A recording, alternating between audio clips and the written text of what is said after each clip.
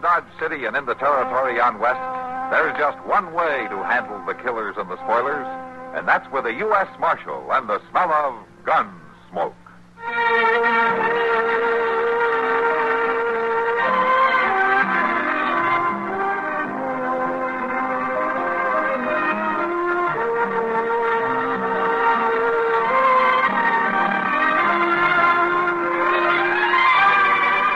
Gunsmoke, starring William Conrad, the story of the violence that moved west with young America, and the story of a man who moved with him. I'm that man, Matt Dillon, United States Marshal. The first man they look for and the last they want to meet. It's a chancy job, and it makes a man watchful and a little lonely.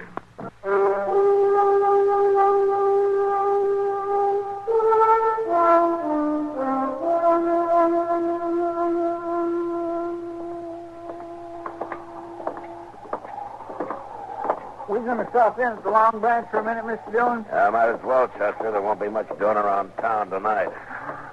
Sure do hope they got a rip snorting fire going.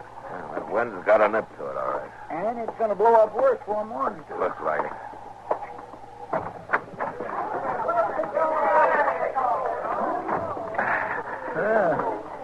I thought Doc might be here, but I don't see him no place. Oh, Mal. Yes, sir. Oh, Miss Kitty. You want to go over to the stove? It's warm. Yeah, it feels warm right here, Kitty, after that wind outside. Goes right through you, doesn't it? So I think I'll reach on over by the stove, Mr. Dillon.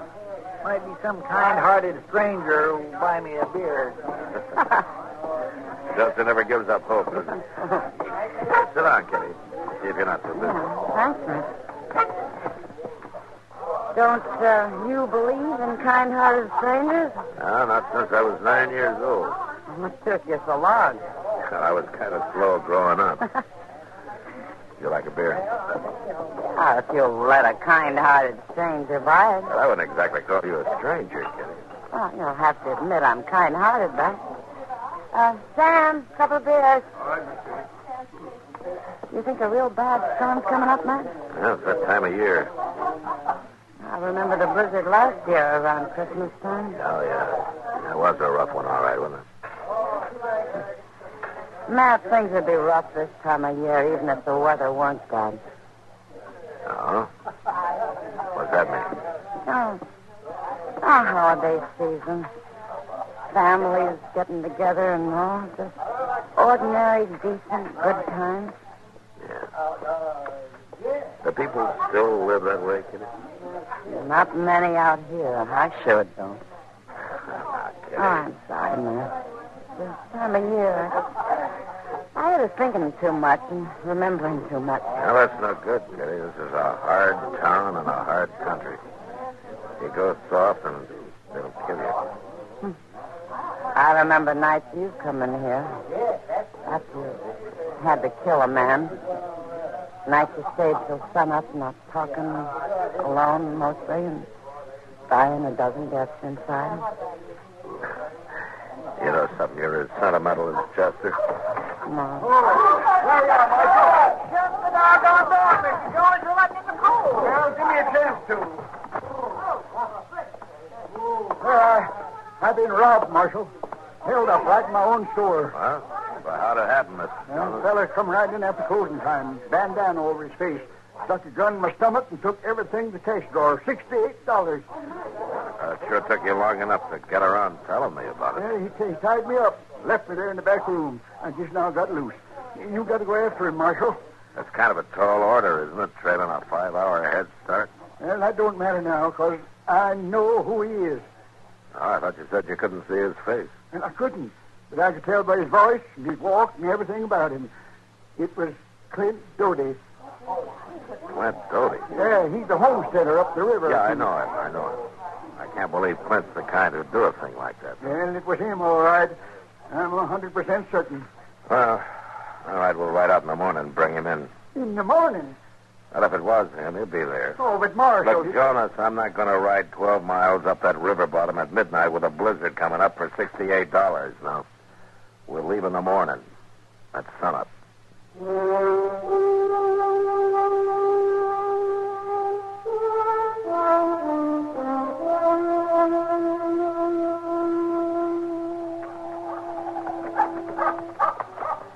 He must have heard us riding up, Mr. Jones. Yeah, you'd think so.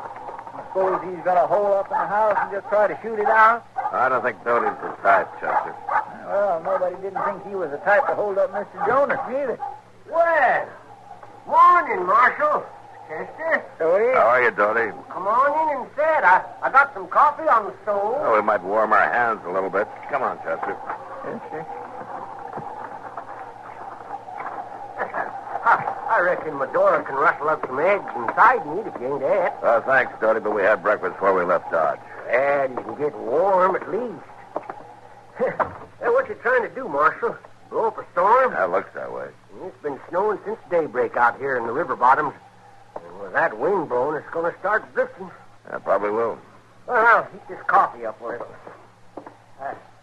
What brings you out this way, Marshal? You, Doty? Me? What do you mean? We're here to arrest you. Take you back in.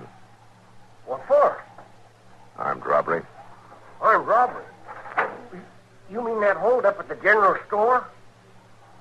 News seems to travel fast, doesn't it? How'd you know about it? Well, What's all this about armed robbery? Oh, you know my wife again. Yeah, sure. How are you, Mother? Morning, man. Did I hear you accusing Clint of robbery, Marshal? That's more a matter of Wilbur Jonas accusing him, man. When did this happen, Marshal? Yesterday evening around 7 o'clock. Clint hasn't been away from this place for 2 days. No, Medora. A wife's word might not stand for much under the circumstances, Medora. Are you calling me a liar? No, Medora, stop that. There's people seen me in town yesterday evening. And Wilbur Jonas claims he's one of them. Well, the way I heard it, the fellow that held him up was wearing a mask. He says he recognized your voice. Wilbur Jonas couldn't recognize sour apples if he had a mouth full of them. Well, I guess that'll be something for the judge to decide, man. Then you're going to take me into jail? Unless you can prove you were somewhere else at 7 o'clock last night. Well, that might be kind of hard to do, Marshal. And then we better get started. We've got a hard ride ahead of us. Oh, no, wait a minute. I can't go off and leave Medora like this with a storm coming on. Well, maybe one of the neighbors could come over and stay with her. There's none closer than 5 miles, Marshal, and they all got plenty of troubles of their own this time of year. I ain't even got enough firewood to put it up to last her more than a day and a half.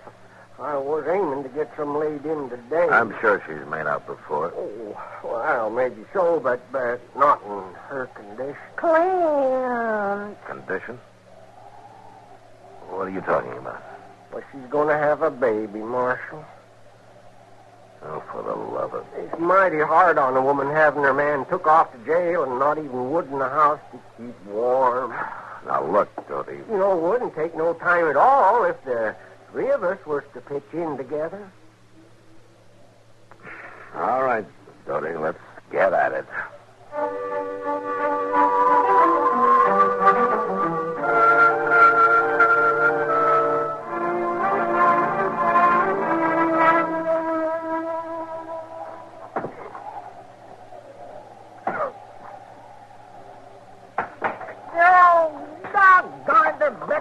What's the matter, Chester? Well, this cussed axe needs sharpening again, Mr. Dillon. It ain't too good a steal. The Marshal's got the best of it. You couldn't prove it by me. Well, this one sure don't hold its edge none. Oh, here, Chester, let me touch it up with the stove. Oh, my gracious, that itches my teeth. If you ask me, we've already chopped enough wood to last through this winter and half of that. Stop that, Doty! That stove eats it up pretty fast. Chester's right, Doty. We've chopped enough. Well, she's got to use some of it to cook with, too, you know. There's enough here to last so she can make other arrangements. Now, let's pack it into the shed and head back for town before that snow gets any worse. Well, whatever you say, Marshal. Yes, sir. You, Mr. Steele, I've taken on some victuals. I got some nice hot stew ready. Did you say victuals? Now, we got to get started, Medora. It's getting late. Oh, it won't do no harm to eat first. It'll make the trail shorter, Marshal. Well, My! Yes, look at all that firewood. But I'm right obliged to you, men. you're welcome, Medora. I reckon I'll need every stick of it, too, with this wind driving the snow in through the north wall of the cabin. Oh, dang it, I clean forgot. Forgot what? The chinking. The chicken. No, the chinking. The chinkins all fell out of the north wall of the house. I was aiming to fix it today. I got a lot of bark slabs cut laying out back to the barn. Now, look, Doty. Oh, it's mighty hard on a woman in Medora's condition with the snow and the sleet blowing in on her. Doty, would it be all right if we eat first?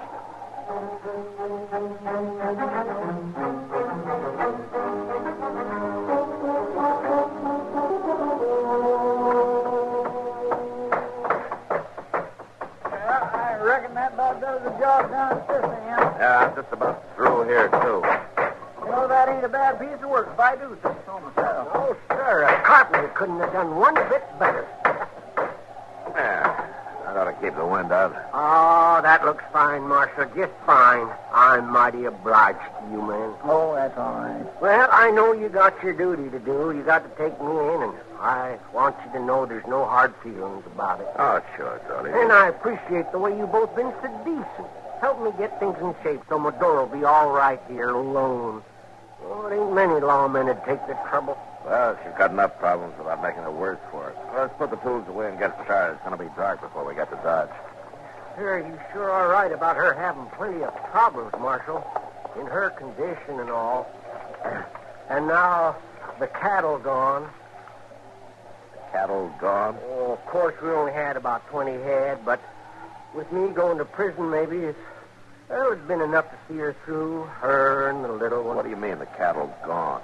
Well, I had them there in the meadow back of the corral, letting them pick clean what pasture was left. I guess they drifted off Well, of course they drifted off. When that storm hit, they turned tail and moved along with the wind. Cattle always do that. Well, I guess it don't matter much, though. Medora couldn't take care of them nohow, not in her condition. Well, she could if you'd hold them in the corral there next to the barn. All she'd have to do is push the hay out of the loft door.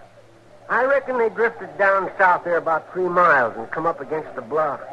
Oh, they'll probably mill around and freeze to death there if the storm keeps up. About 3 miles, huh? Mm-hmm. I was aiming to go after them, but of course, one man alone wouldn't have had much chance. All right, Doty, come on. Let's go find your cattle.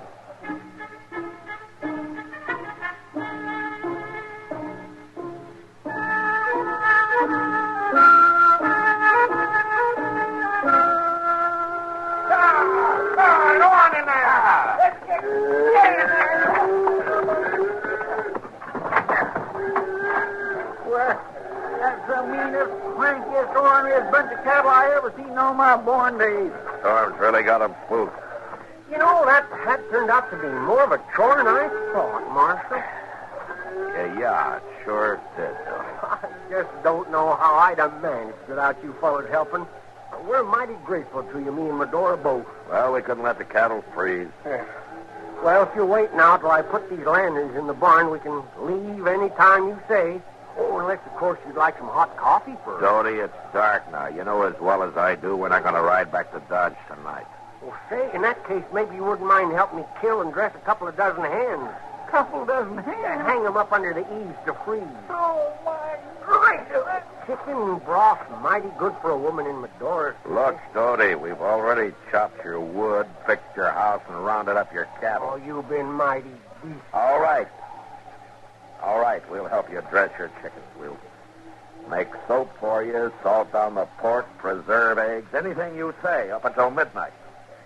Then I'm going to get some sleep. And at sunup, we're going to ride into Dodge, and you're going to jail.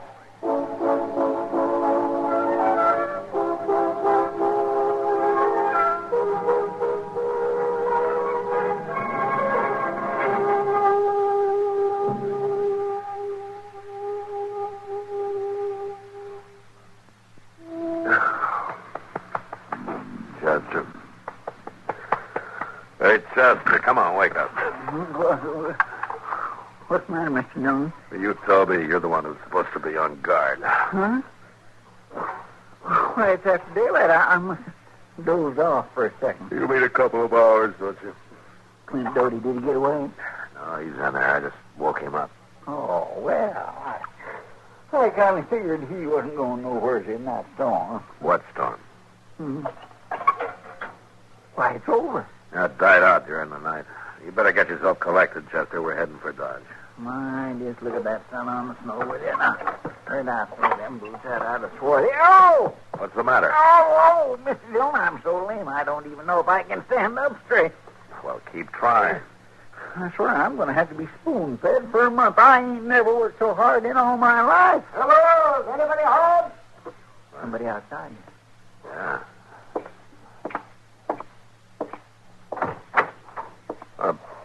By golly, it's dark. Dog?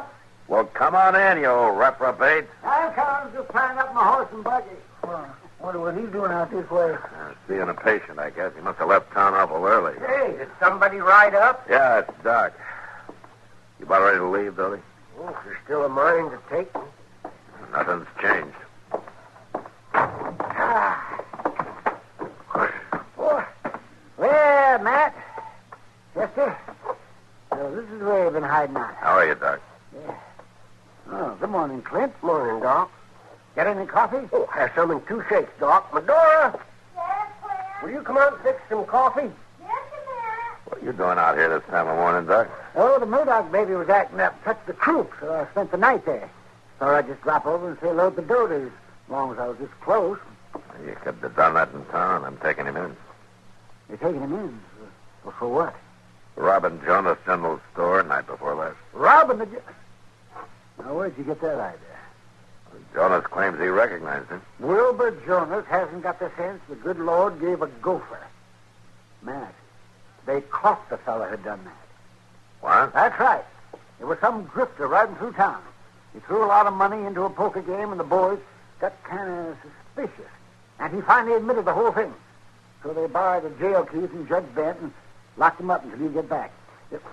Well, Clint, didn't you tell him? Oh, well, I... Tell me Clint, he couldn't have done it, Matt. He was playing poker at the time with me and Mark Grimmick in the back room of the livery stable. Dodie.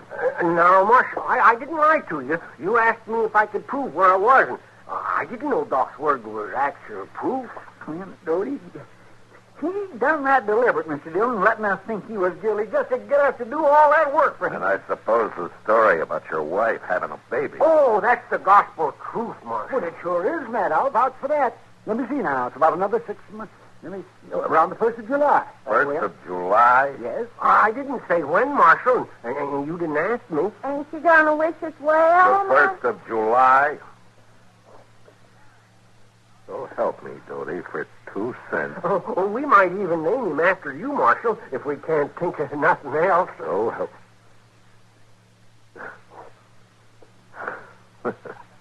All right. All right, Dodie. Now, how about some of that coffee, huh?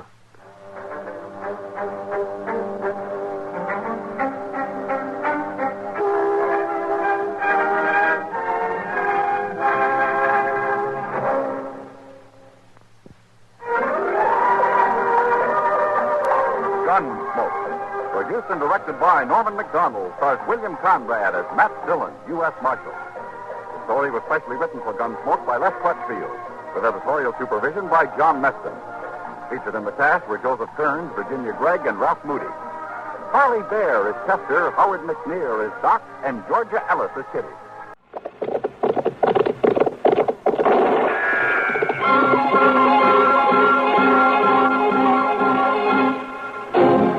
Around Dodge City and in the territory on West, there's just one way to handle the killers and the spoilers, and that's with a U.S. Marshal and the smell of Gunsmoke.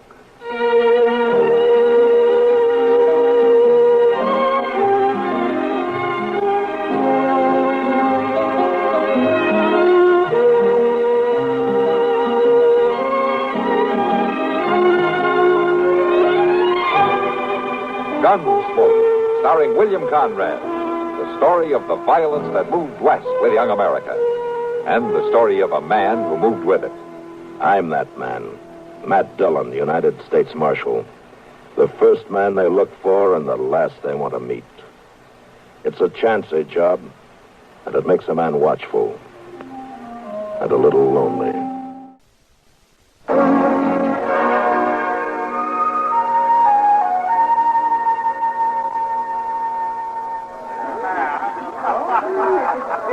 Well, it doesn't look like your customers are in any hurry to go home tonight, Kitty. They're really roaring. Yeah, it must be the sign of the moon or something. Well, whatever it is, it's good for business. Yeah. But I'd settle for a little peace and quiet right now.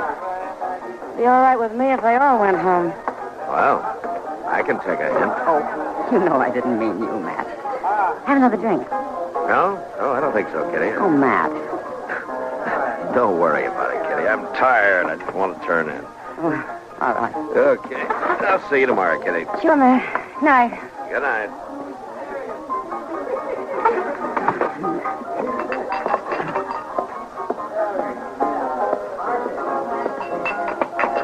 Oh, I could have come for them glasses, Miss Kitty. It's all right, Sam. Doesn't look like you've had much chance to get away from behind this bar. Oh, they get me pretty busy pouring, that's a fact. Yeah. Hello, Kitty. Oh, hello, Arnie. Glad to see that hard-nosed marshal go out of here. That's so? I've been waiting to sit with you. Well, now, Arnie, it's late. Seemed like he never was going to move along. Time you went on home, too, isn't it, Arnie? I've been waiting a long time. Well, you come back another time, huh? He ain't no more of a man than me. Matt's an old friend. I'm hankering to be friends, too, Kitty. You and me, we could have a good time. Now, listen. I had my eye on you for a long time, Kitty. Huh? You're a pretty gal. Real pretty. Well, that's nice, Arnie, but I'm going home now. Not just a little glass of whiskey. No, Arnie, I said I'm going home. You better go home, too. Well, now, you ain't being very friendly. Well, I can be a lot worse. Now, go on home, Arnie, before there's trouble.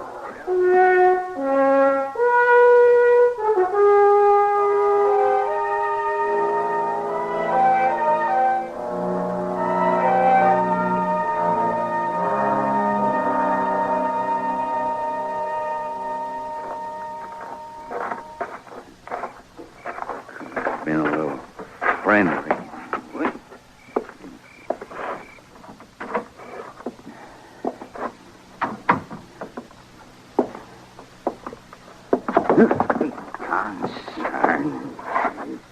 Never mind, pussyfooting, Arnie. I hear you. I just didn't want to disturb your sleep, Patty. I reckon you didn't. I didn't figure to be so late. You never do. Turn up that lamp. Ain't no sense in you sitting up. I got no feel for sleep when you're with that woman. Oh, now, Hattie, there ain't nothing. I've watched you making cow eyes at her every time I've been in town. There ain't nothing to it. There's enough to it, so you haven't been home to supper in a week. Oh, now, Hattie, let's It's not... set out on the table for you night after night. A man has business to tend Ha. to. Business. Well, I'll tell you something, Arnie Grimes. It's the kind of business I ain't about to stand for. I come out here with you to this misbegotten country. I parch and peel and wrinkle up taking care of you and tending to your place. Well, it ain't a easy country, Hattie. I ain't expecting it to be easy. But I got a right to expect you to pay me some mind. A man's got a right to go into town. And take up with every saloon woman he meets, I Now, suppose. there ain't no harm in what I do. I seen her with her fancy clothes, her painted mouth, tempting a man away from his wife. I ain't left you, Hattie. Well, you may not have left our house, but you left me all right. You left me a long time ago.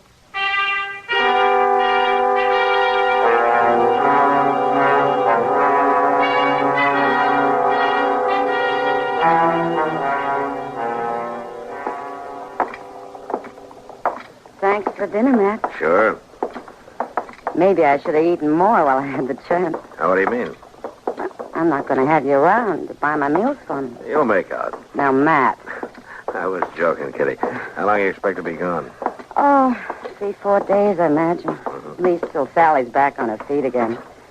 I don't expect she'll stay in bed too long. She never does when she has a baby. She and Hank are getting to have quite a family, aren't they? Yeah, 7 of them, I think. No, this will make 8. You know, marriage is a good thing, Matt. Huh? You thinking about it? I said it was good. I didn't say I was going to do it. I better get you back to your place. The stage leaves around 2 o'clock. I'm all packed. And I'll carry your bags down to the depot for you. All right. Look there. Hmm? A couple of your friends. What?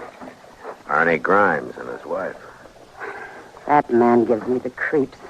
You know, the way I heard it, he's kind of sweet on you. No, Matt. Wonder what they're doing in town this time of day. I don't know, but it looks like they're heading for the stage depot. Hmm? Yeah, they sure are. Well, why in the world would they... Oh, Matt, you don't suppose they're going to take the stage out, do you? It could be. Well, why in the world would they be going to Fort Larned? Maybe they got a friend having a baby, too. Matt, this isn't funny. I was looking forward to this trip. It's half ruined before I even start. Cheer up. Maybe they're only riding out to the crossroads. I probably won't be that lucky. Come on, we better get you back to your place so you can change, or you won't be making that trip at all.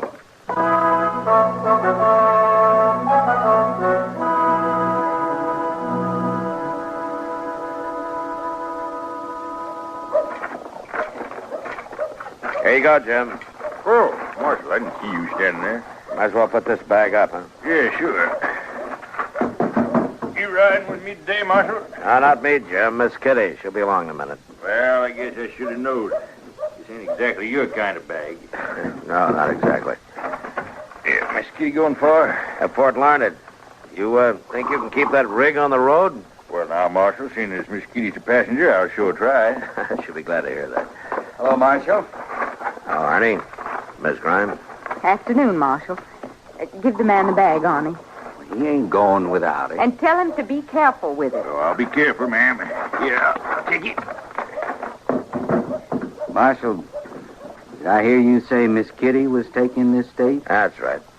Well, what do you know? Arnie, give me a hand into the stage. All right, Hattie, all right. And you needn't think you're going to stand out there in the street waiting to ogle her either. You come up here on the stage and take your seat. I'm coming. So long, Marshal. So long, Arnie. Have a good trip. You needn't worry about him none. He'll have a nice trip, all right. He's already started lollygagging about that woman. You keep your mouth shut, Hattie. She's a friend of the Marshal's. I wouldn't be surprised. She's a friend of most of the men, ain't she? Hattie. Sorry, Marshal. Never mind, Arnie. You better get in and sit down. Yeah, reckon I'd better. Matt. Oh, we just about to give you up, Miss Kitty. Thanks for holding up, Jim. Sure. Well, Matt, I'll see you in about a week. All right. You give my regards to Hank and Sure. Sally, will you? You tell them to send me back a cigar. Yeah, I will. Give you a hand up, Miss Kitty. I can manage, thank you. You'll all sit down there. Yeah, all set. All right, take her away, Jim. Okay.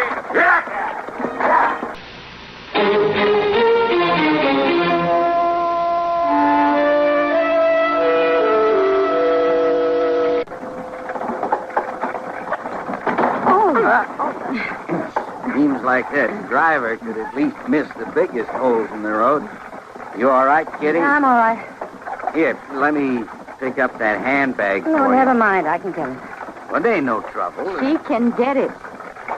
Okay, Hattie.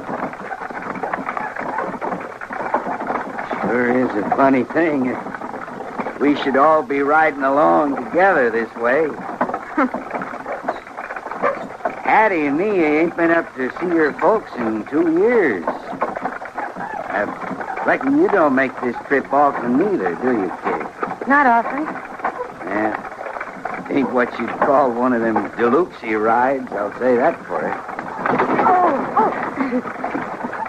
It just seems like we might as well be riding down a wash or a gully as on this road. Don't it seem that way, Kitty? Wouldn't you say? I guess so.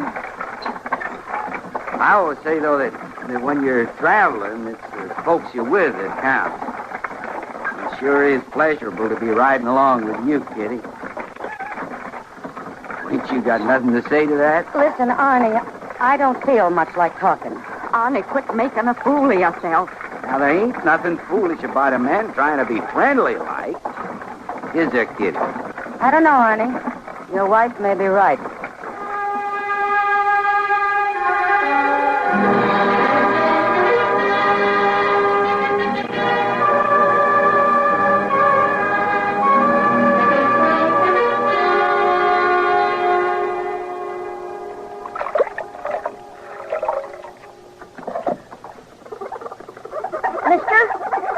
Don't bother me, boy. I'll get these windows clean and get in out of the sun. Mister? I told you to quit bothering me. Go on now, get. You aiming to get them windows clean? Well, and yes, I'm aiming to get them clean. What do you think I'm scrubbing at them for? You ain't got that top one over there. Yeah. Now, look, you listen to me, boy. I can see it just as plain. You left a big smear. I told you once before, I ain't telling you again. Now, get. You ain't done it right. I don't care if there's a big old smear up there. Boy, I'm going to bang your head in a minute. Now, get. Well, I did miss a smear or two.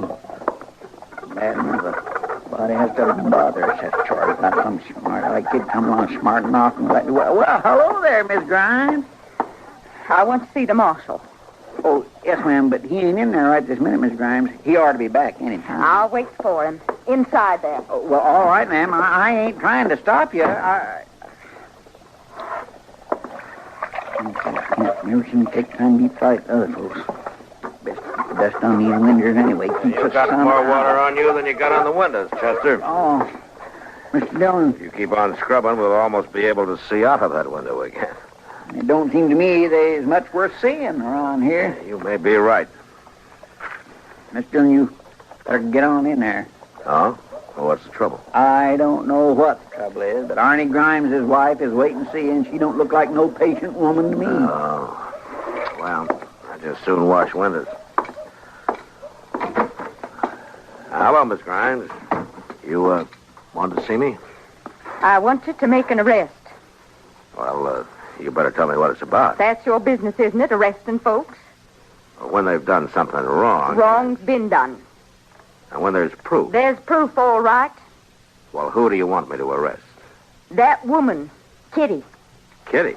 Kitty Russell? That's the one, that saloon girl. Miss Grimes, accusing a person is pretty serious business. It certainly is, Marshal, and I want you to lock her up. Well, what's she done? She stole. Stole? Kitty stole? My pin, my diamond pin. I want you to go get it, Marshal, and then I want you to lock her up. Now, Miss Grimes, Kitty had no reason to steal. No reason.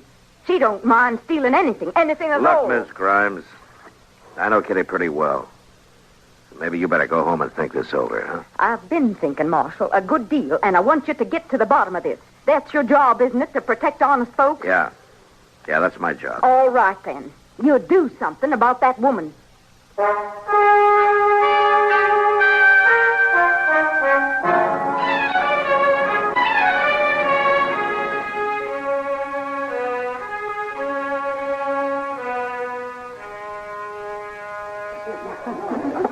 Hello, Matt. Sit down. Hello, Kitty. Thanks. You want a drink? Yeah, I guess I do. You look like you could use one. Sam, Yeah, Miss Kitty. bring Matt a drink, will you? Sure, Miss Kitty. You're not having one? No, it's a little early for me. Thanks, Sam. Sure. Now, what's got you worn down at this time of day? Well, Kitty, you wouldn't believe it. Try me. I have spent the last 2 hours with Hattie Grimes. That'd wear anybody down. What's wrong with you? That's about that stage ride you took together. You remember? I'll never forget it. Poor Hattie sitting there like a crow on a barn roof, with Arnie acting like a darn fool. It was a miserable trip. Yeah, I can imagine. What'd she want? Well, Kitty, she spent most of the morning telling me how she lost a pen when she was on the stage. Huh? Yeah. And she's been telling me that you took it. I took it? Uh-huh. She wants me to lock you up. Is this some kind of joke? No, not to her, it isn't. I think she'd have put the irons on you herself if I'd let her. Matt, she must be crazy. You ought to be glad you got a friend in the marshal's office, Kitty. She's a mighty determined woman. Poor thing. I guess I kind of feel sorry for her. Sorry? Mm-hmm. I don't know why you'd be sorry for her, Kitty. Well, I know, Matt. And Hattie knows.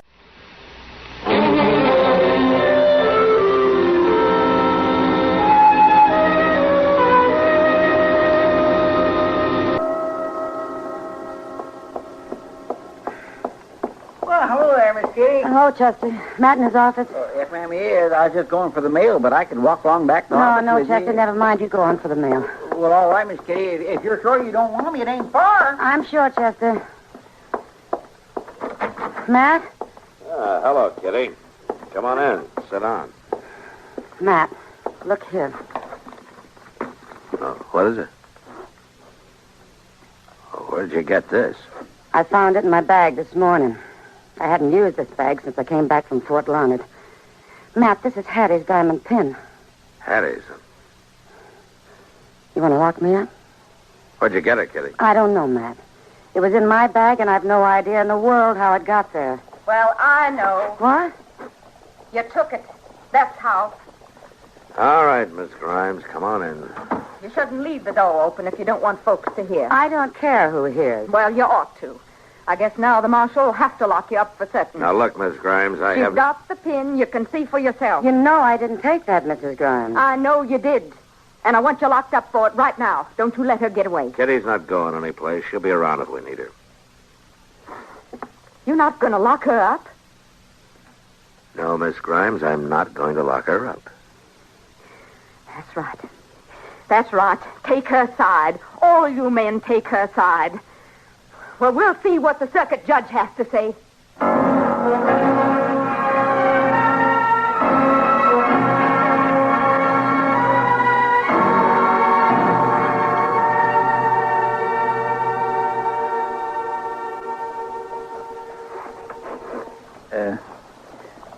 Miss Dillon? Yeah, Chester? It's all seemed to you. I'd rather you didn't lean your chair back against the window. I cleaned so hard yesterday. Huh? I'm sorry, Chester. I forgot about your house cleanup. Well, it's mean enough to have to do it without somebody... Well, I do declare. Look at that, Miss Dillon. What?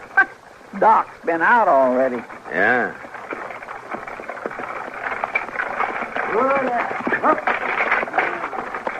What's the matter, Doc? Couldn't you sleep? Yeah, Doc. Or did you just stay up all night? Matt, I've just come in from the Grimes place. Oh, who's sick? It's Hattie, but she's not sick. She's been beaten. Beaten? Beaten half to death. I thought you ought to know, Matt. I did what I could for her. She'll make it, but she's not too good. All right, Doc, thanks. Come on, Chester, let's get the horses.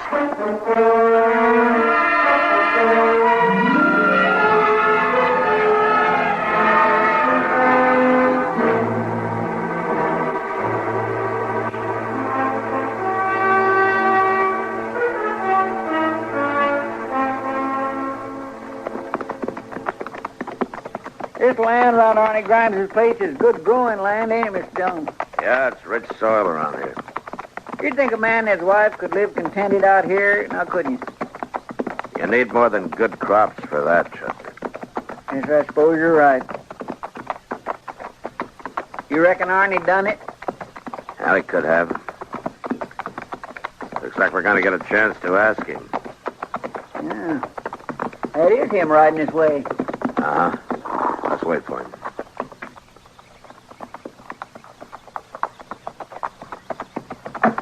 Hello, Marshal. Chester. Hello, Arnie. You on your way out to my place? Uh-huh. We were. Yeah, I figured you might be. I'm saving you the rest of the trip. Go on. I did it, Marshal. I beat her. I figured you did. I ain't proud of it. I ain't never hit a woman before. She had to tell me, Marshal. She had to tell me true. About the pin? Yeah, about the pin. She hid it in Kitty's purse, Marshal. She hid it there herself. She'd have seen her go to jail for it. Yeah. So I made her tell me true. I'm ready for whatever the law says. I ain't proud of what I done, and it ain't easy to hit a woman. Not supposed to be easy, Arnie. All right, come on.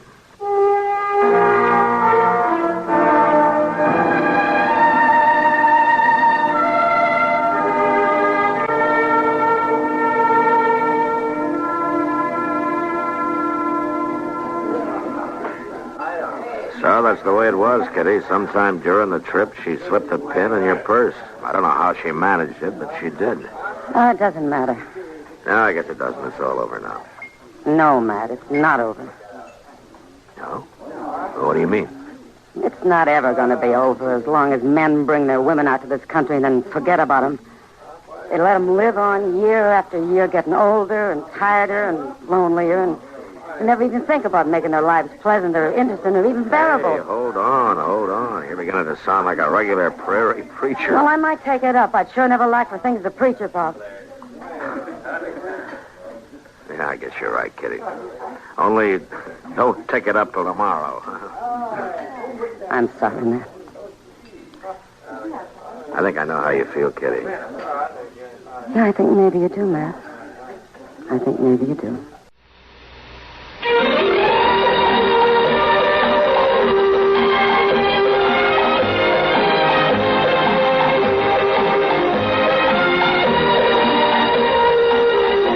Gunsmoke. Produced and directed in Hollywood by Norman Macdonald, stars William Conrad as Matt Dillon, U.S. Marshal. The story was specially written for Gunsmoke by Marion Clark, with editorial supervision by John Meston. Featured in the cast were Vic Perrin, Virginia Christine, Barney Phillips, and Richard Beals. Harley Bear is Chester, Howard McNear is Doc, and Georgia Ellis is Kitty.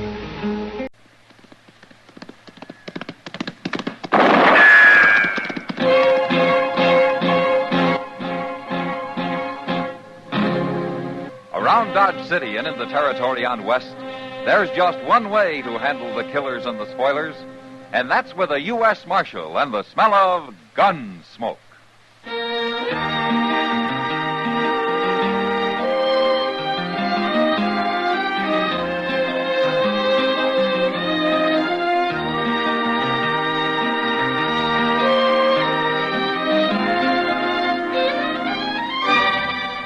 Gunsmoke, starring William Conrad. The transcribed story of the violence that moved west with young America. And the story of a man who moved with it. I'm that man, Matt Dillon, United States Marshal. The first man they look for and the last they want to meet. It's a chancy job, and it makes a man watchful and a little lonely.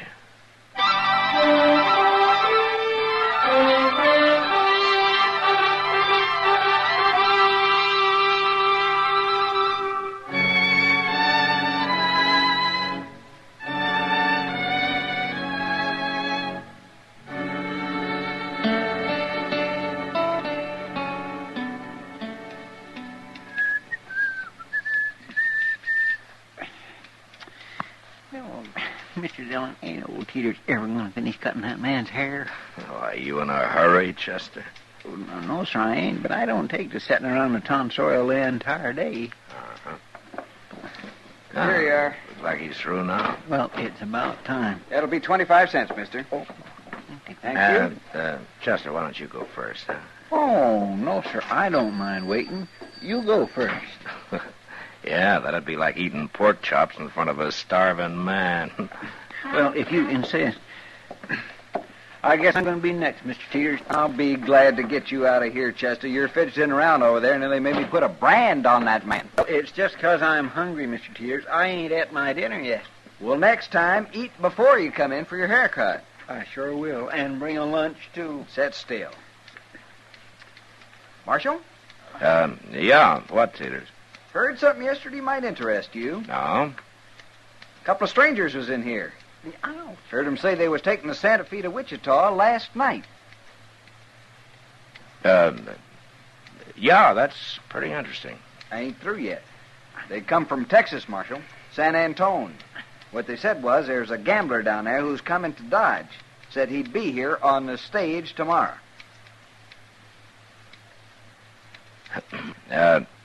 Teeters, if you cut hair the way you tell a story, you'd go broke. Put your head down, Chester. What, my? This particular gambler, Marshal.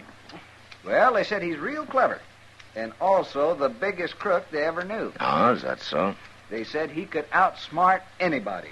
Well, did they say his name, Mr. Teeter? Yes, they did. Remembered it. It's Search. Nick Search. Nick Search. You sure, Teeters? That's what they said, Marshal. Well, maybe they were just talking. Now, how do you mean? Well, any man's got enemies, especially a gambler. You sound like you don't believe him, Mr. Dillon. Well, I don't want to, Chester. You don't? Why? Nick Search isn't only a gambler. He's also about as handy with a gun as anybody I ever knew. Now, Marshal, you don't mean you're afraid of him. We were friends once, Teeters. Real good friends.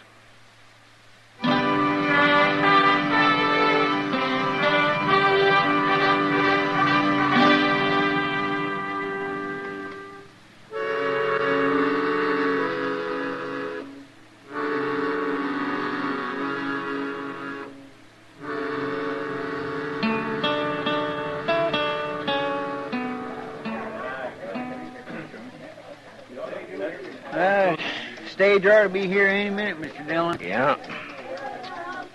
How long has it been since you saw this Nick Search, anyway? 10, 12 years. Was in Texas you knew him? Well, there and other places, yeah. Like I said, he was a good friend, Chester. Yonder it comes.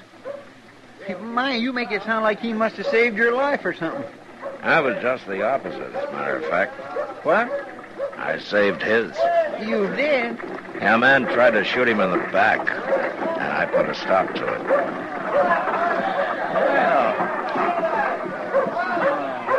Oh, there he is. Hey, Nick. Nick Search. Hey. He sees you. Yeah. Hey, Matt Dillon. Nick, how are you? Well, I heard down the trail you was marshal here. And I heard you were on your way. Did? Who told you? Oh, it doesn't matter. Nick, I want you to meet Chester Proudfoot. Where? Chester? Well, I'm glad to know you. Oh, Matt, if this don't beat off. Yeah. You planning to stay a while?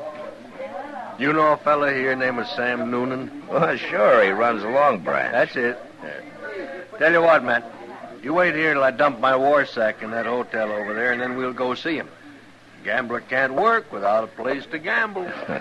I'll be back direct. Okay, Nick. Well, I declare he seems like a nice fellow, Mr. Dillon. Yeah. You don't believe what them men told Mr. Teeters, do you? About him being a crook? Chester, when he comes back, I'm going to have to ask him about it.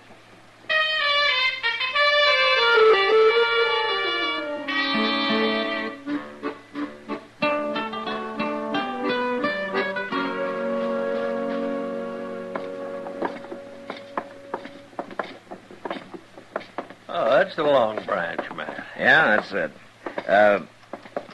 Nick. What's the matter? I want to ask you something. Well, go ahead. The men who said you were on your way to Dodge, they said something else about you. What was that? Well, they said you were a crooked gambler. Did you believe them? I'd rather believe you, Nick. Yeah? You saved my life once, Matt. If you catch me cheating at cards, you can try to take it back again. That's not a very clear answer, Nick. I'm no crook, Matt. I'm too smart for that. Yeah, let me go and talk to this Sam Noonan, then we'll have a drink. Okay.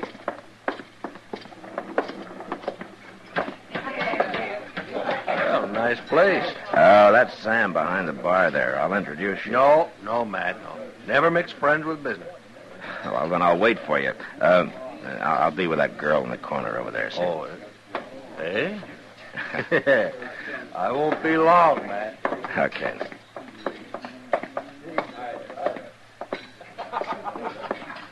Hello, Kitty. Hello, Matt. Who's your friend? His name's Nick Search, Kitty. So that's Nick Search. Oh, you've heard of him, huh? A couple of Texans were talking about him the other day. Who were those men, Kitty? They never said their names, Matt. But they were sure talking about Nick Search. Nick's an old friend of mine, He is. and I think those men were lying. Well, I hope so, for your sake. Oh, why for my sake? He's an old friend of yours. That's not what you meant, Kitty. No. They also said he's pretty fast with a gun. Yeah, he is. And so, if I back him up here, then it's going to look like I'm doing it because I'm afraid of him, huh? Not to me. You know that.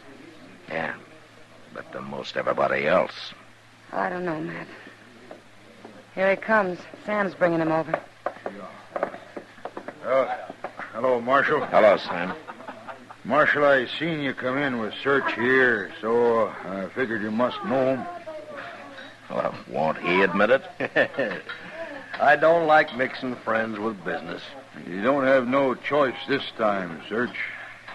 Not if you want to deal in Long Branch. What is it, Sam? Those two Texans and their stories? Well, I heard them. We all heard. Probably a couple of saddle bums lost their pay in an honest game, and now they blame the dealer for it. It happens every day. I know that, but they said other things about you. Like what? The way you can handle a gun. Marshal, are you a good friend of this man? You want me to say it's okay for him to deal here? Now, wait a minute. If Matt's got to get involved, I can go someplace else. No, it's all right, Nick. I don't mind.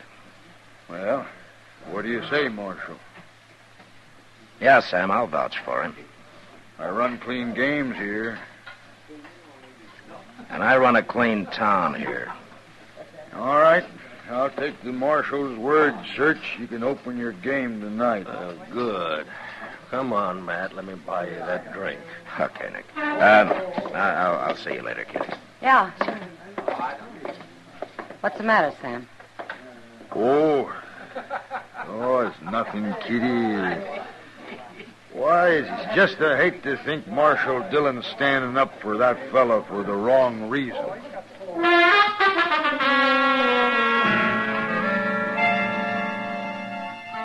Started with Sam Noonan. Before long, everybody got to thinking I was backing up Nick's search because I was afraid of him. I talked to Nick about it, but he laughed and said there were as many fools in Dodge as any place we'd ever been. Well, maybe he was right. Anyway, after a month passed without any complaints about his dealing, I began to forget it. Till one afternoon when Chester and I were taking our ease on the porch in front of my office. Mr. Dillon, did you ever know any Irishmen? Well, of course I have, Chester. I mean, do you know much about them? Well, I have a feeling anything I don't know, you're about to tell me. Oh, no, sir, it's not me. It's a fellow I used to live with. He was born on a place called Dingle Bay. That's in Ireland. Sir. And what did he tell you? Well, sir, he told me never shoot a Irishman. What? Yes, sir. Because he said if you can lick one of them, then he'll be your friend for life. But he warned me about that, too. He said be careful, never punch one of them in the face. Just give him a good whack in the belly, and then a little child could whip him. That's a good thing to know, Chester. I'll remember that. Yes, sir. I've always remembered it. I've made lots of friends that way. Irishmen? Yes, sir. All Irishmen. All of them? All of them Irishmen. They're mighty fine people, Mr. Dillon. Yes, they are, Chester. I sure do like them. Hey, ain't that old Enoch Mills? No, where? Yonder. Come down the street there. Yeah. He looks mighty serious about something, too.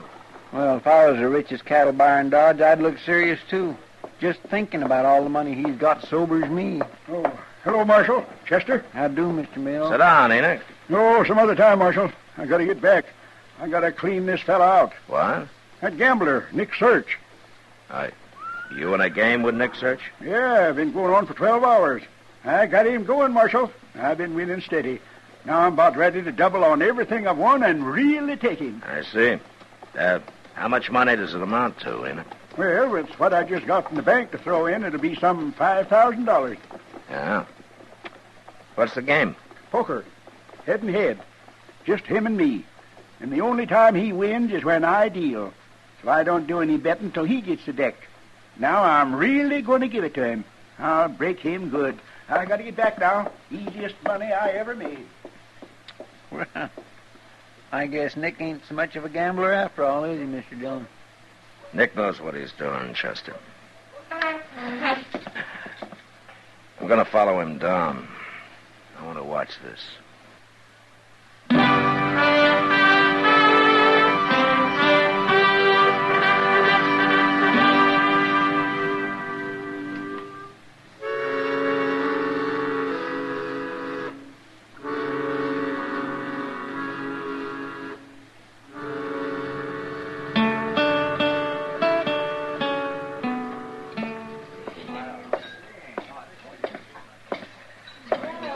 Hello, Nick. Hello, Matt. Well, you're just in time, Marshal. Game's just about to get started again. That's fine, Enoch. You mind if I watch? No, of course not. Here, your deal, Nick. There's your deck. Well, pick it up and deal. What are you waiting for, Nick? Makes me nervous to have people watching, Enoch. I told you that. Old Marshal ain't people. Go on, deal. I'll join you later for a drink, Matt. You mean I'll spoil the game if I watch? Maybe that's what I mean. Let him have his way, Marshal. Don't bother him if it makes him nervous. I'm sorry, Enoch. I'm staying. Oh, you're not, Matt. So you lied to me, Nick. And now I'm warning you. You're through here, Nick. Am I? No, don't do it! My hand! Look at my hand! You busted his hand, Marshal. You'd have killed me if I hadn't.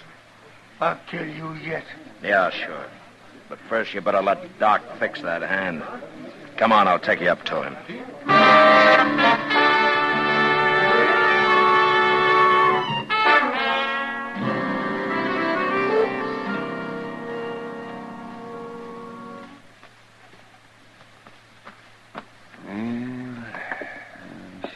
Well, here you are. That's the best I can do for you. Here, Nick, have another drink.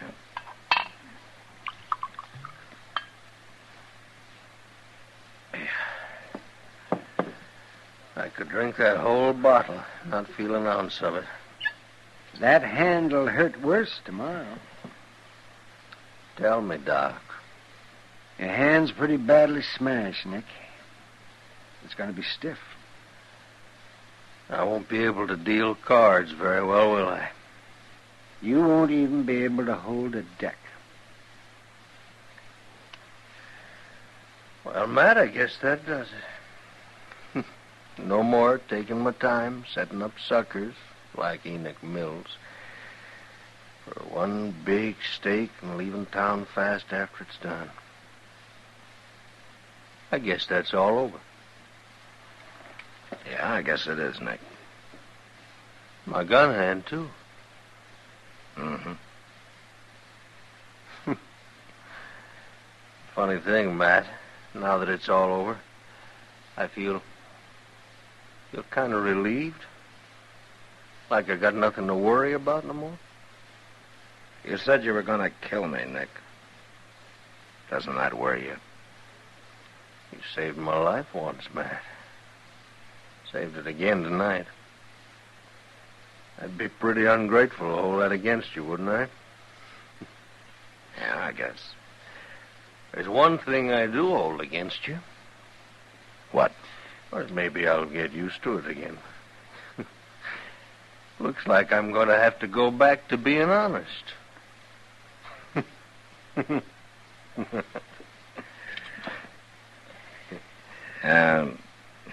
Doc.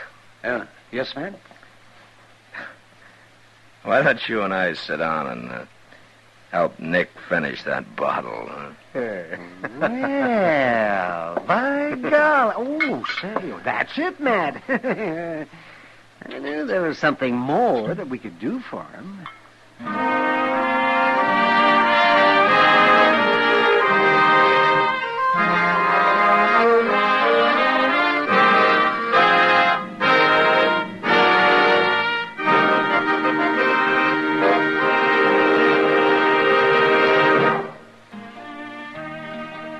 Gunsmoke, Produced and directed by Norman McDonald, stars William Conrad as Matt Dillon, U.S. Marshal. Our story was specially written for Gunsmoke by John Meston, with music composed and conducted by Rex Corey. Sound patterns by Tom Hanley and Bill James. Featured in the cast were Lawrence Dobkin, Harry Bartell, John Daner, and Ralph Moody. Parley Bear is Chester, Howard McNear is Doc, and Georgia Ellis is Kitty.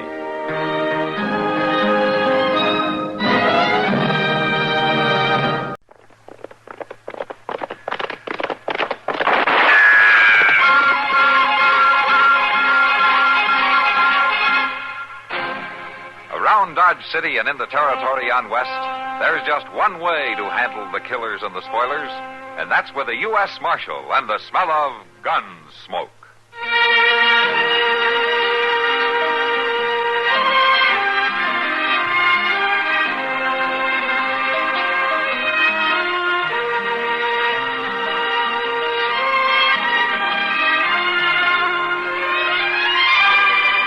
Gunsmoke, starring William Conrad.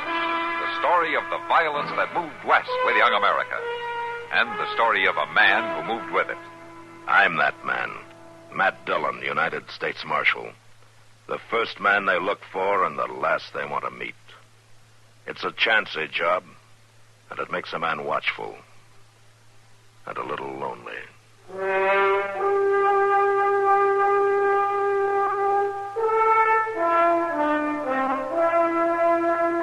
Sunday is the one day of the week a man can get up at noon and sit around with his boots off without anybody hollering at him about it. So, of course, this Sunday, Chester and I were in the saddle at dawn and on a wild goose chase upriver. It was on the way back that we chanced into a cottonwood grove about 5 miles from town. There, 2 raggedy young men with rifles stood behind a lean, long-bearded old patriarch with pale, jumpy eyes. He held a heavy leather strap in his hand and was rhythmically laying it onto the bloody, naked back of a young cowboy they'd strung up by the wrist. Well, that rotten old devil. All right, hold it there.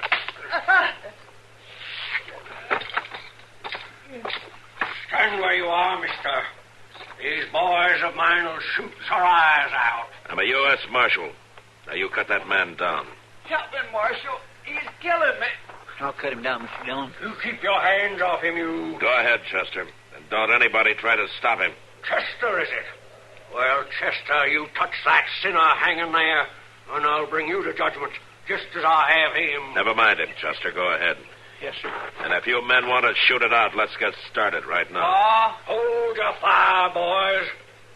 It ain't the marshal's hand that's interfering. It's Chester's. And it's Chester I'll bring to judgment for it. I gave the order, mister. But he's carrying it out, and he's the one who pays. There you are, fella. Thank you. I couldn't have took much more. Here's your shirt. All right, you. I take it these are your sons. What's your name? My name is Ira Skurlock, and my boys are Dale and Hard. We got nothing to hide. Come on over by the marshal now. Give me a gun, Marshal. All I ask is a gun. I'll kill every one of them. Just take it easy now. Chester, get your canteen. He needs some water. Yes, sir. Now, what happened here anyway? Who are you? Jim Bright. I just riding into Dodge and they stopped me. Oh, what for? Because they're crazy, that's what's for. All of them crazy as loons. Watch your tongue, you. Shut up, Dal. I'll tell you why we stopped him, Marshal. Today's Sunday, Sabbath. So? On the Lord's Day. Going to Dodge to sin, to waste his substance with riotous living. Listen to him. I told you he was crazy. Here you are. Here. Drink some of this water.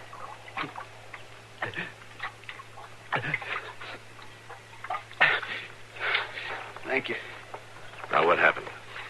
They come at me with them rifles, and they drive me off my horse. And then they held trial. Now, I ain't lying. They held trial. That old devil Skurlock was the judge, and them boys of his was like jurors. They even took a vote. It was crazy. Out of thine own mouth, I judged thee. You see what I mean, Marshal? All right, Bright, get your horse. We'll see you in Dodge. Okay, Marshal. I can make it. Skurlock, what are you, a preacher of some kind? I'm a man who's been through fire and through water. A man who has renounced the devil and all his works. Pa ain't a preacher. He don't like sinning, that's all. He's powerful strong again it. Well, so am I. And I say it's a sin to take an innocent man and whip him. I tried to save him, Marshal. He needed a hard lesson. Skurlock, I'd throw you in jail if I thought it'd do any good, but I do promise you this. If I hear any more of your saving sinners, you're gonna rot in jail anyway. That goes for the three of you. You got no right to talk like that. No right at all. No right. He's a U.S. Marshal, ain't he? It's his job to keep the peace, ain't it? A scarecrow with a garden of cucumbers keepeth nothing. Why, you crazy old fool. Take it easy, Chester. You, Chester, you've interfered with the work of the Lord. It was your hand, and you shall be judged. I promise it. He means it, too. Paul's gonna fetch you up for fire, Chester. And, by golly, they ain't fooling, Mr. Dillon. Skurlock, I told you before I gave the order to cut that man down. And anytime you want satisfaction for it, you call on me. Chester was warned. He shall be judged. We're wasting our time. Come on, Chester. Yeah, but he means it, Mr. Dillon. Look at them eyes. They're as wild as a bear in spring. Forget it. Bride's waiting for us over there. Come on, let's go. I lie not. You shall be judged, Chester. The very hairs of your head are all numbered. Well, he's plumb out of his mind. He's fit to cast a spell. Never mind him, Chester. Well, that's all right for you to say, Mr. Dillon, but it's me he's mad at. You think you can make it, Bride? Yes, sir. Now, let's mount up.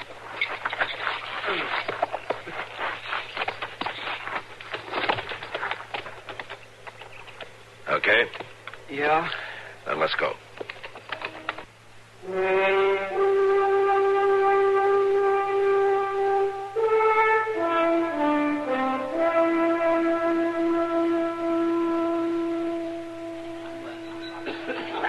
Darndest story I ever heard, Matt.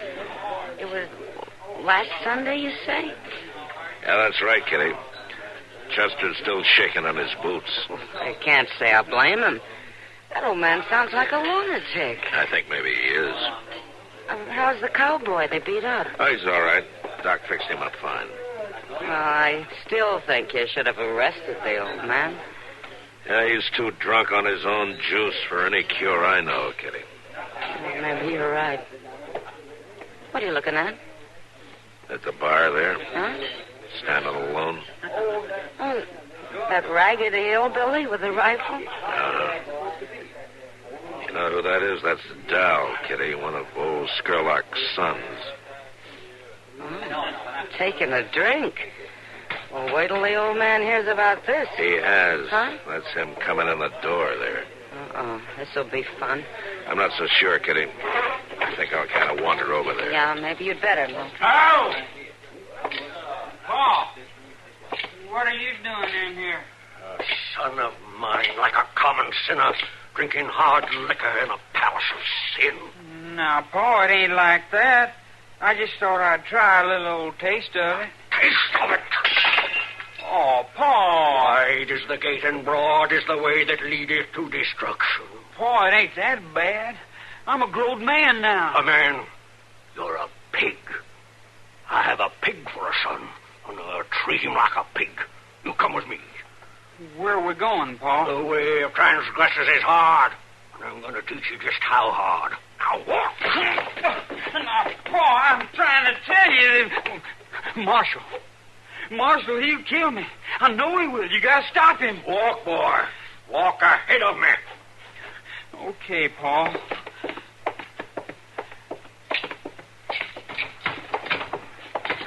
Now, you set that rifle down there, boy. Sure. Now, step out here, Dale.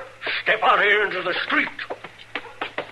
Now, you're going to get it, boy. Pa, I didn't mean nothing. I never took a drink before in my life. You got no right to kill me for that. He that spareth the rod hateth his son. Step over here, Dale. Oh, Pa! What's going on there? Old Skurlock's weaning his son, Chester. Weaning him? You'll plumb ruin that boy. You don't stop that. Look, he's jobbing him in the belly with his boot, Mr. Dillon. Yeah, I guess it's time I stopped it. Oh, please. That's enough, Skurlock. You'll kill your boy. You keep on like that. Stop it, I said. I won't kill him. A living dog is better than a dead lion. Fine thing. Call your own son a dog. Chester, you and I have made a covenant with death. What? And with hell we are at agreement. What in the world are you talking about? Your hand interfered with the work of the Lord last Sunday. You shall be judged. And by me. Hey, here now, you... Mr. Dillon, he means all that. Get some water and throw it on Dal there, Chester. Okay, but that old Skurlock gives me the creeps with his talk. He means to do me harm, doggone it.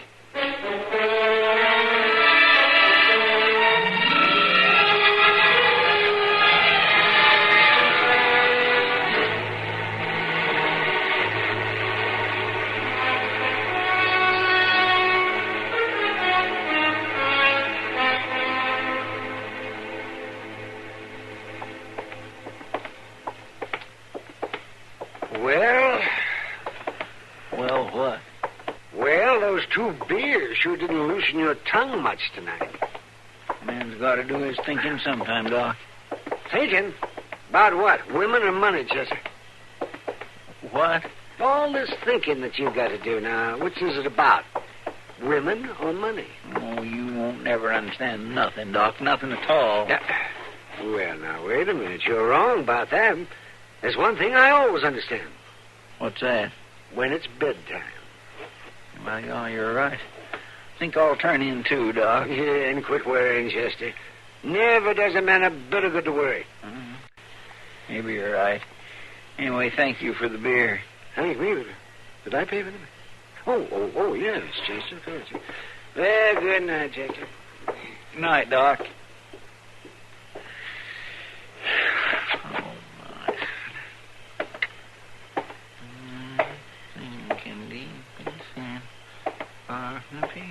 Hold up a minute, Chester. What? There's 2 rifles in your back, so don't get skittish. Oh, look here, we ain't... Irish Skurlock's boys. That's right, Chester. Oh, what are you doing here? I mean, what do you want of me? Paul's out in camp, waiting. For me? Right down the alley there, Chester. We brought an extra horse for you. Oh, I ain't no by golly. I ain't going there! I'll push a hole in you with this rifle. Easy, Hod. You don't have to ruin him. Dal, why are you doing this? Didn't your pa just about beat the daylights out of you this afternoon? Yeah, and he'll kill him next time, and Dal knows it, too. Now, you get moving, Chester. It's going to be a long enough night as it is. Oh, it ain't, 'cause I ain't going. Hit it, Dal! No! Well, then I will.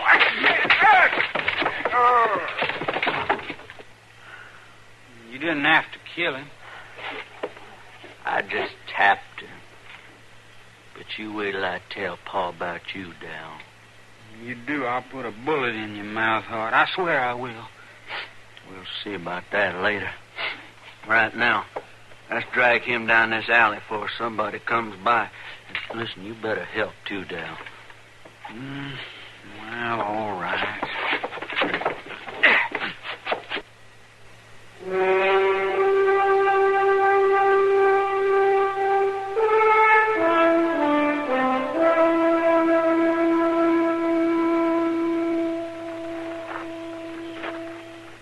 The sinner will rise. You heard him. Get on your feet, Chester. Doggone you. You bust my head in with your rifle. You bring me way out here in the middle of the night, tie me up like a hog on market day. Then you want me to stand up to listen to all this crazy talk. Shut up and get on your feet. I'll get you good for this someday, Hod. Silence! Chester, you've heard the evidence. You interfered with the work of the Lord. It was your hand that allowed the sinner to escape his punishment. So you shall be punished in his stead. They who have sown the wind shall reap the whirlwind. Trial's over. I shall now pronounce judgment. Now, just a doggone minute, Skurlock. I never heard nothing so loony. What right have you got anyway to think you can bring a man out here and try him for anything? Especially anything as wild, crazy as this. Chester, I'm going to have to fetch you another crack on the head. You don't shut up. After judgment is pronounced, we'll take a vote. A vote? What are you voting for? Rain? I warned you.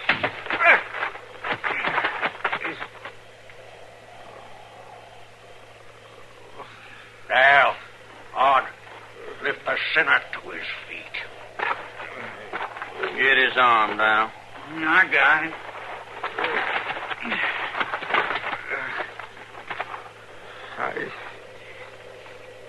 I can't hardly see nothing. Chester, with your right hand you interfered in the Lord's work. Therefore, I pronounce that your right hand you shall lose. What? Paul, you don't aim to cut his hand Silence. off. You're going to get Paul real down on you, Dal. We'll now take a vote. Wait. What's this about cutting my hand off? That's your punishment. You ain't serious. He's serious, all right. Oh, don't run trials ordinary like Chester. We'll vote after he's already fixed what the punishment is. But it don't matter none in the long run. You'll see. Why, you're crazy. All of you, you're plumb crazy. Hit him on the head again if you have to hard. No, I want to hear this. Well, then shut up. Hard. How do you vote? Guilty, Paul. One vote guilty. Dal? Dal, I want your vote. It's too mean, Paul. It's just too doggone mean. Dal, you gone loco. Dal. Now, Paul. Dal, I found you drinking hard liquor in a saloon today. My own son standing among men whose God is their bellies, feeding like a common sinner on the pomps and vanities of this wicked world. Now, Paul, we done had that out. Tonight you turn against me like a viper. There's something gone rotten in you, boy. Ye are fallen from grace. No, Paul.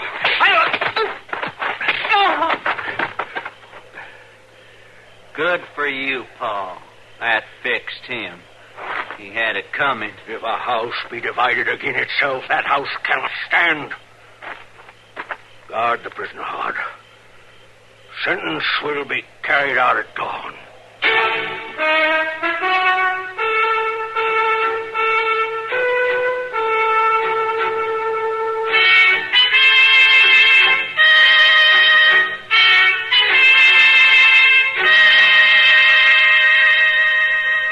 Looky over there, Chester.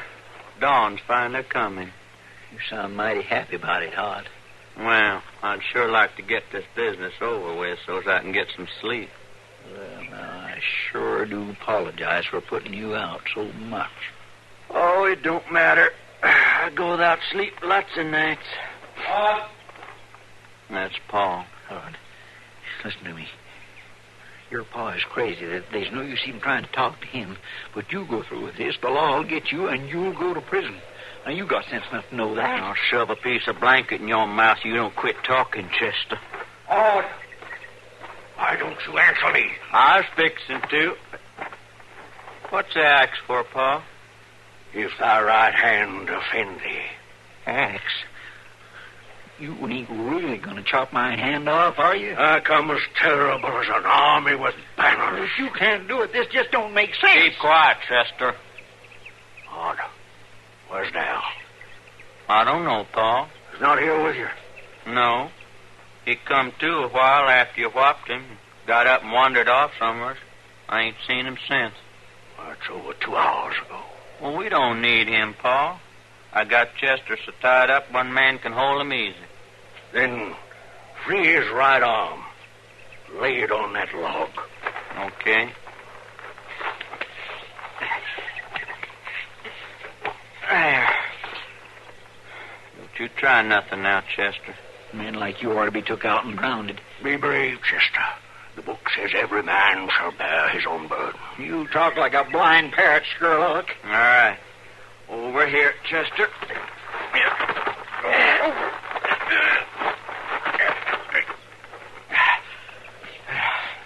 You stretch your arm across this log here. Let me go. Quit squirming. Hold him hard. I want to take that hand off with one blow. You'll take my head off first, you lunatic. Grab him hard. I got him. There. Now, Paul. Oh, Mom! This life's more! You didn't hold him. Chester, I'll kill you now!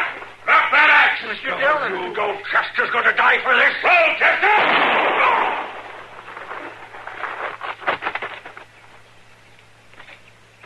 You got him, Mr. Dillon. You got... Oh, Dal. Where'd you come from? Help me, somebody, help me. Dal, give me that rifle. Find something to tie your brother's arm up with before he bleeds to death. Yeah. I'll use a piece of my shirt. You hold still while I tie that arm up. Hurry, Dal. Here's a knife, Chester. You got one arm free. Thank you, Mr. Dillon. And it's pure luck I still got this arm. Yeah. I'm sure if you hadn't shot him when you did, I wouldn't even have no head. I didn't shoot him, Chester. What? Dal beat me to it.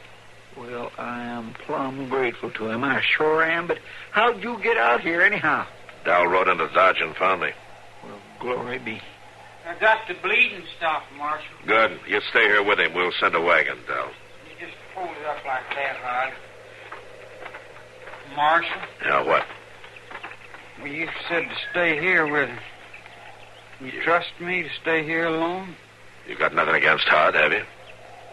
No, it ain't that. Well, what then? Ain't you feared I might run off? Run off? Why should you?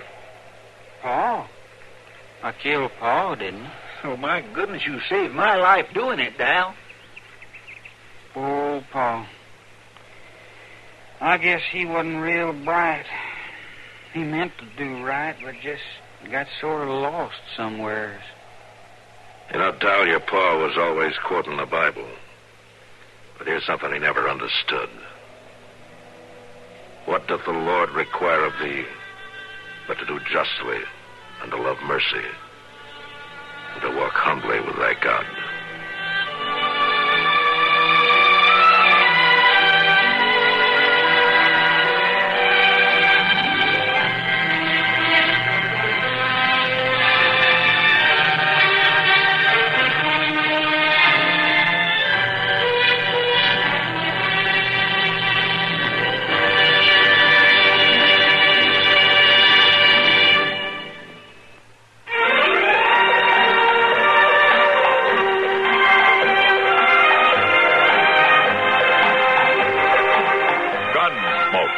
Produced and directed by Norman McDonald, stars William Conrad as Matt Dillon, U.S. Marshal. The story was specially written for Gunsmoke by John Meston. Harley Bear is Chester, Howard McNear is Doc, and Georgia Ellis is Kitty.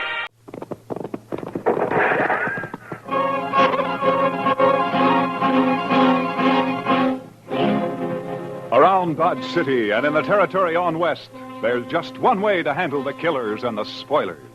And that's with a U.S. Marshal and the smell of gun smoke.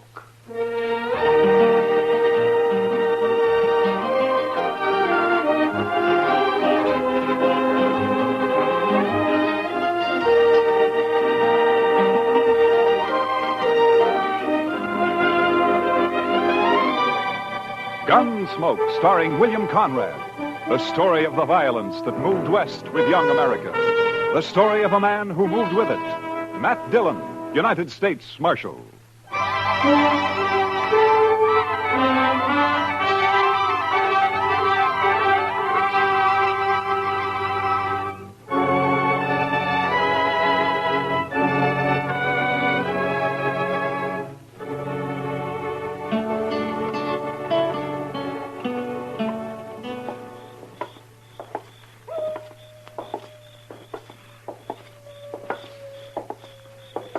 Quiet night, Mr. Dillon. Yeah.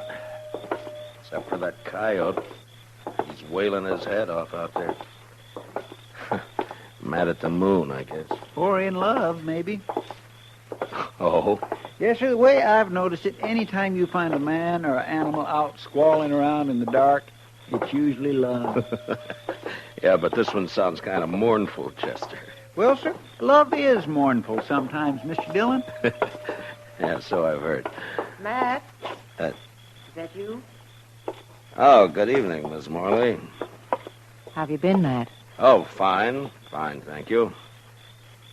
You, down here on Front Street this time of night alone? I'm looking for Red Lawson. He's a new man, works for Al. I was meeting him sometime after midnight, and they're going out on a cattle buying trip. I want to talk to him first. You satisfied?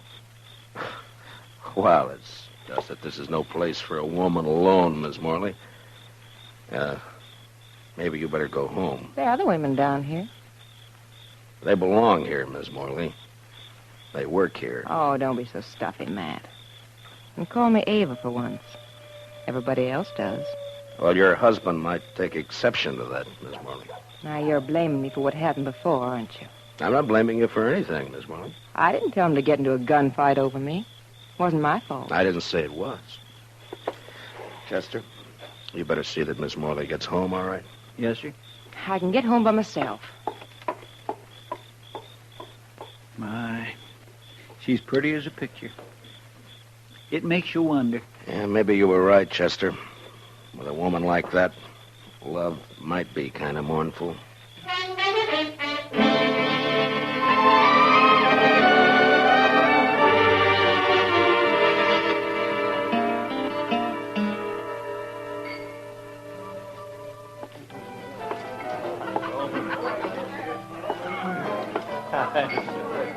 So I just give my rope a couple of turns around that juniper stump, and I jerk back on it. Lawson? Oh, hi, Marshal. I wonder if I could see you for a minute, huh? Yeah, sure. Be right back, boys.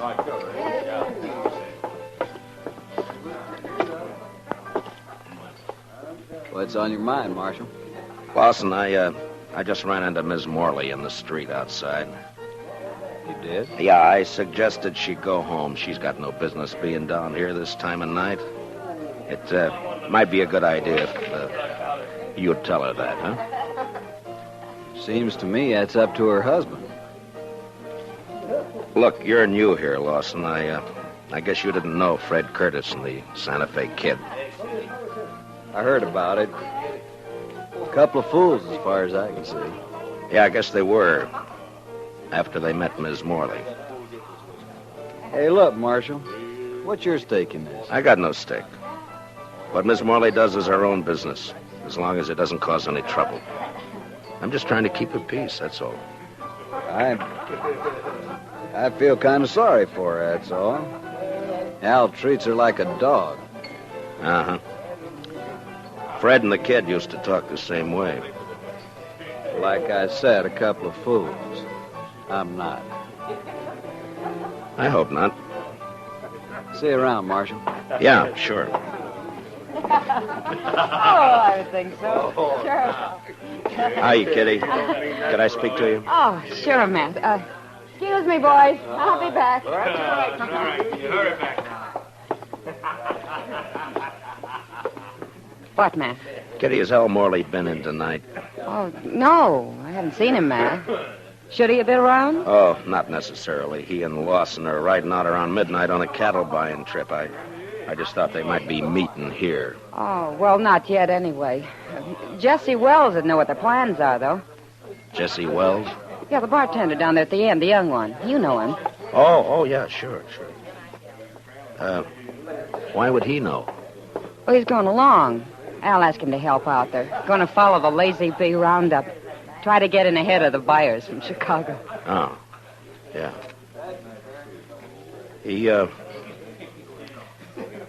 He's a nice-looking kid. I wonder if, Yeah. Yeah, he's another friend of Ava's.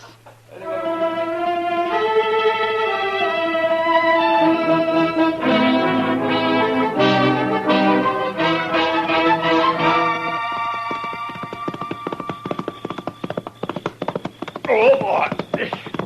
Hold it.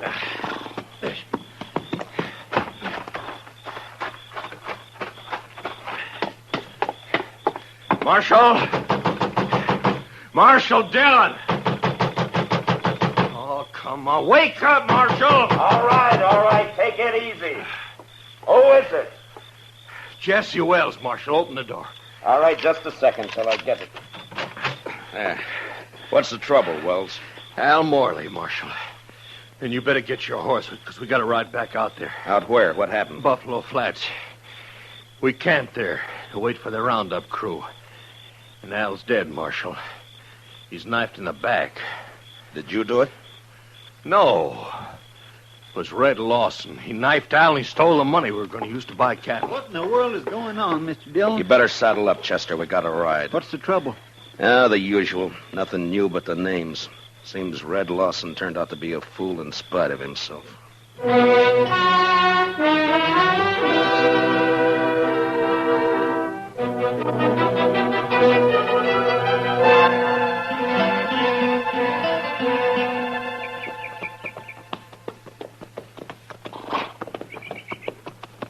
Over this way, Marshal. Camp is right there by that plum thicket. Right. Be daylight in another 20 minutes.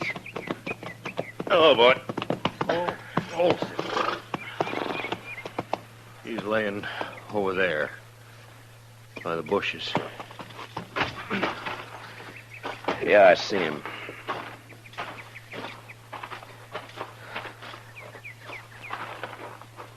Whose knife is it, Jesse? It's Al's. We were all asleep. We built a fire, made some coffee, and then turned in. But wait for daylight, the Lazy Bee bunch planned to work their stock up this way. I see. Yeah, here, Chester.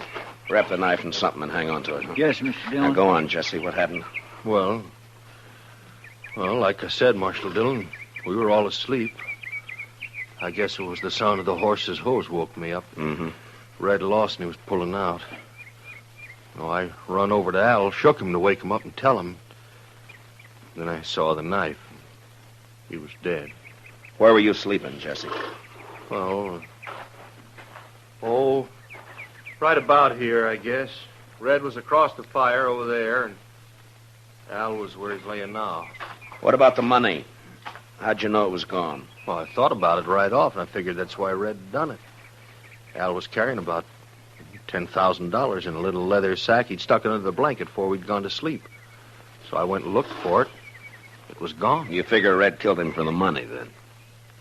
Well, sure. Of course, I doubt he meant it, though. I think Red was trying to ease the sack out from under the blanket when Al woke up and caught him. Yeah, it's possible. Be light enough to start tracking him in a few minutes, Mr. Dillon. Yeah, sun's poking up over there now. Looks like it's going to be a clear day. Which way'd Lawson head out, Jesse? East. Seemed to be following the wagon tracks. Odds are bad, Mr. Dillon. He's got quite a start on us. Yeah, too much of a start. Well, let's load the pack mule, Chester. I think we'll ride back into Dodge and then take the train from there to Abilene, then work back from the east. Say, that's a good idea. Lawson probably won't be expecting anybody ahead of him. I can't understand it. I just can't understand how anybody could do a thing like this. It sounds like a meadowlark, Chester. Yes, sir. He just flew into those bushes. Red seemed a pretty nice fellow as far as I could tell. It's a funny time of year for a meadowlark, isn't it? Guess $10,000 was just too much temptation, huh? Oh, some of them hangs around all winter, Mr. Dillon. That sure sounds a lot better than that coyote howling. All right, Chester. Get a hold of his feet. Let's load him up.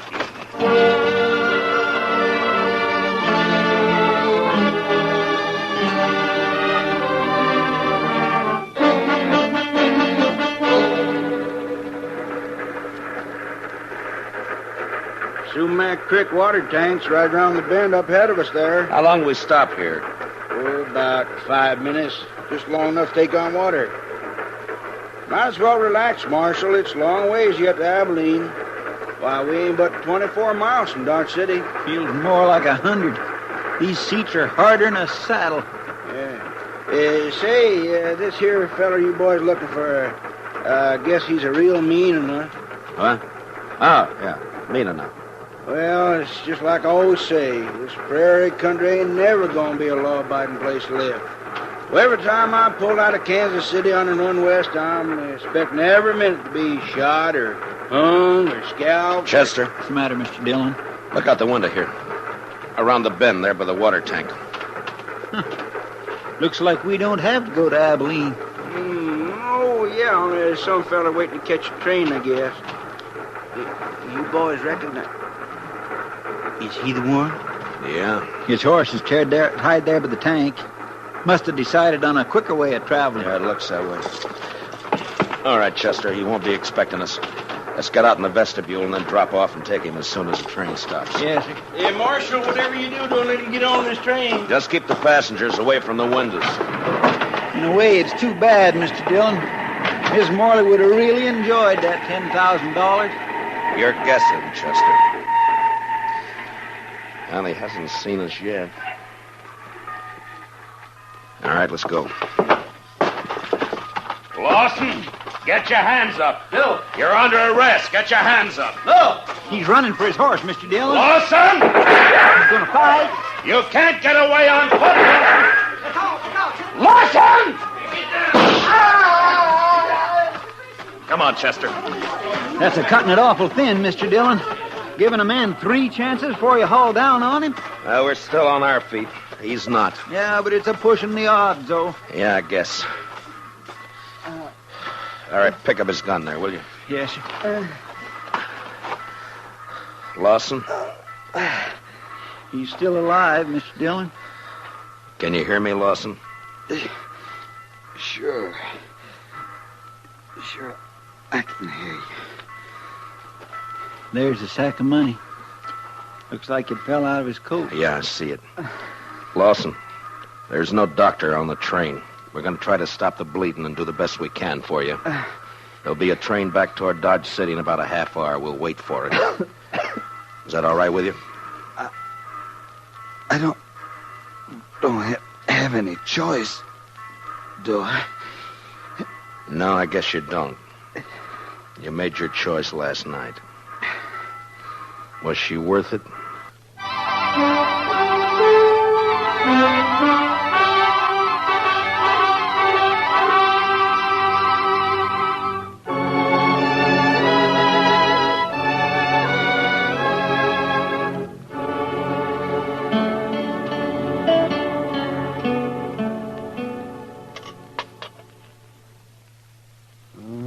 Let me see now. Oh, yeah. Oh, that's a bad one, Matt.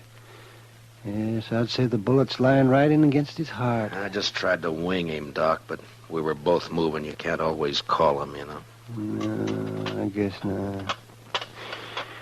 Well, I'm afraid that's about all I can do for him, Matt. It's not enough, is that it? He won't live an hour. Yeah, I wish he was conscious. I want to talk to him. Well, the stimulant might take effect, and then again might not. With this kind of a case, you never know. What is it you're after, Matt? Ms. Morley? Accessory before the fact? She could have been. Mm-hmm. Well, I'm a broken down old man, Matt, but if that woman rolled her eyes at me just once, well, I do not know. I just might. Matt. Yeah. Lawson? Lawson, can you talk? Can you hear me, Lawson? Yeah. Sure. Was Ms. Morley in on it? Nobody was in on it. Did she know you were going to do it? She had nothing to do with it. Was she going to meet you somewhere later? She had nothing to do with it. It was my idea. Nobody else. Lawson. Lawson, listen to me. You're dying. Do you know that? Yeah. Yeah, I know. I can feel it. She wasn't in on it. All right. That's the way you want it. At least Al won't treat her like a dog anymore. What do you mean? I mean, a dead man can't bother anybody. Al? You ought to know you killed him. No. What? He was asleep. I took the money and rode away. And they were both asleep. I didn't touch him. You're telling the truth. I swear I didn't kill him. I only stole the money, and I didn't get... Well, guess I was wrong, Matt. The bullet was closer to his heart than I thought. Yeah. And I was wrong about something myself, Doc. I thought this was the end of it. Now it's wide open again. Wide open.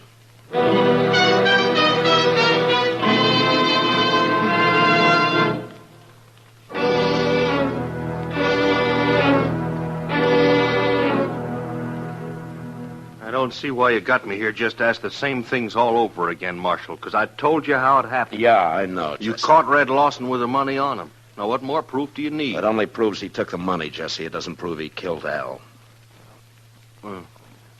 What do you mean? Chester, you better punch that fire up over there a little, huh? Does seem to be getting chilly in here. Now, what do you mean by that, Marshal? You killed Al yourself. Didn't you, Jesse? You're out of your mind. You woke up and saw Red steal the money and take off, and it gave you ideas. You slipped over and knifed Al in his sleep. You knew Lawson had got the blame for it. Well, sure. Sure, because he did it. He said he didn't. Dang stove. Well, Marshal, did you expect him to tell the truth? He was dying, Jesse. Knew he was dying. I think he told the truth. I see. His word against mine. Word of a thief. I didn't say I could prove it, Jesse. But you did it, though. We both know that. And sooner or later, I'm going to get you for it. Chester, I think it'd draw better if you'd open the damper.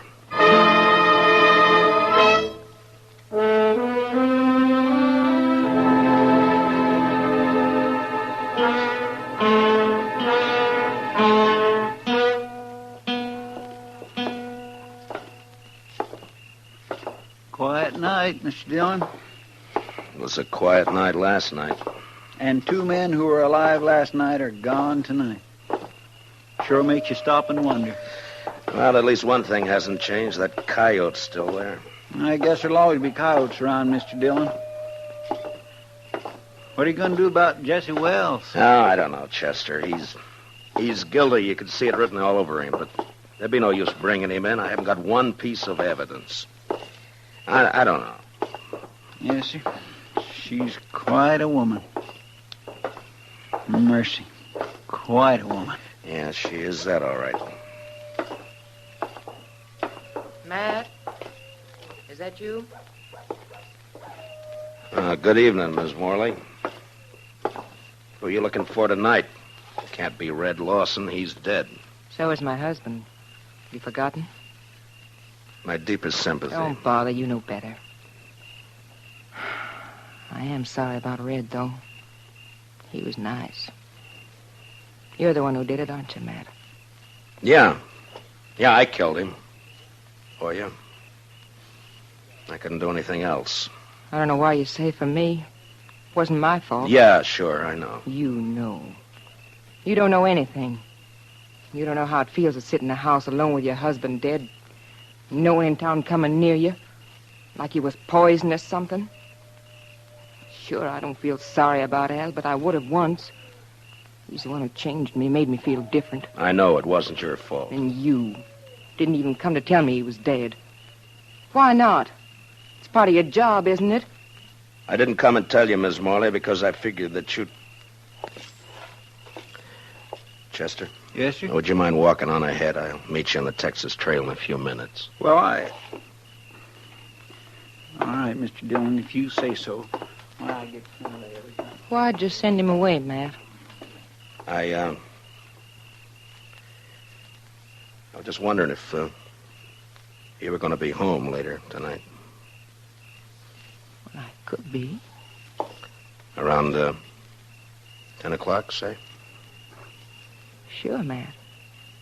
I'll be there.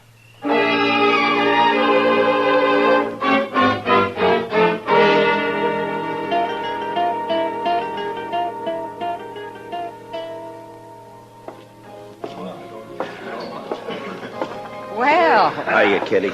Chester and I were trying to think of some way to rescue you from Ava's clutches. Only one thing, though, Mr. Dillon. I wasn't sure you wanted to be rescued. Kitty, has Doc been in tonight? Oh, I haven't seen him, Matt. Chester, will you see if you can find him and have him meet me here? Yes, sir. Right away, Mr. Dillon. Kitty, Yeah. I wonder if you'd help me with something. Well, sure, Matt. What? Drop a hint to that bartender, Jesse Wells, that it might be smart to slip out of here and pay a visit to Ms. Morley's around, say, 9:45 tonight. All right. Is it anything you can talk about? I don't exactly know how to talk about it, Kitty. I got a murder on my hands. I know who the killer is, and I can't touch him. So? So I'm going to try to make him touch me. Oh. All right, Matt. I'll take care of it. Will you be around for a while? Yeah. I'll be here till about 10.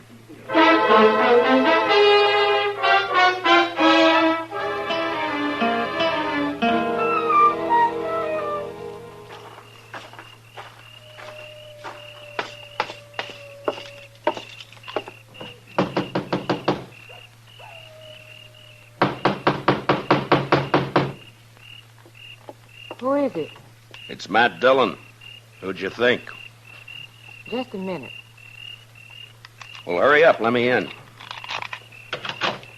All right, Dillon, come on in. Well, Jesse, I thought you were working. I was, till just a few minutes ago. Well, what's on your mind?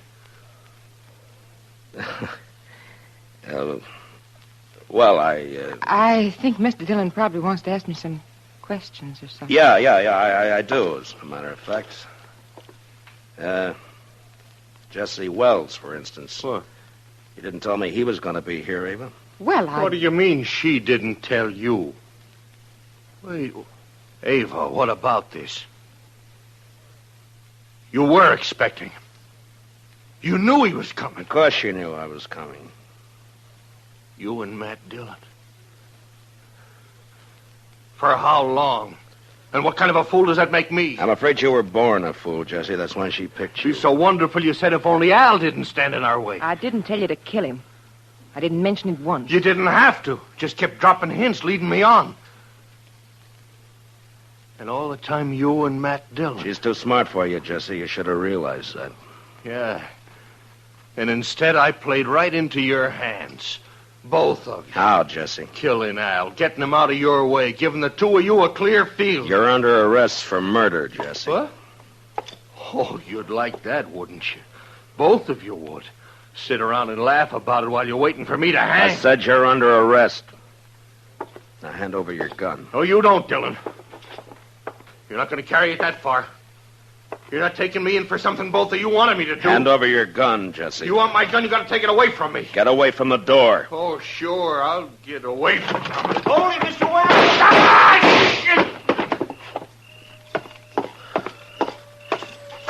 Are you all right, Chester? Yes, sir. It was close, but he missed me. Well, you two didn't miss him.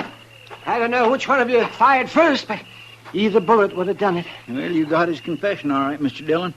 Doc and I heard every word from the front porch there. We sure did. Only one thing, though, Matt. He didn't implicate the woman in it.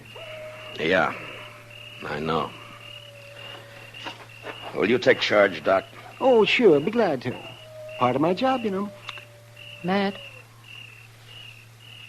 All right, Chester, let's go.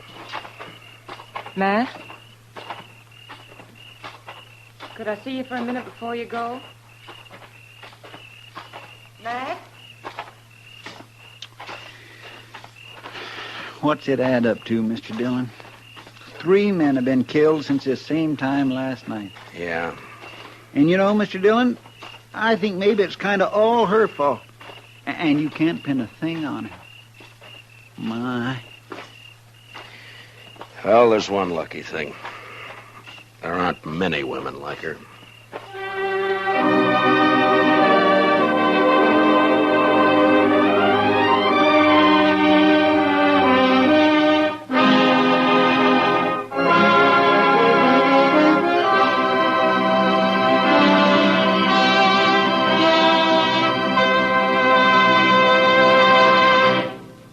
Gunsmoke, under the direction of Norman Macdonald, stars William Conrad as Matt Dillon, U.S. Marshal.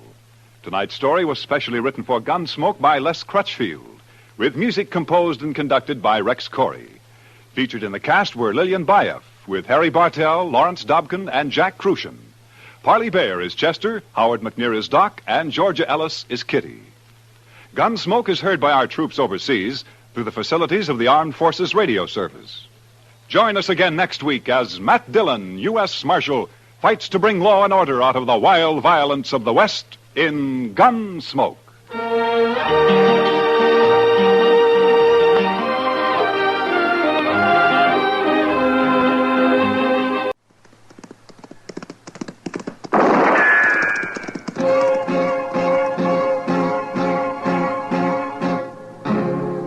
Around Dodge City and in the territory on West, there's just one way to handle the killers and the spoilers, and that's with a U.S. Marshal and the smell of gun smoke.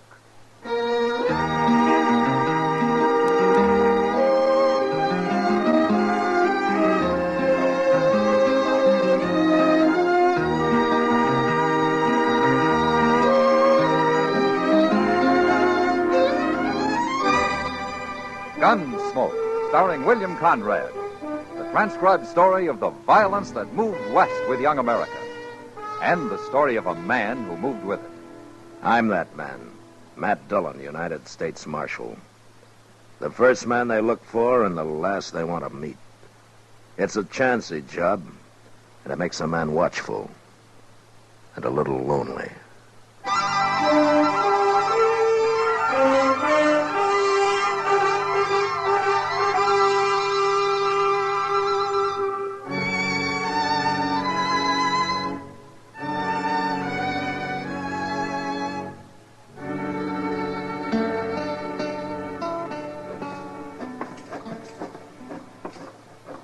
Oh, so that's Enoch Mills' new hotel. Yeah, it will be when they get it built, Chester. I never heard of a cattle rancher going into hotel business before, Mr. Dillon. Enoch Mills is a man of enterprise. Look yonder at him. He's as proud as a new father, ain't he? Well, it isn't every day a man builds a new hotel in Dodge. Hello, Marshal. Chester? Oh, Mr. Mills? That's gone up pretty fast, isn't it? Well, we got most a month before it's finished. Uh-huh. How many rooms you going to have? 15. Could have more, but this is going to be a class hotel. Not some hay tent like Jim Doby's Dodge house. I bet he's jealous. That Doby's had a monopoly in this town long enough. You're right about him being jealous, Chester. He's already done everything he can to keep me from building. Oh, what's he done, Enoch? Tried to buy up all the good lumber in town, for one thing. Thought he'd leave me with nothing but a lot of warpy old cottonwood. But I got on to him soon enough. I'm building with the best, Marshal. All of it. Ash, hackberry. Yonder he comes now. He's scouting the enemy, I guess. Yeah. Let him scout. He'll be out of business soon enough. Looks like a town meeting we're about to have. How are you, Marshal, Chester? Oh, Mr. Doby? We're coming along just fine, Doby. Of course, it's only a little bitty hotel. You'll never beat me, Enoch. You're getting too old. Old? Doby, I'll eat the goose that fattens in your grave. Not likely. Anyways, what do you know about the hotel business, Enoch? You won't last a month. Now, look, man. Dodge can use 2 hotels. There's plenty of trade here. Why don't you quit fighting each other? You're just scared of a little competition, Doby. You ain't slept a night since I started building. You got a ranch to run, Enoch. That's enough for one man. You shouldn't be pushing into other people's territory. Well, you ain't gonna stop me, Dobie. I tried to stop you, and I'll go on trying. Marshal, he's threatening me. You heard him. I'm going to fight you, Enoch. I'm going to fight you all the way. So now you'd better start staying up nights. That man belongs in jail, Marshal. Dobie's a hard one, Enoch. He'll give you a fight. But I don't think he'll do anything illegal. Oh, you don't, eh? Well, you just wait and see. And it's going to be your fault for not stopping him now. The whole blame's going to be on your shoulders, Marshal. And I ain't going to let nobody forget it.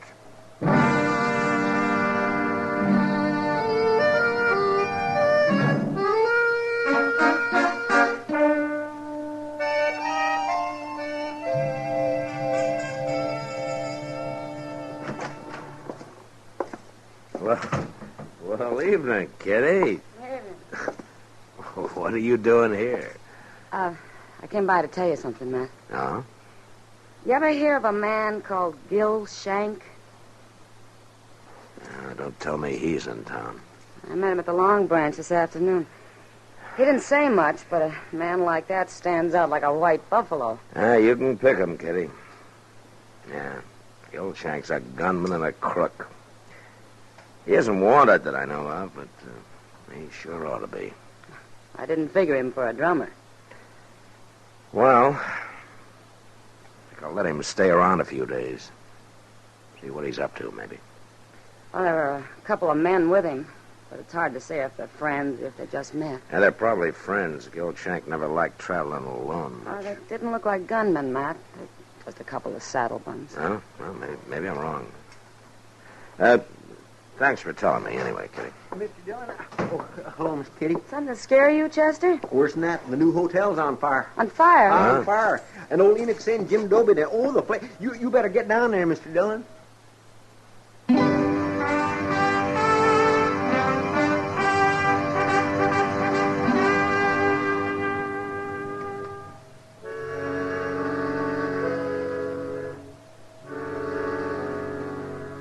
By the time I reached the fire, a bucket brigade had been formed. And there wasn't much to do but get in line myself. Even while we worked, I could tell the fire had been set and that the wood had been soaked with kerosene. It was all over in a half hour, but not because we'd put it out. There was nothing left to burn. Next morning, I went back and had a talk with Enoch. And he'd already bought more lumber. He had his workmen busy cleaning up. This ain't going to stop me, Marshal. Takes more than a little arson to stop Enoch Mills. Enoch, I guess there's no need to ask you who you think did it, is there? What? Jim Dobie, of course. You know as well as I do. Yeah, but you don't have any proof of that, Enoch. I got what proof I need. And if you was anything of a lawman at all, Dobie'd be in jail right now. Enoch, you know I can't arrest a man because you and he are enemies. Well, it don't matter. I ain't counting on you no more. I got other ways. Yes, sir. Hey, come in right there, Marshal. What? There. You mean Gil Shank? That's right. He seen me after the fire last night, and he offered to go to work for me. What do you need a gunman for, Enoch? Yeah, that makes you sit up, don't it? Yeah. You and Dobie both. You bet it does. Marshal Dillon. Well, now, this is a pleasure. Yeah, he knows you're working for me, Shank. I told him. Just Shank, Enoch? What do you mean? Well, is he the only one you hired? I'm alone, Marshal, if that's what you're driving at. You're making a bad mistake, Enoch. You don't need a man like this. I could take offense at that, Marshal. No? Well, why don't you let me know when you decide, huh? I'll let you know. Yeah, that's telling him. All right, we'll take care of Jim Dobie next. You won't do a thing to Jim Dobie. Either one of you. Well, you're protecting the criminal, Marshal. But it ain't gonna work. Shank's got a plan. You said you was gonna figure something out, Shank. You done it? Well, Enoch, what with the law being so loose around here, we got to protect your hotel day and night. How many riders you got out at the range? About 20. I want 15 of them. You what? I want them here in Dodge. We're going to put a guard around this building 24 hours a day. Well, I can't spare 15 men, Shank. Who's going to watch the cattle? You ain't moving cattle this time of year, are you? Of course not. Then 5 riders is enough. You want this hotel to go up or don't you? All right. I'll send for him. Hey. See that Jim Doby over there? Yeah, that's him. Come to enjoy his dirty work, I guess. Shank, What, Marshal? the first sign of any of your dirty work, and I'm coming after you. Fast.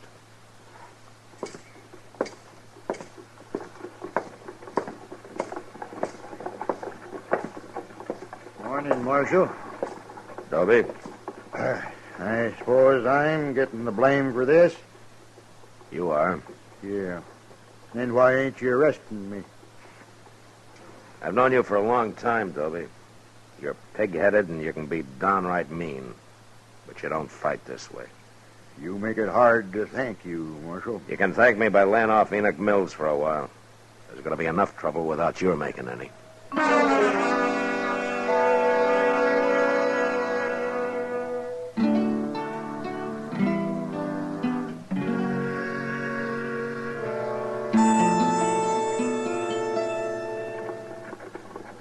Well, maybe there ain't nothing going to happen after all, Mr. Dillon.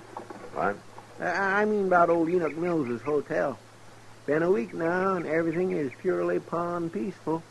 Well, what with 15 armed guards spelling one another day and night, it ought to be. I didn't see that fellow Gil Shank around yesterday. Oh, Enoch said he rode down to Tascosa. What for, to hold up the bank? It wouldn't surprise me. No, really. Well, here's Mr. Botkin. No?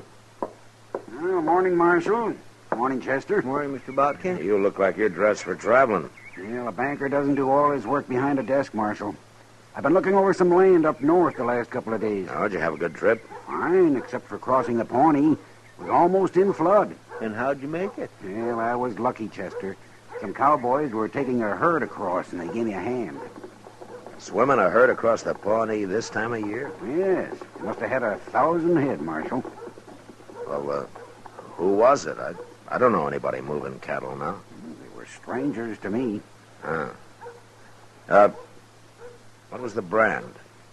I'm afraid I'm not much of a brand reader, Marshal. Oh, you think you could draw it for me? Come over here in the dirt, Mr. Buck. All right.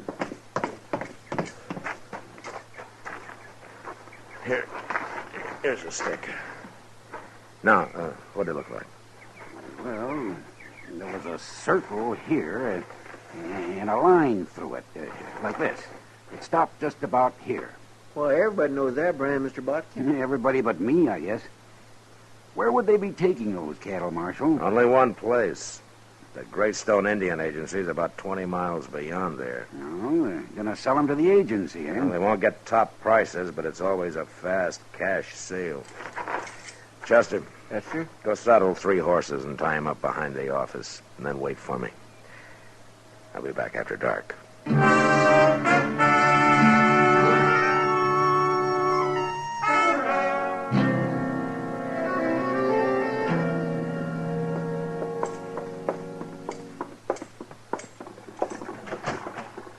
Go ahead, Enoch. Don't know what you're bringing me here this time of night for, Marshal. Well, I got everything ready, Mr. Dillon. Oh, good, Chester. You got everything ready for what? Well, I don't know exactly, Mr. Mills. Oh, I think you're both crazy. Well, now here, that's no way to talk. Nobody's done nothing to you. I suppose burning my hotel down was nothing, huh? It wasn't a hotel. It was only the frame of one. Chester, I'm beginning to think you and the Marshal was in on it. Both of you. You're such big friends of that Jim Doby. You'll believe most anything, won't you, Enoch? Anything but what you tell me, Marshal Dillon. Yeah, I guess that's true. It's sure enough true. All right, I'm getting out of here now. I got nothing to say to you, and you got nothing to say to me. Don't know why I come here in the first place. Wait a minute, Enoch. Well, make it fast. I will. I was going to try to explain something to you, but I can see that it'd be a waste of time. You all through? No, I'm just getting started. All right, give me that gun, Marshal. I'm going to keep it for you, Enoch. Right here in my belt. You arresting him for something, Mr. Dillon? No, I'm not arresting him, Chester. I'm kidnapping him.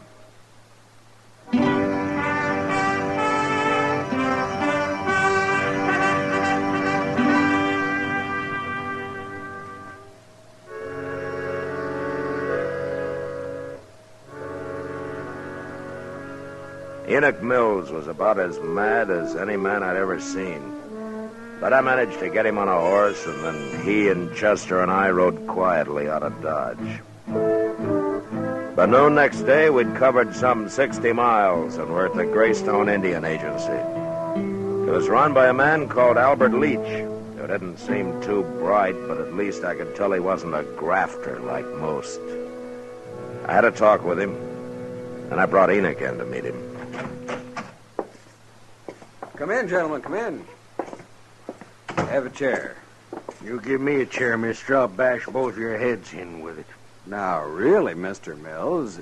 How come you know my name?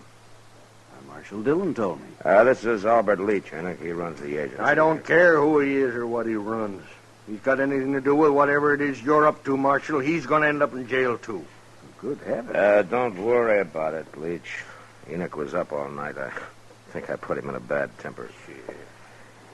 Look, Leach, I want you to tell him how many cattle you bought yesterday. 1,012 head. Mm-hmm. And you paid? $15 a head. Well, then you robbed somebody. Any couch and walk's worth $20. The government never pays over 15, Mr. Mills. Which is why I never sell to the government. We haven't got much time. Have you paid for those cattle yet, Leach? No, the boss will be here any minute to collect the money.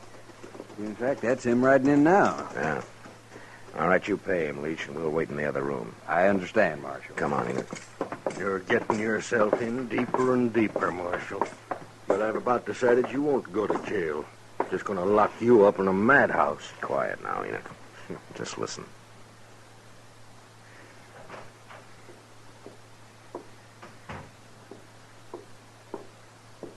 Well, you got the money, mister? Are you the boss of that outfit? Enoch Mills is the boss. I run it for him. What? Be quiet. Come on, give me the money. I ain't got Well, all that's day. Gil Shank. Well, hurry it up, mister. Now, where's the money? Oh, I'll kill him. I'll kill him with my bare hands. No, wait a minute, Enoch. Dirty thief, Shank! What are you doing here? Dillon! Hold it, Shank.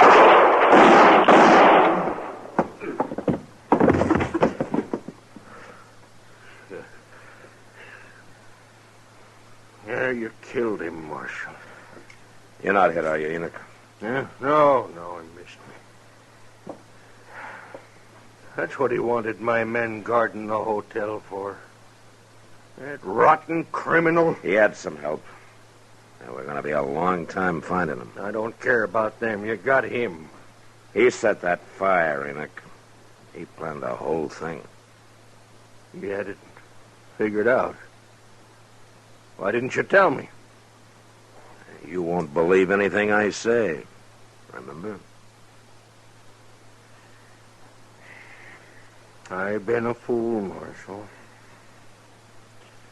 Looks like I owe you an apology. Never mind me. What about Jim Doby? You've given him a bad name. I don't know, Marshal. I never should have started that hotel in the first place. I'm a cattleman. I'm no innkeeper. You mean you're not going to finish it? Oh, I'll finish it. But then you know what I'm going to do? I'll go to Jim Doby and I'll ask him to run it for me. You think he'll do it, Marshal? Yeah, he'll do it, Enoch. And whenever you come to town, he might even let you stay there. If you behave yourself.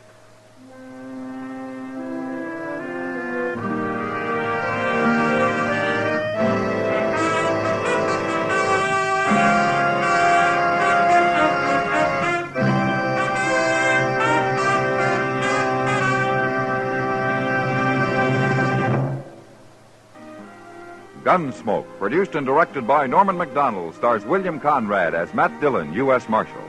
Our story was specially written for Gunsmoke by John Meston, with music composed and conducted by Rex Corey. Sound patterns by Tom Hanley and Bill James. Featured in the cast were Lawrence Dobkin, Vic Perrin, John Daner, Harry Bartell, and Joe Duvall. Parley Bear as Chester, and Georgia Ellis as Kitty.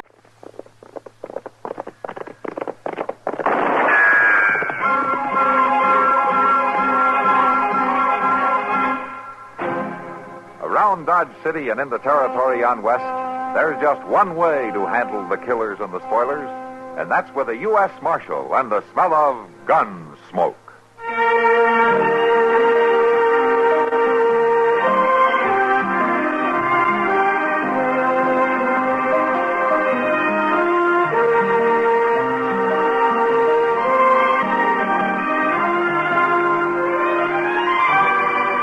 Gunsmoke, starring William Conrad, the story of the violence that moved west with young America, and the story of a man who moved with it.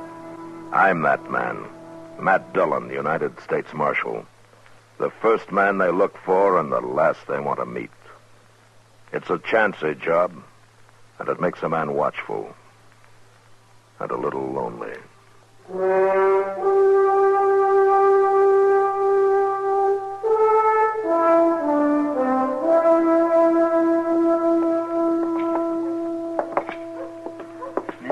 Looks like that doggone train's going to be late again, Mr. Dillon. Did you ever know what time it wasn't? Well, no, sir, but it'd kindly make Dodge seem more civilized somehow if the train ever got in when it was supposed to. It'd take more than that to civilize this town, Chester. You know, I heard a fellow from the east somewhere spouting off over at the Dodge house the other day, and he said civilization follows the railroad. He must own stock in the company. Ah, hello, Doc. It follows the plow, the way I heard it. Oh, Doc, you wasn't even there. Oh, there must have been some other fellow I heard. You're up kind of early this morning, aren't you? Well, I could say the same thing. Hey, there she comes. Yeah. They sure been holding back on that whistle. Yes, they're probably trying to sneak in, Chester. Ashamed of being on time for once. Oh. Naturally, I'm up early, Matt.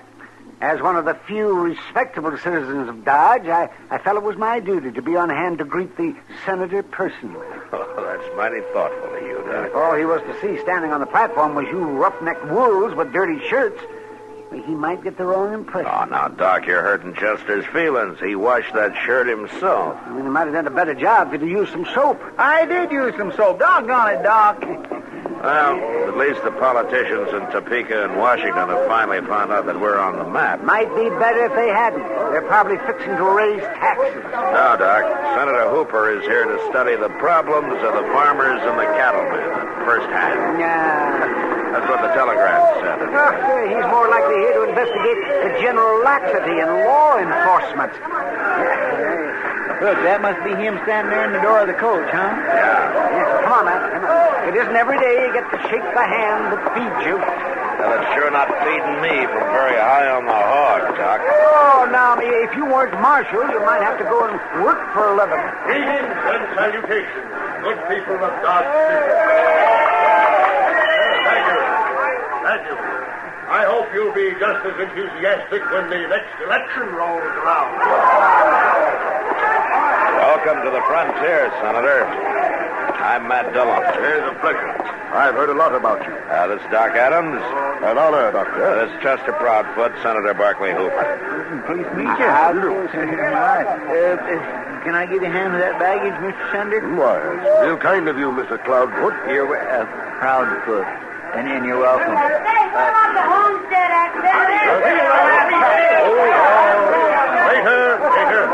I fully intend to meet each and every one of you personally to listen to your problems and to answer any questions you may have. Are you hurt, Senator? It's my arm, Marshal. Doc, take care of him, will you? Come on, Chester. Will you move? It comes from behind that baggage car, Mr. Dillon, at the end of the depot. Yeah, that's the only place it could have. With the crowd all watching the train, nobody had noticed.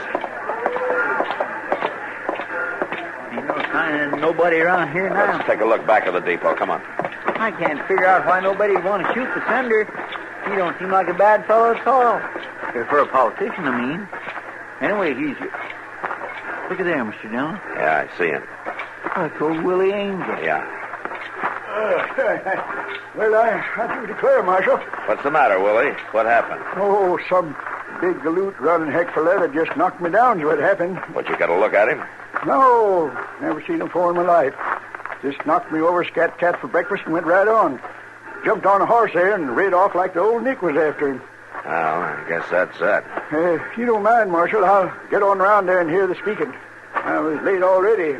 Had to feed my sheep before I come into town. This sure is going to give the senator a mighty bad impression of Dodge, Mr. Dillon. Yeah, maybe so, Chester, but he's still alive. At least so far.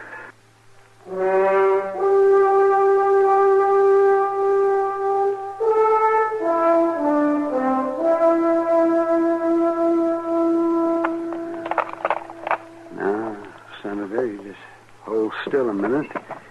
This is going to hurt some, but I got to clean this wound. Tell me, Doctor, dressing... Take it easy. Dressing a wound like this, wouldn't it be better to do it in the hospital instead of here in your office? Hospital? You're in the prairie country, Senator. Just a moment now. We got one school, one church, one jail, 12 saloons, 5 dance halls, and no hospital. It's unthinkable. There, that should do it. All right, now we'll get this bandage on here. Oh, any luck, Matt? No, Doc.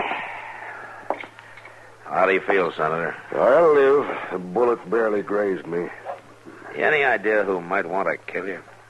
Well, I might name a dozen or so. Washington, but here, no. Didn't anyone in the crowd see the shot fired, Marshal? Apparently not. A man was seen running away right afterward, and he was probably the one. Well, who saw him, Matt? Old Willie Angel. The gunman knocked him down, getting away. I presume the witness is trustworthy. He always has been. He's a sheep herder. Lives alone out west of town. Kind of a stiff-necked old codger. You checked his gun, I suppose. Oh, Willie's never been known to carry one. I thought everybody did, judging by that crowd at the station. Most of them do. Cattlemen, no more than sheepmen. Well, just lift your arm a little bit more. Yes. Well, at least this witness should be able to recognize my assailant if he sees him again. Well, I hope so. It's about the only chance we got. Provided, of course, the assailant doesn't get to him first. What do you mean? Well, Willie pulled out while I was checking through the crowd and went back home, I guess.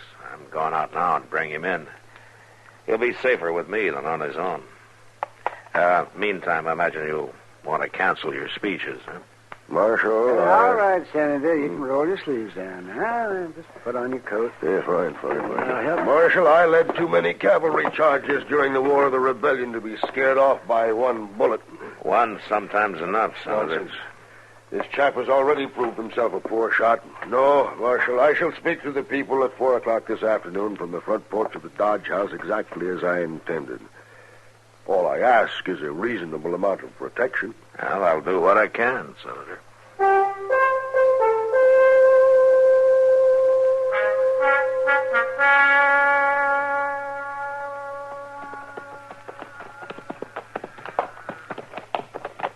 There he is, Mr. Dillon. Yeah.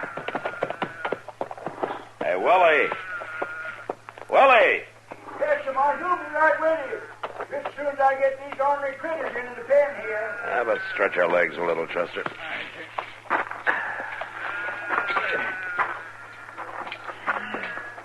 swear I never could figure out how a man could take up with sheep, Mr. Dillon. Sheep just ain't human somehow. You know, Chester, sometimes humans aren't even human. I guess so, but... I said it before, and I'll say it again. The old rams and the ewes ain't no trouble. But them gall-dang lambs ain't got no sense at all. What'd you run off to this morning, Willie? I come back home, Marshal. Where'd you think? As soon as I heard there wasn't going to be no speaking. Anybody been out here since then? Of course not. Who do you think come clear out here? That fellow who knocked you down this morning, Mike. What for? He ain't no friend of mine. What are you getting at, Marshal? You're the only man in Dodge City who can identify him, and he knows it. You mean he'd be after me? That's right. Man sure can get himself into a pass with trouble when he ain't meaning to. Yeah. Why don't you come back into town with us, Willie? You'll be a lot safer. For how long? Oh, I don't know. Maybe just this afternoon. The senator's going to speak at 4 o'clock. That gunman might show up again. You could spot him for me. Well, I'm real partial to speaking. Well, good. It'll work out fine. Yes, sir. Yeah, but I still got to think about the sheep. How to leave them took care of, I mean. Well, you'll be back this evening, more than likely, in the morning at the latest. Well, you could throw out feed now, enough to do him. Chester will help you, Willie. He's very fond of sheep, aren't you? That a fact now. Well, then you understand him, don't you, Chester? No, I don't. Now, I wouldn't go as far as to say that. Marshal, you know, there's one thing I don't figure out. Oh, what's that? Your job's to protect that there senator, ain't it? Yeah, that's right. Then how come you're bothering about me? I ain't nobody.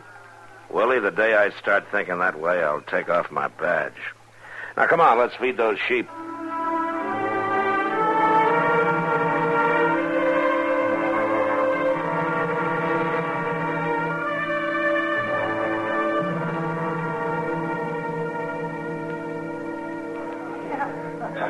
Matt, you're jumpy as a cat. Yeah, I guess I am, Kitty. That gunman who tried to kill the senator is probably 50 miles from here by now. Wish I could be sure of that. Well, worrying won't make you sure. Let me bring you a beer. No, not now. Thanks, Kitty. I got to get on over to the Dodge House pretty quick. When's the senator going to speak? Well, as soon as the honor guard gets here from the fort. Oh, is he that important? Well, he was a cavalry colonel with the Union Army during the war. Pretty good one, too, I guess. One of the officers present at Lee's surrender and decorated personally by President Lincoln. Oh, well, you never know just by looking, huh? Yeah, he's got nerve, all right. Might be better if he didn't. You mean he'd call the speech off? Yeah. Matt, I think you're getting all worked up over nothing. Nobody's going to try anything today. Well, there'll be 300-400 people out there in the street. That's what makes it worse. With a crowd like that, it'd be awful hard to spot anything in time to stop it. But he couldn't get away. He wouldn't have a chance. Oh, we'd probably catch him, all right, but it wouldn't help the senator much. Well, he probably knows that, so he won't try. Kitty, a grudge killer, and that's what this one probably is. Never cares much whether he's caught as long as he's able to carry out his grudge first. What grudge? Senator Hooper's never been here before. He doesn't even know anyone here. Somebody knows him. Well. So this is what law enforcement has finally come to. Hello, Doc. Sitting here in a saloon in the middle of the afternoon, too. Getting all liquored up. You're wrong, Doc. He wouldn't even have a beer. Oh, well, good. I'll have it for him. Oh, sit down. I'll bring it over. Thank you, Kitty. Oh, my.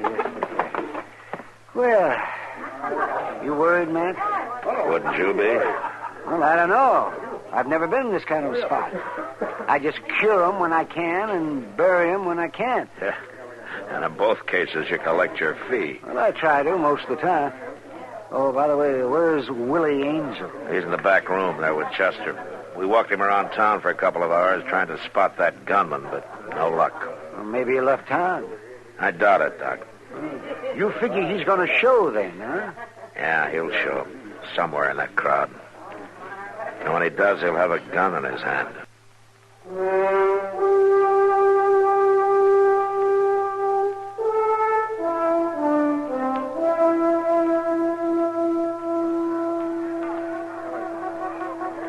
There comes the cavalry, Mr. Dillon. Still no sign of him, Willie? No, sir, Marshal. I've been staring at that crowd from one end to the other, and I just don't see hide and hair of that fellow. Well, keep trying. Stay behind me there toward the back of the porch, huh? Yes, sir. Well, Senator, you can still call this off, you know. I don't imagine they have much use for cowards in Dodge City. It's not a matter of cowardice, Senator. It's just plain common sense. If you were in my place, would you call it off, Marshal? It doesn't matter what I do, Senator. You've answered me. Just tell me what you want me to do now. Well, mainly just don't stand too far toward the front of the porch when you get up to talk. That way you'll be protected from anybody in that crowd on top of the buildings across the street over there. I understand. And I'll be right beside you here. Jess will be on the other side. And if either one of us says drop, you get down real fast. That you can count on. Marshal. You'll make sure he does, Chester. Yes, sir.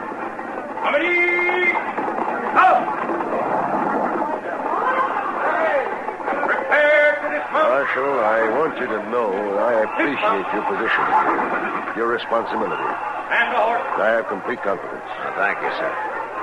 And good luck, sir.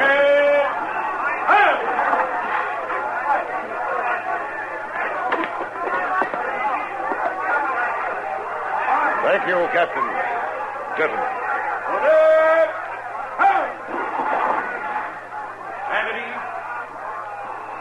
officers and troopers of the United States Cavalry, and all of you good people of Dodge City. I intend to try once again this afternoon to make a speech which earlier, you may recall, was rather rudely interrupted. I had announced that I was coming here to discuss problems and take up grievances.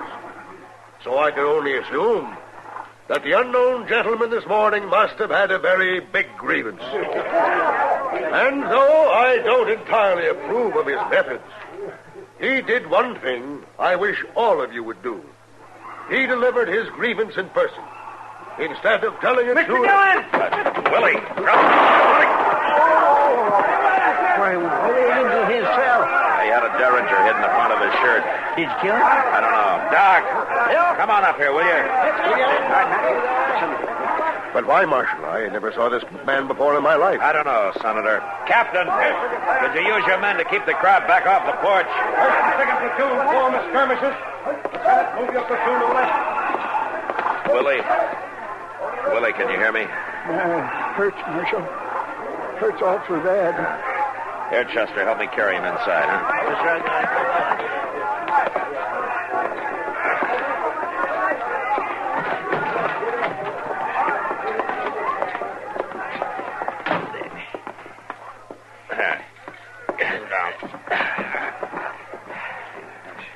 Now, Willie, why did you do it?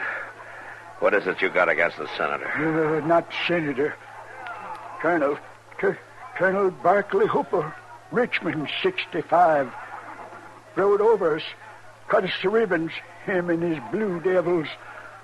Both my brothers murdered, sabred. That was the war, Willie, but that's over. It was over the day General Lee surrendered. Yeah, Lee maybe, but not me. Made him bow down, but not really Angel. I got away from him. I've been waiting. Just let me have a look here. Hurts bad. Marshal, my sheep's out there. You gotta feed my sheep. That's all right, Willie. I'll see they're taken care of. Ain't just sheep. They're my friends. Only friends I ever had,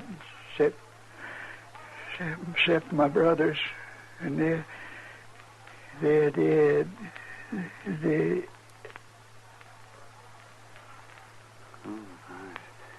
He's unconscious. Well, what do you think, Doc? Well, it's about 50-50. It'd maybe be better if he did die. Why, Willie wouldn't last a year in jail. Yeah.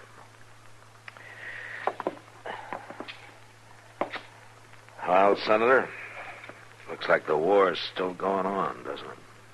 All this time, just waiting, he said. Yeah.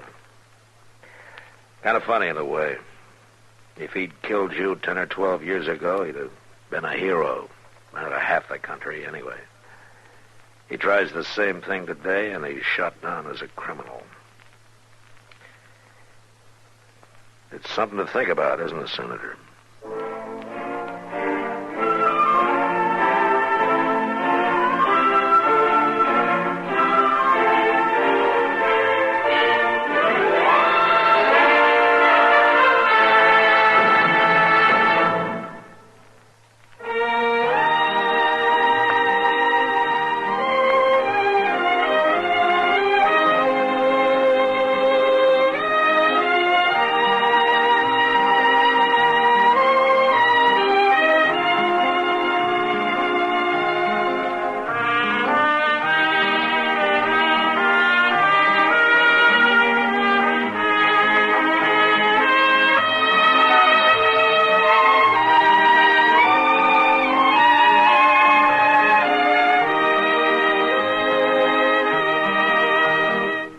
Gunsmoke. Produced and directed by Norman McDonald.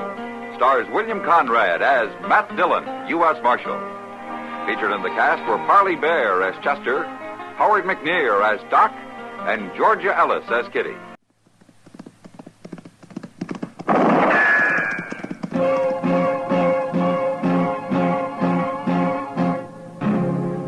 Around Dodge City and in the territory on West, There's just one way to handle the killers and the spoilers, and that's with a U.S. Marshal and the smell of Gunsmoke.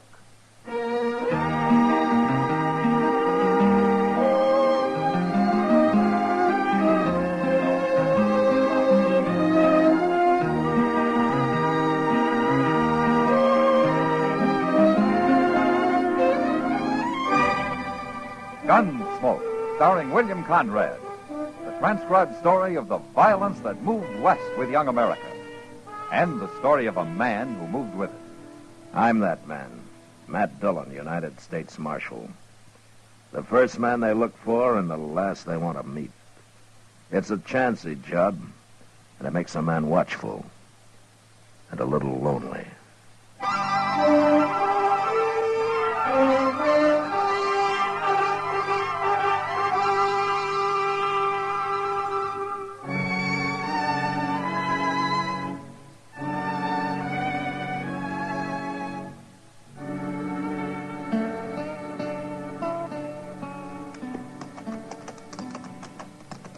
This is close enough. Let's leave the horses here, Boyle. Okay. Don't forget your rifle. Yeah, I got it.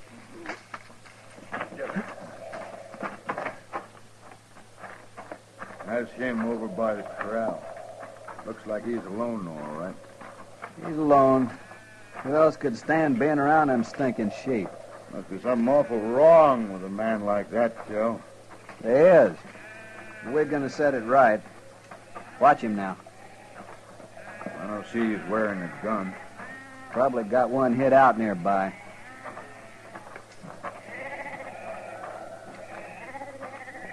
Hello? Your name Gideon Seek? It is? These your sheep? Yeah. You got anybody helping you? I always work alone. I notice you ain't wearing a gun, Seek. I don't even own a gun. You don't? I don't believe in killing. Well, we do. Most men do. Zeke, this is cow country. You know what that means? Oh, it's my sheep. We got to make an example of you. Other people might get ideas. If we don't, pretty soon the country'd turn white with them willies. But I only have a few. Only 24 of them. There's 24 too many. We're going to kill them, Zeke. We're going to shoot every one of them. Oh, no. You go running to the law, we'll come back and shoot you. Well, you can't kill them. You try to stop us, we'll have to hit you on the head. I won't do anything. He's too scared, Cal. Come on, let's get to work. Oh, please. Please, don't kill those animals. You just stand right there. We'll be keeping one eye on you. You start the other end, Boyles. I'll start here. Okay. But you mustn't do it. You'll have a lot of meat left if you eat sheep meat. I don't eat any kind of meat, but you mustn't kill them. Shut up. Let's get it done, Boyles. I'm ready. Go ahead, then. Stand back, Zeke. No. No.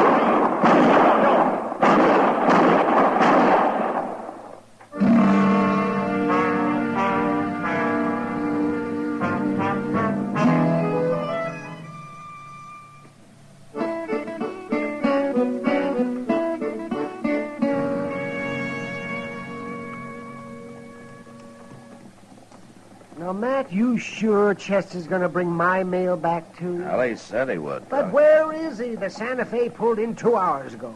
Oh, they have to sort it, don't they? What are you so anxious about, anyway? You expecting a lot of money or something? I could use a little money. Eh? Oh, and there's a man who owes me $20. Oh. Gideon Seek. He's just getting off his wagon there. Well, Gideon's an honest man. He'll pay you. Oh, I know that. I'm not worried about him. Good morning, Doc. Well, Marshal. Morning, Gideon. How are you? Doc, I got bad news for you. Oh? I'd meant to bring in some sheep today, and I was going to pay you when I sold them. Oh, well, I can wait, Gideon. Well, I'm afraid it'll be a long time now, Doc. Oh, that's all right. Something happened, Gideon? I lost my sheep, Marshal. You lost them? I'm going to get some more as soon as I can, and I'll pay you, Doc. Now, you know I'll pay you. Oh, of course I do. Well, goodbye. So long, Gideon. Oh. He's a strange one. Yeah, he is. But how could a man lose all his sheep, man? I don't know, Doc. But I got it right out that way in a couple of days. I'll stop by and have a look.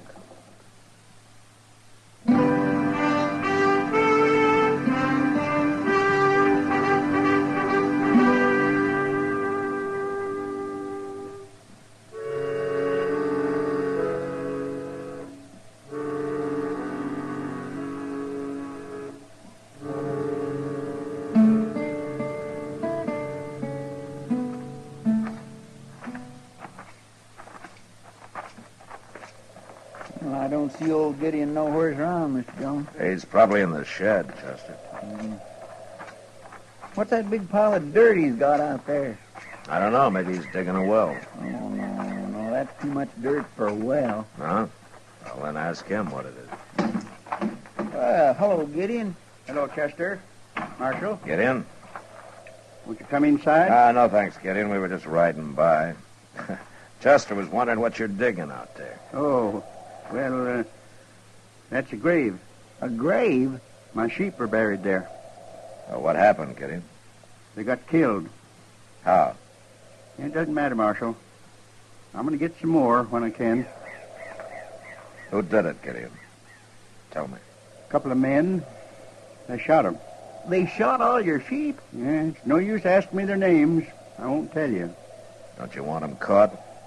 No. Look, Gideon, I know you're a peaceful man and that you never carry a gun and all, but this is a matter for the law.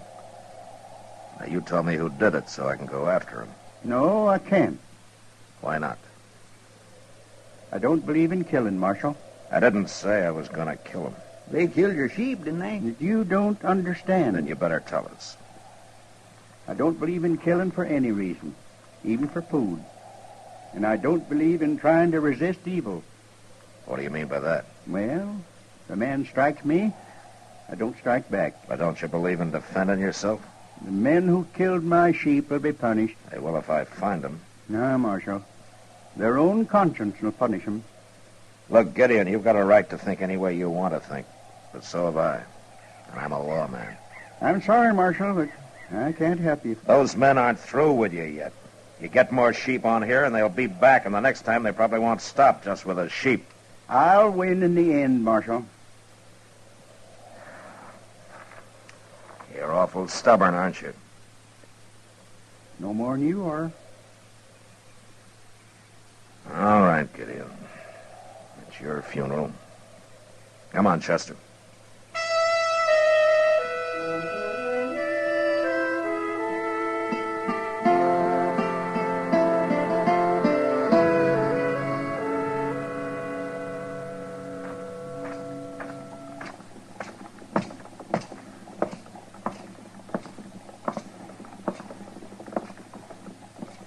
Hello, Kitty. Matt, I didn't see you. You weren't looking for me. Oh, did you find something in that window to blow your money on? Now, you talk like I'm a cowboy in with 6 months' pay. I know better than that. Well, you don't act like it. I was only looking at those wool gloves, Matt. No? Hmm? Oh, those would be nice come winter. Yeah. By the way, anything new with Gideon? Well, I haven't seen him since I was out there a couple of weeks ago. He interests me, that man. Yeah, me too. This not fighting back and all. Maybe he's got something, Matt. He hasn't got his sheep. No. But he didn't get killed, either. If he'd tried to put up a fight, they'd probably have shot him. They're still free to do it, whoever they are. Well, maybe you're right. But at least Gideon's ideas are some different from anybody else's around here. Yeah, well, that's true for sure. And it isn't wrong just because it's different. No. Think about it, Matt. There can't be a fight unless both parties want it, can there? Hey, Kitty, look. Getting off that horse there. Oh, it's Gideon. First time I ever saw him without his wagon. Yeah, He's going in to see Mr. Jonas. Maybe he's going to buy a new one. maybe. Kitty, I think I'll go say hello. Oh, sure, Matt. I got to get back to work anyway. Yeah, I'll stop by later on, huh? Good.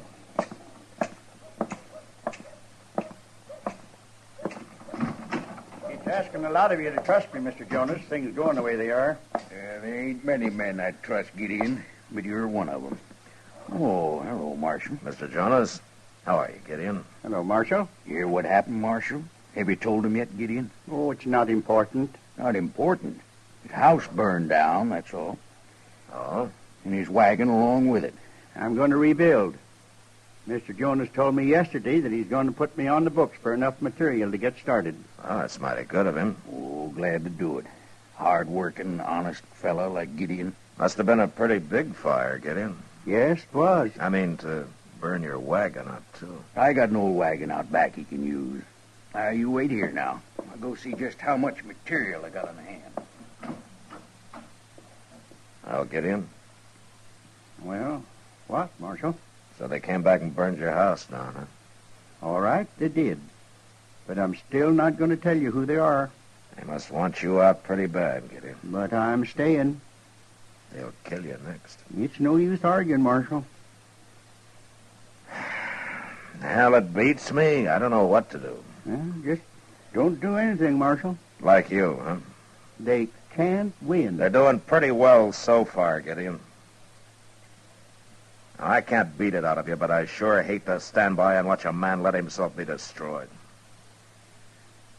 I guess we'll never understand each other, Marshal. No, I guess not.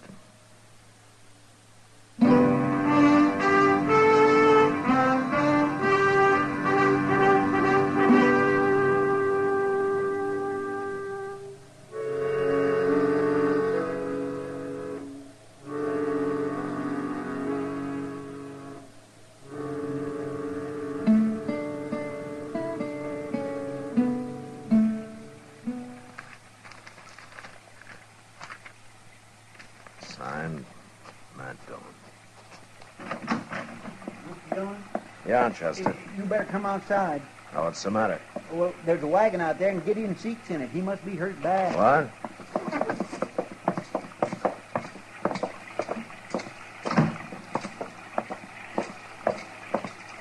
There it is. I seen it coming down the street. There was nobody driving, so I tied the horse up at the rail. Well, what happened to Gideon? I don't know. I couldn't see too good in the dark and all, so I come to get you before trying to do anything.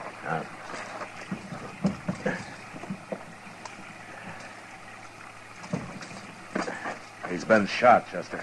He's still alive? Yeah, but we better get him up to Doc's. Come on, give me a hand here. Yes, sir. All right. Do you think we can ride out and find where it happened and maybe track him down? What, at night in the rain? Well, maybe now he'll tell us who done it. I doubt it, even if he lives. He sure does make it hard for the law, doesn't he? Yeah, he sure does.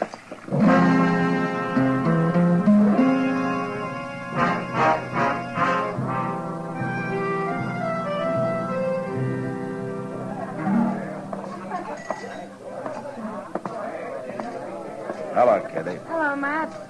Draw me a beer, will you, Sam? A minute. How's Gideon Seek today, Matt? Doc says he'll be all right in time. But he still won't talk? Oh, he talks all right. I just don't understand him, that's all. Well, I guess you're just going to have to let him have his way, Matt. Here's your beer, Mark. Oh, thanks, Sam. Bartender, bring me another bottle, will you? Oh, another bottle. He sure needs that. Yeah, he's pretty drunk, isn't he? He ought to be. Sam says he's been here since morning. It doesn't look like he's going to make any trouble, will he? I'm not so sure. He's been drinking like he's awful mad at something. Kitty? Huh? Who's that who just came in? I don't know. I knew I'd find you, Boyle. You had to come here and get drunk, didn't you? You just leave me alone, Phil. What'd you run off for? What's the matter with you? I told you what's the matter, now leave me alone. You ain't quitting now. I'm through, I told you. I mean it. I can't stand it no more.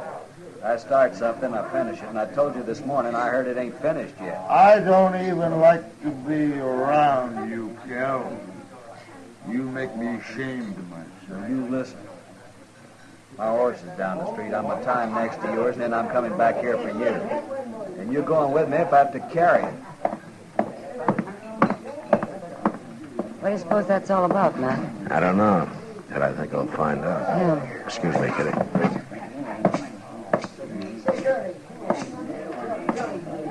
Hello, Boyles. Oh. You're the marshal, ain't you? Yeah. What's bothering you? Plenty. But it ain't none of your business. What did you do to make you so ashamed of yourself? Nothing. You're a cattleman, aren't you? I'm proud to be one. I sure ain't no stinking sheep herder, no lousy sheep herder. No, and I don't think you're a coward either. What? But you're feeling like one. That's why you're ashamed of yourself.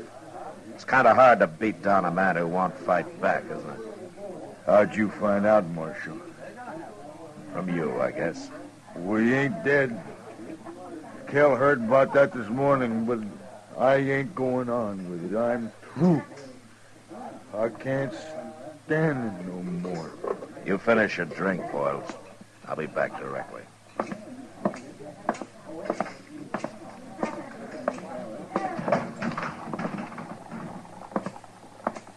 Well, where are you going, Mr. Dillon? Wait right here, Chester. I may need you. Yes, sir.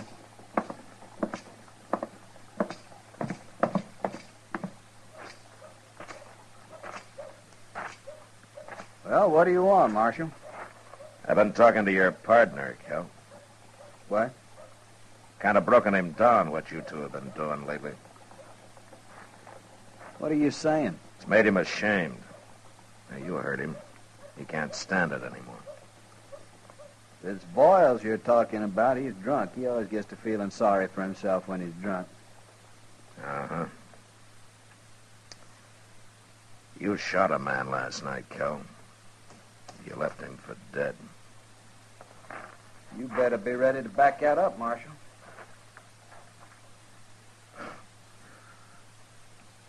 I'm ready.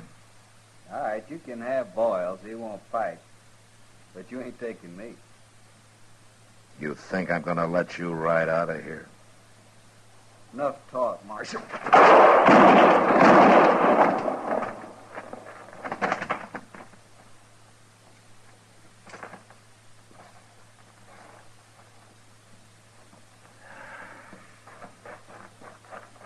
Is he dead, Mr. Dillon? He's dead, Chester. But what happened? Who is he? There's a man at the bar of the Long Branch. His name's Boyles. He's drunk. Go lock him up. Boyles? Who's he? Like Gideon said, Chester, Boyles punished himself. And he was wrong about Kel here. I had to do that. So I guess we were both right.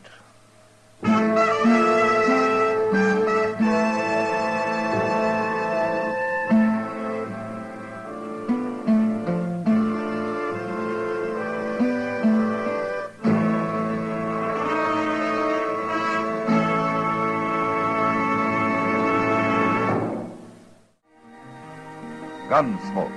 Produced and directed by Norman McDonald, stars William Conrad as Matt Dillon, U.S. Marshal. Our story was specially written for Gunsmoke by John Meston, with music composed and conducted by Rex Corey. Sound patterns by Tom Hanley and Bill James. Featured in the cast were Ralph Moody, John Daner, Harry Bartell, and Jack Moyles. Harley Bear is Chester, Howard McNear is Doc, and Georgia Ellis is Kitty.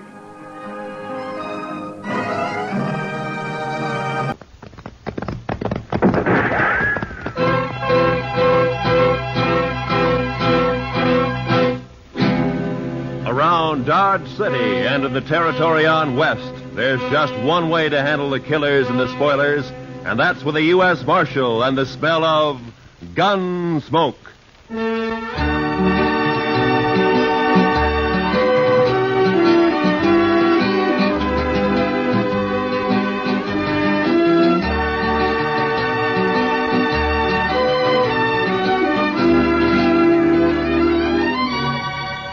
Gunsmoke, starring William Conrad.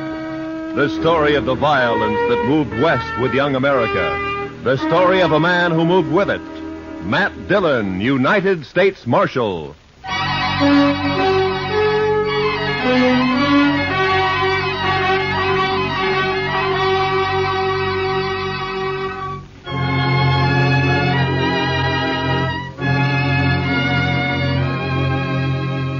It was over 100 miles back to Dodge, but I figured I could make it easy in a day and a half. I'd been in Hays City as a government witness in a murder trial, and I was anxious to get back. So I rode out of Hays one morning a couple of hours before light. The ground was clear of snow, but it was midwinter, and it was sharp cold. When the day came, there was no sun, only dark gray sky drilled by a high, cold, searching wind. The air was as thin as I could ever remember it being. And behind me in the north lay a great slab of blackness. When I saw that, I should have turned back, for the wind stood out of the north, too, and sooner or later it would drive that black slab right down on top of me. This was blizzard weather, the kind of weather that kills the land and everything on it. I don't know why I went on, maybe because of the wind. You know, a high wind will distemper a man, make him drunk like. Anyway, I didn't turn back.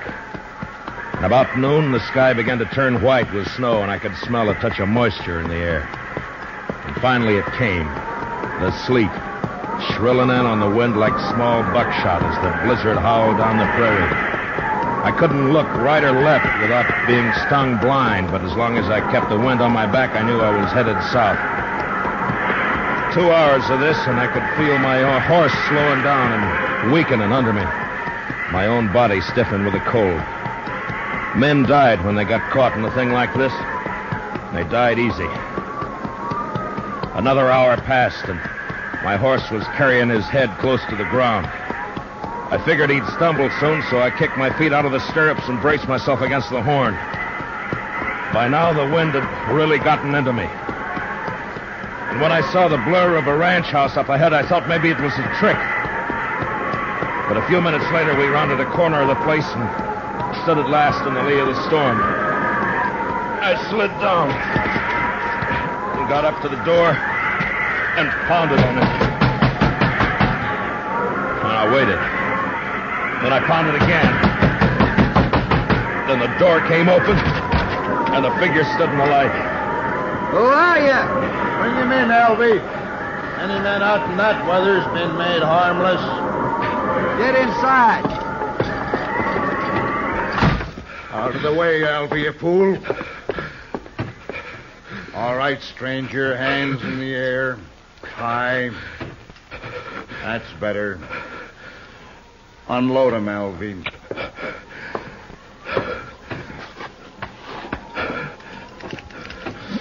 Nice gun, Hank. Real nice gun. Shut up. Now, take him down, stranger. You can come up to the stove now, but don't try nothing. I'll cut you in half with buckshot. He was a burly man with flushed cheeks and a wild red beard and a great shock of red hair. Even his hands and fingers bristled with it. He sat on a stool by the stove, a shotgun across his knees. And his eyes never left me. The other one, Alvy, had a body of an underfed boy, but he was completely bald, and his skin was tight and dry. He looked like a naked skull. And his eyes... well, something had touched Alvy. You look half froze, stranger. You must have wanted something real bad to go out in weather like this. I never saw him around here before, Hack. He's a stranger, Alvy. He don't belong around here.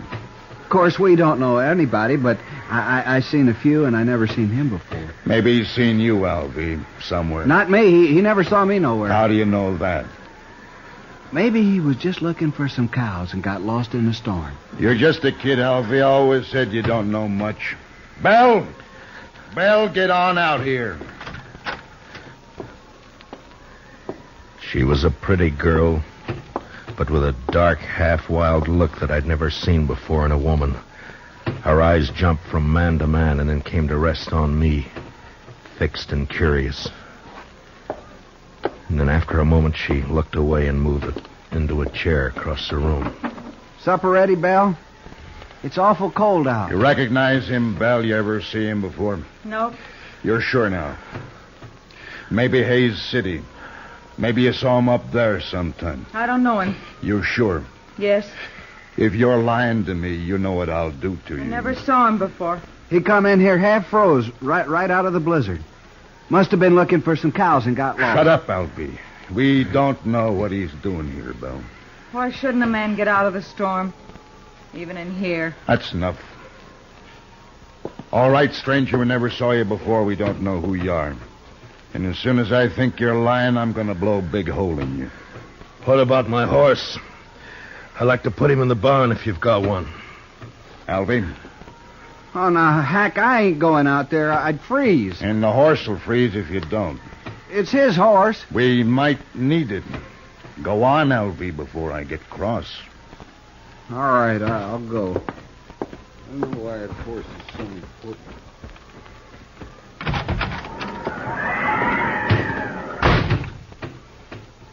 Alfie's a good boy. He'll put your horse up. Thank you. Supper's about ready. Leave it. I want to talk to our friend here first. Maybe we won't have to feed him. Potatoes will get mealy. They better not, that's all. I'm right curious about you, mister. I've noticed that. I'll blow your guts all over the wall. You make fun of me. Don't get me mad, mister. I got the shotgun. The meat'll be boiled to shreds if we don't eat soon.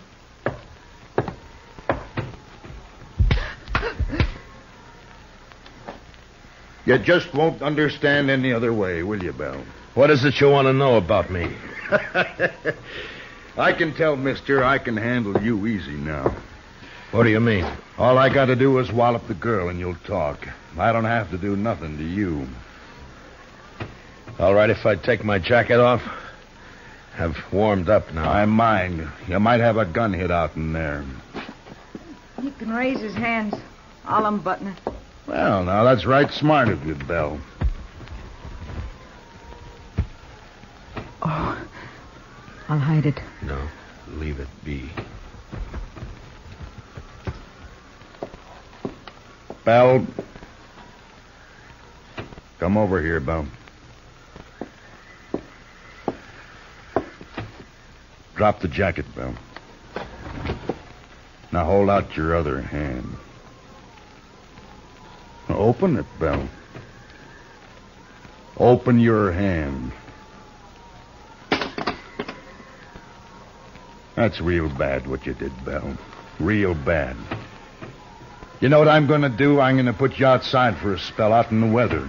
After supper, after you've cleaned up supper, you can be thinking about it till then.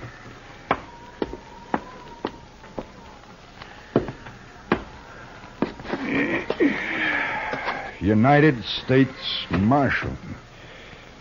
You're in bad company, Marshal. You shouldn't have come here. Oh? It looks to me like I sort of struck gold coming here. Now, why do you talk like that, Marshal? I still got the shotgun. Let me get that stove. Seems like it's getting colder and colder. You didn't see any sign of nobody outside, did you, Alvy? What? Who? Somebody might have come along to cover the marshal here, it's all. Marshal? What marshal? Me. I'm a marshal, Alvy. Shoot him, Hack. Shoot him. Shut up and answer me. Was there sign of another horse, footprints, anything like that? Oh, I didn't see nothing. Maybe you didn't look. Would I have walked in here the way I did if I'd been after you people? Maybe your head got muddled with the cold. Where'd you ride from, Marshal?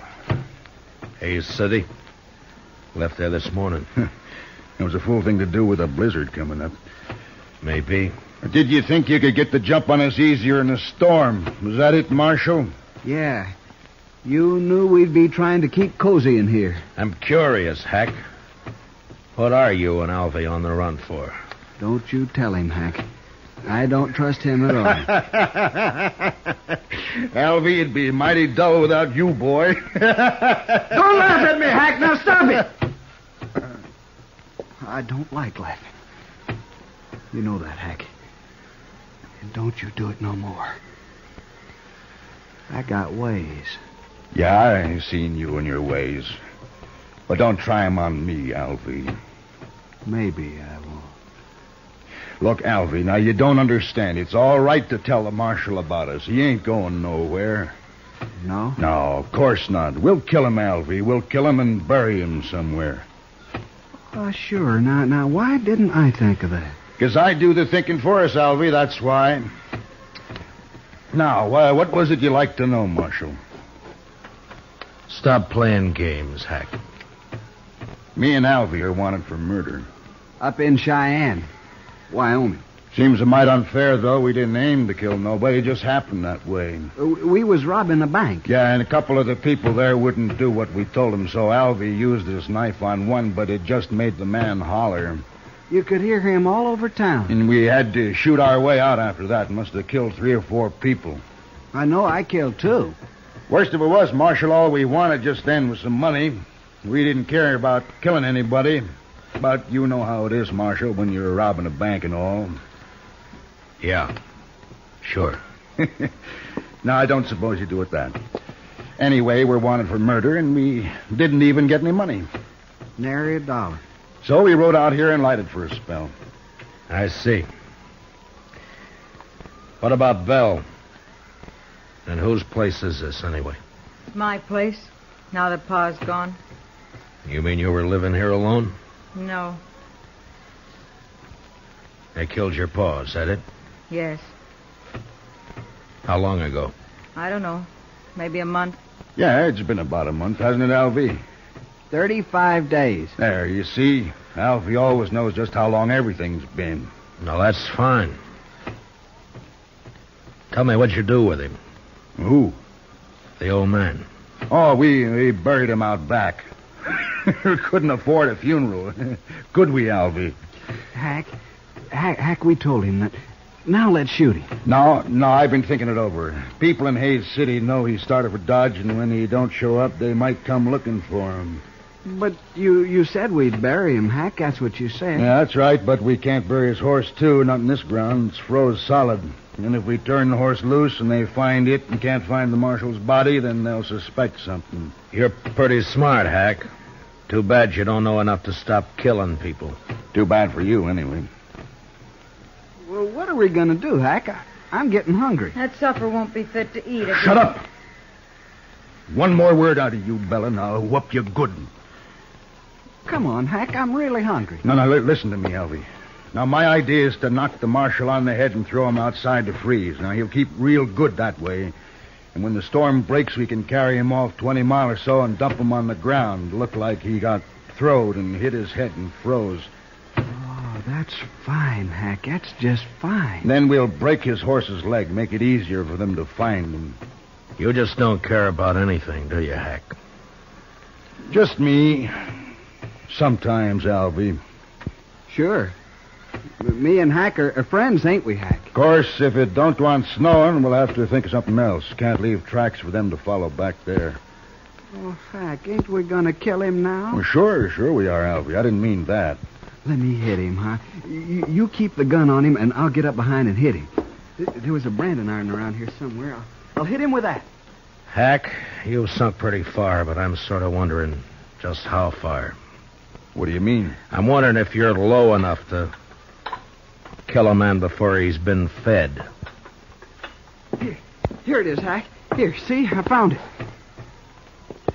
Leave it be, Alvy. We're going to eat first.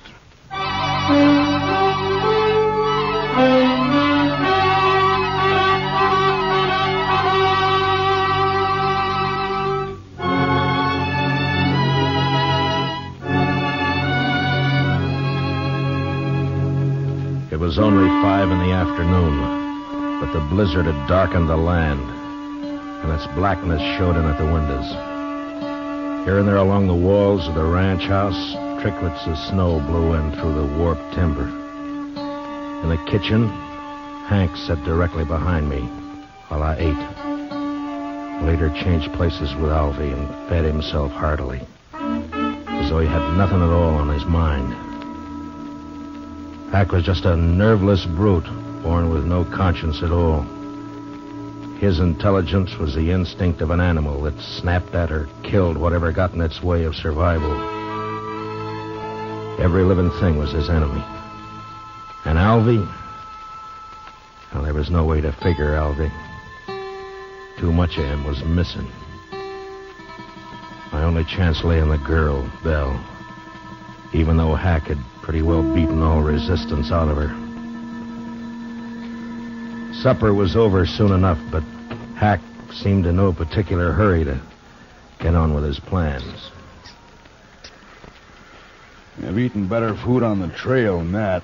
Can't blame me for it. Get it cleaned up, Belle. You can talk your head off when you're outside alone, and you're going outside. I'll learn you to heal if I have to break your neck. No, don't do that, Hack. Not till we're ready to pull out, anyway. Why? Well, I ain't gonna do the cooking. Well, I hope not. I've eaten your cooking. My sister was a good cook. Yeah, we should have brought her along, Alvy. No. I don't like her. Where are you from, anyway? Which, me or Alvy? Well, you to start with. Wyoming, place called Crowheart. I didn't stay there long, though. What about you, Alvy? Now, where were you born, Alvy? I never did know. Republican River. That's not a place, you fool. Well, that's what they told me. Republican River. They always lived in a wagon, my ma and pa. Had a lot of kids, too. Of course, most of them died. I'm about the only one that made out any good at all. And you did fine, Alvy, fine. Give me the shotgun. All right, Marshal, let's get back by the stove while Belle cleans this mess up.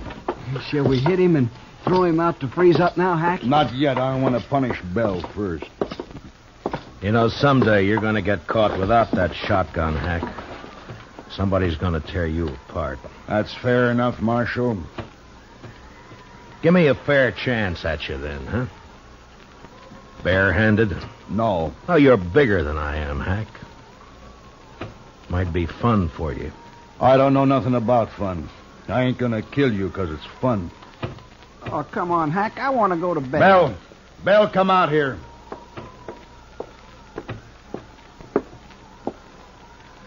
Get outside like I told you. And don't open that door so wide you'll blow the lamp out.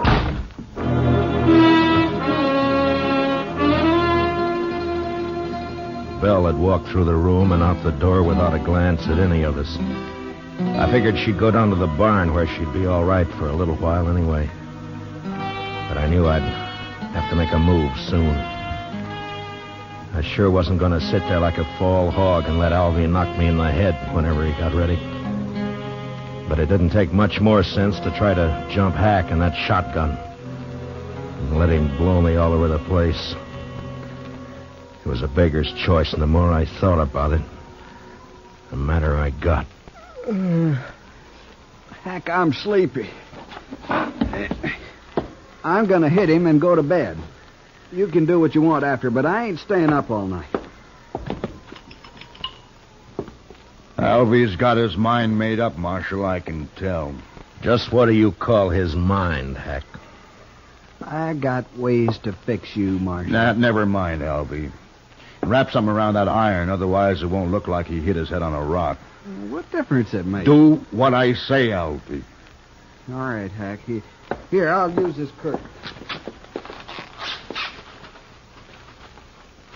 Now, keep your eyes on me, Marshal. Alvy moved around behind me and was getting a good grip on his branding iron. I leaned slightly forward in the chair and was tensed and waiting for the split second when my instinct had told me to jump. And then suddenly the door was flung wide open and the wind roared in, almost lifting the room as it came. The lamp flared and then went out as I plunged sideways from the chair.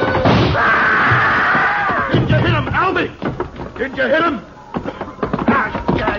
You bloody fool. Don't you try nothing, Marshal.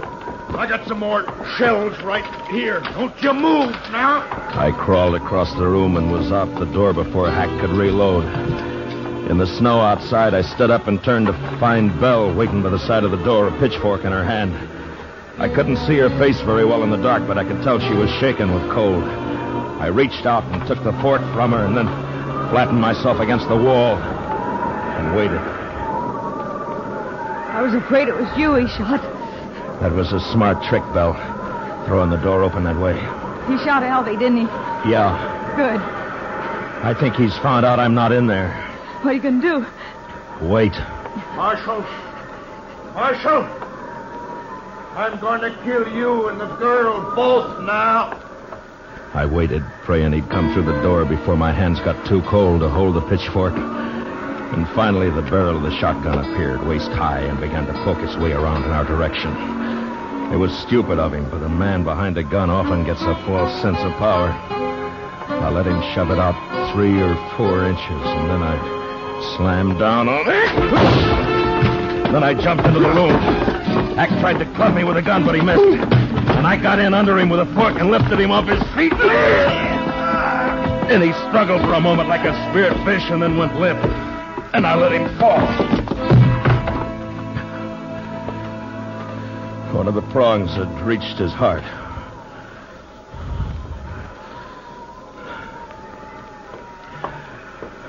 Did you get him, Marshal? Is he dead? Yeah. Light the lamp.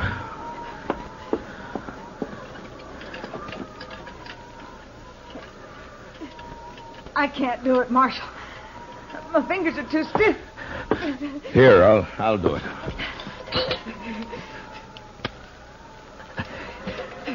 There.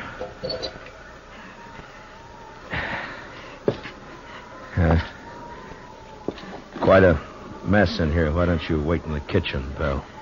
I'm all right, Marshal. But I can't help you much till I get warmed up some. Well, then, you stay by the stove, huh? I'll lug these people outside. Thank you, Marshal.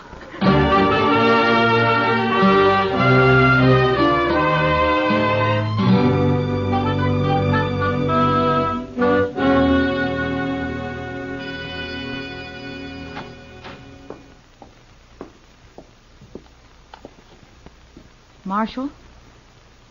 Marshal Dillon. What? Oh. Morning, Belle. Come on out in the kitchen, Marshal. It's warm there, and I got some hot coffee waiting. That sounds good. Say, it looks like the storm's lifted. It has. The wind's gone, but it's mighty cold out. Well, I don't mind the cold. It's that wind that breaks a man down.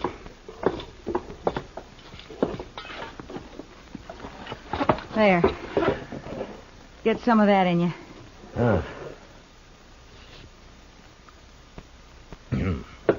Oh, you make mighty good coffee, Belle. Tell me something, Marshal. Hmm? Tell me the truth now. Oh, sure, Belle. What is it? Are you married? I'd make a poor husband, Belle, for any woman. Why? Well, in my profession, it's too chancy. Thank you, Marshal. Thanks for putting it that way.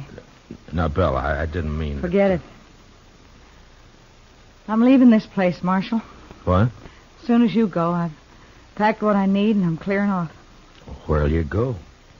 I got 3 horses. I'll ride up to Hayes City and sell them. Then what? I'll buy some pretty clothes and I'll find a place. Won't be hard after this. I wish I could help you, Belle. You have. Oh, but I mean... I can take care of myself, Marshal. I just want to get away from here, that's all. Sure. I'll stop at the nearest ranch and tell the men to come over here and take care of Hack and Alvy as soon as it warms up. Whatever you like, Marshal. Well, goodbye, Belle. Goodbye, Marshal. Look me up in Hayes City next time you're there. Sure. Sure I will. But, Belle, don't let all this make you bitter. There are a lot of good men in the world. So they say. So long, Marshal.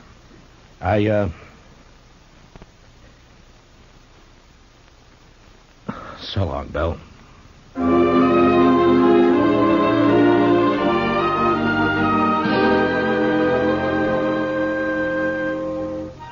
A few minutes later, I'd saddled up and was on the trail to Dodge.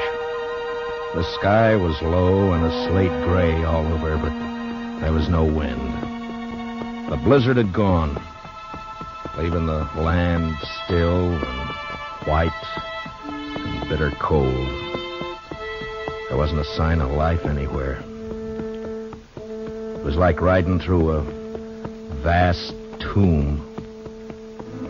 I found myself feeling like a trespasser, as though something had gone wrong. And I wasn't supposed to be there at all.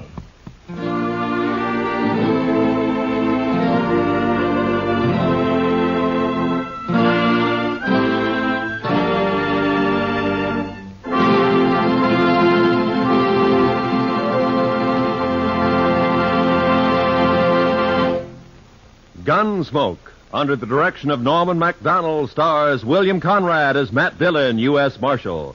Tonight's story was specially written for Gunsmoke by John Meston, with music composed and conducted by Rex Corey. Featured in the cast were John Daner as Hack, Harry Bartell as Elvie, and Vivi Janis as Belle. Gunsmoke is heard by our troops overseas through the facilities of the Armed Forces Radio Service. Join us again next week as Matt Dillon, U.S. Marshal, fights to bring law and order out of the wild violence of the West in Gunsmoke.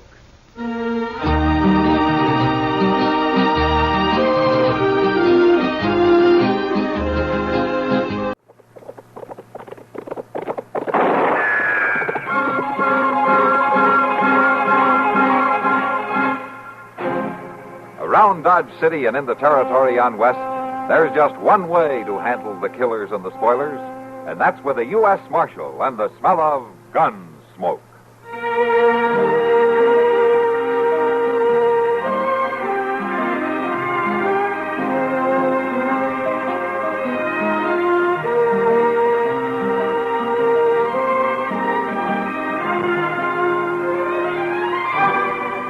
Gunsmoke, starring William Conrad.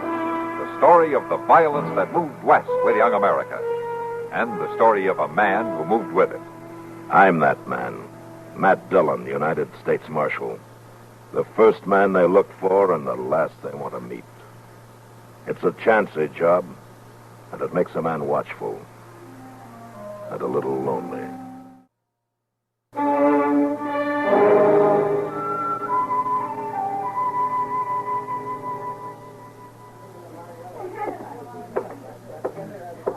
Well, if it ain't Grant Lucas come to town, how are you, Grant? I'm fine, Sam, just fine. First drink's on the house. What'll you have? Well, I was going to have a beer.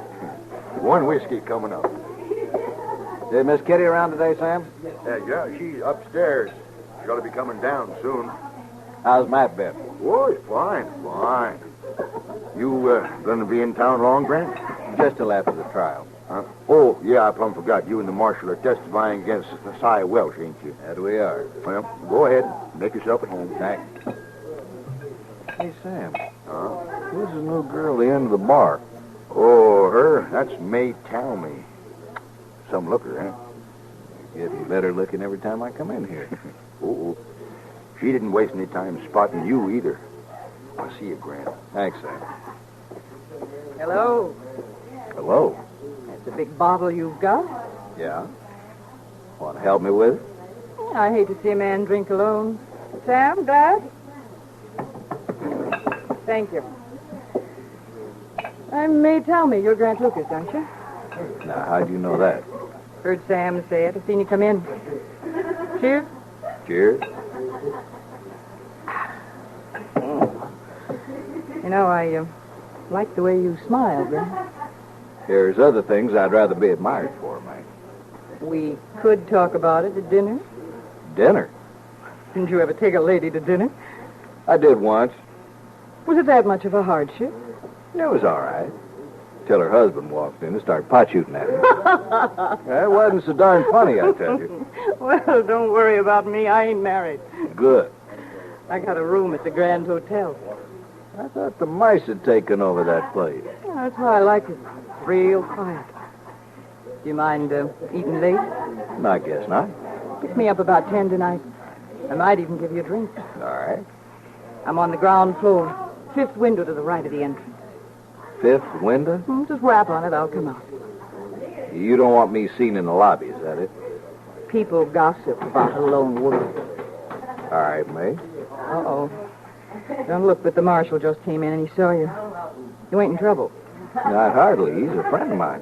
Oh, well, then I'll leave you. Don't get too drunk now. Don't you worry. I'll be there at 10. I'll be waiting. Grant Lucas, how are you? Fine, Matt. How are you? Oh, good, good.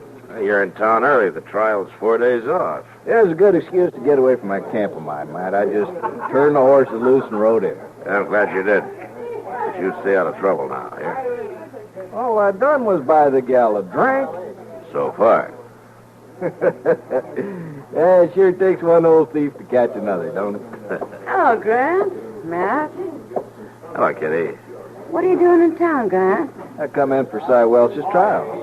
Oh, that's right. You two are witnesses against him, aren't you? For once, duty's going to be a pleasure, Kitty. Well, I've never liked Cy Welch. I hope they hang him. Not a hanging charge. Well, he killed old Charlie Upside. He didn't kill him. He just robbed him of his stock and his land. Well, old Charlie died. It was a natural death. Grant and I were right there. He sure was. That's when he told us how Cy had forced him into signing over his ranch. How come Cy Welch hadn't been in jail all this time? Well, the judge let him out on bail, Kitty. Well, then why hasn't he run for it? He'll get a prison sentence out of this, won't he? I think he'll go to prison all right, but why he hasn't run, I don't know. Maybe he thinks the judge will find him innocent. Yeah, but it's an open and shut case against him once the judge hears from Grant and me. Well, I'd sure think so. Then Cy must have an ace of some kind up his sleeve. Well, we'll soon find out.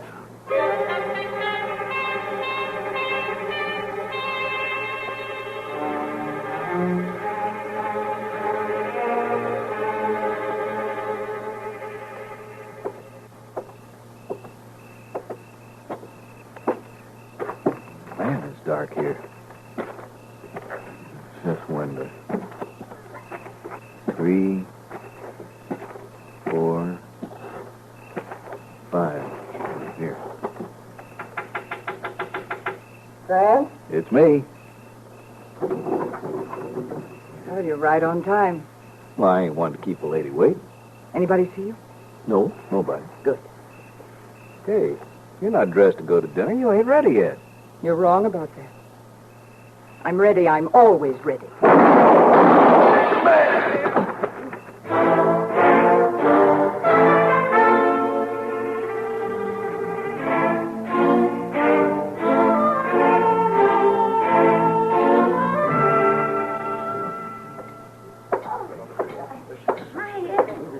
Would you let me through here, folks? Would you stand back, please? Thank you.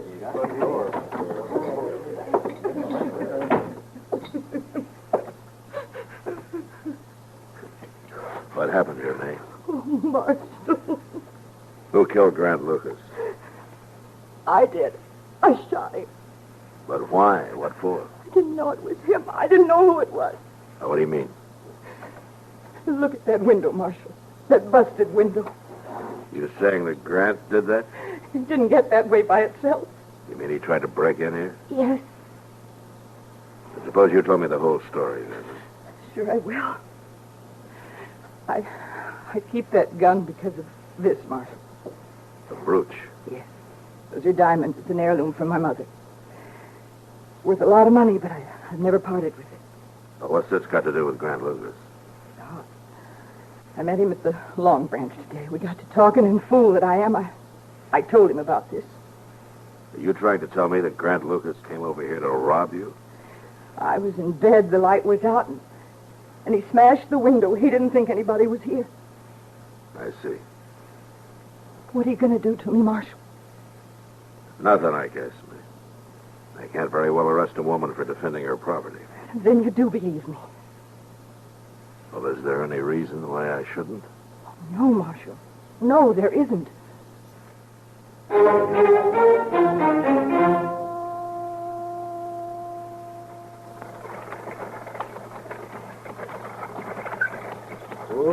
Oh, there.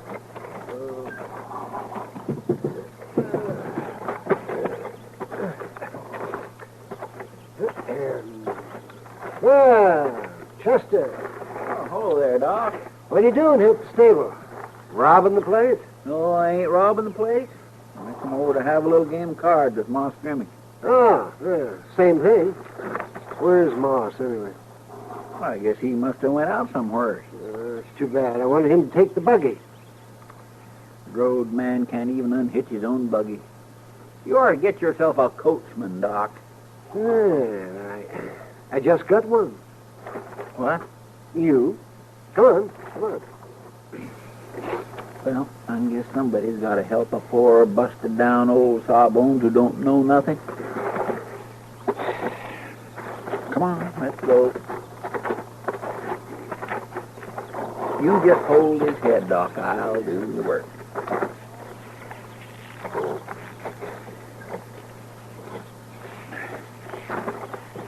You know, these lines could sure stand a little saddle soap, Doc. Chester, isn't that Si Welch? Where? Yeah. Wonder what he's doing in town. Up to no good, more than likely. Oh, hello there, Doc. Chester, how are you? I was fine up till now. I just come into town today and haven't seen the marshal around. He rode out to Grant Lucas's place. Won't be back till real late. Oh, yeah, I heard about Grant. It's too bad. Some girl did it, huh? Saloon gal, or at the Long Branch. Downright shame for a man to go like that, leaving a bad name behind him. That's a fine thing for you to be saying, Si Welch. What do you mean, Doc? You couldn't care less about his death or his reputation or anything else. All right. I didn't like the man. He was going to go into court in a couple of days and lie about me, wasn't he? And he brought all this trouble on me in the first place. Now, that doesn't mean I can't feel bad about the way he died. I'd feel that about any man, even if he wasn't. You're glad he's dead, and you know it. Well, how'd it make any difference to me? Marshal Dillon's still testifying against me, isn't he? One less witness doesn't matter. Yeah, that's true, thank heaven. But don't think I'm not going to win that case anyway. I'll make the marshal look like a fool. Oh, well, you seem awful sure of yourself. Doc, I'd be in California by now if I wasn't sure. Yeah, well, you're the kind who'd run out all right, yeah. I've been called a lot of things, maybe, but never a fool. See you at the trial. Well, that's one fella I sure would hate to claim as a friend. Or as an enemy, Chester.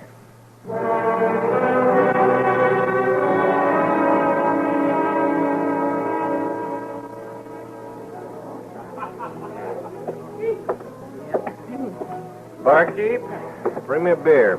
Yes, sir. Want some company, mister? I've got my own beer. No, thanks. I like to drink alone. All right, then, drink alone.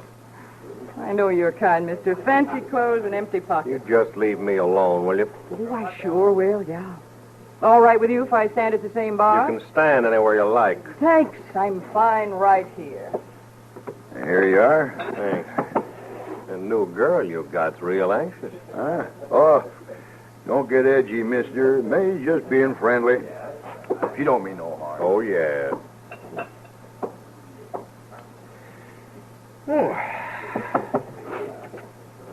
May, Yeah, there's only 2 days left. I know that. Now, don't turn around to me. Now, what about the marshal? He's like a cat. I don't think anybody could shoot him even in the back. Don't let that badge fool you. He's just a man. You could have shot him by now and got away easy. Nobody suspect a woman. He already suspects me. What? Grant Lucas. I know he does. I should have hired a man for this job. Go ahead and hire one, but you pay me first. I pay you nothing if you don't finish it. You try that and I'll talk. What, and hang yourself? It might be worth it to have you hang with me. Hey, you listen to me, May. You get that marshal, and you get him tonight, one way or another. Or so help me, I'll carve you up so no man will ever look at you again. I'll bet you will. I mean it, May. All right, I'll get him. Quit worrying about it. I'll quit worrying after he's dead.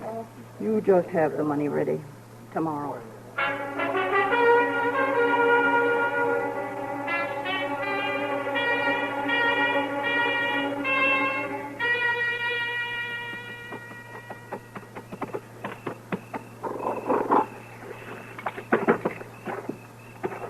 Is that you, Marshal?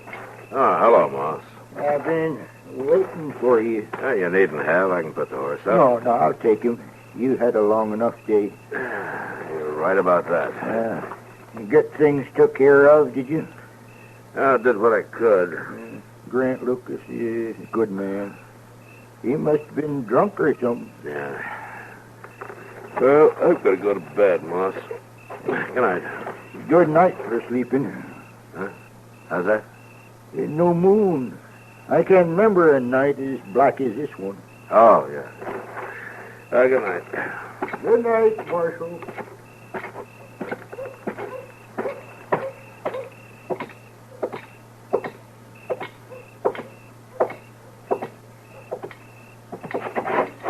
All right, who's there? No, don't shoot. It's me, Marshal. May tell me. Hey. What are you doing back there in the alley? I didn't know it was you. I was afraid. I was trying to hide. I almost shot you. Well, I was trying to get to my room. I got lost. Too many drinks, I guess. You alone? Of course I'm alone. I simply got lost, I tell you. Don't you believe me? Sure, I believe you, May. You want to tell me the truth? I might even believe that. I am telling the truth. I got lost. Oh, Marshal, that awful business last night. I haven't been myself today. I haven't been able to think or anything. I can't get it out of my mind. All right, May, come on. I'll see you to your room.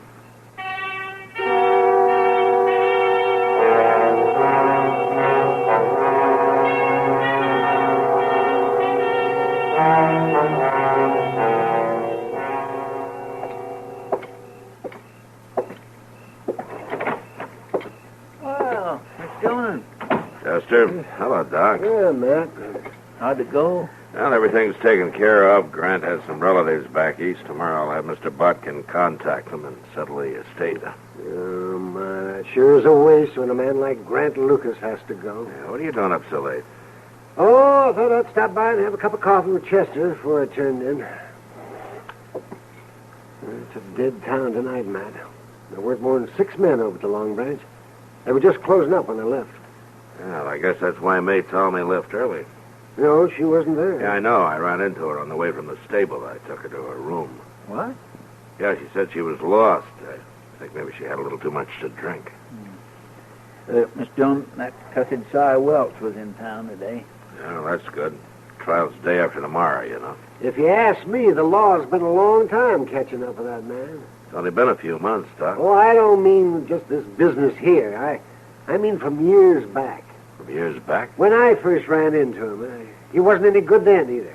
Why, Doc, you didn't ever tell us you knew Cy Welch before. Oh, I just knew him in passing. He never was the kind of a crook that I have any admiration for. Well, where was this that you knew him? On the river.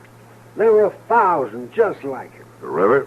You mean the Mississippi? The Mississippi. Now, what other river would I be talking about? Miss Dillon, what's bothering you? May told me. Well, what about it? Kitty told me that she used to work the riverboats. That's right, she did, but I think I remember now. She used to. Well, now, that's mighty interesting, isn't it? Yeah, Doc, it sure is. Chester? Yes, sir. Put on your hat. We're going to call on a lady.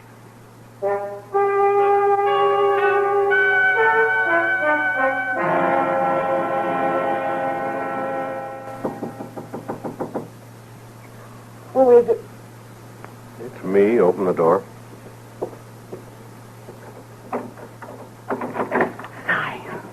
You shouldn't be here. Suppose you're going to tell me you've got the marshal coming here, huh? Going to try to pull the same trick on him you did on that Grant Lucas? Of course not. Well, then what are you going to do? When are you going to get rid of the marshal, May? Why don't you leave me alone? Oh, I'll leave you alone, all right. Give you $1,000 just like I promised, and then I'll leave you alone for good and all. But first, you've got to finish your job. All right. No, it's not all right. You leave I think me you're alone. scared. Now, you hear? I think you're so scared that marshal, you're not going to do a thing. No. That's right, isn't it? No, it isn't. You stop lying to me. Whoosh, rotten beast. But... I will tell him. I'll tell him everything. Oh, no, I don't you care. Let them get me, but they'll get you, too. Oh, they're not going to get me. Why, you... What are you doing? Tell going to show you what I'm doing. Gun? Oh, no. Go on. You were going to shoot me. You were going to kill me. A woman like you. Kill me. Who's that? Hey, are you in there? That the marshal? Come in, Marshal. Come in. I'm going to have to kill you now, mate. All right, hold it, son. Oh, no, Marshal.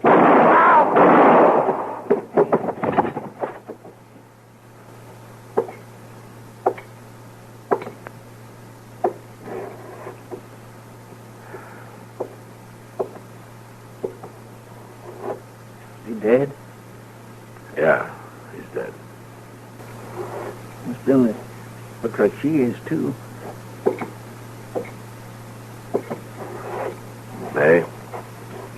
May, can you hear me? Hurt, Marshal. Hurt bad. Oh, we sent for a doctor. No, it's too late. Marshal, What, May? I was gonna kill you. Yeah. Then I got scared. I couldn't do it. I won't get paid now, will I? Will I? Mark?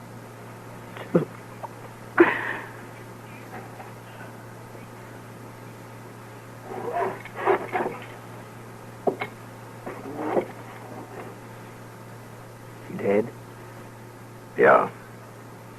My goodness, what a time to worry about getting paid. She got paid, all right, Chester. She got paid good. I just wonder if the job was worth it.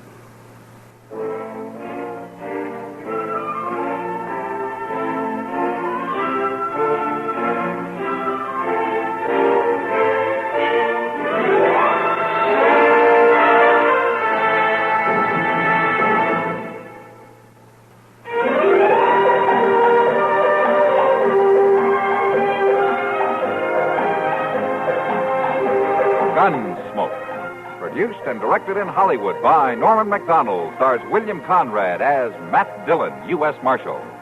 The story was specially written for Gunsmoke by John Meston and adapted for radio by Frank Perry. Featured in the cast were Lynn Allen, Lawrence Dobkin, Harry Bartell, and John Daner. Harvey Bear is Chester, Howard McNear is Doc, and Georgia Ellis is...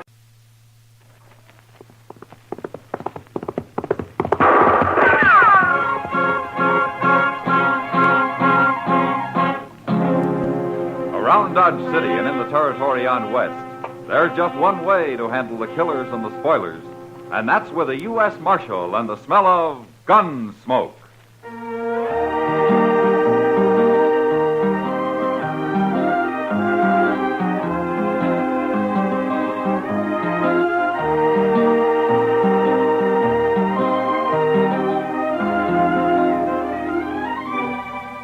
Gunsmoke, starring William Conrad. The story of the violence that moved west with young America. The story of a man who moved with it. Matt Dillon, United States Marshal.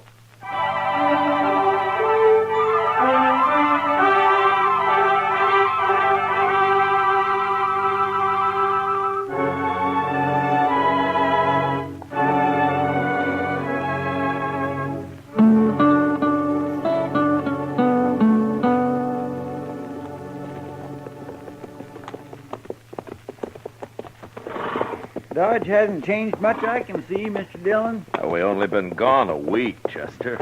Seems like a year to me. Hard ride now and then won't hurt you. Yeah, it ain't the riding so much, it's the shooting that unnerves a man. Yeah, that reminds me. I think I'll stop at the store here. I need some ammunition. Oh, look. Take my horse onto the stable, will you, huh? All right, sir. I'll see you at the office. Good.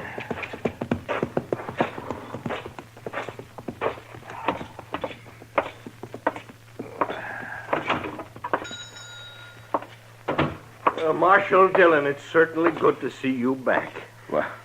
Well, thank you, Mr. Green. Yes, sir. We've missed you around here. Well, that's fine. I'd like a couple of boxes of 45s. Oh, you're loading up, too. I guess you've already heard. What? Yes, sir. I sold more ammunition the last couple of days than I usually do in a month. I'm nearly out. There's the last box of 45s I've got. I'd have saved more for you if I'd have known, Marshal. After all, you're going to be sort of out front in this business. Mr. Green, what are you talking about? You haven't heard? Heard what? About the Indians. Indians? The Pawnees. They're going to attack tomorrow. This is the last day we've got to get ready for them. That's why everybody's been hoping you'd be back in time. We have to get organized, Marshal. Where are they, Mr. Green? Who? The Pawnees. Oh, they're out on the prairie somewhere, I guess. Now, what are your plans, Marshal? Oh, I don't have any plans. All righty. When you decide what to do, let me know. I'll do my share of the fighting, you know that. You can count on me. We've got women and children in Dodge. May I ask one question, Mr. Green? Certainly. How do you know these Pawnees are going to attack Dodge? And how do you know they're going to attack tomorrow? Well, everybody knows about it, Marshal. That's why, like I say, they've all been buying up ammunition, getting ready. But who told them about the Indians? I don't know, Marshal. It's general knowledge. You just ask anybody. Is the whole town as jittery as you are? I'm not jittery. Marshal, this is a serious matter. Those Indians could wipe out Dodge if there's enough of them. Yeah, sure. How many are there, Mr. Green? Well, I don't know how many, Marshal. Good-sized war party, I imagine. Has anybody seen them? Oh, no, Marshal. They haven't seen yet. It's tomorrow they're coming. Oh. I'll put the 45s on my bill, Mr. Green. You let me know when you get your plans made, Marshal. You can count on me. I'll tell everybody you're back, and we'll have a meeting. No. You wait till you hear from me, Mr. Green.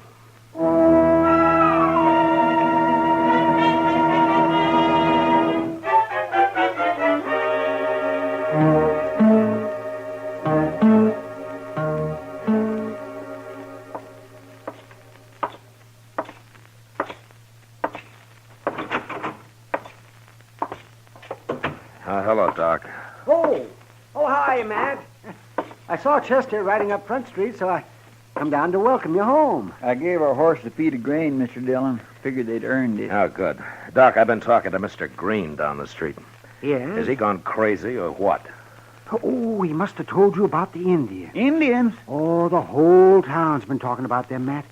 Pawnees are on the warpath, they say. And they're going to attack Dodge. Tomorrow, I believe it is. Good heavens, Mr. Dillon. Oh, now, don't you start it, Chester. When did all this talk begin, Doc? A couple of days ago. Oh, everybody's been pretty excited. Especially Green and Hank Reisling at the Dodge House. Oh, they sure been hoping you'd get back in time to take charge of everything. Well, what do we do, Mr. Dillon? Nothing, Chester. Well, everybody seems pretty sure about it, Matt. They'll expect you to do something. Who started all this talk, Doc? Well, I haven't heard anybody mention that. Some drunk, probably, or some greenhorn. The rumor spreads, and pretty soon everybody takes it for a fact, and then a panic begins. Well, there might be Indians, Matt. Has anybody seen them or any sign of them? Well, you're going to have a hard time talking people out of it. Maybe. But first, I got to find out how all this nonsense started. Chester, you go ask Mr. Hightower what he knows, huh? He's got good ears. All right, sir. I'll see what I can find out in the saloons, then we'll meet back here, huh? Yes, sir.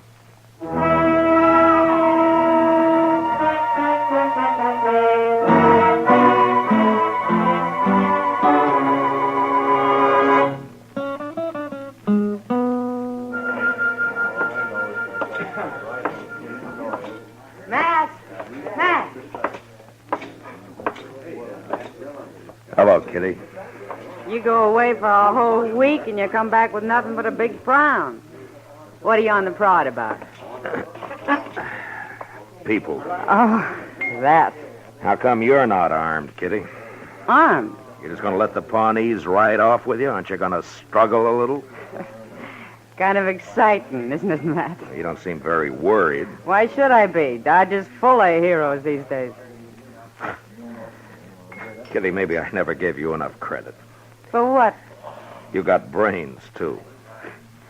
Don't be nasty. You need a drink, beer? No, thanks. Who's the old man at the bar there?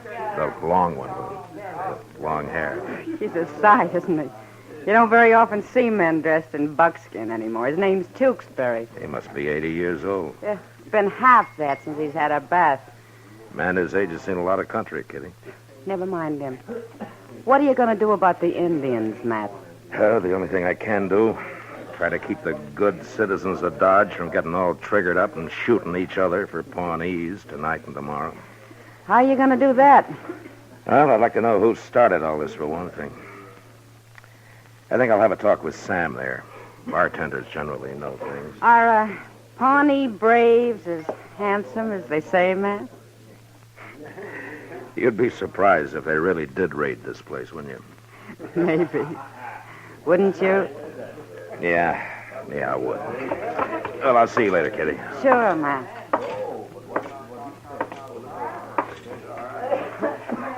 Sam. Hello, Marshal Dillon. Welcome home. Oh, thank you, Sam. What's your pleasure? Nothing right now. Sam, do you know who started all this Indian raid talk? I don't know who started it, Marshal, but everybody's sure all worked up. Yeah, I know. I'm just trying to find out why.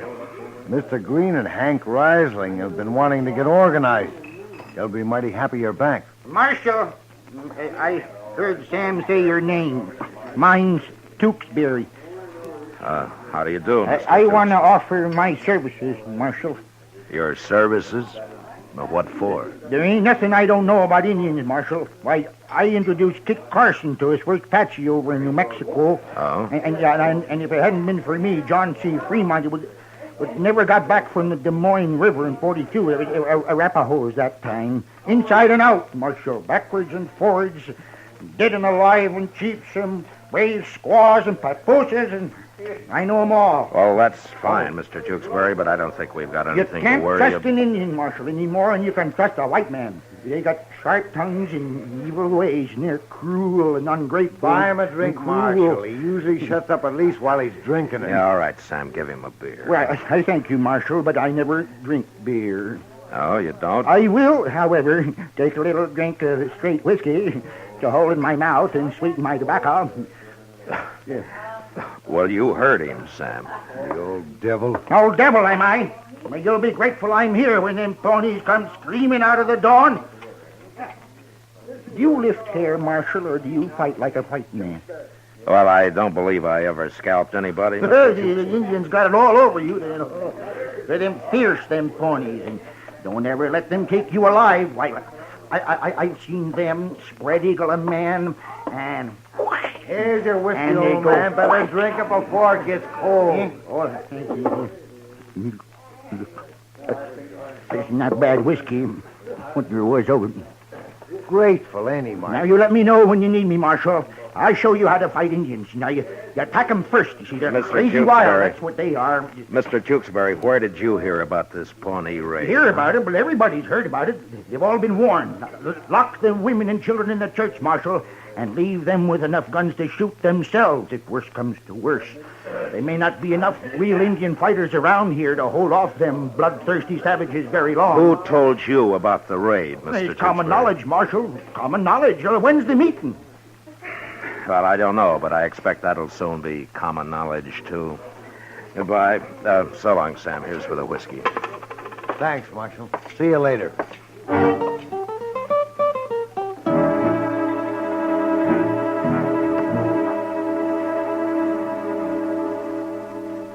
Mr. Hightower didn't know anything, Mr. Dillon, except there will be an attack tomorrow. What'd you find out? Well, I went to all the saloons, Chester, but all they had was the same story. Some wilder than others, especially an old man called Tewksbury. He seems bloodthirstier than anybody. I never heard of him. No, he's a stranger here. Oh, look what's coming across the street.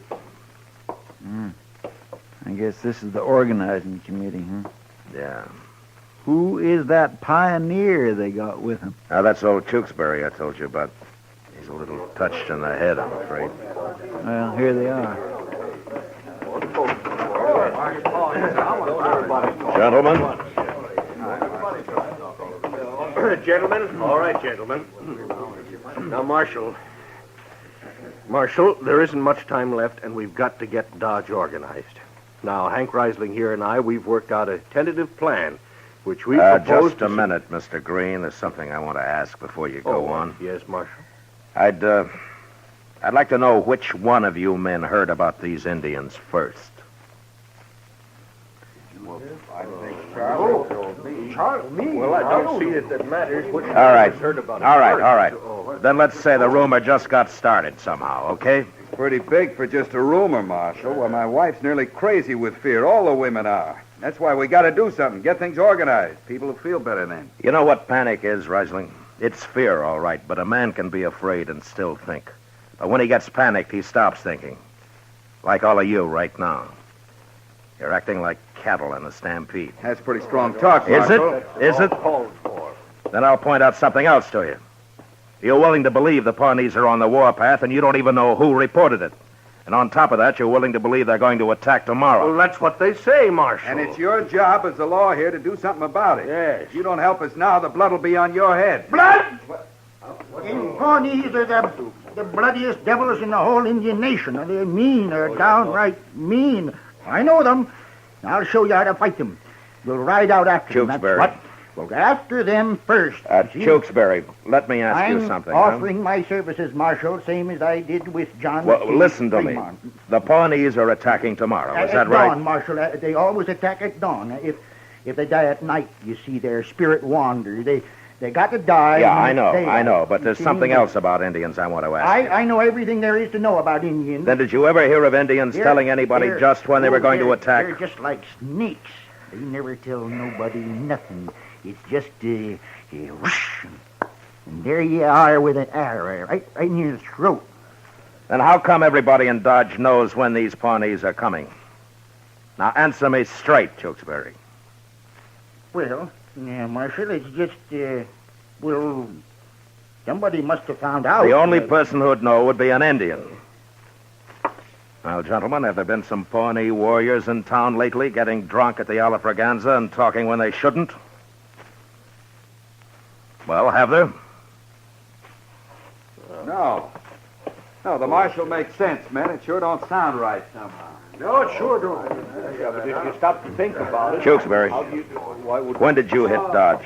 A while ago, Marshal. When? I don't know when. I don't keep track of time. But the Indians do, though. Oh, they know just how many moons... Oh, shut up, Tewksbury. I don't want to hear any more about Indians out of you. And if you go on talking around Dodge, I'll throw you in jail and you can do your spotting there. Marshal, he's an old man. You shouldn't ought to treat him like that. I've got an idea he's the one who started this whole thing with his wild talk, and you men have made fools of yourself listening to him. Now go on home and calm down your womenfolk and forget it.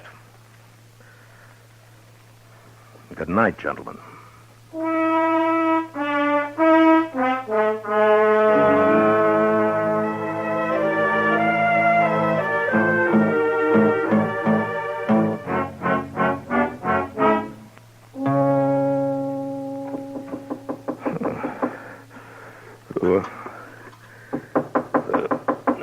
Yeah, who is it? Chester, Mr. Dillon. Oh, Chester. Well, come in, Chester. Say, you're all dressed. Yeah, I slept with my clothes on. I figured there might be trouble yet. There is. That's what I come to tell you. Well, then tell me. It's a fire, Mr. Dillon, at the edge of town, that old rooming house of Ari Danvers. A fire? How bad is it? The house is going, but that ain't the worst. They found some arrows nearby. What? It's the Pawnees.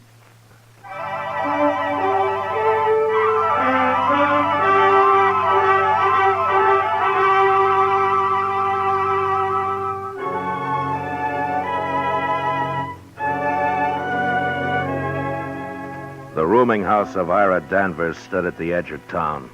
It wasn't much more than a jerry-built shack patronized by a few drunks and an occasional cowboy who had lost his pay at the games. And by the time we got there, it had burned to the ground, and a small crowd had gathered. 2 unidentified men had died in the fire, probably too drunk to save themselves. It was the owner, Danvers, who had discovered the arrows. Look at them, Marshal. I found them sticking in the ground yonder. Yeah.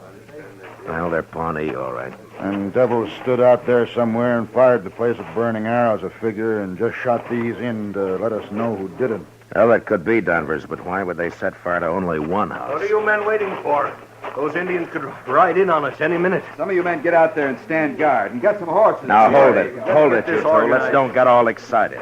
It's still dark, and no Indian's going to attack in the dark. You know that. Look, what about those arrows, Marshal? Ain't that proof enough? It's an hour till daylight, Mr. Green. Nothing's going to happen till then. We've listened to you long enough, Marshal. We've got women to protect. Riesling, you come over here, and the rest of you men. We'll run this fight ourselves. He doesn't want to do anything. Chester. Yes, sir. See old Tewksbury over there at the edge of the crowd? Yes, sir. He ain't talking so much tonight, is he? Drift back in the dark where he can't see you. And if he leaves here, let me know at once, huh? All right, sir. What do you make of it, Marshal? Yeah, there's nothing to worry about, Sam. What are you doing here, Kitty? Sam promised to wake me up when the action started. So he did. Well, there's been a fire and 2 men died. The action's over. Now go back to bed. Don't take it out on me, Matt. I didn't start this Indian scare. No, I'm sorry, Kitty, but this is no place for a woman. Where is a good place for a woman? Don't start that. What are they doing over there, Marshal? Green and Riesling are organizing the defense of Dodge, Sam. They found some arrows, I hear. Yeah, they did. Pawnee arrows. And they are going to attack. They're right out there in the dark somewhere. No, I don't think so, Sam. But you go look if you want. Sam, come on over here. We'll lead you too. That's Green. He's calling me. Well, then you better go. Sure. I'll go. I'll go with you, Sam. I want to see what's doing. What? Oh, where is he, Chester? He drifted off behind that next shack. Well, let's follow him. Come on.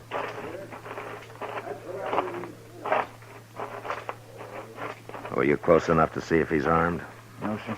I couldn't tell. It's too dark. Yeah. Look quiet now. I don't see it. No, neither do I. Now, hold up a minute. Maybe we can hear him. Now let's go on. Hey, something moved right over there. Yeah, I saw it. Look, he's lighting a fire. Yeah, there he goes. You put out the fire, Chester. I'll catch him. Yes,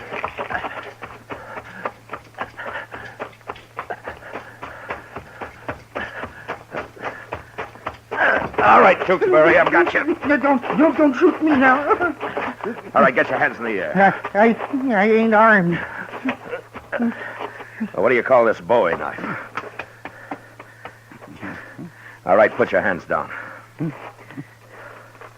Well, you've been pretty talkative till tonight, Tewksbury. You want to tell me what this is all about?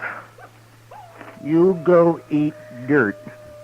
Where did you get those Pawnee arrows you planted at Danvers' place? Them Pawnees, they got sharp tongues and evil ways. They're cruel and ungrateful. Tewksbury, what do you really know about the Pawnees? Oh, I know 'em.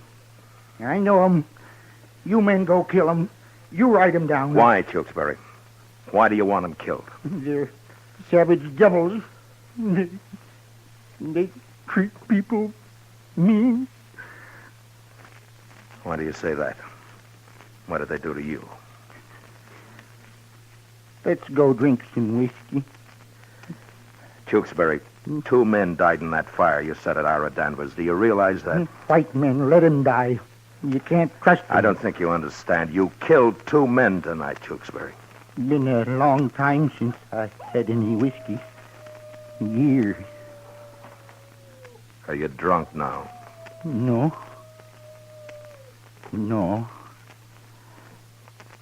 I'm tired. I'm awful tired. Tired and lonely. I want to lay down. Make camp. Yeah. Come along, old man. I'll show you a bed.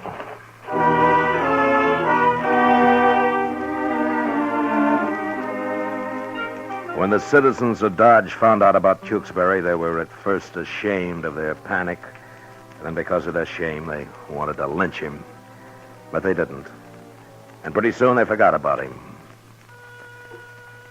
A week passed, and the old man never said a word. I didn't know who he was or where he came from.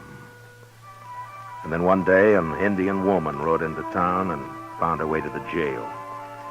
She was past 40, but still handsome.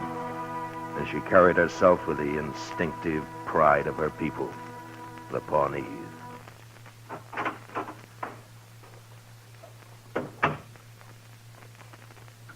Is this the jail? Yes, it is. You are the marshal? That's right. What can I do for you? Word has been brought that you have an old man here. Tewksbury? Yes. I have come for him. What? I am his daughter, Marshal. Oh, I see. Well, will you sit down? Thank you. So Tewksbury married a Pawnee, huh? Many years ago. My mother is dead. Yeah. Your father taught you English, huh? Yes. But I have lived among white people. Not for long. I like my people better. Of course. I think my father does, too. He has lived with us many years. Tell me, what was he doing in Dodge? He is old. So old he is like a child. He ran away one night in anger. Why? Our tribe is peaceful, Marshal. We have given up war. But sometimes the young men find it difficult not to fight. My father made some whiskey. He was giving it to the young men, telling them they should kill white people. And he got caught at it? Yes. The chiefs held council. They made very strong talk. My father grew angry. He say he will destroy them. Marshal, he is old. Thoughts are no longer clear in his head. Yes, I understand. He has lived long, seen many things. He does not like being old. He cannot understand why life is peaceful with us. Well, he sure stirred up a lot of trouble here. A hunter told us the story. My father will be more closely watched now. Because he has served the tribe well in the past, chiefs will send you horses. Horses? To let him come back. His fine, huh? His fine, yes. I forgot the word. Well, it's not as simple as that. You see, 2 men died in that fire your father set. I'm afraid he'll have to stand trial. Trial? Oh, your counsel. Yes, It'll be in a few days now, but I've got to warn you that it might not go well with him. 2 men die. I understand, Marshal. I wait. Look, would you be willing to come to the trial to talk for your father? A squaw? We allow women to talk at our trials. Then I will be there. Good. Now I think your father'd like to see you. Come.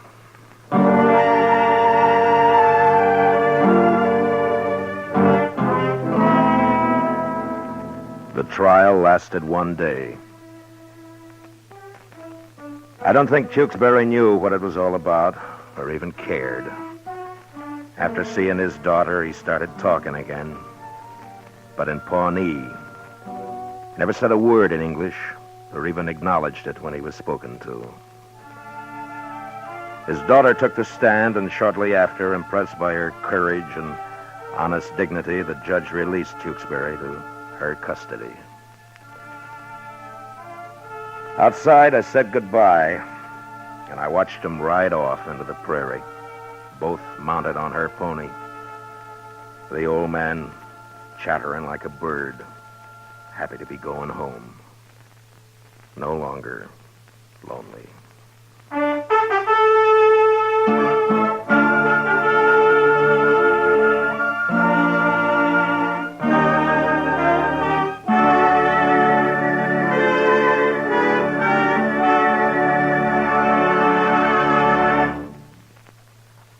Gunsmoke, under the direction of Norman Macdonald, stars William Conrad as Matt Dillon, U.S. Marshal. Tonight's story was specially written for Gunsmoke by John Meston, with music composed and conducted by Rex Corey. Featured in the cast were John Daner and Lawrence Dobkin, with James Nusser, Vic Perrin, and Lillian Bayef. Parley Bear is Chester, Howard McNear is Doc, and Georgia Ellis is Kitty.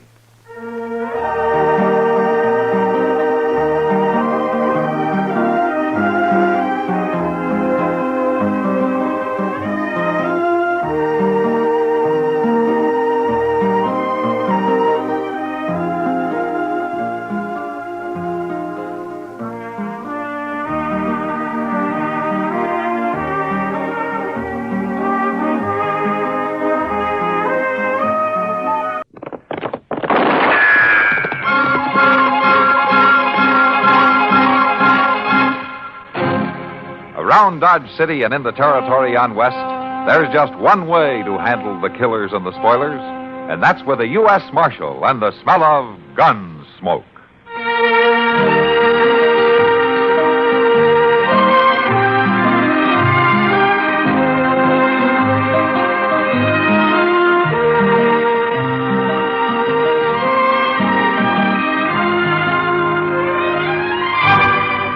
Gunsmoke, starring William Conrad, the story of the violence that moved west with young America, and the story of a man who moved with it. I'm that man, Matt Dillon, United States Marshal. The first man they look for and the last they want to meet. It's a chancy job, and it makes a man watchful and a little lonely.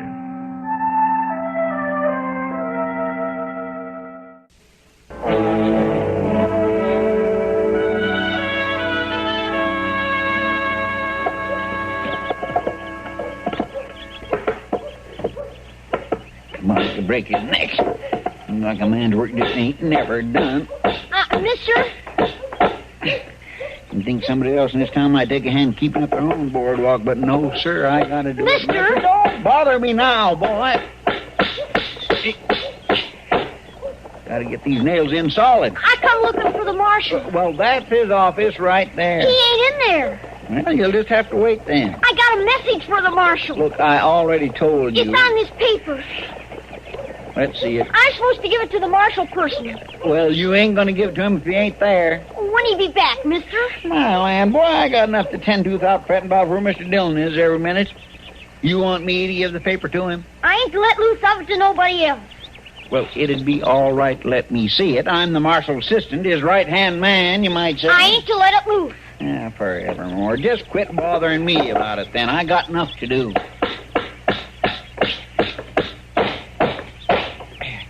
You're quite a handyman, aren't you, Chester? Well, Mr. Dillon, this board just had to be fixed before somebody broke his... Oh, this boy's been looking for you. I got this paper. It's for the marshal. He wouldn't let me so much as look at it. I can't make nothing out of it. Never mind, Chester. You can give it to me, son. I'm the marshal. Oh, here. Thank you. Hey, boy. Hey, wait a minute. I ain't just supposed to give it to the marshal, that's all. Just give it to the marshal. Look at him go, Mr. Dillon. You want me to go after him? No, never mind, Chester. Let him go. All right.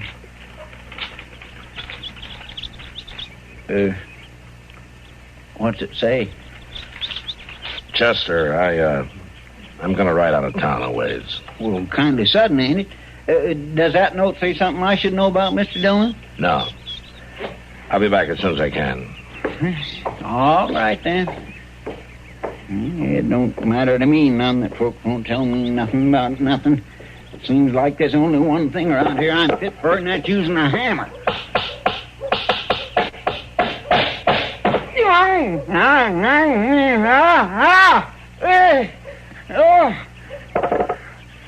Doc!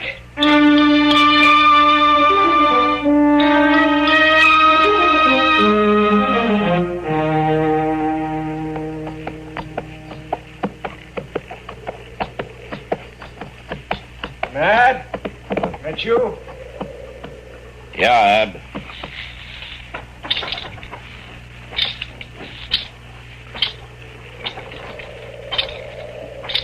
I knowed you'd come. The boy brought me the message. You hurt bad? Bad enough. In the back. Here, let me take a look at it.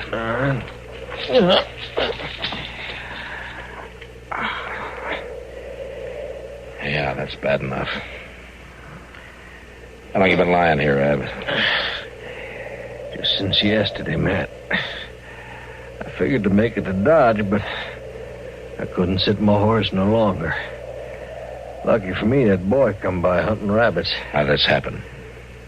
On the trail up from Texas. 2 or 3 days. Ambush, Matt. Stinking ambush. You know who did it? Kind of hard seeing who shoots you in the back.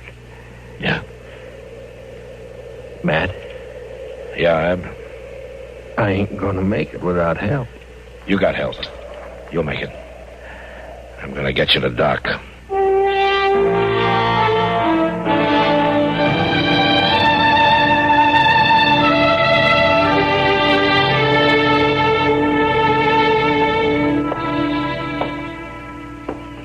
Pour some water into that basin for me, will you, man? I want to wash my hands. Yeah, sure, Doc. Thank you. How about Ab, Doc? Is he gonna make it?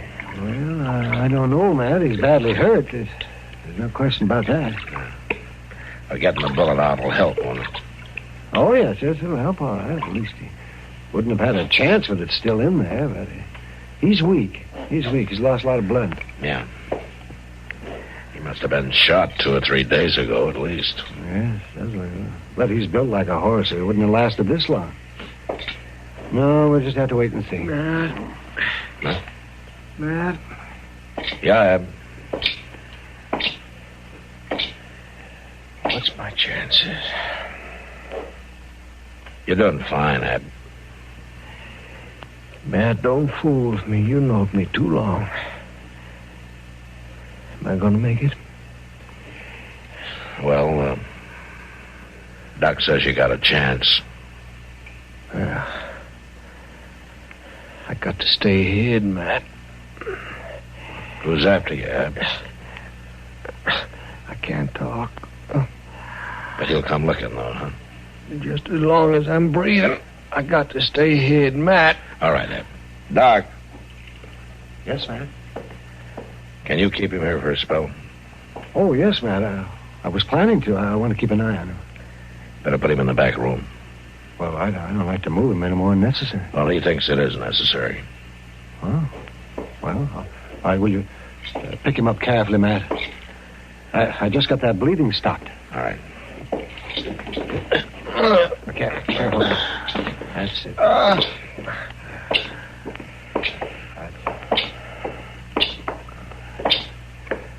You'll be out of sight in here, Ab. Yeah. That's it. Now, just lower him gently, Matt. Just gently. Thank you, Matt. Yeah. You won't say nothing. I won't say anything. I'll look in on you later, huh? Well, he'll be all right in there, if he makes it at all. Thanks, Doc. You do everything for him you can, huh? Oh, of course I will. He means something special to you, man? He's an old friend, Doc. Just about the oldest friend I've got. Oh, I see. Well, he has a chance, but that's about all I can say.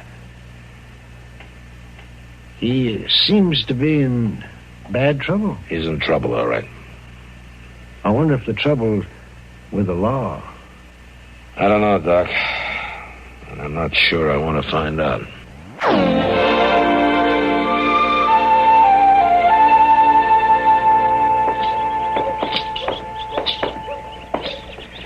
I declare, Mr. Dillon, it seems like we're eating our supper in the middle of the day, don't it? Yeah, it stays light a lot longer this time of year. It just don't set right with me. Oh, what's that? Why, eating supper in broad daylight that way? Well, nobody's forcing you, you know. What do you mean? You can wait to do your eating till it's dark. Oh, no, I couldn't do that. Oh, why not? Why, my stomach won't let me, that's why not. It's nagging at me to feed it by mid-afternoon, no matter what time of year it is. Mr. Dillon? Yeah? You know that fella? That one in the dark vest standing over there in front of the Dodge house?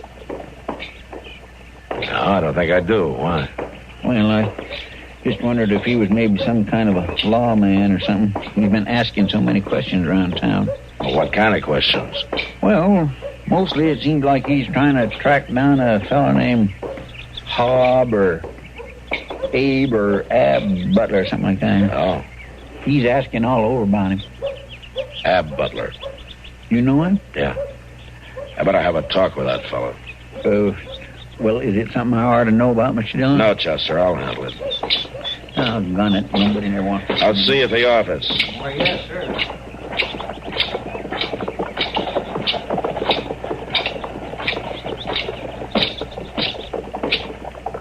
Afternoon. I'm Matt Dillon. That badge mean you're the marshal? Yeah, I'm the marshal. Who are you? Well, now, Marshal, my name's Joe Leeds. I hear you've been asking a lot of questions. Word sure gets around, don't it? You looking for Ab Butler? You sound mighty interested. You know him? It's my job to be interested. I ain't in the habit of asking help from the law, Marshal. What do you want him for? Well, like I said, it ain't no concern of the law. It might be. What do you want him for? Why, it's a personal matter. Just a personal matter. No need for you to interest yourself. Sometimes these personal matters interest me very much. I'll tell you something, Marshal. This ain't going to be none of your business one way or the other. When I find Ab Butler, and I will find him, it'll be strictly between him and me. That's all. It won't last long, neither. I'm going to tell you something. You can make it my business in an awful hurry, Leeds, and I'll be around just in case you do. Well, now, I sure do admire a man who cottons to his job the way you do. But I'm going to tend to this. I'm going to find Ab Butler, and I'm going to tend to it. And there won't be nothing for you to do at all. I wouldn't count on that.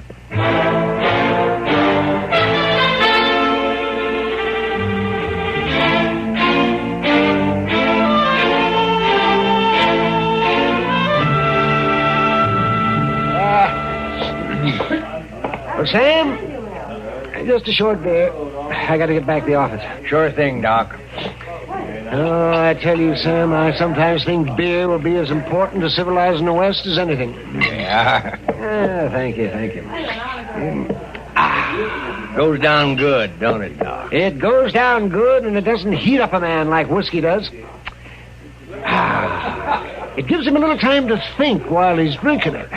And it's about as good a remedy for dust in the throat as I know of. Well, you sound like you're making a speech, Doc. He was going on about how good the beer is. Now, wait a minute. Wait a minute, Sam. I didn't say this beer. I was talking about beer in general. Oh, come now, Doc. This beer's not so bad. Oh, no, well, it could be a lot cooler. What couldn't? Well, I guess you're right, Kitty. It's better than nothing. Thanks very much. Why don't you come over to the table, Doc, and sit down? No, I can't, Kitty. Thank you, just the same. I got a very sick man up in the office. I don't want to leave him alone too long. Anybody I know? I don't think so, Kitty. No, I've never seen him before. What's the matter with him? He was shot in the back. And he's been in bad shape, real bad shape. So, yeah, well, I got to get back. I'll see you later, Kitty. Yeah, sure, Doc. I'll tell you one thing, Kitty. If I ever got me a bullet in the back or anywhere else, I'd sure want Doc around to dig it out for me. Yeah, Sam. He's an awful good doctor. He's more than that. Yeah, he sure is. Yeah. Taking such close care of a fellow he never even saw before. Staying up there in his office with him in all this heat. You know, I bet he doesn't get paid a cent. Doc's a fine man, all right. Another drink, mister? No more. Here. Oh, thanks. Where's the doc's office? Why, it's right down at the end of the street, mister, and up some side stairs. There's a sign hanging there. Thanks. Hey, mister, you got some change coming? Huh. Well, I don't know what put him into such an all-fired hurry all of a sudden. He's been standing here drinking beer most of the morning. Funny he didn't ask Doc when he was standing right next to him. Yeah, it is funny. Hello, Kitty. Hello, Sam. Oh, hello, Marshal. Hello, Matt. You want a beer? Kitty, You know that fellow who just went out of here? Have you ever talked to him? No, Matt, I haven't.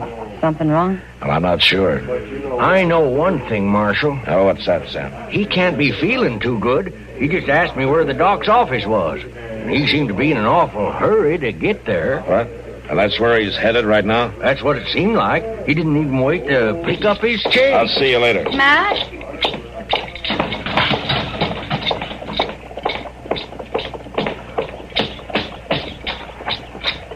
Oh, Mr. Dillon, there you are. These letters just come. Not now, Chester. Well, my lamb, I might just well out of here.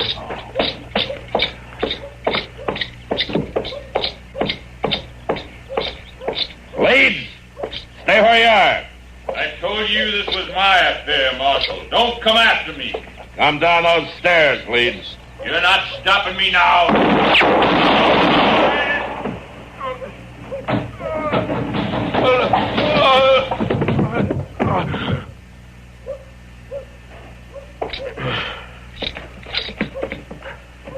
Leeds? You should have let me tend to it. You tried to tend to it once, with a bullet in the back. He had it coming. He run off with the money. You all right, Mr. Dillon? Yeah, Chester, I'm all right. What money, Leeds? From that bank down in Texas. We robbed it together. We shot the teller, and Butler ran off. He had it coming, Marshal. You better be telling me the truth, Leeds. Ain't no odds for me to lie, the shape I'm in. You find the money, you'll see. Yeah, I'll see. He's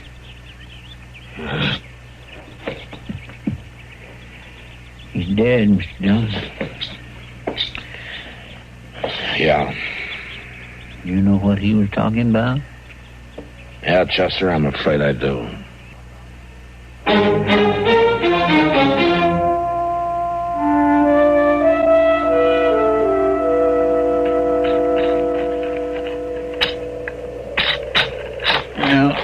Of course, you may be right, Mr. Dillon, but it just don't make sense to me for a fella to run off and leave his gold after he's went to all the trouble to get shot up for it. Well, it's better to leave it behind than to lose it altogether, Chester. Maybe so.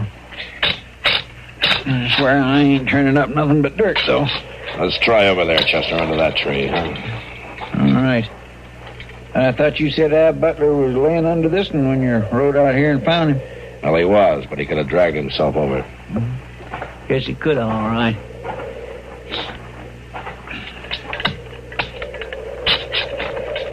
Sure is a sight of digging attached to the marshal's office, ain't they, Mr. Dillon? Yeah.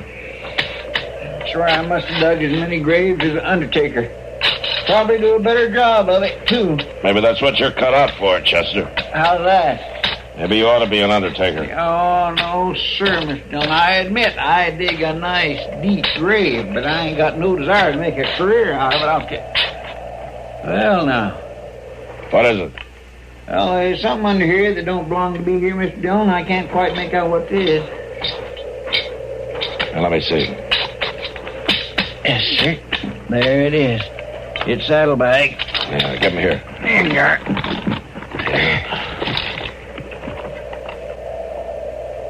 Now, look there. Gold. And lots of it.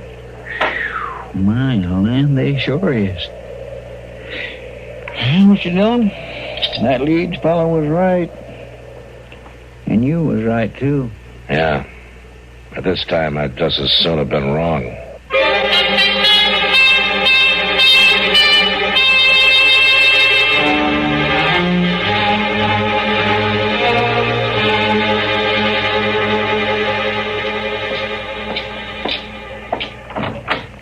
Oh, hello, Matt. Come in, come in. Hello, Doc. And I finally got some good news for you. How's that so? Yes, I can tell you now, Matt. Ab's gonna make it all right. Well, that's fine. I was pretty sure yesterday, but I wanted to be positive. And the way he feels today, I'm having a hard time keeping him in bed. Oh, he has a remarkable constitution. Remarkable. Can I see him, Doc? Sure you can. But don't get in any rustling match with him. He might lick you. Well, Matt, That's Dillon, you old sheep herder. Hello, I'm glad to see you. Doc says you're going to be all right. Yeah, he fixed me up fine. He's a good doc. Yeah, he is. And I'm beholden to you, Matt, for bringing me to him. That's all right, Ed. Beholden to you for a lot more, Matt. Doc told me how you handle leads. Oh, that's my job. Yeah, cuts more ice than that. He was aiming to kill me. Yeah, he told me. Well, I ain't surprised you took care of him for me. You always could outdraw any man I ever know. Listen, Ab. I ain't surprised, but I thank you. You don't have anything to thank me for. I don't. Carry me in half dead, see I get patched up, keep that coyote off of me. And now I'm going to lock you up. Yeah. You're going to what? As soon as you're able. I'm going to take you to jail. I remember now. Your face always was poker straight when you told a joke. I'm not joking, Ab. You're not joking? I found the gold. Leads. He told me. Well, all right, Matt. So I robbed a bank. You shot the teller. Well, yeah. He got in the way. But you ain't going to turn me in for it, are you? You ain't a man to forget a friend. I'm not forgetting. I got a job to do. You got a job to do makes you forget them days of riding and fighting across the whole of Texas? We didn't rob any banks, Ed. No, but we... It's the way it's got to be. I'm a U.S. Marshal. Well, you're a U.S. Marshal. I'm your friend, ain't I? Yeah, you're my friend. Well... And I've got to lock you up. You really mean that, don't you?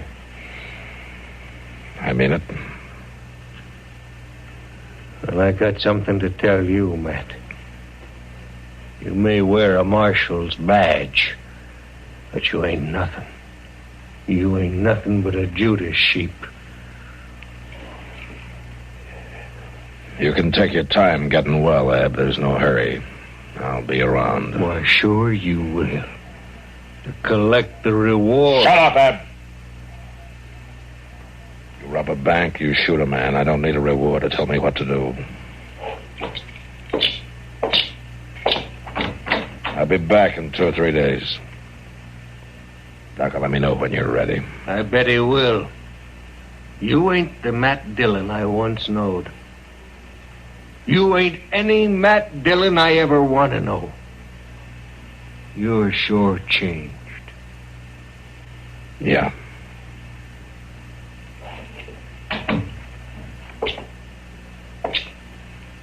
Was everything all right, man? I don't know, Doc. What's wrong? Well, sometimes you wonder just what friendship means and how binding loyalty should be. And you wonder just who that loyalty is to be given to. Well, I don't understand that. Never mind, Doc. I'm going to go back to the office. Well, you want me to walk along with you? No, thanks, Doc. I think I'd just soon be alone.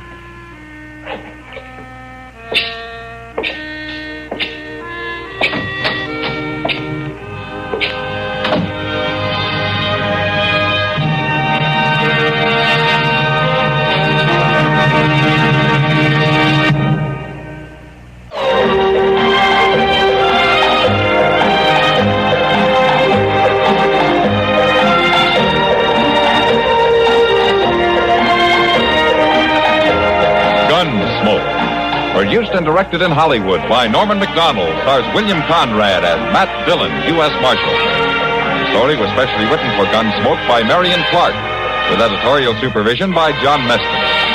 Featured in the cast were Richard Beals, Lawrence Stodkin, Barney Phillips, and Joseph Kern. Harley Bear as Chester, Howard McNear as Doc, and Georgia Ellis as Kitty.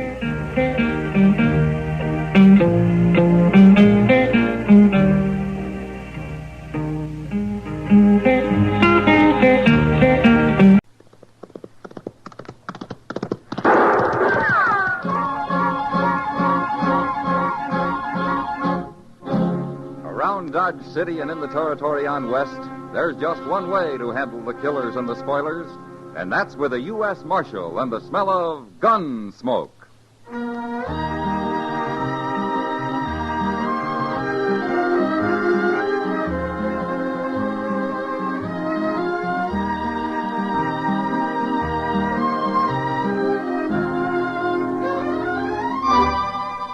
Gunsmoke, starring William Conrad. The story of the violence that moved west with young America. The story of a man who moved with it. Matt Dillon, United States Marshal.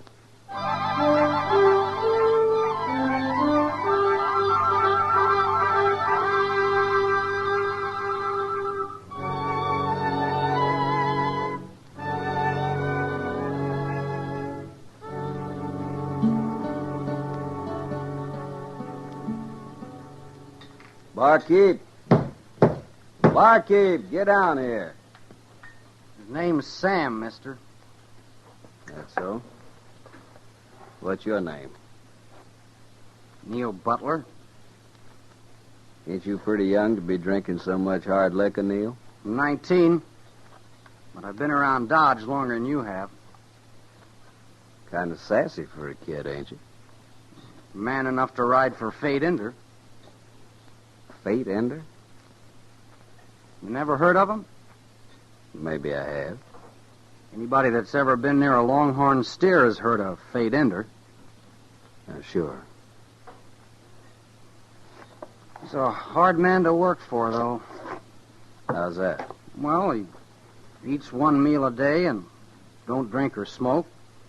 So he has a big advantage over the likes of me and you. Mm-hmm. Does he pay regular? You looking for a job, mister? It ain't mister, it's Lee Shin. Okay, Shin. And I'm looking for a drink, not a job. Sam! Hey, Sam! Yeah, about enough, Neil. You ain't my nursemaid. I'm buying a drink for me and Lee Shin here.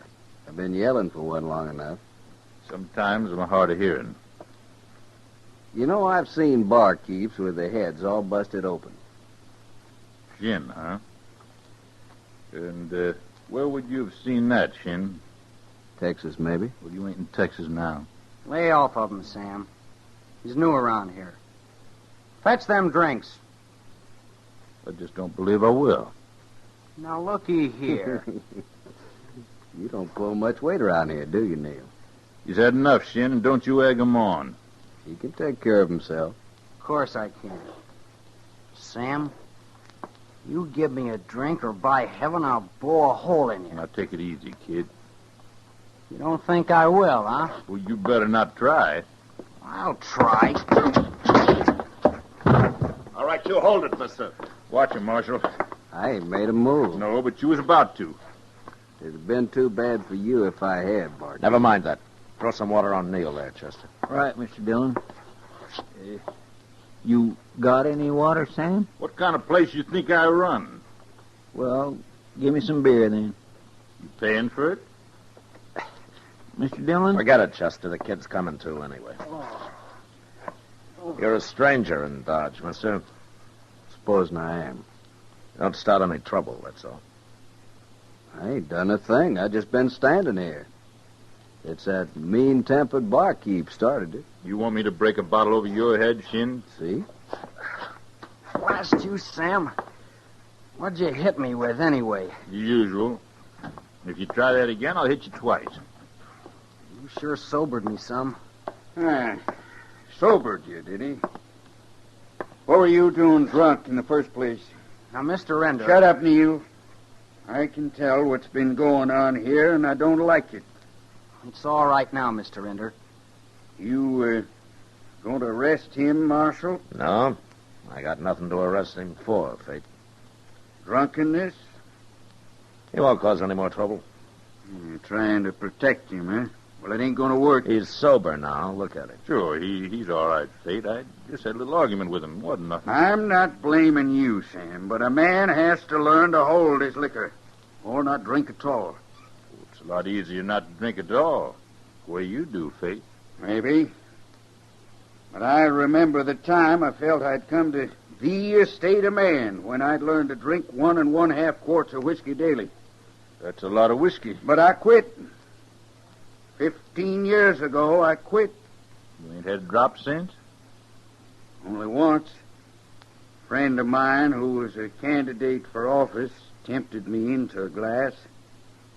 I felt like I'd stolen a sheep. Well, you can't expect everybody to feel the same way, Fake. I don't, Marshal. But I recognize the weakness for liquor when I see it. And young Neil here's got to learn. Mr. Ender, I ain't been drunk in 2 weeks. Till today. 2 weeks?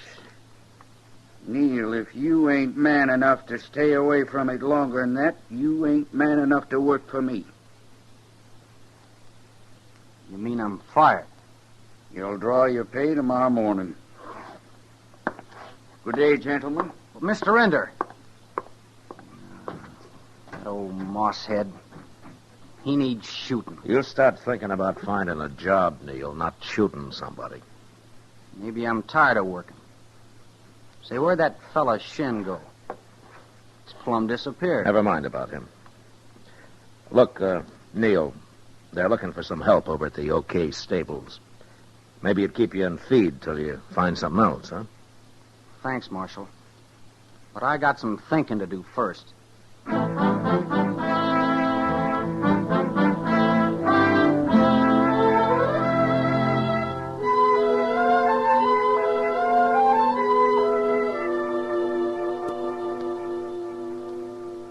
That Fade Ender sure is a hard man, Mr. Dillon. Hard enough to cure himself of drinking, anyway. Yeah, but he needn't have been so mean with Neil the other day. He could have gave him a second chance. Oh, Neil can get another job. Yes, I know. But I don't cotton to a man being so self-righteous. I'll bet old Ender's made lots of mistakes in his time. People say he has. Only nobody's caught up with him yet. What do you mean? Well, back in Texas, he used to spread a mighty wide loop, Chester. I expect it was a long time before he paid money for any calves. Oh, well, I never heard he was a thief. Oh, he isn't. Not now. That was just after the war, when everybody was branding anything in sight.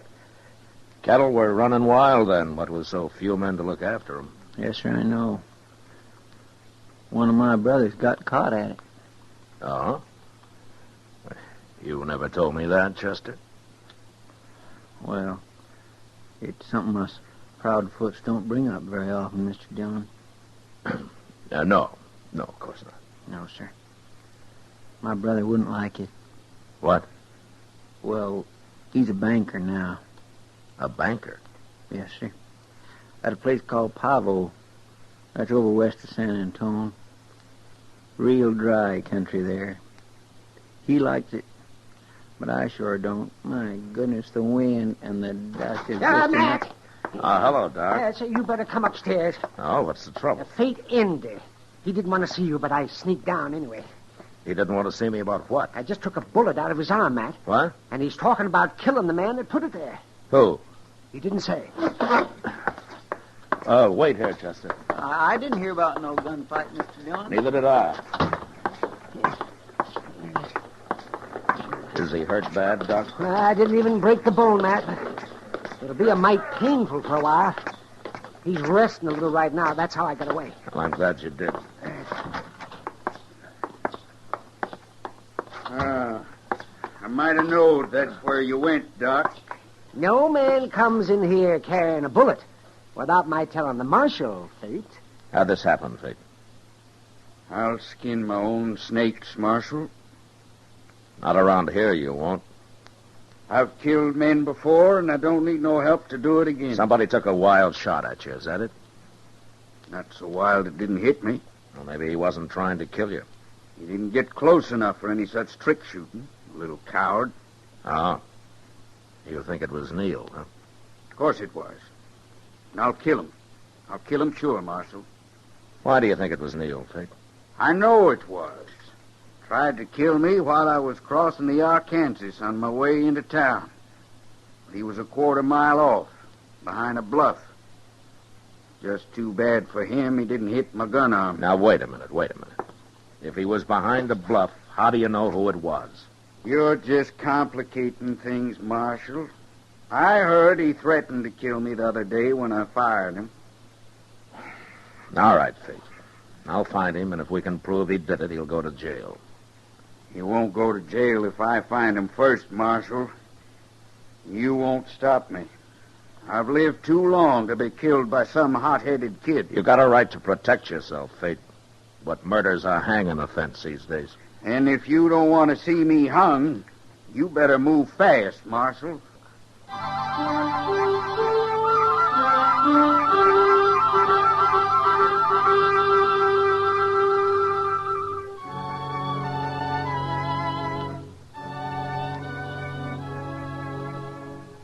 For all his hard-headedness, Fate Ender was as good a citizen as any around Dodge.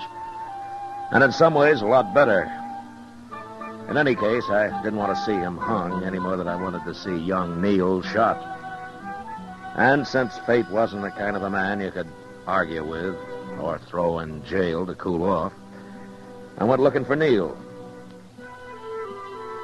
He wasn't at the OK stable, but a small boy there told us that he'd be right back. So Chester and I sat down in one of the stalls and waited.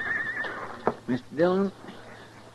Dillon, you don't think Neil's going to admit trying to stage an ambush, do you? Well, he'd be a fool if he did, Chester. And what are you going to do with him? I don't know. Maybe he'll do it by himself. Just What? like I told you before. Yeah, maybe Man, this is that him. mean deserves to die, Neil. It don't matter none who kills him. Hey, it's that fella Shin. Be quiet, Chester. Well, sometimes I think it'd be worth hanging for, even if I did get caught. That's more like it, kid. Don't you let nobody bluff you. He ain't all bluff. I've seen him. Neil, Fate Ender's like a Confederate dollar. Like 500 Confederate dollars, in fact. He's just that no good. Well, I don't know. But anyways, he sure didn't treat me fair. I mean, I shouldn't have talked so much about shooting him. Don't you worry, kid. They can't do nothing to you. They can't prove nothing at all. Of course they can't. What's there to prove, Neil? Marshal. Take your hand off that gun, Shin. Why, sure. Shouldn't jump out at a man like that, Marshal. Well, my being here wouldn't bother most men. What do you mean? I take it you've heard about Fate Ender getting shot. I heard. And he's saying I did it, too. Well? Don't tell him nothing, kid. You don't need no alibi. Suppose you stay out of this, Shin. Well, why should I? I'm the only friend Neil's got around Neil here. can talk for himself. Everybody's got a rope on the kid. It ain't That's fair. enough out of you. He's just trying to help me, Marshal. But he don't need to. I can prove I wasn't anywhere near there. Oh?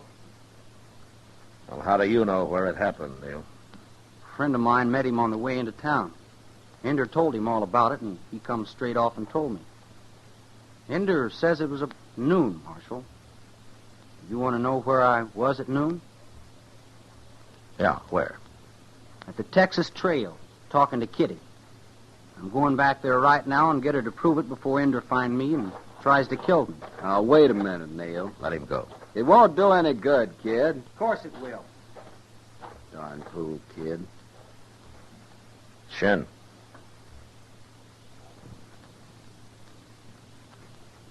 Why won't it do any good? There's nobody'll believe either of them. You'll say they're both lying. He's paid off Kitty or Stop something. right there, Neil. No! Hey, that was Fate Ender, Mr. Dillon. Yeah. All right, drop that gun, Fate. Drop it.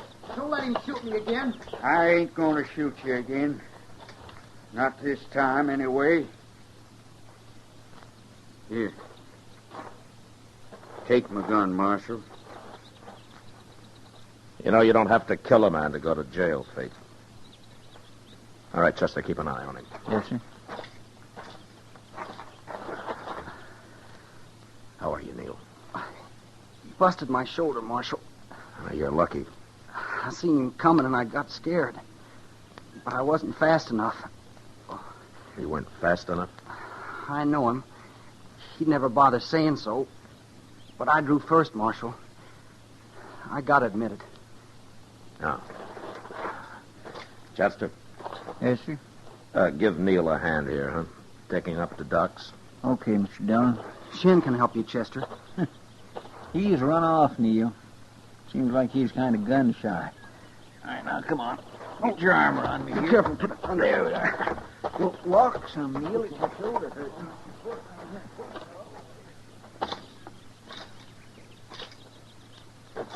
Tell me something, Fate.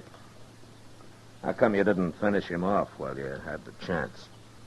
Well, I would have. The first shot hadn't crippled him. I ain't no murderer, Marshal. But you'll kill him when he gets well. Is that it? I'll kill him. Of course I will.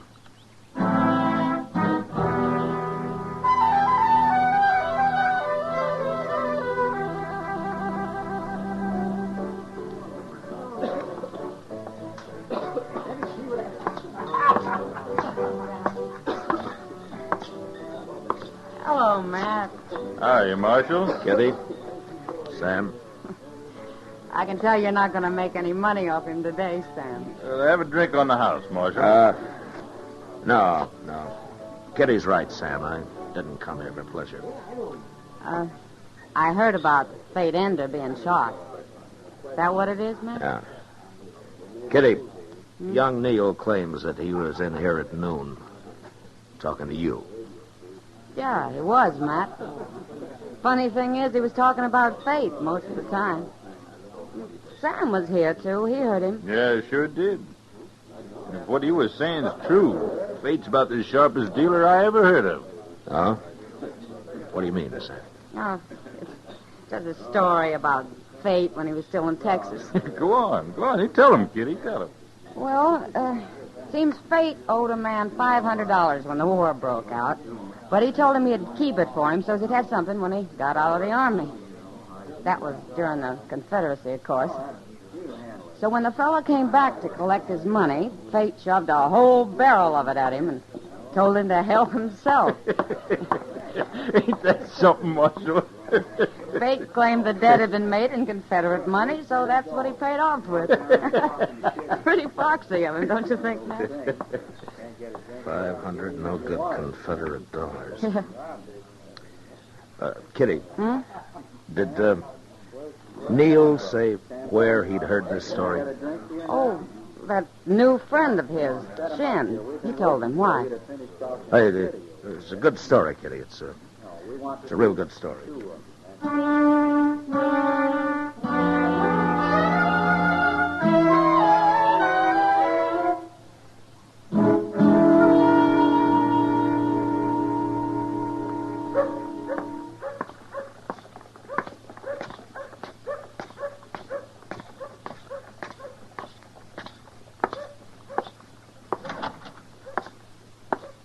Neil's fine, Mr. Dillon.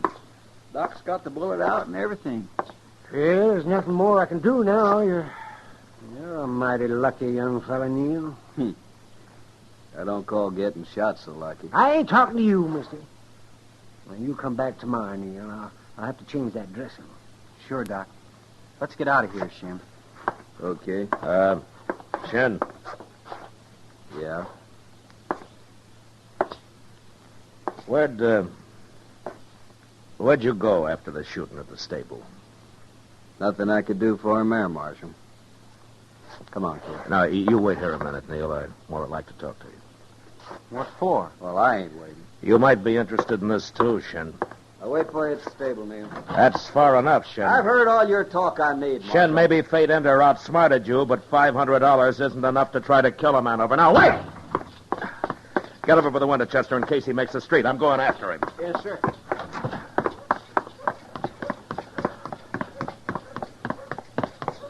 Look at him, Mr. Dillon. Right there. What? I got him.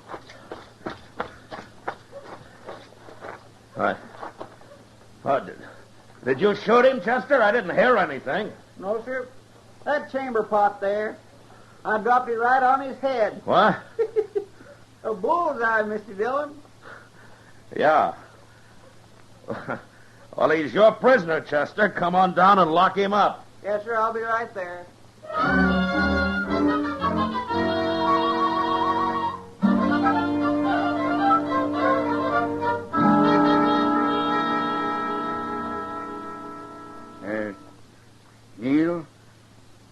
Yes, sir. Marshal here told me the whole story.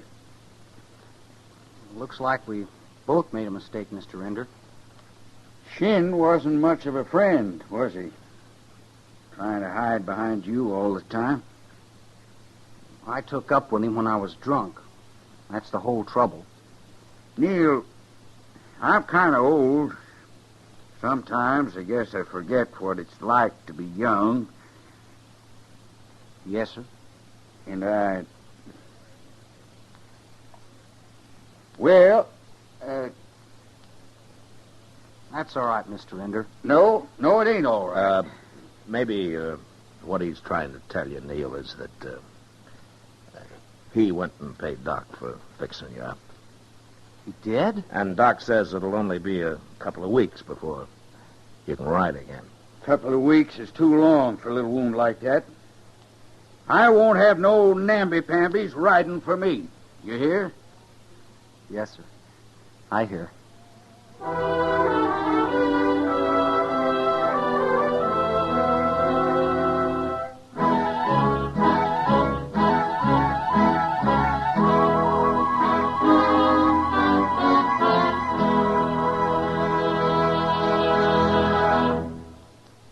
Gunsmoke, under the direction of Norman Macdonald, stars William Conrad as Matt Dillon, U.S. Marshal.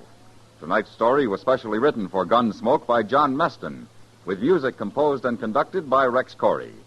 Featured in the cast were Vic Perrin, James Ogg, Harry Bartell, and Barney Phillips. Harley Bear as Chester, Howard McNear as Doc, and Georgia Ellis as Kitty.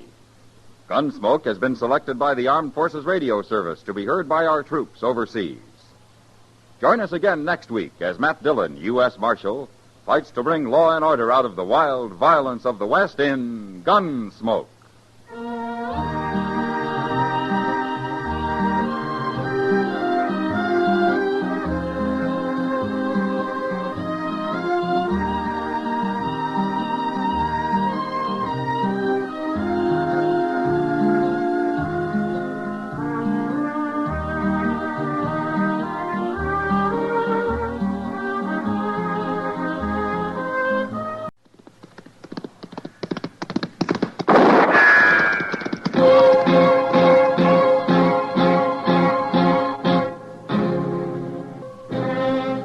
Around Dodge City and in the territory on West, there's just one way to handle the killers and the spoilers, and that's with a U.S. Marshal and the smell of gun smoke.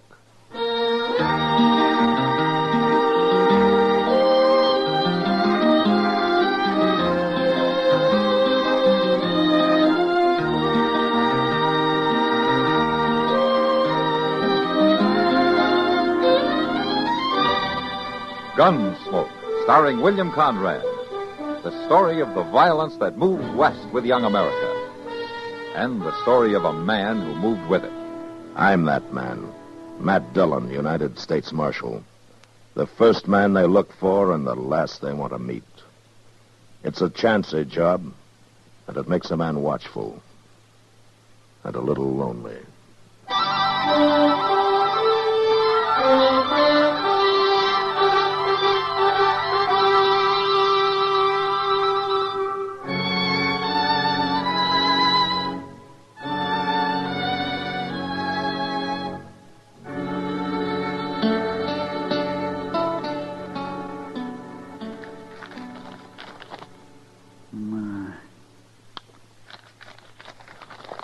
I do declare. So forever. You know, Mr. Dillon, a man can get a whole lot out of books if he just puts his mind to it. Yeah, I guess he can at that, Chester. Did you know they got books on everything? Man takes the time to read them. There's books on politics, history, geography, hog raising. Which one are you working on now? Well, this here book ain't exactly one of them top ones, but it's still mighty valuable, Mr. Dillon. Oh, what's it called? Advanced Theories in the Art of Draw Poker. Well, you know, there you could stand some improving, Chester, if that game last night was any sample. I'll get it back. That's why Doc loaned me this book of his. Doc loaned you? Chester, Doc lost more in that game than you did. Well, yes, but the cards just wasn't with him. But he's got the theories down cold. Why, this book tells you every play there is, Mr. Dillon. Oh, hello, Tessie. Well, come in. He's come back, Marshal. Oh? Who's come back? Stead Rudger. I just saw him ride in. I'm afraid, Marshal. He's been away a long time, Tessie. I know, but he won't have changed any. You know the kind he is. 6 years, a man can calm down an awful lot. Not Stead. A lot of things have changed since he left. I guess that's true enough. When he finds out about me and Tom, there's going to be trouble. Marshal, can't you arrest him? Arrest him? On what charge? He hasn't done anything. But he will, Marshal. Believe me, he will. You got to keep him and Tom apart. Where's Tom now? Over at the Long Branch. Marshal, what are you going to do? Look, Tessie, I don't go looking for trouble. Now, Stead can't expect to find everything the same way as he left But it. he will, Marshal. I know. Hello, Stead. Evening, Marshal. Well, Tessie. Well, hello, Tessie. How are you, Stead? Talk about luck. Come here to ask the marshal where to find you, and right here you are. And prettier than ever. No, Stead. No.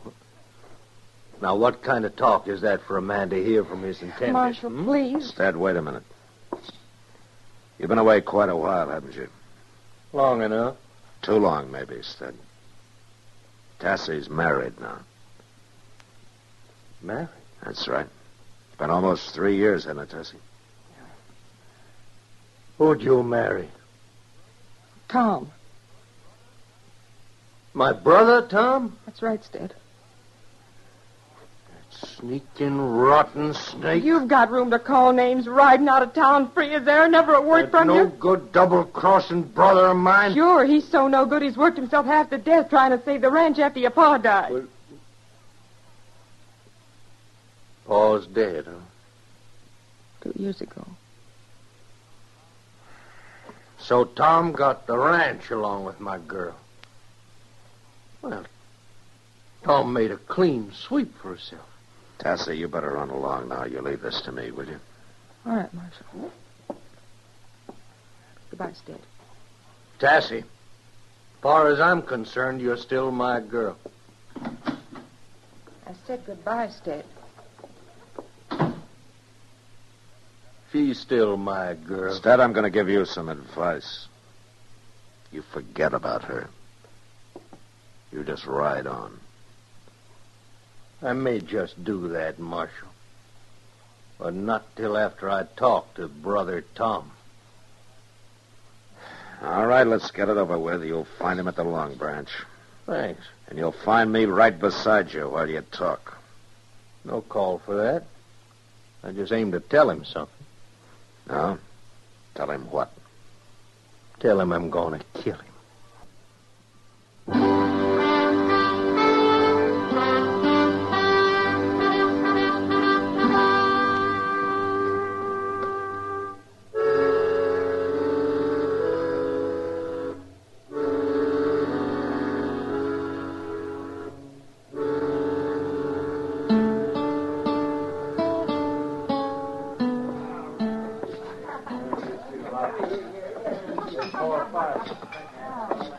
Some things don't change, Marshal.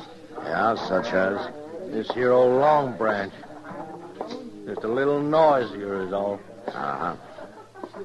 Well, your brother's down there at the end of the bar. So I noticed. Well, now, Stead Rudger. Hello, Miss Kitty. You still look the same. You haven't changed much yourself, Stead. Come on, Marshal, let's go. See you later, Miss Kitty. Yeah, sure. Look, Stead, I hope you got it straight. You go for your gun and you know what'll happen. Just a little family reunion, Marshal. Don't you worry about a thing.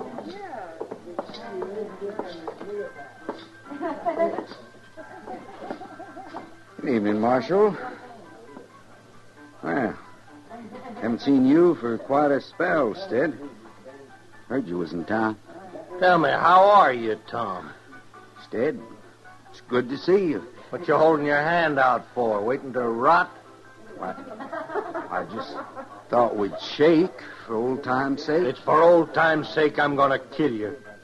Now, wait, Stead, if that's a joke or something. You ran into Tassie in my office, Tom. I don't think it is a joke. But, well, Stead, you got things all wrong. I can explain about things if you just let me. Same way you explained to Tassie, maybe?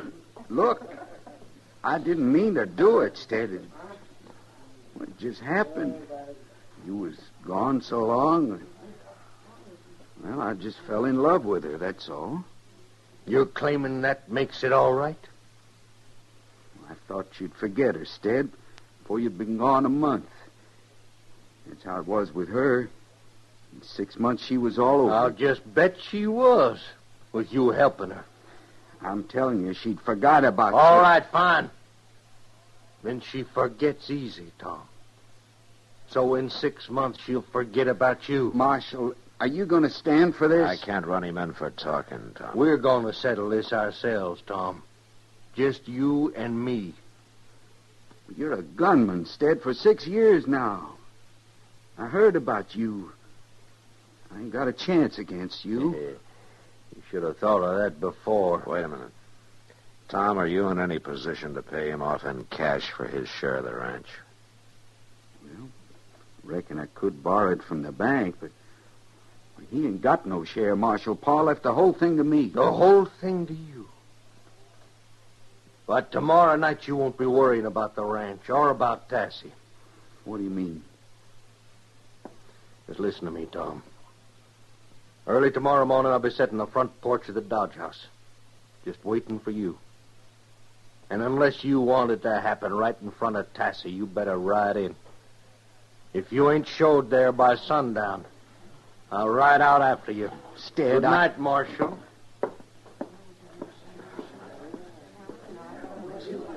What am I going to do?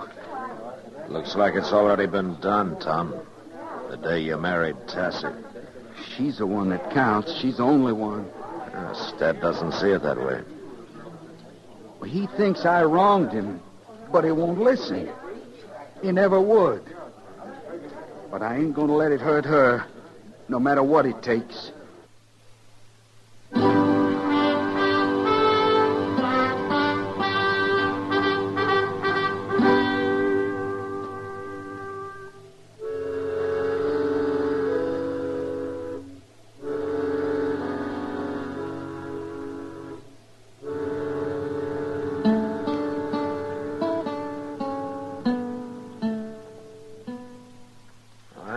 Tell you what, Doc, I'll stay and I'll raise you 50 cents. Yeah, 50. Oh, you will? That's right. I'll just go right along with you on that raise, Matt. Yeah, well, I was hoping you would, Doc. Sure you will. How many cards you want?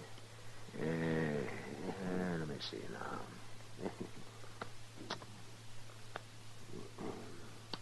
Give me 3. 3? Oh, raised me 50 cents on nothing but a pair. Oh, my. And I'm taking 1. You ought to read that book I loaned to Chester. No? Might keep you from pulling such darn fool moves as that. Well, I'll try to get around to it before the winter's over, Doc. Ah. All right, Doc. Here's another $1 at you. $1? Oh, Matt, are you crazy? One way of finding out, Doc. I drew 3 cards, then go right in for $1. Yes, you're aiming to bluff. But you're talking to the fellow who invented bluffing. Is that so? Well, Doc, if you'll just see All right. I'm staying right with you. And I'm upping you 50 cents. Oh, yes, if a man wants to throw his money around like a rum-drunk Comanche, I'm always glad to oblige. Oh, come on in, Chester. How's Stead making out? Well, he's still sitting there on the porch of the Dodge House, but he's getting kindly fidgety, Mr. Dillon. He is, huh? I reckon he ain't going to wait much longer. It can't be more than a half hour till sundown. Yeah. Well, I guess we better ride out ourselves, Chester. No, you don't, Matt. No. Not just when I got you over a barrel. Doc, I got some business to attend. It'll keep until we finish this hand. It's your bet, Matt. Oh, you watch this, Chester. It's right out of the book. All right, you raise 50 cents, Doc, and I'll call you. Oh, John, I was hoping you'd raise it some more. You're greedy, Doc. Okay, lay him down. It is a pleasure. Yes, I drew to a flush, and I made it. All blue. Oh, my, that pot looks like it's worth about $5. Doc, wait just a minute. You know that pair I held? Well, they were aces, and I drew 3 cards. Pair of deuces, and another ace. Well, I declare. A full house? Oh, but the book says the odds against you... I never read the book, Doc. Let's see, that comes to $5.25. Thank you, Doc. Guess we better head out, Chester. All right, Mr. Yeah, but, Matt, it's against all theory. Yeah, you're probably right, Doc. It was a hunch, that's all. Doc, I ain't got much time for reading anymore. I'll get that book back to you first thing in the morning. Keep it, Chester. Keep it!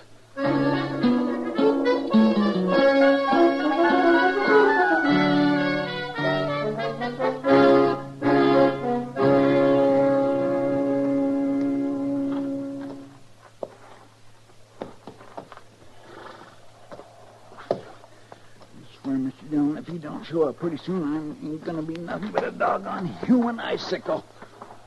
He'll show up, Chester. Maybe he won't. It's just too doggone cold for him to even think about killing. It's not cold when you're carrying the hate in you that Stead is, Chester. It's a downright shame. Things being all twisted up this way, it just ain't justice, that's all. No, but it's a fact. It's a shame. Quiet, Chester. Well, it must be him, all right. Yeah. He sure don't care who hears him. Well, he told Tom what he was going to do.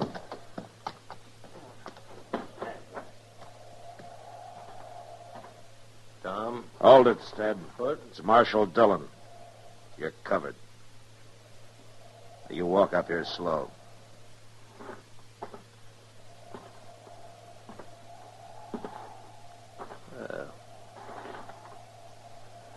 Oh, 'tis the marshal, and still riding herd. Yeah. Tom's not here. The light in the house. Tassie's there. Well, she don't need no protection. Maybe she does, in a way. I'd ask you something, Ted. How do you feel about Tassie? You know how I feel. Maybe. But do you love her enough to put her ahead of yourself? It ain't a matter of that the way I look at it. No, I'm afraid it is, Ted. Marshal, you know you're taking quite a bit onto yourself, ain't you? I'm just trying to stop a killing, Ted. I know you could get him to draw on you and claim self-defense, and you'd probably go free. But it won't get you what you want, Stead. It will get me what I want. And she'll forget him in 6 months. She'll never forget him. And neither will you. Oh, Tassie! Here, wait a minute. What you doing? I could have told you this, but I figured it was better to get you out here and show you. Is that you, Marshal? Yeah. Could you come out a minute, Tassie? Stead's here. All right. Look, Stead, if you love her, you think it over before you go on trying to kill your brother. No, Marshal. Tassie? Stead may be riding on tonight, and I figured that he ought to have a look at his nephew first. What? Can you hold a match here, Chester? Yes, sir. Oh, look at... Well, now, careful. Shh. Don't wake him up. Nephew? Tassie, you mean you and Tom... He's 6 months old now. I supposed you'd heard. Here, let me look. Well, what's his name? Stedman Rutger. Stedman? It was Tom's idea. He wanted to name him for you. It's awful cold for him out here. Oh, yeah. Well, get him back in the house, Tassie. Oh, listen, it's... like Marshall said, I'm riding on tonight. I just wanted to see him and say goodbye and good luck, Tassie. If ever you need for anything, why, you can reach me somehow. Thank you, Stead. Good luck to you. Night, Marshal. Tassie, by the way, Tom will be out later. He accidentally got locked up in jail today. In jail? Well, he'll explain when he gets here. Good night, Tassie. Night, Marshal. All right, you win, Marshal. It's like poker, Stead. You size up your man, then you play your hunches. I kind of had a hunch that you really did care for her. Yeah. Well, I ain't getting no younger around here. Oh! See you again sometime. Yeah, Stead. Listen, Maybe. Marshal, you keep an eye on her, will you? Her and the kid both. Sure I will, Stead. Good luck. Thank you, Marshal.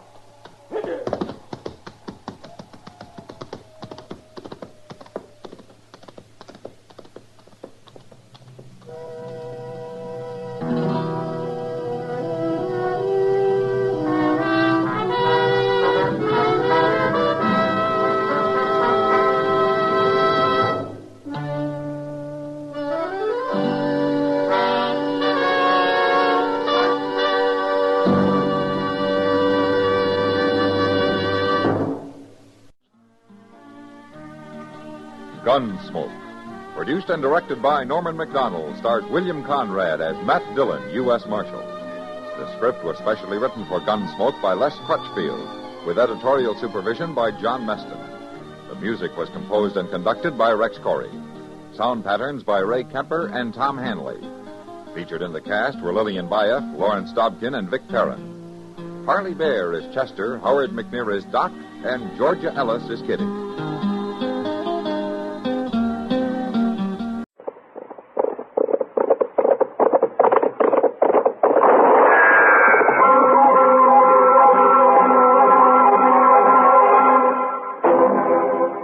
Dodge City and in the territory on West, there's just one way to handle the killers and the spoilers, and that's with a U.S. Marshal and the smell of Gunsmoke.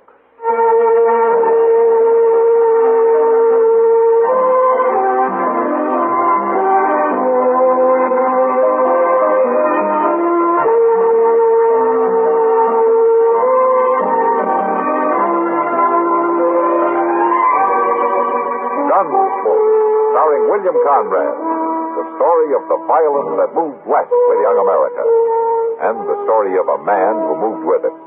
I'm that man, Matt Dillon, United States Marshal. The first man they look for and the last they want to meet. It's a chancy job, and it makes a man watchful and a little lonely.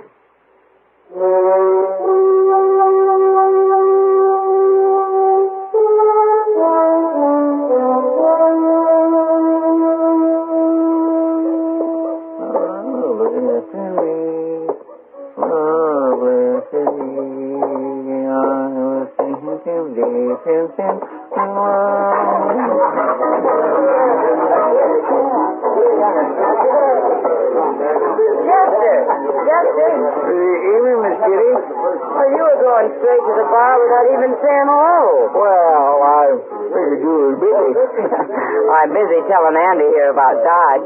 Andy, this is Chester Proudfoot. He's one of the people you ought to know. This is Andy Hill, Chester. Nice to meet you. Sit down, Chester. Thank you. Chester works for Marshal Dillon, Andy. That ought to be a good job. Well, it's a fine job if you like long hours and poor pay. He spends quite a few of those long hours sitting around the depot waiting for the train to come in, Andy. Well, now, that's just so Mr. Dillon will know where I'm at if he wants me. Oh, sure. You staying long in Dodge, Andy? Maybe. I don't know yet, Chester. I've been advising him to move on. Why? Mostly because I'd like to myself. Your name, Kitty? I'm busy, mister. They told me your name. I'm going to buy you a drink. Come on, over to the bar. Back to your hogs, mister. You're spoiling the air. I'll have no talk from a woman of your kind. All right, you get out of here, mister. Get out right now. You ain't even armed. Well, I'll find me a gun quick enough. Mister! How about me? I'm armed. You're too young to be wearing a gun. Take it off. You do it. You take it off. I sure will. From there. You want to die, don't you? No, I don't want anybody to die. Now, you get out of here. I'm going to put a bullet in you. You can't do it, mister. Don't try it. I'll show you.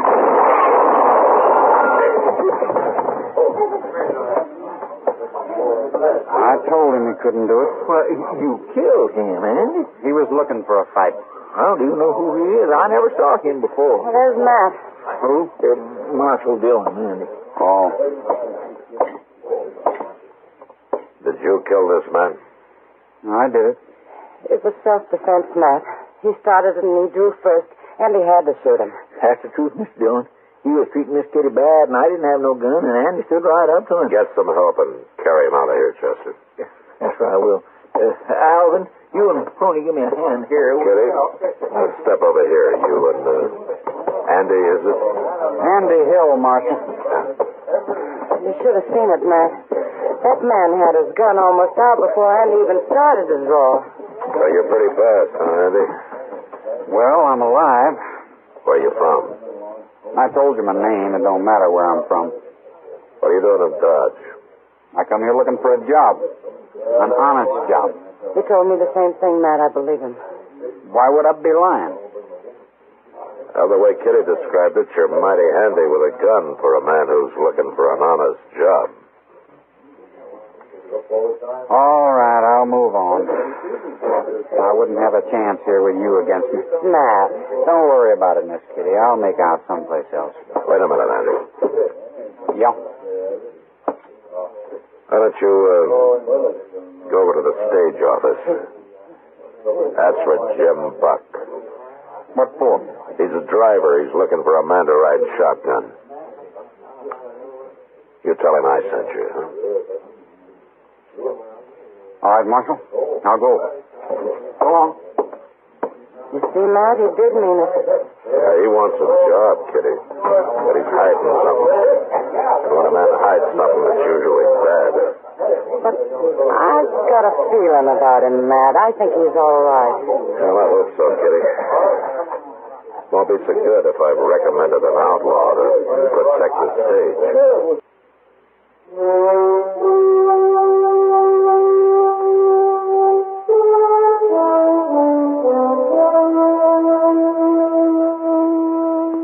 I didn't see Andy again that night, but I ran into Jim Buck, and he told me that he'd hired him, and they were leaving for Hayes City the next morning.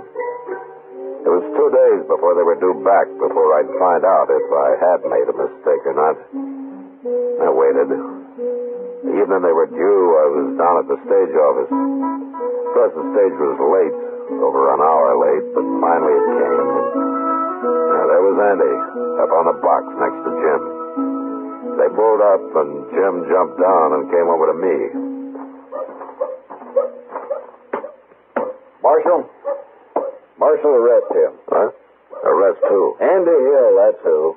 If I hadn't heard how good he is with a gun, I'd have taken him myself. I'd have shot him dead. Now, wait a minute, Jim. Wait a minute. What's the trouble? He's mad at me, Marshal. Mad at you? You ought to be tarred and feathered. Now, wait a minute. Held up, Marshal. Held up, by heaven. This so-called shotgun man sat there like a owl on a rafter. Sat there and didn't do a thing. Is that true, Andy? Why kill a man for nothing, Marshal? For nothing. The treasure box was empty and we carried no passengers this trip. He didn't get a thing. You didn't know that box was empty till I told you afterwards. I knew it before we left Hayes City. I figured I ought to know what I was guarding, so I found out. Sure, and for all I know, you was in cahoots with that bandit. Maybe him and you were partners. There's no proof of that, Jim. Well, I ain't hiring a man who won't fight. You're fired, Andy. I never want to see you again. I'm sorry, Marshal. I guess I've disappointed you. Because you didn't want to kill a man for nothing? That's right. There wasn't any other reason, was there, Andy?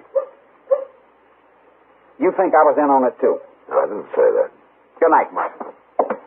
Andy. Andy.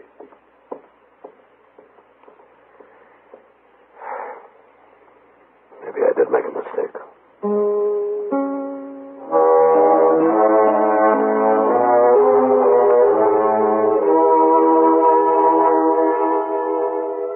wasn't sure about Andy that night, but the next few days changed my mind again. He went all over town looking for a job. He tried everybody and everything, but nothing came of it. And finally I heard that he'd got the courage and had quit trying. I had a long talk with Jim Buck, and at the end of it he was sorry that he'd lost his temper, but he still wouldn't rehire him. And that was that. Until one night about a week later, Doc and I were having a beer at the Texas Trail. Well, now, what I've seen of him, Andy's got a lot of pride, man. Maybe too much pride, Doc. Oh, well, he's young. He's feeling his blood. We were all like that once. There's more to it than that, Doc. What? I don't know. Andy doesn't talk much, especially to me. Well, maybe he doesn't trust the law. Well, most people around here don't. All right, leave it alone. Now what? That's Andy. He's drunk. Well, who's that following him? Give us a drink, boys. Who is that, man? I'm trying to think, Doc. I've seen his face, or maybe it was his picture. Drink with you. You'll drink. There's going to be a fight, man. Stick around, Doc. We may need you. Hey, leave it alone, sir. I take it bad when a man won't drink with me. You take it any way you like. I could kill you, Andy. You're drunk. That's right. Hold it, Andy. You stay out of this, Marshal. He's right, Andy. You're too drunk to fight. Am I? You watch me.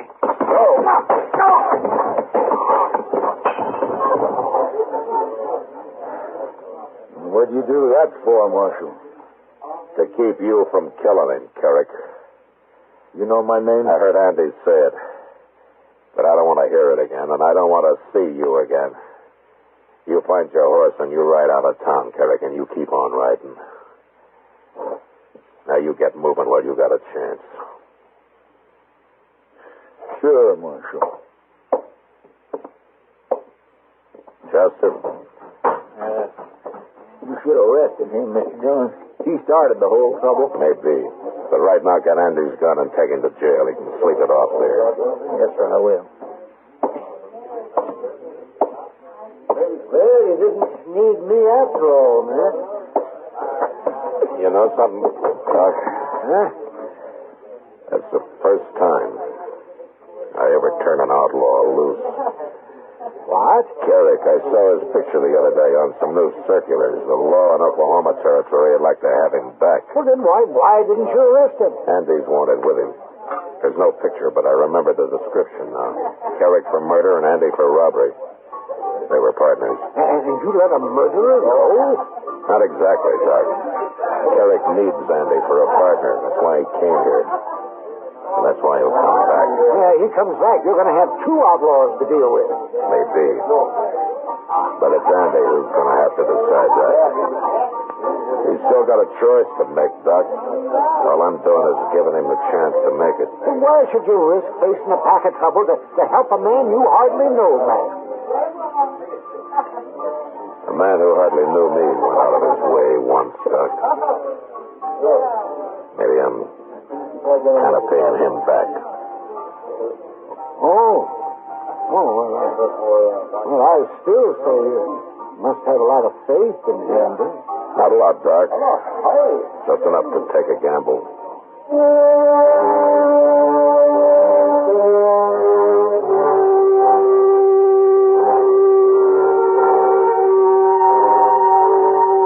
The next morning, it looked like a bad gamble. Andy came out of his cell sullen and angry, and when I gave him his gun back, he took it and left without a word. Later, Chester reported that he'd ridden out of town, and it was several days before I heard of him again. Mr. Dillon? Yeah, what is it, Chester? Andy Hill's back in town. Oh? He's standing out there on the boardwalk talking to Jim Buck. I went up and said hello to him, and you know what Jim told me? He's went and hired Andy to ride shotgun for him again. He has? Yes, sir. He was kind of laughing about it. He said Andy spent most of the morning arguing him into it. Said anybody who could talk that good and that long deserved the job, so I guess he ain't mad at Andy no more. Yeah. Jim's bringing a shipment of gold back from Hayes City next trip. Oh? Maybe Andy knows about it. Him and Carrick both. Oh. What's that? It's a circular from Oklahoma with Carrick's picture on it and Andy's description. What's it going to do with it? Andy's outside, you said? Yes, sir. I'll be back directly.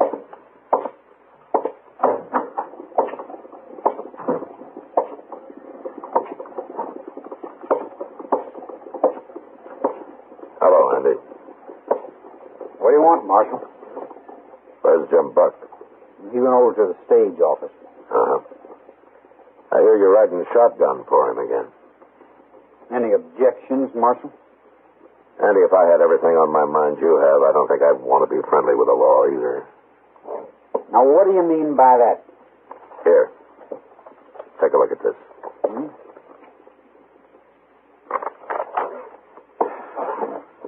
So now you know. Now, wait a minute, Andy. I didn't come to arrest you, so don't make me kill you. What? I wanted you to see that circular. I didn't think you and Carrick knew it was out. I don't understand you, Marshal. It was Carrick who held up the stage last time when you were riding shotgun, wasn't It it? had nothing to do with me. I didn't know he was in the country. But you didn't shoot because you didn't want to kill a man for nothing, especially a former partner. Look, Marshal. I think you're partners again, Andy. I think you got this one planned. You won't take me alive, Marshal. I told you I didn't come out here to arrest you. Why not? Because I think a man who wants it deserves a chance, Andy. You haven't had yours. Not yet. Maybe I'm wrong giving it to you, but I'm going to do it. What do you mean? The stage goes to Hayes tomorrow. It'll be back Thursday. I'm going to be waiting for it, Andy. Waiting real hard.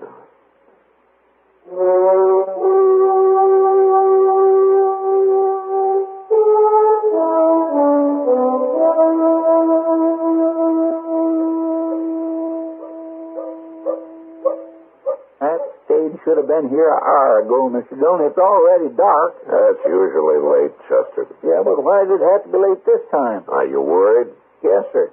And so are you. Yeah. And like putting your whole stake on the turn of one card, I guess. Sure is. Mr. Dillon? Yeah. Look, it made it. The stage made it. Yeah, the stage did, Chester. But there's no shotgun messenger. Oh, by golly, you're right. Well, where is Andy?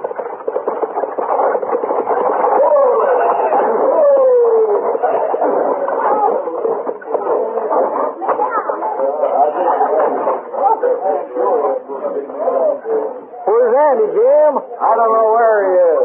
I ain't seen him since we got to Hayes. You mean he quit? I'd call it that. But did he tell you he was quitting? He told me nothing. He just disappeared. Serves me right for hiring him again. I got work to do. Well, come on, Chester. Let's go back to the office.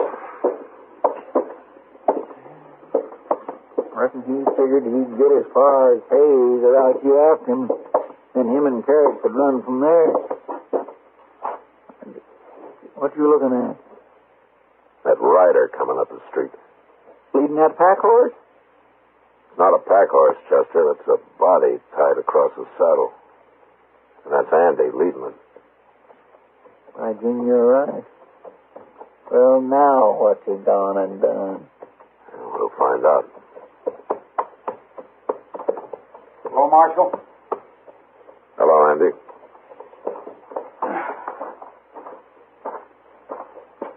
That's Carrick. I got there, Marshal. You kill him? I killed him. No witnesses. No way to prove who drew first. Jim Buck told me you ran off up in Hayes City. Jim might have got shot if I hadn't. Oh? Yeah, Carrick was going to hold up the stage again, Marshal, and I decided not to let him do it. But I figured if I tried to fight him while I was sitting up there next to Jim, it'd go bad. So you rode back to meet Carrick alone, huh? I left the night we got to Hayes. I found him and told him I was through for good. Well, he got scared and went for his gun. But like I say, I can't prove it was self-defense. Maybe I shouldn't have come back. Nobody's going to believe I outlaw. Chester, Yes, sir. give Andy a hand with Carrick's body. I got some work to do. Where you going? I'm going to go write a letter to the law in Oklahoma Territory. I'm going to let them know they can withdraw that wanted circular on Carrick. Well, what about Andy and that robbery charge? And after I tell them how he brought in Carrick and how he's trying to go straight, I think they won't be too hard on him.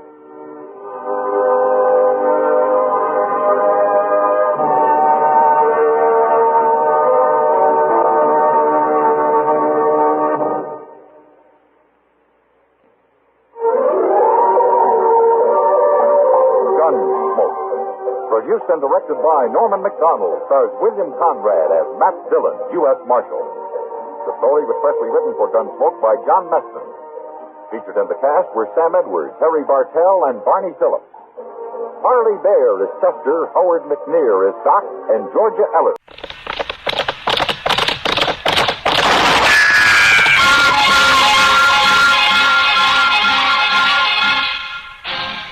Around Dodge City and in the territory on West, there's just one way to handle the killers and the spoilers, and that's with a U.S. Marshal and the smell of Gunsmoke.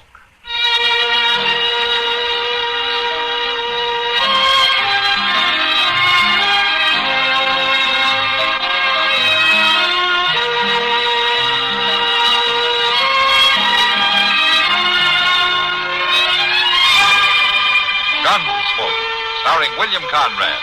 The story of the violence that moved west with young America. And the story of a man who moved with it. I'm that man. Matt Dillon, United States Marshal. The first man they look for and the last they want to meet. It's a chancy job, and it makes a man watchful. And a little lonely.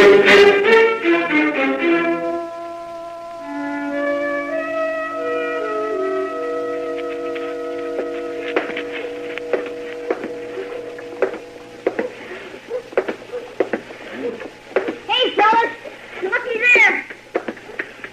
Pete, Pokey Pete, he wears boxes on his feet. Pete, Pokey Pete, he wears boxes. Here now, Teddy, you stop that. Idea. Now you leave that poor old man be. Well, I ain't doing nothing, Chester. Well, it ain't right you tormenting old Pete like that. All the fellas do it, Chester. It don't mean nothing. Old Pete don't care. How do you know he don't care? Well, he don't say nothing. It don't make no difference if he says nothing or not. Just ain't right teasing a body for no reason at all. He's awful funny looking, Chester. Well, now, ain't that a shame? You live as long as old Pete, you might be funnier looking yet. What do you mean? You can never tell what might happen to you, Ted. Why, you might just grow another ear or another nose or something like that. No, sirree, you can't tell at all how you might turn out. And I'd be mighty careful before I poked any fun, mighty careful. Well, I guess maybe. Here, pull this while I see if it's strong enough. All right. Hey, that's a fishing pole, ain't it? That's a fishing pole. Of course it's a fishing pole. Ted, if you spent more time down at the river instead of tagging along after old Pete, you wouldn't ask fool questions like that. Hold it steady now. Let me see. Yeah, I guess that'll do all right. You going fishing now, Chester? Well, say, now that sounds like a good idea. Got a special place to go? Boy, I got me a place where them catfish is so big you can hear 'em meowing before you even reach the river. I'd like to see that, Chester. Well, it's a sight to see, Ted. A sight to see.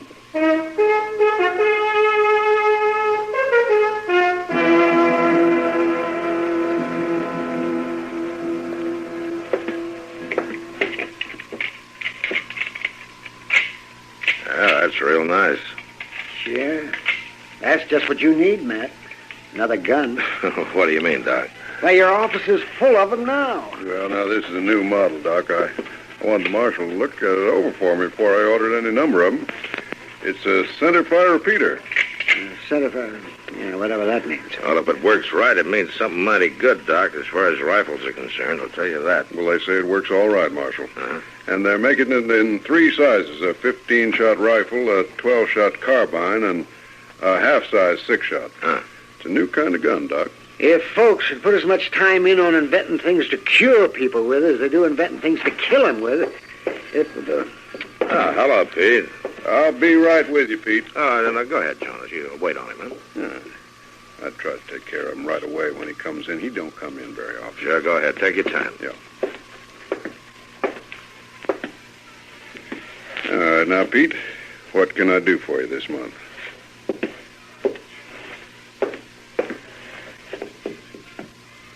Oh, want some of them candles over there? Now, how many you want, Pete? 6? Oh, just 2. You sure that'll last you the month? All right. Just 2 it is. Now, what else?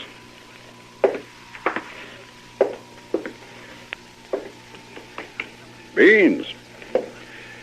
All righty.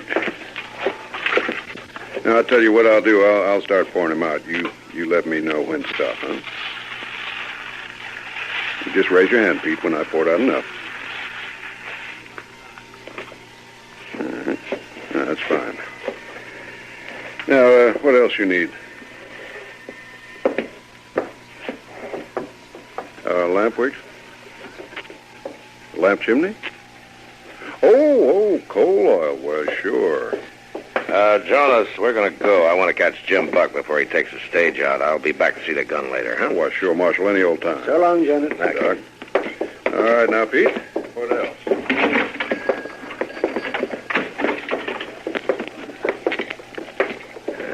Pete's a strange old coot, isn't he? How long's he been around here, anyway? Who, Pete? Oh, heavens, Matt, I don't know. I doubt if anybody does. He's been coming into town once a month. Ever since I've been here, and probably long before that. Why doesn't he talk, Doc? You know what ails him? No, I don't, Matt. He's never asked for any help. He's never been anywhere near my office. I wonder he's so patient with all the tormenting that he takes. Oh, he's always been gentle with the youngsters. Sometimes he can get riled with grown-ups, though. And talking of getting riled, Chester said he was going to bring a package up from the depot for me. Where is he, anyway? Chester is taking a day off. A day off? What's Chester need with a day off? Well, he told me he wanted to take a friend fishing. Fishing? Oh, well, I better get down to the depot and get it myself. And I'll see you later, man.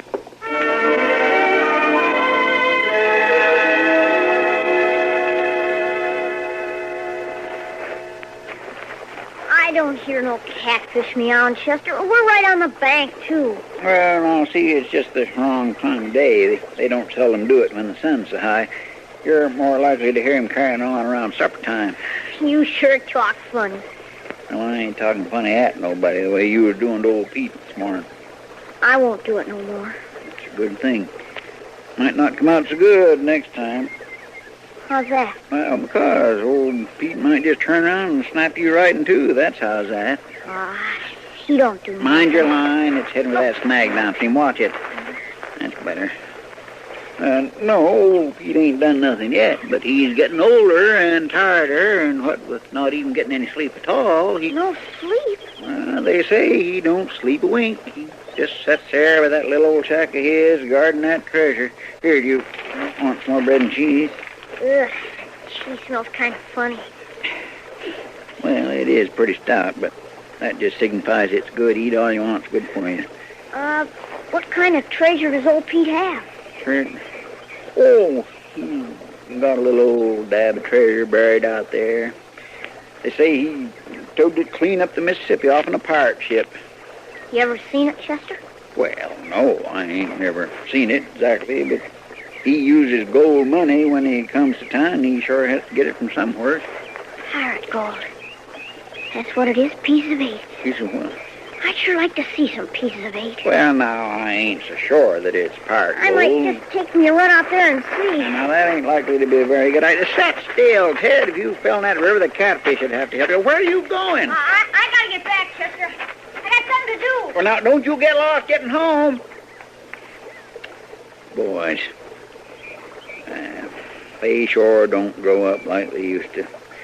It's just hard to tell what the world's coming to.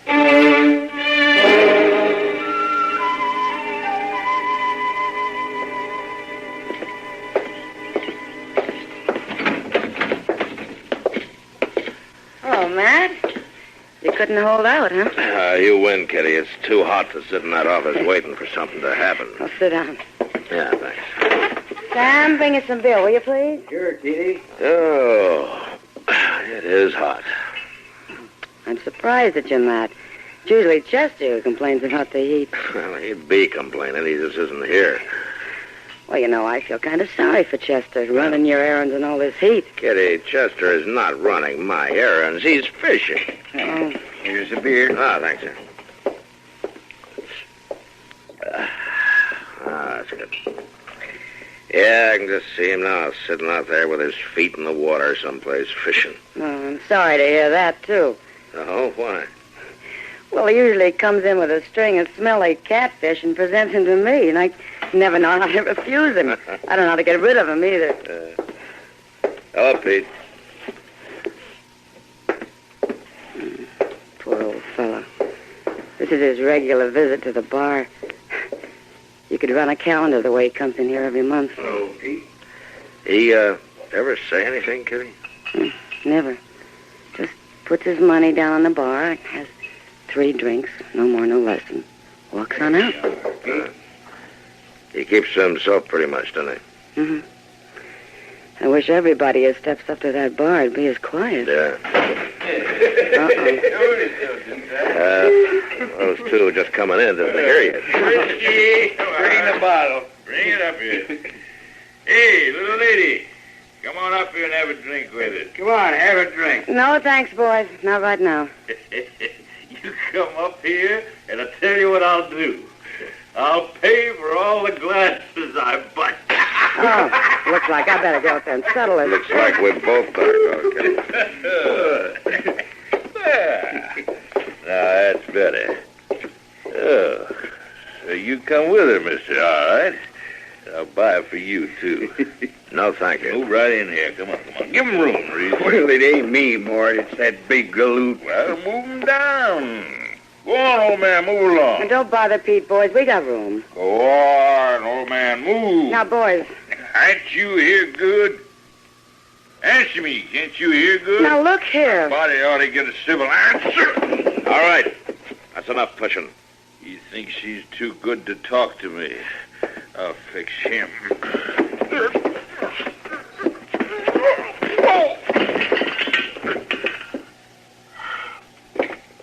Here, I'll help you up. Why, that old fool, he knocked me down. I'll fix him. Pete's a little tougher than he looks, isn't he? I'll fix him good. Whatever he did to you, you had it coming. I'm gonna get him. No. What you're gonna do is get out of here and sober up. Maybe I will for now, Marshal. Maybe I will for now. But that uppity old man ain't gonna get away with us. And there ain't nothing you can do about it. I wouldn't count on that.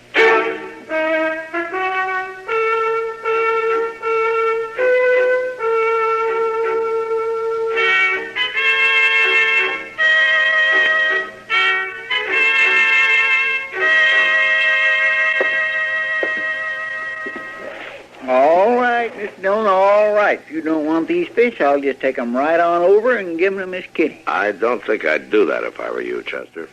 Why not? Well, she hasn't gotten over that last batch yet. Why, it's been a good week since I give Miss Kitty them last fish. She ought to be more than ready for this nice new mess. I don't think she is. I swear, I just don't know what the use of a fellow putting in all that time fishing if nobody ain't going to appreciate it.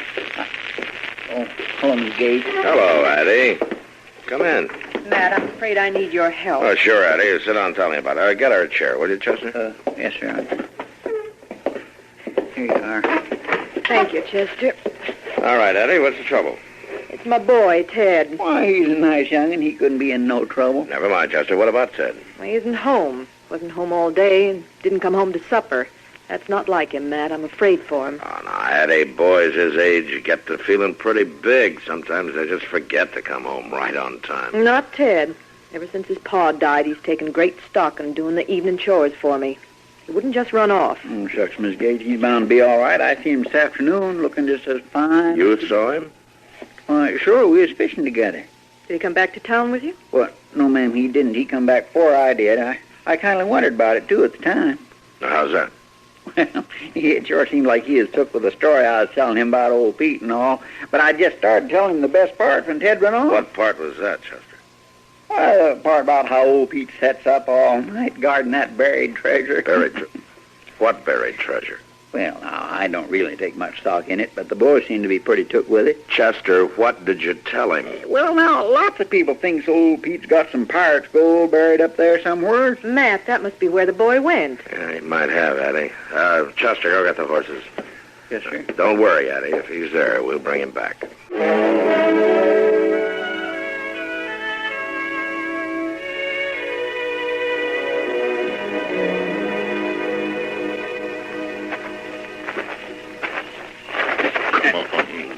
Stop dropping your feet. I ain't so anxious to get there. I told you I was going to get even with the old man, didn't I? I don't see what he done so bad to get his shack burned down. He's got it coming to him. But he didn't do nothing so bad. Well, he didn't sass you. He didn't even say nothing. Shut up and watch where you're going. I can't help it, Mort. I can't see where I'm going. You'll rouse the old man for sure. Don't see why we couldn't have rid up this far. I don't want no horses stomping around. You're bad enough. Now shut up. I want to burn him out without no warning. What's it? Here. Why, it's a kid. Let go, mister. You be quiet. What are you doing here? Why? Walk soft. I was just watching for him to come out and guard the treasure, that's all. What's he talking about, Mort? What are you doing here? Come on now, let's have the truth. That's the truth, Mr. Arms. It's pirate treasure. Who told you that? Well, the man from Marshall's office. He says Pokey Pete sits up all night guarding us. You better not try to fool me, boy. I ain't fooling. Cross my heart, I ain't. All right, then. Where's it buried? I don't know that. You better tell me. Come on, Mort. Let the boy go. That foolish old man ain't got no gold. Well, he don't even have a decent pair of boots. Maybe he does and maybe he don't. But it's sure worth finding out. Now, come on, boy. You tell me where it's buried. I don't know. She's the only one who knows where it is. The old man's the only one. Did you hear that, Reese? I heard it. Well, he was too uppity to talk to us before. But we'll sure get some talk out of him this time. I thought we was just going to sneak up and burn the place. We'll burn it after we talk to him, Reese. After we make him talk. Now, come on. Please, mister. Can I go now? What's the matter, Sonny? Don't you want to see the treasure? Well, I want to go home. You ain't going home yet, Sonny. Not just yet.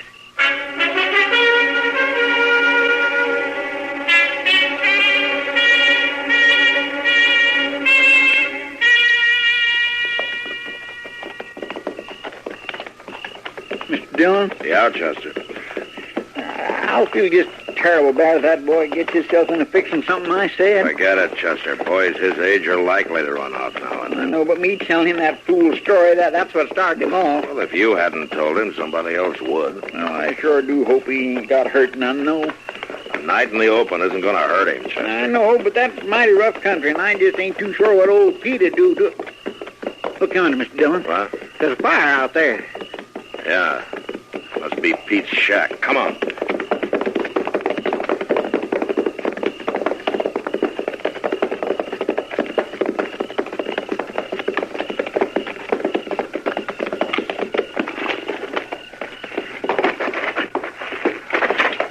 Look around, see if anyone's around here. There, Mr. Dillon, just outside the door. Oh, yeah.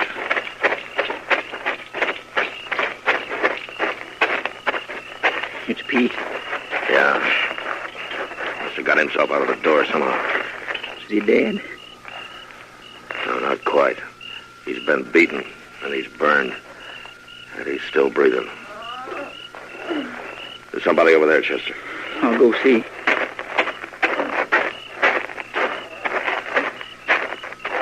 Oh, my gracious. Mr. Dillon? Yeah, Chester.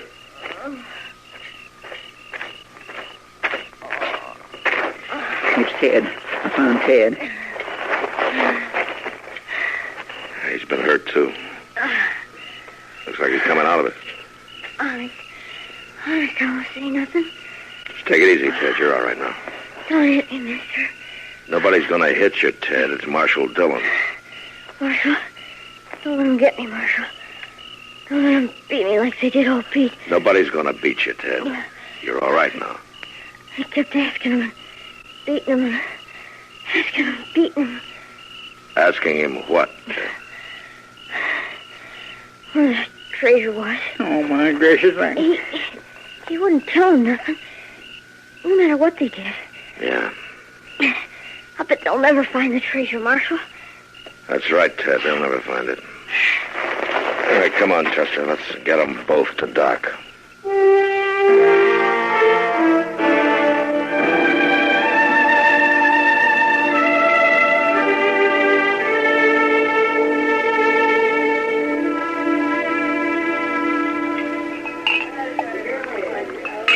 Come on, Mort. Drink up and let's get out of here. Oh, quit your fussing, Reese. Ain't no hurry. I thought we was just coming through Dodge to get supplies. Well, we got 'em, didn't we? Just ain't smart to stand around drinking. I don't like it.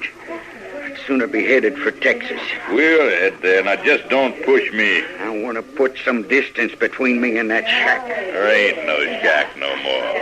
Ain't nobody knowed we was there. The kid does. I took care of the kid. Now, quit fussing at me. You two. You're under arrest, Mark. Marshal, there must be some mistake. There's no mistake. Get the guns, Chester. Yes, sir. You ain't getting my gun. You got no right. You got some idea of resisting arrest, mister? I ain't gonna let you take me That'll in. be just fine with me. I'd like the excuse to beat you from here to the jail cell, the way you beat old Pete. I don't know what you're talking about, Marshal. You don't know about a burning shack, or beating the old man, or the boy? Why, no, Marshal. You must be looking for somebody else. The boy says we're looking for you. Mort, you didn't kill him. Not the boy, not quite. But Pete died in Doc's office just a few minutes ago.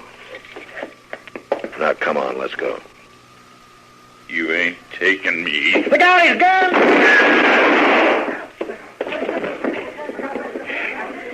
You got him, Mr. Dillon? Yeah. Bring the other one along. Now, wait a minute. Now, that wasn't my idea. You did your share. It wasn't my fault. I didn't mean no harm. It was the old man's fault. How do you figure that? What? If he hadn't have been so uppity about talking, we wouldn't have beat him so bad. You wouldn't have killed him. Well, sure not. We wouldn't have killed him. All he had to do was tell us where the treasure was hid. It was his fault. He couldn't tell you. There was no treasure. Well, then why didn't he say so, the old fool? I'll tell you why he didn't say so. He couldn't talk. He had no tongue. It had been cut out. No tongue? Yeah. Doc discovered it when he examined him. Must have been the Indians who did it years ago. Well, then it's still his fault. He could have let on. Old Pete was too proud to let on for sympathy from the likes of you. He didn't ask for sympathy from anybody. But you can't blame shut me. up. Come on, Chester, let's get him out of here.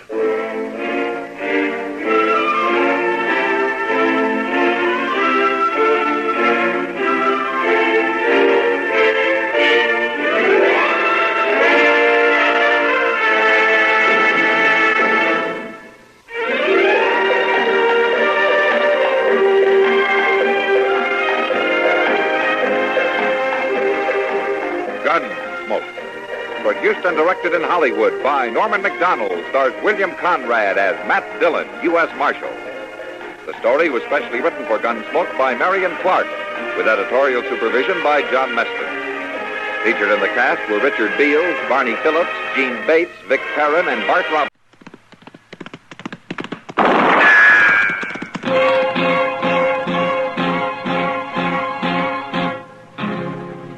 Around Dodge City and in the territory on West, there's just one way to handle the killers and the spoilers, and that's with a U.S. Marshal and the smell of Gunsmoke.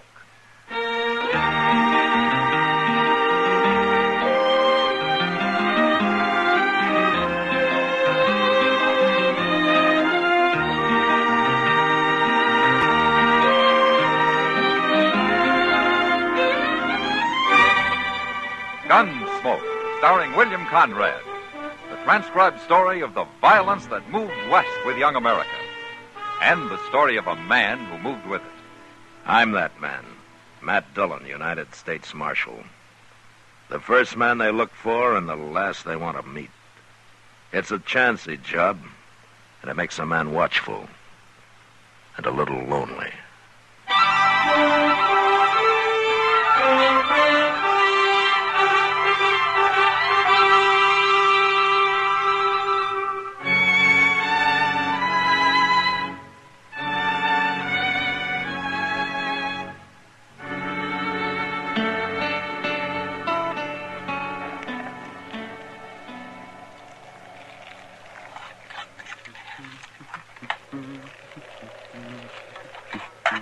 Smells good, boy. Now hold it. No need drawing down on me, boy. I'm just a harmless traveler like yourself. How in blazes did you sneak up on me so quiet? Now, that ain't the friendly way to greet a guest. I'll be friendly to anybody who comes into my camp with fair warning and guns holstered. The bacon's burning. Well, you keep your hands where I can see them. You gonna turn away a hungry traveler? If you're traveling, where's your outfit? Where's your horse? Over in the next gully there. You alone? You don't see nobody else. You ain't the type to ride the plains alone. You calling me a liar, son? Your bacon's getting cold. All right. Here. Bread's right there. Use your own knife. Thank you kindly. Oh, if I ain't the type to ride alone, what type am I?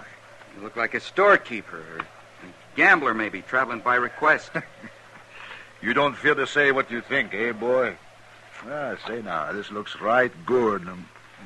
Dip in the pan grease if you want. Wait, that's some bay horse you got hobbled out there. You wouldn't consider selling? No. Didn't think so. Only, looks like he might be coming down with some kind of hoof trouble. Huh? The way he holds his off rear. What do you mean? Why, you're crazy. I don't see nothing wrong with it. Let that be a lesson, boy. Don't never trust a stranger.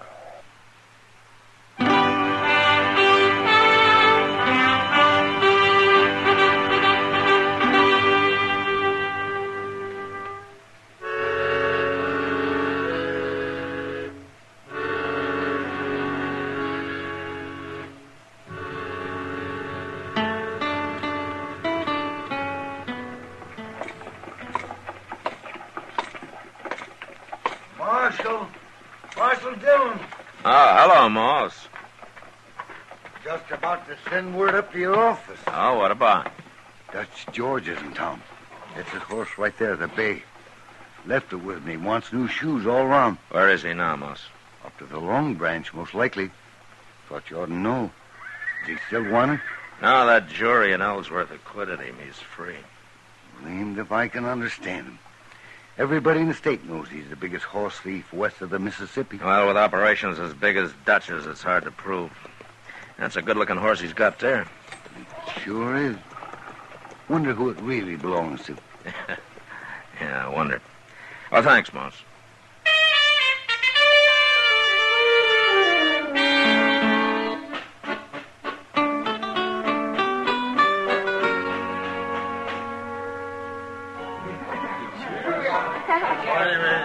Matt, I'm glad you're here. Look at him, all clustered around like he was a governor or something. Yeah. Some poor man steals one horse, they string him to a tree. He steals 1,000 to make him a hero. Well, he'll get caught, too, sooner or later, Kitty. I'll be back in a minute.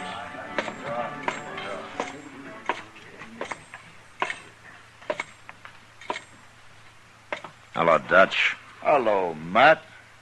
Have a drink? Just for old time's sake? All right, I'll drink to that. Pour it, Sam. To old times. Yeah, old times were all right, weren't they, Matt? Now, what I can remember of them. Yeah. It was a long time ago. You were just a kid. Some kid. Always pestering me with questions. Bound to learn every trick I knew. Be just like me. Yeah. Yeah, well, let that be a lesson to you. It was, Dutch. Well, then I did you a favor. Yeah. Thanks. You're welcome. But you know, my job kind of puts us on opposite sides of the street now, Dutch. I don't see why. I've got no trouble with the law. I'm a legitimate businessman. I hope so, Dutch, because if your business gets illegitimate around here, I'll come after you. In spite of old times? Yeah, I expect you would, and you would be a rough enemy, too. Have another drink? No, thanks.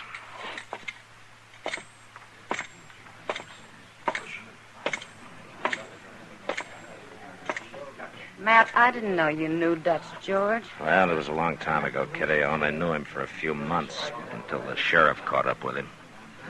That must have been a shock for you. Well, like he said, it was a good lesson. You know, the funny part of it is, Kitty, he's not really a bad man at all.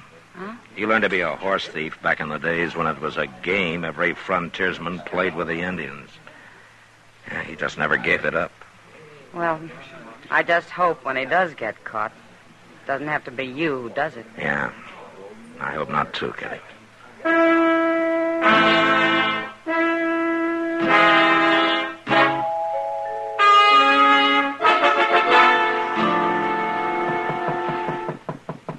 Yeah, come in.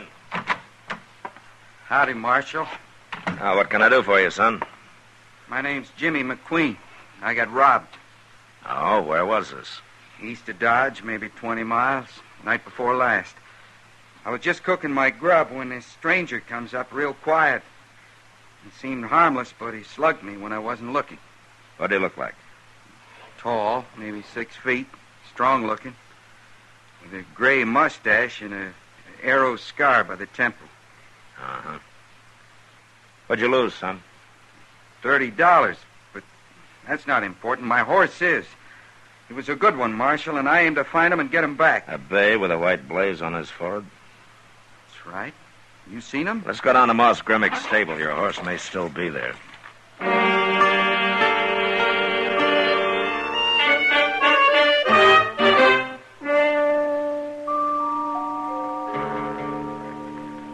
Why, no, Marshal. He come and took the horse right after I finished shooting him. I heard he left town before dark last night. And we'll go after him. Now, look, Marshal, you don't need to bother. You just loan me a horse and I'll find him. You know the man you're after, Jimmy? Don't matter none to me. It's Dutch George. Well, I still got to get my horse back. You leave that to me. I'll take you along to identify the horse, but that's all, you understand? I don't know why you're so particular, Marshal. The man's only a horse thief. But a very particular horse thief. And for the first time, we might have some real evidence against him. I don't want you ruining it. All right, Marshal, whatever you say. Moss, give me Chester's horse, too. We'll pick him up on the way.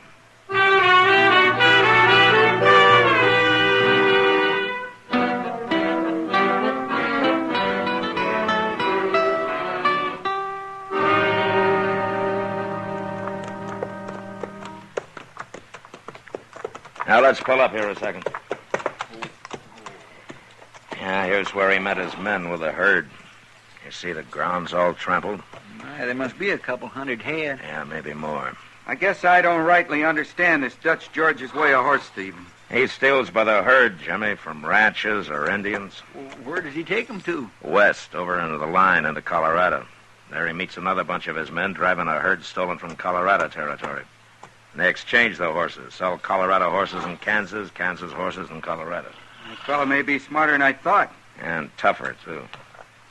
Well, I think maybe we better camp here tonight. They're at least 2 hours ahead of us. That'd put them over on Crooked Creek, probably at the forks. Why don't we go on? Come up on them in the dark. Now, we can do the same thing by starting early, a couple of hours before dawn.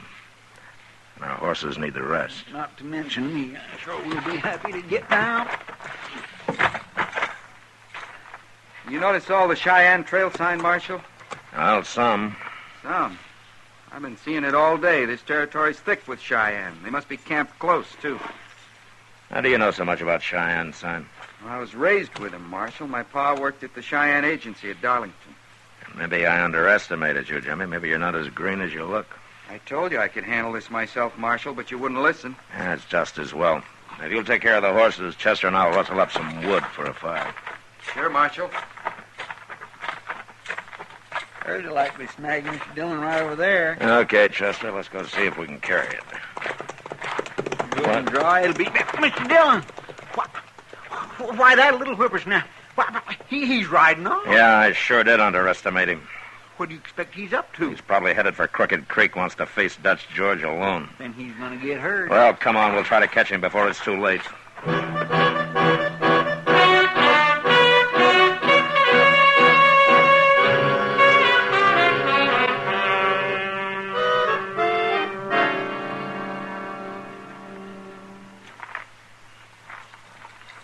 Well, that's their camp, Chester.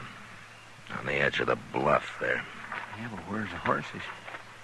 Down on the creek bottom, out of sight, probably. I count 4 men, 3 asleep and 1 on guard. Reckon that's all. Well, except for those riding night guard on the herd, yeah. I don't see the kid nowhere. No. Maybe he's around somewhere in the dark. What are we going to do? You stay here. Now, when I get up by that big tree there, you make some noise, but just enough to draw the guard out, okay? All right, sir. All right.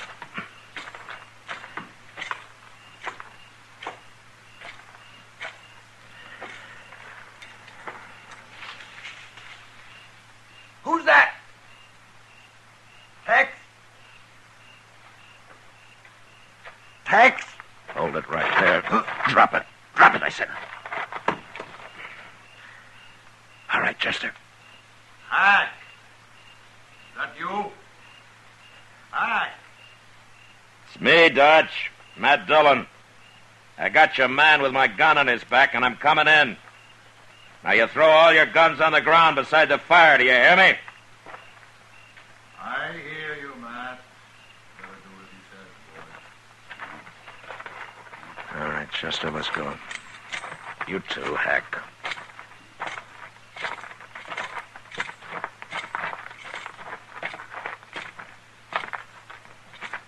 All right, everybody, rest easy. Well, Matt, you got more nerve than I thought. Where's the kid, Dutch? What kid? The boy you stole the bay horse from. Well, I left him for all I know. You haven't seen him tonight? Around here? Is he on the trail, too? He's probably out there in the dark right now, drawing a bead on you. You sure you didn't plan it this way, Matt? It could save you a lot of trouble. You'll stand trial, Dutch, if I have my way. Matt, I don't want to see you get hurt. But I don't want to go to jail, either.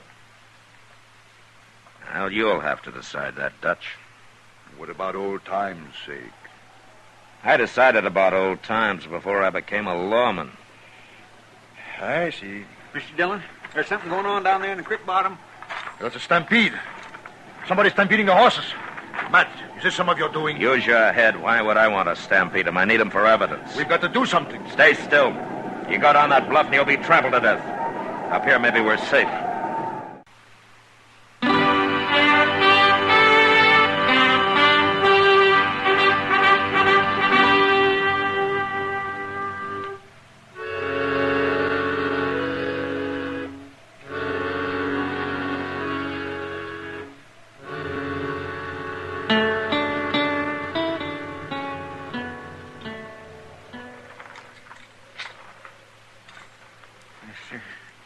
Trampled to death just like the other one. Well, Dutch, your night herders are dead. Your horses are gone. Looks like the Indians have put you out of business this trip. Yeah. But you haven't got any evidence against me now. Even if you do find them horses, it'll be the Indians. Not Dutch George has them. Maybe you can arrest them. You know something, Dutch? In a way, I'm glad. I'd rather it was somebody else finally put you behind bars. Nobody's going to do that. Yes, Matt. they will, Dutch, sooner or later. Unless I can talk you out of this business. Now, Matt, what else would I ever do? Well, I don't know. Well, you got a long walk ahead of you. Oh, don't worry about us. We'll find some horses somewhere. Yeah, I suppose you will. Well, come on, we'll bury these men. And then Chester and I'll head back to Dodge.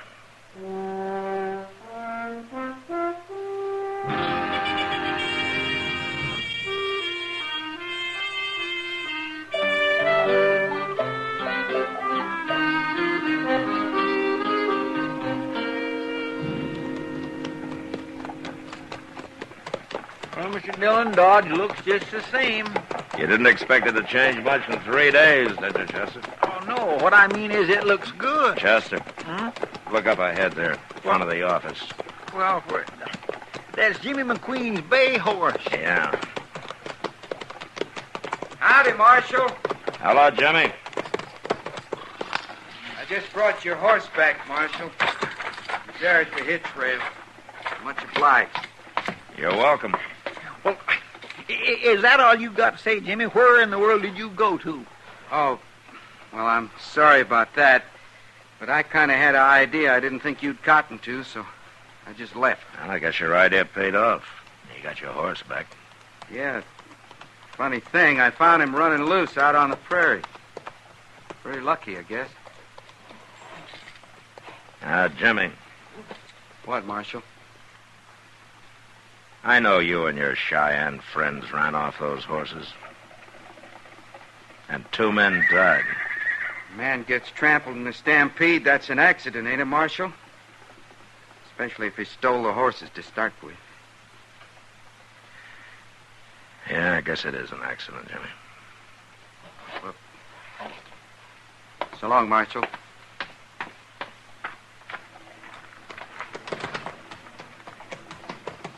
Mr. Dillon, that boy is sure tricky. I know, Chester.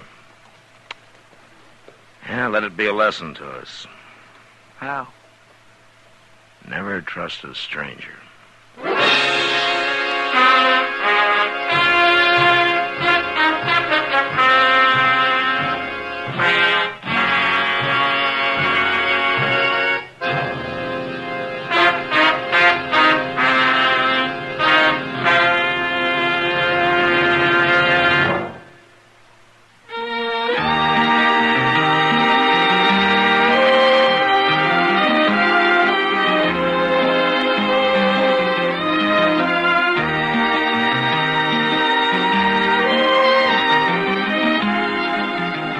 Gunsmoke, produced and directed by Norman McDonald, stars William Conrad as Matt Dillon, U.S. Marshal. The special music for Gunsmoke was composed and conducted by Rex Corey. Sound patterns by Tom Hanley and Bill James. Featured in the cast were John Daner, Vic Perrin, and Jim Nusser. Farley Bear is Chester, and Georgia Ellis is Kitty.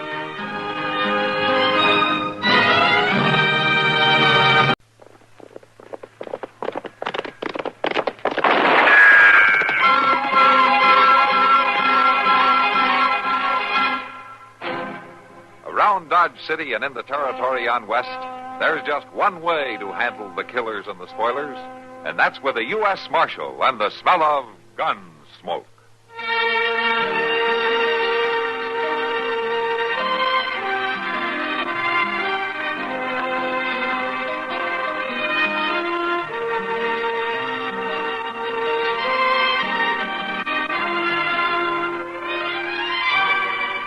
Gunsmoke, starring William Conrad, the story of the violence that moved west with young America, and the story of a man who moved with it.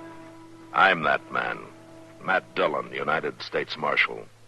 The first man they look for and the last they want to meet. It's a chancy job, and it makes a man watchful and a little lonely.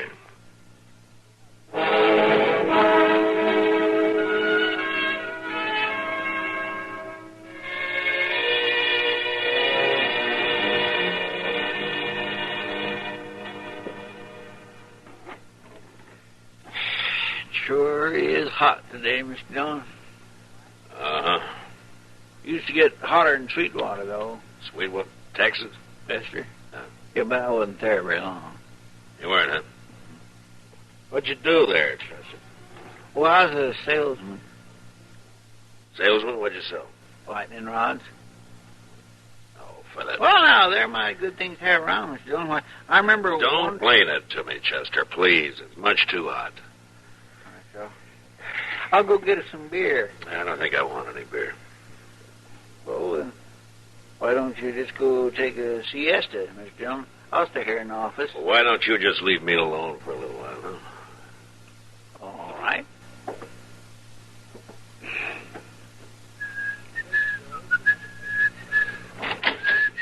Matt. Oh, hello, Doc. What is it? Well, I thought I ought to tell you. A couple of cowboys have been feeding their liquor over at the Long Branch. Well, that's what saloons are for, isn't it? Well, they were giving Kitty a bad time. Oh? She got rid of them, though, but they're down at the end of Front Street now, and they're making remarks and pestering the town ladies. It just might lead to trouble. Oh, Doc, I'm not going to walk down there in this heat just to lecture a couple of hard-nosed cowboys. Well, I'll go, Mr. Dillon. Oh, all right, Chester, you go. Just tell them to take it easy and leave the ladies alone. Huh? Yes, sir, I will, Mr. Dillon.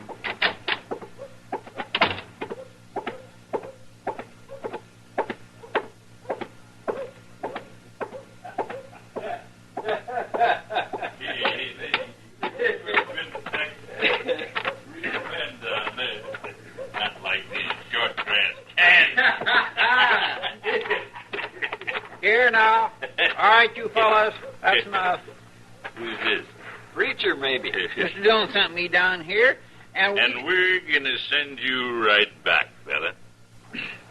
Mr. Dillon says you can have all the fun you like, but leave them ladies alone. That's the whole dang trouble with these Dodge ladies. They've been left alone too long.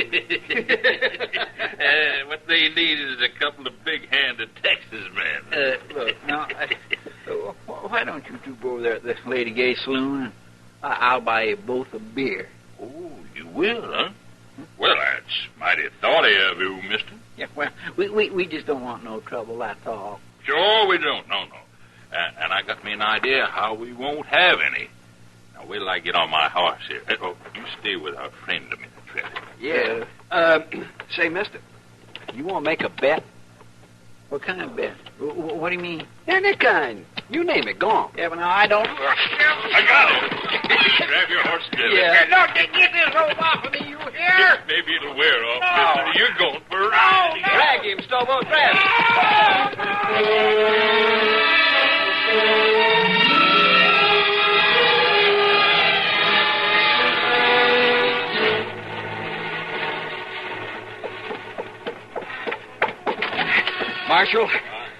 Marshal, they got Chester. What? Who got Chester? A couple of cowboys. They roped him and dragged him out of town. Which way? West. I'm going with you. Come on.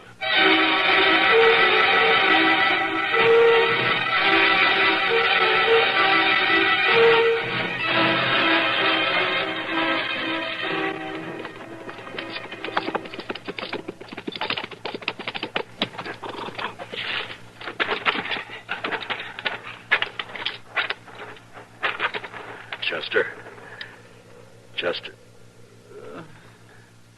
Get that rope off its feet, Shiloh. Right. Look at him. He's bleeding all over. They tore him to ribbons. I'll stay with him, Marshal, if you like. No, go get our horses. I want to get him to Doc right away. All right, Marshal. It's all over, Chester. I got you now. We'll be at Doc soon.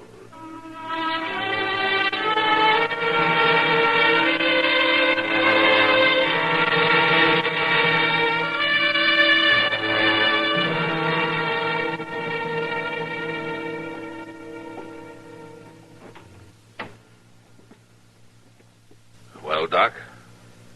He's in bad shape, Matt. Something's bothering his breathing.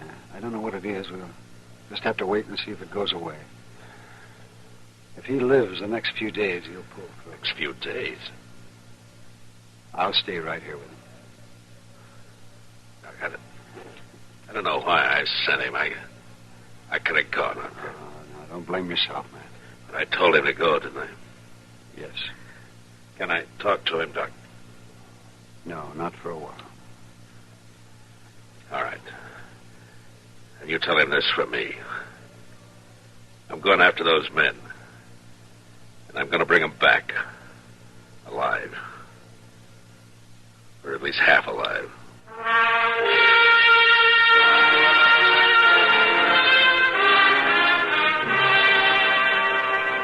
In the street outside, waves of heat moved back and forth, making things seem unreal. Like Chester lying up there at docks, that seemed unreal somehow. I walked down to the jail. I went inside and I sat there for a while. Then all at once I got up, unbuckled my gun, I hung it on a peg behind the desk, and I went over to the Long Branch. Hello, Matt. Kitty, I heard about Chester. How is he? Doc doesn't know for sure. Oh, Matt. They were in here earlier bothering you. Who were they, Kitty? I never saw him before, but one was a kind of weasel-faced man named Trevitt. And the other one? Big man. Real brute. Named Stobo, I think. I see. What outfit did they say? Would it be the Crow Track? Yeah, the Crow Track's holding a herd up the river. All right, thanks, Kitty. Wait a minute, Matt. Yeah? Where's your gun? It would have been easier for Chester if they'd shot him and killed him. But I don't... So I'm not going to shoot them. If Chester dies, I'll see him hanged. Otherwise... Otherwise what, Matt? Well, I don't know, Kitty. But I'm going to bring him back, and then we'll wait and see. You're taking an awful chance. Maybe. Kitty, Yeah, Matt. look in on Chester once in a while, huh? Of course I will. Don't worry about him, Matt. Thank you, Kitty. So long. Hey, Marshal. Yeah, what is it, Shiloh? I'll walk outside with you. Marshal, I want to ride after those cowboys with you. No, Shiloh, I'm going alone. But I could use you here at the jail. Here? I'm going to take 2 prisoners. I don't know when or how, but I need a jailer when they come in. Well, I can still help you bring them in. No, that's something I got to do alone. Marshal, you're a stubborn man. But okay, I'll do it. The keys are in the desk. Now, wait a minute, Marshal. You're not armed. Yeah, I know that, Shiloh. Goodbye.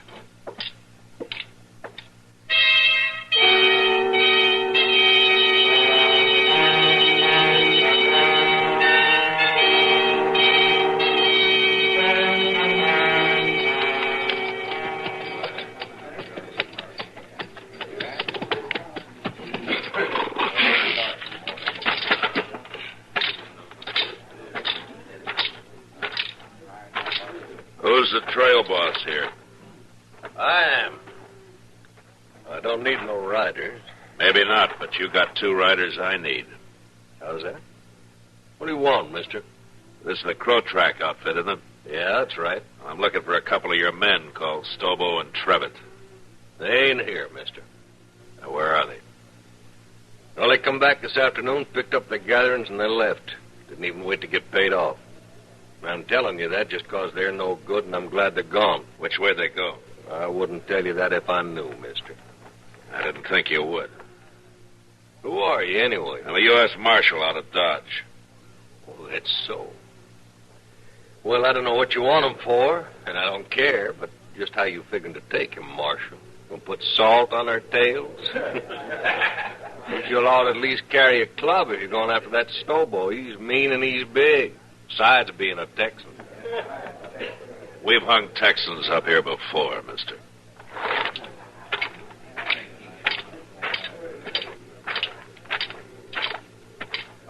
Marshal? Yeah. I heard Stobo and Trevitt say they was headed west, following the Arkansas. Where you from, son?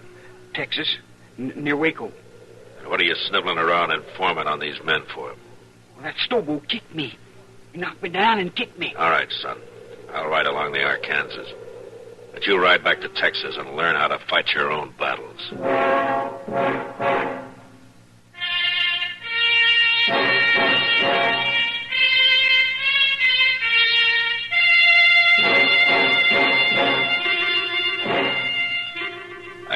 straight down to the Arkansas and followed it west.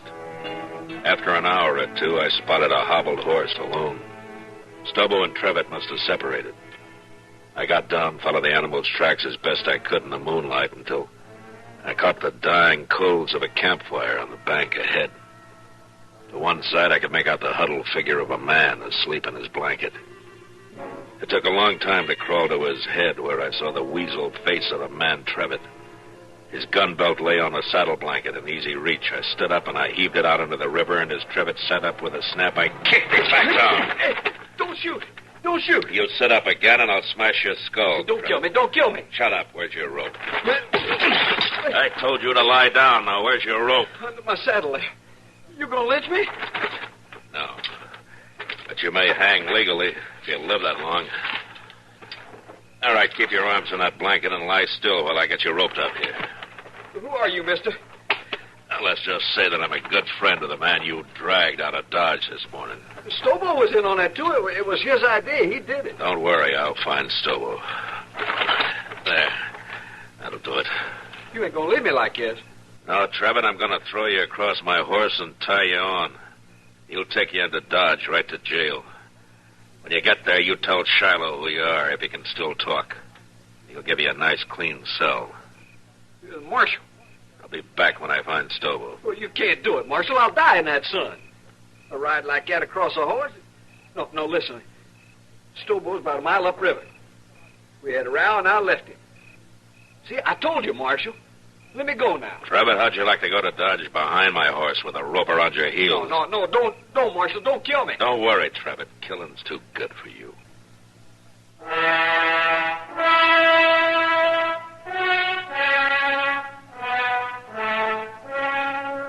I tied Trevitt across my horse and started him off in the direction of Dodge, and then I forgot about him. Stobo was next. I rode west on Trevitt's horse. Dawn was just breaking when I saw Stobo, crouched behind a campfire cooking breakfast. His horse was saddled and stood nearby. I rode straight up, got down, and walked over. You lost, stranger? No, I'm not lost, Stobo. No tricks, mister. I don't see your gun, but no tricks. Relax, Stobo. I'm unarmed. Who are you? Matt Dillon of the U.S. Marshal out of Dodge. Well, you're a long way from Dodge, Marshal. Stobo, you and your pal had some fun with a friend of mine yesterday. You hurt him bad. Maybe you killed him.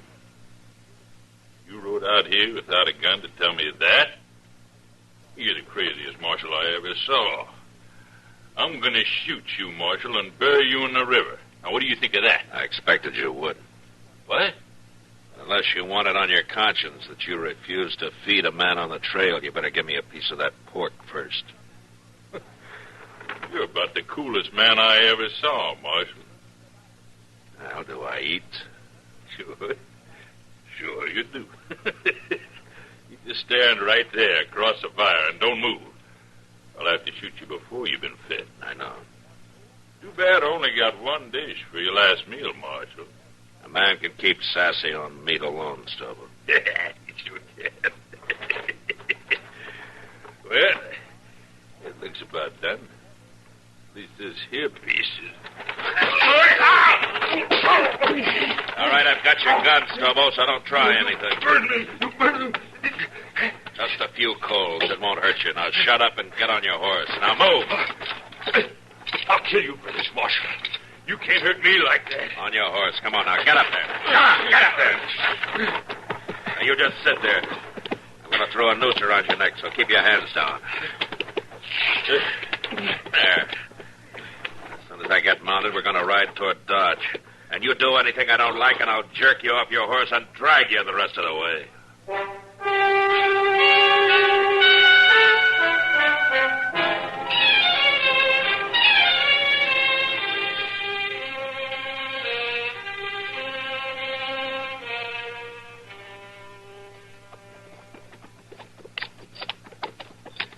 Jail's on the left. See it?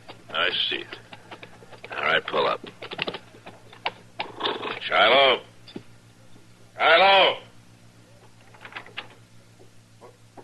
Hello, Marshal. This the other one? Yeah. Trevitt got dead and alive, but he's here. That was rough, Marshal. Real rough. Yeah. How about Chester, Shiloh? Tell me. Doc ain't sure yet, but he's alive. Lock Stobo up. I'm going over to Doc's. Sure, Marshal.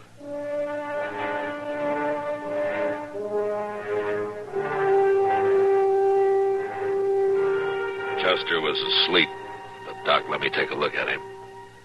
Seemed to me that he had more trouble breathing than before. Doc said another day might see him out of it. There was nothing I could do, so I went out for a steak and some sleep. The next morning, I went back to the jail. Morning, Marshal. Everything all right, Shiloh? Doc looked over your prisoners. Trevitt's pretty sick yet, but Stobo's all right. Got a few burns is all. Nothing could hurt that moose. A hanging might. Sure.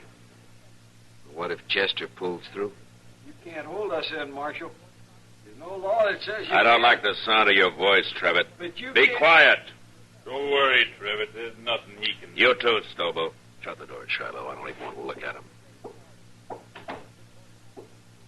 You know, that Stobo is a mean one, but I feel kind of sorry for Trevitt. Now, then why don't you go cry about it someplace else? I don't feel sorry. Now, don't you take it out on me, Marshal. I didn't send Chester off to do my job.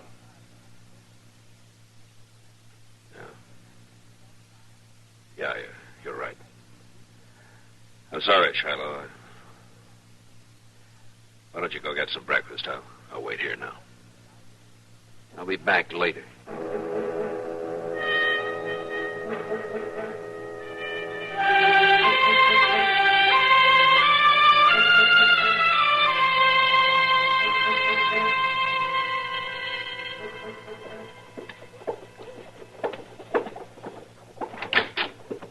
Hello, Matt. Well, what is it, Doc? Chester. He's going to be all right. You sure? Of course, Matt. His breathing has changed. The pressure's off somewhere.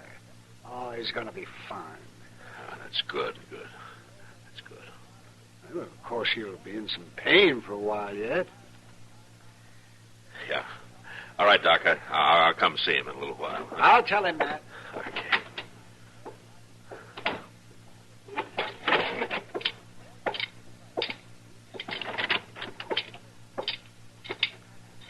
All right, come on, Trevitt. Where to? Come on, I said. What's up, Marshal? I'll be back for you, Stobo. Get going, Trevitt. Well, Stobo did it, not me. You can't do anything to me. Shut up. Trevitt, your horse is down at the National. You go get on it. You turning me loose? You go get your horse and ride, and don't ever come back to Dodge, not while I'm alive. Now go on before I change my mind. Sure, I'll go.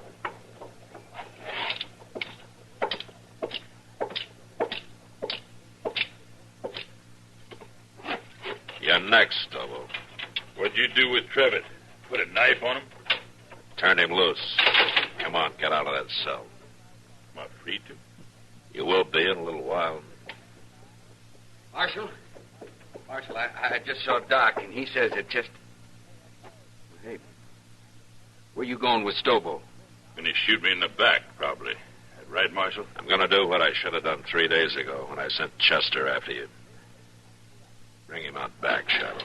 All right, let's go, Stobo. Slow and easy now. Over here. You're gonna drag me, is that it? Will you try that? That's what you do, isn't it, Stobo? Don't you try. Never mind. Here, Shiloh. Hold my gun. Look, Marshal, don't... You're gonna fight me. Well, Marshal, you're crazier than I thought. Why, I'll tear your throat out. If he wins, let him go, Shiloh. Maybe I will. I said you'll let him go. All right, Marshal, all right. I guess this is your party. Come on, Marshal. I'll make it short for you. Real short.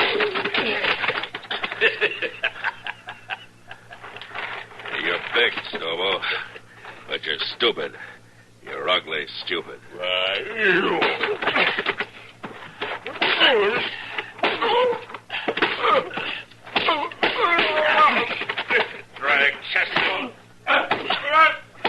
right, Marshal. Marshal! That's enough! Marshal! Come on. That's enough. All right. Give me my guns, Charlo.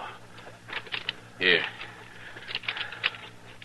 He don't look too good, Marshal. I better get the doctor. He's hurt, but he isn't dead. If he can't ride, throw him on the stage, but get him out of here. If I see him again, I'll shoot him.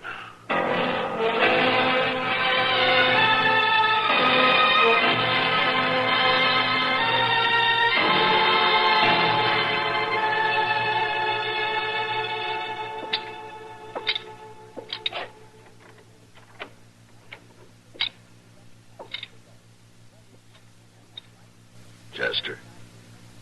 Mr. Dillon? My, what happened to you? I've been lecturing a couple of hard-nosed cowboys. One of them in particular. I see. I'm sorry, Mr. Dillon.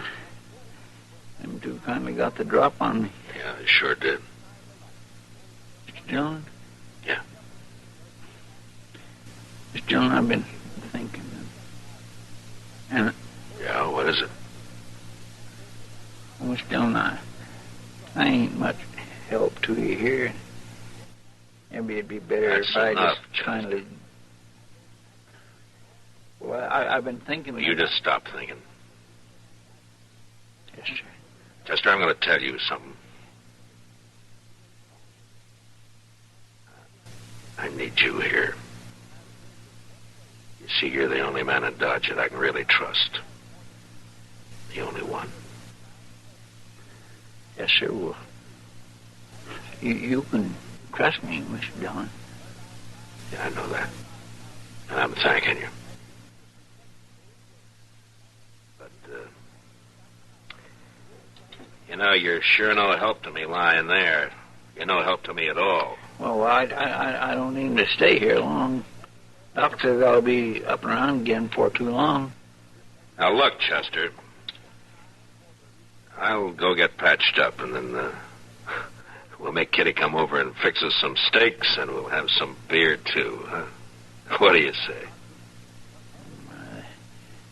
That'd be fine, Mr. Dillon. I sure would like that.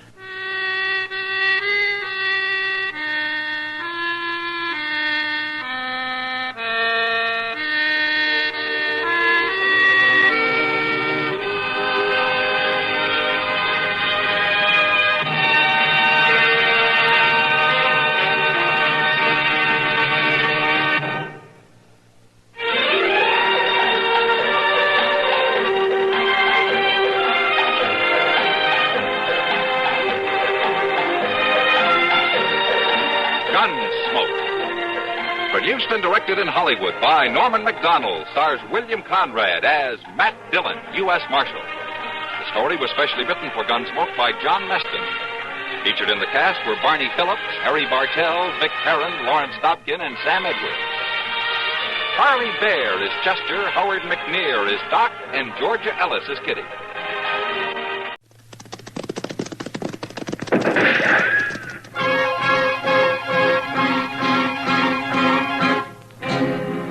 Around Dodge City and in the territory on West, there's just one way to handle the killers and the spoilers, and that's with the U.S. Marshal and the smell of Gunsmoke.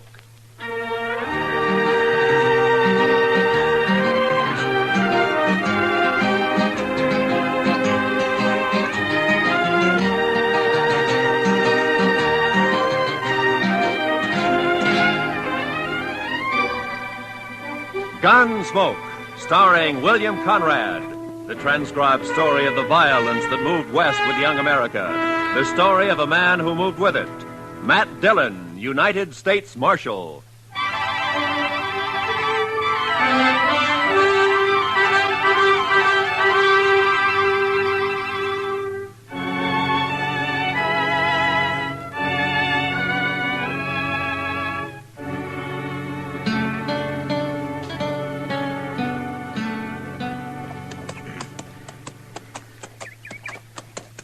Well, we're inside of Dodge anyway, Chester.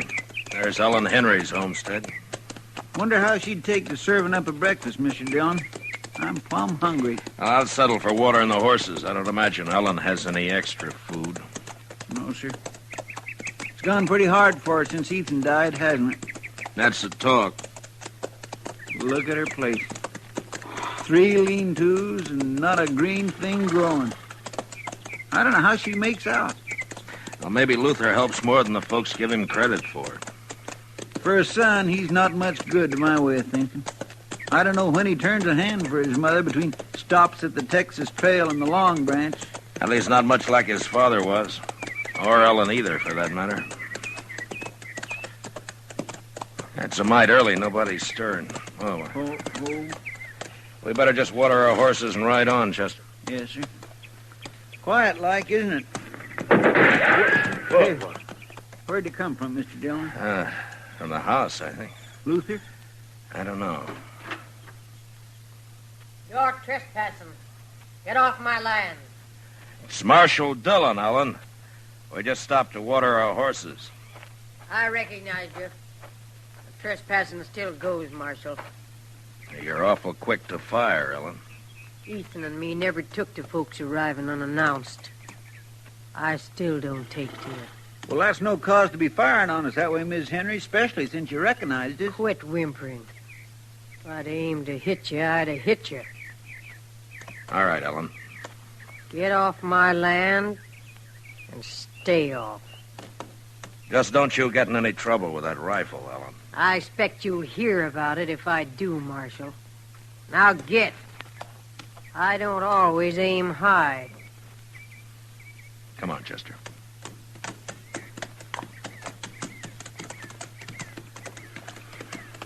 How old did you say she is, Mr. Dillon? She can't be over 40, I guess. If that. She looks like an old woman. 60 or more. She's dried up. Dead inside. Remember when Ethan and her and the boy came out here, Mr. Dillon, right after the war? She was an awful pretty little thing. Mm-hmm. Luther was a little more than a baby then. No, Mr. Dillon, I was just thinking. Ethan was so proud of his homestead and his boy and Ellen. Now he's 5 years dead, the boy's gone bad. His wife and his homestead, they've just dried up. It's kind of sad, ain't it? Yeah, it is. Well, come on, Chester, let's get on into Dodge.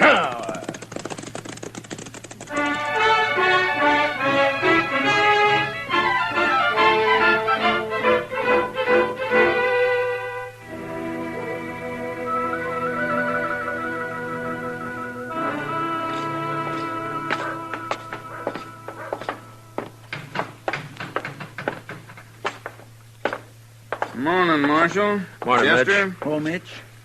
Well, what'll it be? Set up a bottle of rye, will you? Yes, sir, Marshal Dillon.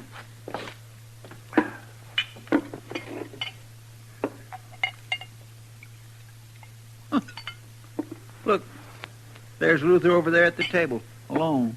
Yeah, I saw him. Thanks, Mitch. Wait here, Chester. Yes, sir. Mitch, could I have a little sugar in there?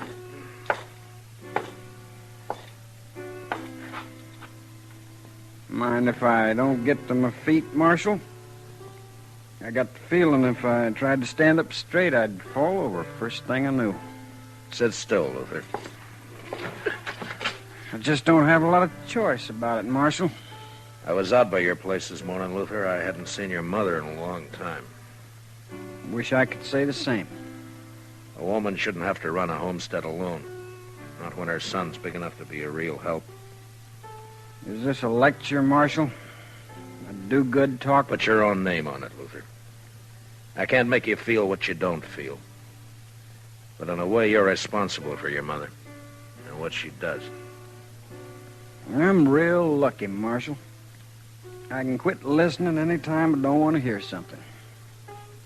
Between the old lady and people like you, I quit listening an awful lot. Get it straight, Luther. I don't care what happens to you. I done something wrong? You accusing me of something unlawful, Marshal? No. But if you have any feeling left for your mother or what happens to her, you'll do something about her. Living out there alone so much, she's gone a little crazy.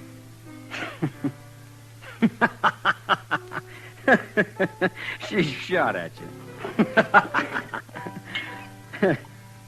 Is that all's concerning you, Marshal?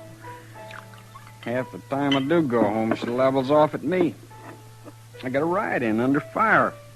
Her crawling on my belly. She's crazy, like you said. I swear, she's crazy. Then you ought to bring her into town. Get a keeper for her. Maybe I would. If I cared what happened to her. I don't care. I don't care at all. Well, that's up to you, Luther. Now, that's just another one of them things I didn't hear you say, Marshal.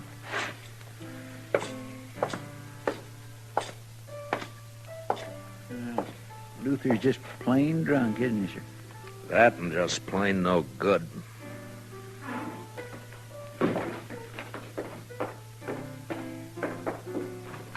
Well, whatever you said drove him right out of here, Mr. Dillon. Mm-hmm. Well, we haven't been in the office since early yesterday, Chester. All right, sir. Only what? Well, sir, Mitch has got a catalog in the back room, and he's not busy, and he says it's just full of things you can order straight from St. Louis. I thought You got extra money, have you, Chester? Oh, no, sir. Well, that is not really extra money, Mr. Dillon. It's just that, well, Mitch swears you can get underwear from this catalog that don't rub your skin raw, and I'd like to take a look at it. All right, Chester, I'll wait. Yes, sir. Thank you. Oh, Marshal. Oh, hello, Cass. Now, what's on your mind? Talk I heard, Marshal. It's private, like maybe we go to your office. We can do our talking here. I thought you was always of a mind to get me inside there, Marshal, where you could turn the key on me. Maybe I will someday, Cass. Now, come on, speak out. Yeah, I heard talk at Luther Henry Road cattle off Carnes' place last night. Saw you talking with him just now. Wondered if you'd heard the same. Haven't heard a thing, Cass. Odd you wouldn't know. I was out of Dodge last night, all night. I wonder if it's so. Luther didn't give himself away when you talked just now.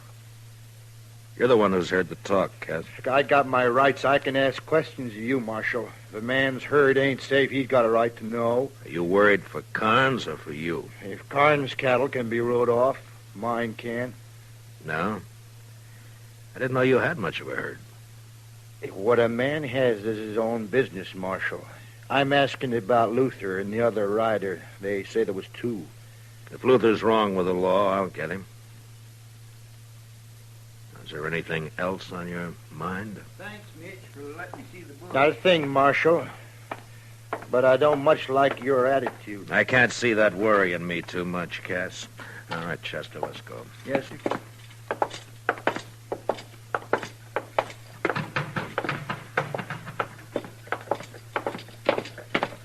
Mr. Dillon, I was watching him from the back there. He's a sniveling sort, that Cass. Mm-hmm. Come to think of it, though, I don't know a single bad thing he's done. Know any good he's done? No, sir. Can't say that I do, Mr. Dillon. How about you? Did you find out about your fancy underwear? Yes, sir. All right, now we can tend to business, huh? Come on.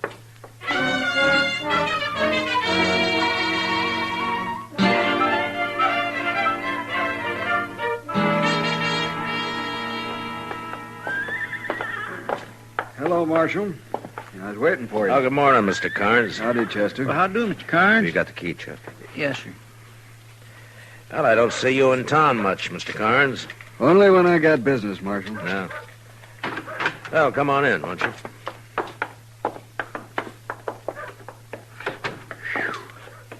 My, it's close in here. We've been away a day and a night, Mr. Carnes. Sure gets close that way. I'll just open up the back. Won't you have a chair, Mr. Carnes? I don't have a long piece to say, Marshal. It don't take long to say some of my cattle were stolen last night. Yeah, I heard.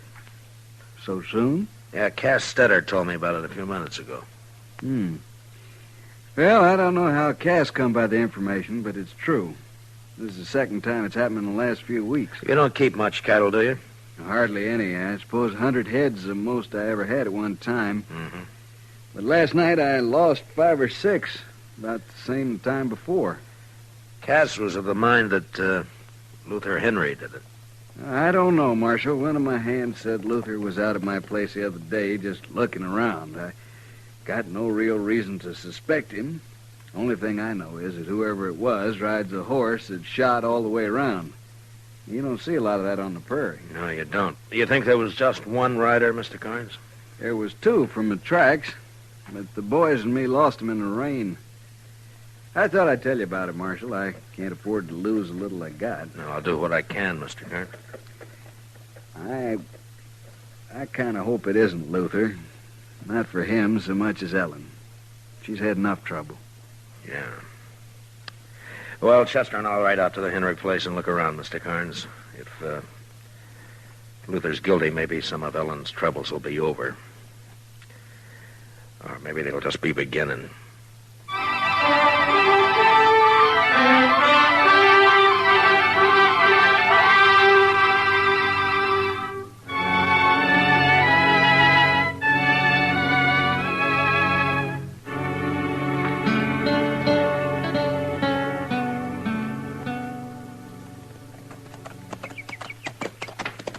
I swear, Mr. Dillon, I feel like I was riding right into the camp of the enemy, coming back to Ellen this way.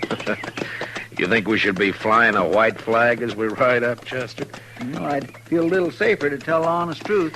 She's got no reason to fire on us.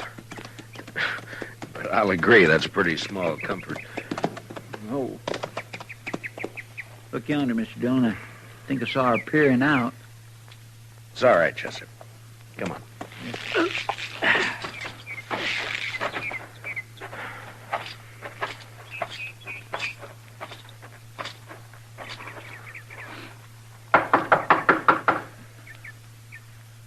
I don't see Luther's horse around. Maybe he isn't here. Well? Afternoon, Ellen. I want to talk a bit about Luther. I got work to do in the shed. I'm going there. You want to talk?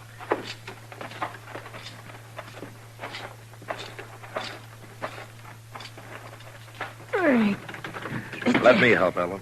I'll get it.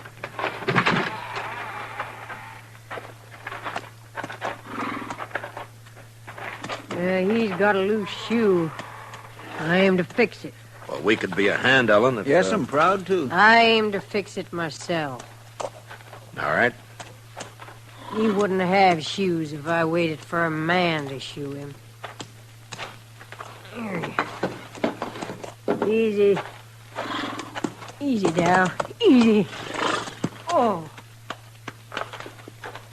You come to talk, Marshal. Yeah, about Luther.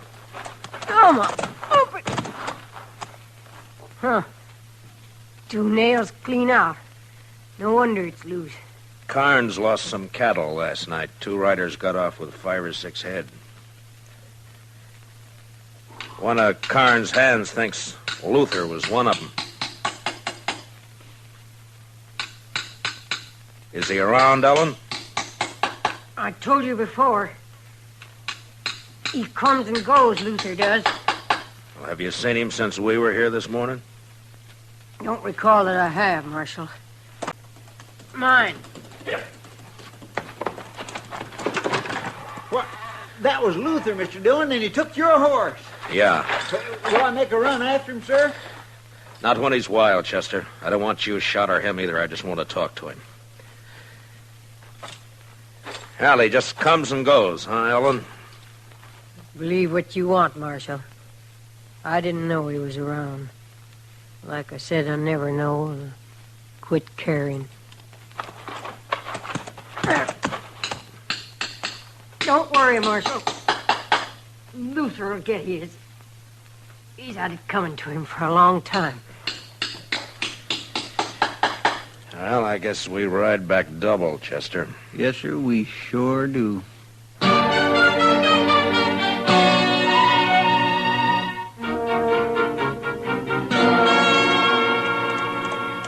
Luther sure cut out quick, Mr. Dillon. Maybe he did run those cattle off Carnes' place last night. Maybe. He's running away from something. Wonder where he'll hide. Everybody around here knows your horse. Oh, he's made a lot of mistakes. He'll make more. Nothing says he's going to turn bright all of a sudden. You're not worried about your horse then, Mr. Dillon? I don't think so, Chester. What kind of a woman is that, Mr. Dillon? Ellen? Yes, sir. I don't know. I'm not much of a hand to understand women, Chester, any woman. I don't know. You think she knew Luther was home all along? Maybe. I just don't understand it, Mr. Dillon. It's not right, somehow, a woman not caring about her own son. You hear her? She said right out, I quit caring. It just don't seem right.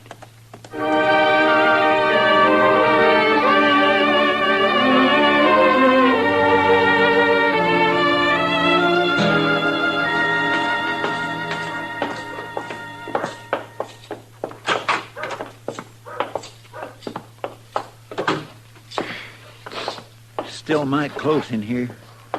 I believe I'll leave them back windows up a spell, Mr. Dillon. I think I'll go up to Emil's blacksmith shop, Chester, and see if he has a horse to spare. All right, sir. There's some paperwork to catch up on if you get the time. Yes, sir. Of course, you'll want to write that place in Chicago about your underwear, the first thing. Yes, sir, Mr. Dillon.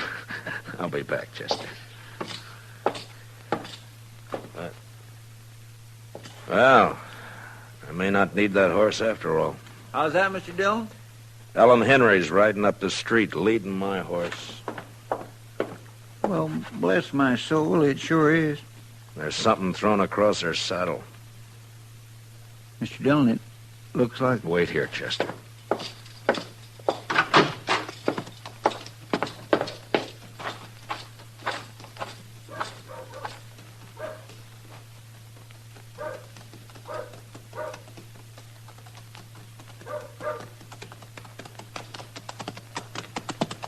Hello, Ellen.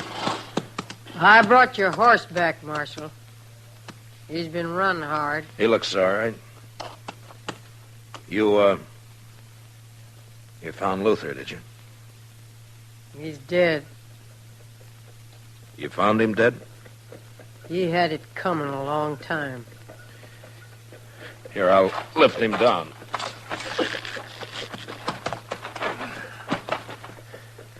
Chester! Easy. Easy, Darrell. Easy.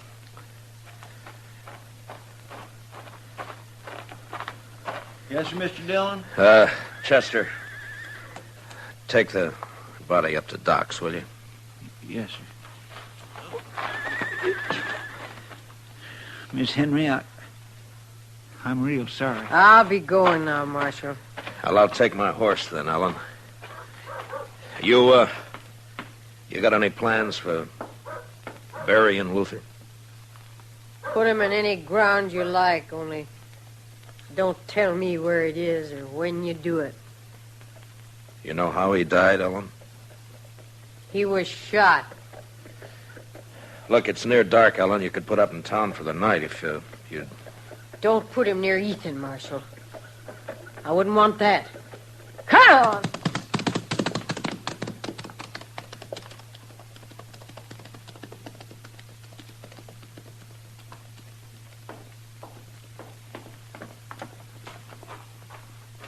Doc's working on Luther now, Mr. Dillon. He's just plumb full of holes. Yeah, I know. Poor Miss Henry. Even though she don't act like it, I just know she feels terrible. Yeah, she's grieving her heart out. Where are you going, Mr. Dillon? I don't think I expressed my sympathy to poor Miss Henry proper.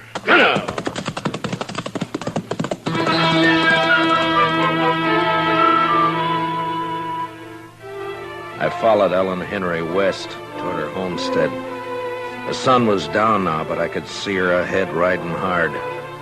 There were clouds to the south and the smell of rain on the easy wind that blew in little circles around me. Ellen bore west, and I lost her past a clump of cottonwoods near Carnes' place, so I rode harder. When I came even with the trees, there was just enough sun ray left to See her head south toward the dark clouds.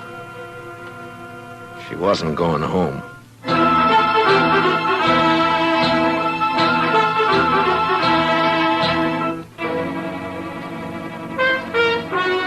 was dark now. I couldn't see anything. The storm clouds stretched black from the south and fastened over half the sky. And I rode hard against them till I saw the flicker of lantern shine ahead. It was Cass Stetter's place. I left my horse out away from the house and walked in as softly as I could. Cass and Ellen were having their talk in a cattle shed near the You've house. trusted me before about the money, Ellen. What's the rush this time? My work's done, Cass. It was done last night when Luther and me drove them last few from Karn's place over here. I want my share and Luther's. Him not cold dead yet, and you want a share. Ain't a mother entitled to whatever her son leaves? Mother? You never had no mother feel for him, and him no love for you either. Huh. Ain't you the one to talk about love, though? It takes courage to love with all of you. When the love goes, they take it and bury it in the ground. There's nothing left but hate. I wouldn't kill my own kin. You wouldn't be that honest. You won't even steal cattle yourself. You buy it off of them as has the courage to ride in and rustle. Yeah, well, how'd it feel, killing your own, Ellen? Like it'll feel killing you, Cass. If you don't give me the money here and now, like nothing at all. Luther's dead and gone because he tipped his hand, showed his face around Karn's place, talked big in the saloons. He was no use. No use at all. There's no woman in you at all. I've been dead 5 years. And your time's running short, too, Cass. I'm in a hurry. Too late to hurry, Ellen. What's he? Too late to move for guns, Sue. Well, I'm sure glad to see you, Marshal. How are you, Cass? Oh, I sure am. I guess I called a trick on Luther all right, didn't I? Yeah, you were a big help. You and Luther stole the cattle, Ellen, and brought them to Cass for pay. Is that it? Only sometimes, like now, we didn't get paid. Don't believe her, Marshal. You wouldn't take the word of one as murders your own son, would you? I don't have to, Cass. Karn's brand won't be hard to find on any cattle you got here. Cass was just slow to move 'em on, Marshal. If he'd have gone on toward Abilene with him last night like we planned... You're lying, Helen Henry. You're lying. Now get your horses. Both of you. Why are you taking me, Marshal? Well, there's some kind of a law, Cass, about buying and transporting stolen cattle. Yeah, Marshal knows his law, Cass. You know what she did to Luther, don't you, Marshal? Yeah, I know. Now, come on. You'd like it better, wouldn't you, Marshal? If one of us made a move, so you could use your gun. I said come on, Ellen. I think I'd like it better if you used your gun, Marshal. I ain't going to get back east now anyway. You'd be taking a coward's way out, Ellen, if you made me kill you. Ah. I said get your horse, Cass. Now make your choice, Ellen. But I don't think Ethan would think much of you. All right, Marshal. I'll go. But mind what I said. Don't put Luther near Ethan. They wasn't the same kind.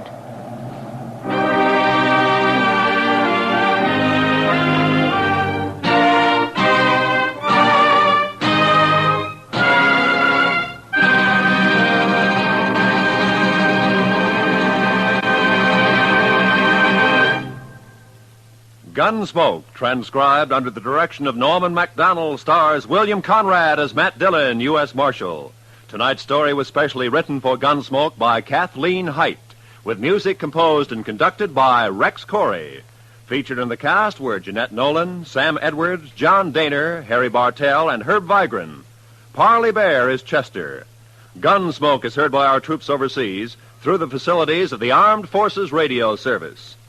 Join us again next week as Matt Dillon, U.S. Marshal, fights to bring law and order out of the wild violence of the West in Gunsmoke.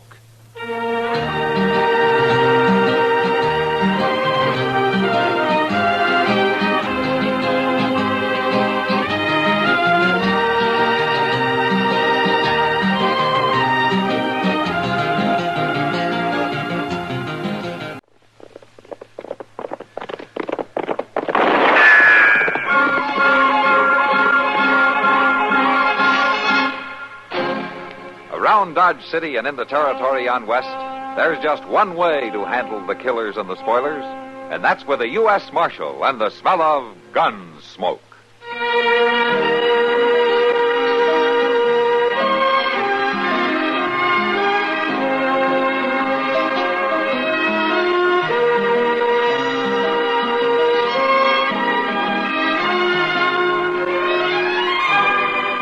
Gunsmoke, starring William Conrad, the story of the violence that moved west with young America, and the story of a man who moved with it. I'm that man, Matt Dillon, United States Marshal. The first man they look for and the last they want to meet. It's a chancy job, and it makes a man watchful and a little lonely.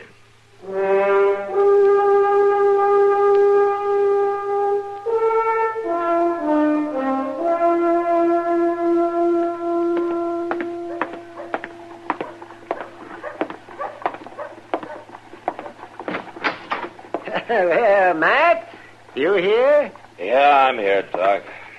Come on in. Oh, well, how come you're in bed so early? I'm not in bed, Doc. I'm just resting. Oh, I did that, man. Oh, I see the cost of government's going up again. Oh? What makes you say that? The soles of your boots. They're worn almost through. I don't care. What's the matter? Aren't you feeling good? Sure, I feel fine, Doc. I always lie in bed till noon. Well, it just doesn't look right for you to be lying down like this. Yes. Oh, for heaven's sakes. What's the matter now? It's cold. The coffee's colder than the rattlesnake's belly. Don't drink it. And it's no better hot either.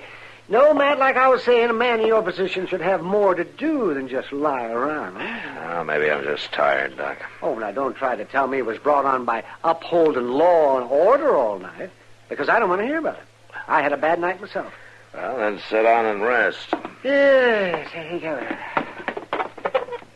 Aren't you going to ask me what I was doing? No. You're not. Well, I spent the whole night working for $4 fees. Oh? Well, there must have been somebody who didn't know you. They knew. It was Jeb Dorn. His wife had a baby girl. Jeb, huh? He was hoping for a boy, as I recall it. And that's what worries me. Oh, why? He refused to pay me. No wonder you're tired. What's this thing? Oh. Well, who's this poster on? Missouri, Kansas, or Nebraska? Oh, he's a mean-looking devil, isn't he? Uh-huh. Well, I can see that he'll certainly find his comeuppance if he sticks his head in Dodge City. Well, I'll tell you, Doc, I'll worry about that if he comes here, huh? Oh, well, that gives me a nice, safe feeling. Marshal, here is he. Yeah, I'm the Marshal. I say, Marshal Proudfoot, hereabouts is he? Marshal Proudfoot? Huh? No, neither one. I'll say neither one of you ain't the Marshal, I can tell. I'm his pa. I'd know him anywhere. Doc, go find Chester, will you? Sure, Matt. No need to get up. Just come see my boy, Marshal Chester Proudfoot. Made good somehow, he did. Chester never was one of my brightest boys. 11 boys I had, I remember. Say, I ain't shook a hand here yet. What's your name, sonny? Dillon, Matt Dillon. Ditto? A funny name for a man. I knew a man one time had the name of Hairgrove. Hairgrove. I thought that was the funniest up till now, but Doc, you better go get Chester. Who's that fella? Well, that's Doc Adams. Nice to know you, sir. Saying something, is he? I said it's nice to know. My name's Wesley Proudfoot. Sired a marshal, turns out. Yes, sir. 11 boys I had. Chester was nowhere near the brightest. No, sir, he'd rate about number 9 there. Well, that's very interesting, Mr. Proudfoot. Chester bordered on being ignorant, I'd think. Oh, no, I can't imagine how he ever got to be a marshal. Chester Wesley Proudfoot, marshal of Dodge City. Look, Mr. Proudfoot. They named all them boys with the middle name of Wesley after me, they did. Hoped at least one of them would mount something like me. Yes. What'd you say name was? It's Adams. Dr. Adams. Dr. Adams. Horse or people? What? What's the matter with you? I say, do you doctor horses or people? People. Oh, well, it's too bad for you. I wouldn't never let a people doctor work on me, and I got a great many things wrong with me, too. Hey, where's Chester? Well, he's out getting the mail for me. Well, good for him. Got spunk. Probably running down some of them bad men he always writes about. Used to have an assistant named Dillon working for him. Whatever become of him? Dillon, that's me, Mr. Proudfoot. Matt Dillon, that's me. Oh, yeah. Well, you do a fair job, according to Chester. Says he can usually depend on you. Well, that's very nice of him. Look, Mr. Proudfoot, maybe you should know something. Hello, Doc. Chester. There wasn't none too much mail, Mr. Dillon. Forget it, Chester. What? Chester, you've got company. Who's a fat fella? That's Chester. That's the Marshal Proudfoot. Paul, you know, Mr. Dillon, Paul, that's you, Chester? Yeah, that's him, Mr. Proudfoot. Ah, you fatted up a good deal, Chester. Your assistant here looks better than you do. I'd like an explanation. Matter of fact, so would I, Chester. Mr. Dillon, Doc, Oh, Paul.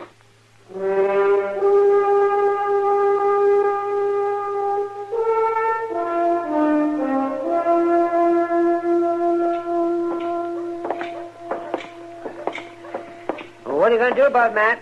Do about what, Doc? Chester telling his father that he's the marshal. What can I do? Well, not going to let him get by with it, are you? I don't know, Doc. Wait a minute, Matt. No, Matt, no. Let me by. Oh? An assistant doesn't make too much, you know.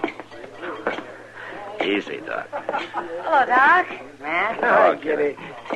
Doc, you're looking pretty strange today. How come? Tell her, Matt. You tell her, Doc. You're the one looking strange. Well, come on. Somebody tell me. Sit down. Thank you. Have you seen Chester, Kitty? No, why? Yeah, we may never see him again. What? What happened? Not much, really, but I'm sure he wishes he was dead right now. Oh, what's this all about? Chester's father came to town today. Well, what's so terrible about that? He thinks Chester is the marshal here. What? Yeah, that's right, Kitty. Chester wrote to his father, and he probably stretched the truth a little bit, like we all do sometimes. Oh, no. Well, where are they now? Over at the Dodge house. He's getting the old man a room there. I never saw Chester look so scared in my life, Kitty. You should have seen him. He grabbed his paw and he lit out of the office like his coat was on fire. Oh, don't be hard on him, Matt. I'm not going to be hard on him. Well, his father must be pretty old. Oh, he's old, all right, yeah. He can't hear good and he can hardly see. But he's a bright old fellow. Well, you can't let the old man be disappointed, Matt. Well, what would you suggest I do, Kitty?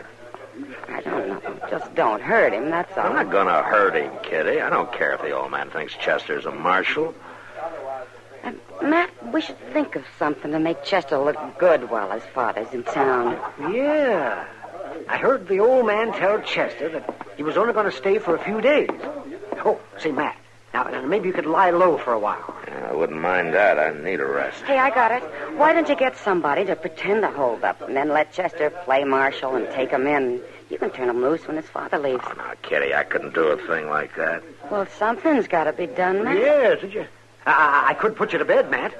What are you talking about, Doc? Yeah, you get sick and I'll examine you and say that you've got a rare blood disease and you have to go to bed for a few days. It might work, Matt. Oh, you can't let that old man go away thinking Chester's been lying to him all this time. No. We'll get Moss Grimmick to stage a fake holdup, you see? Then we'll come and get Chester, and right in front of his father, he'll capture the bandit. You're the one with a rare disease, Doc, and it's not in your blood, it's in your brain. Oh, do it, Matt. You got to. No, I don't got to. I don't want any part of a fake holdup. Now, you just get that out of your head. Oh, Matt. Well, I'm going back to the office. Oh, sure, go ahead. Yeah, go ahead. Ruin an old man in his last days. What do you think, Doc? Old Matt'll come around all right, Kitty. He always does. I'll go talk to Moss Grimmick and have it all set.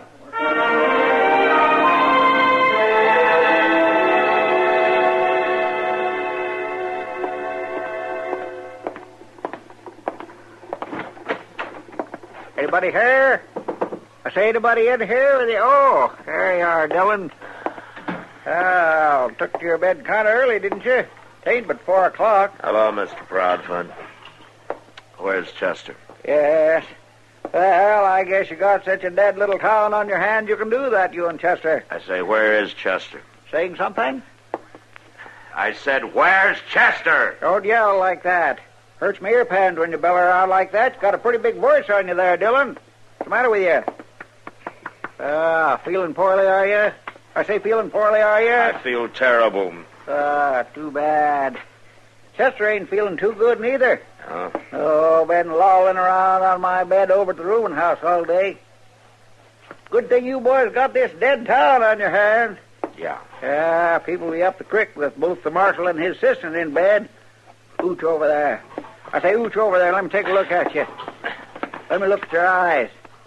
Tell everything about how a man feels by looking to his... Look at me, Dillon. I can't help looking at you. That's Mr. it. Proudfoot. That's coming. Yes, sir. You've got bad eyes there, Dillon. That one in particular. You got a good voice, but bad eyes. Them eyes remind me of Chester's Uncle Hector. Last time he looked all slack-jawed like that, he died the next day. Huh? What say? Nothing. I didn't say anything. Oh, thought you talked. No. Yes, sir. Hector was Chester's fighting uncle. Reckon that's where Chester gets all his get up and go. Uh-huh. Yes. Was some different, though.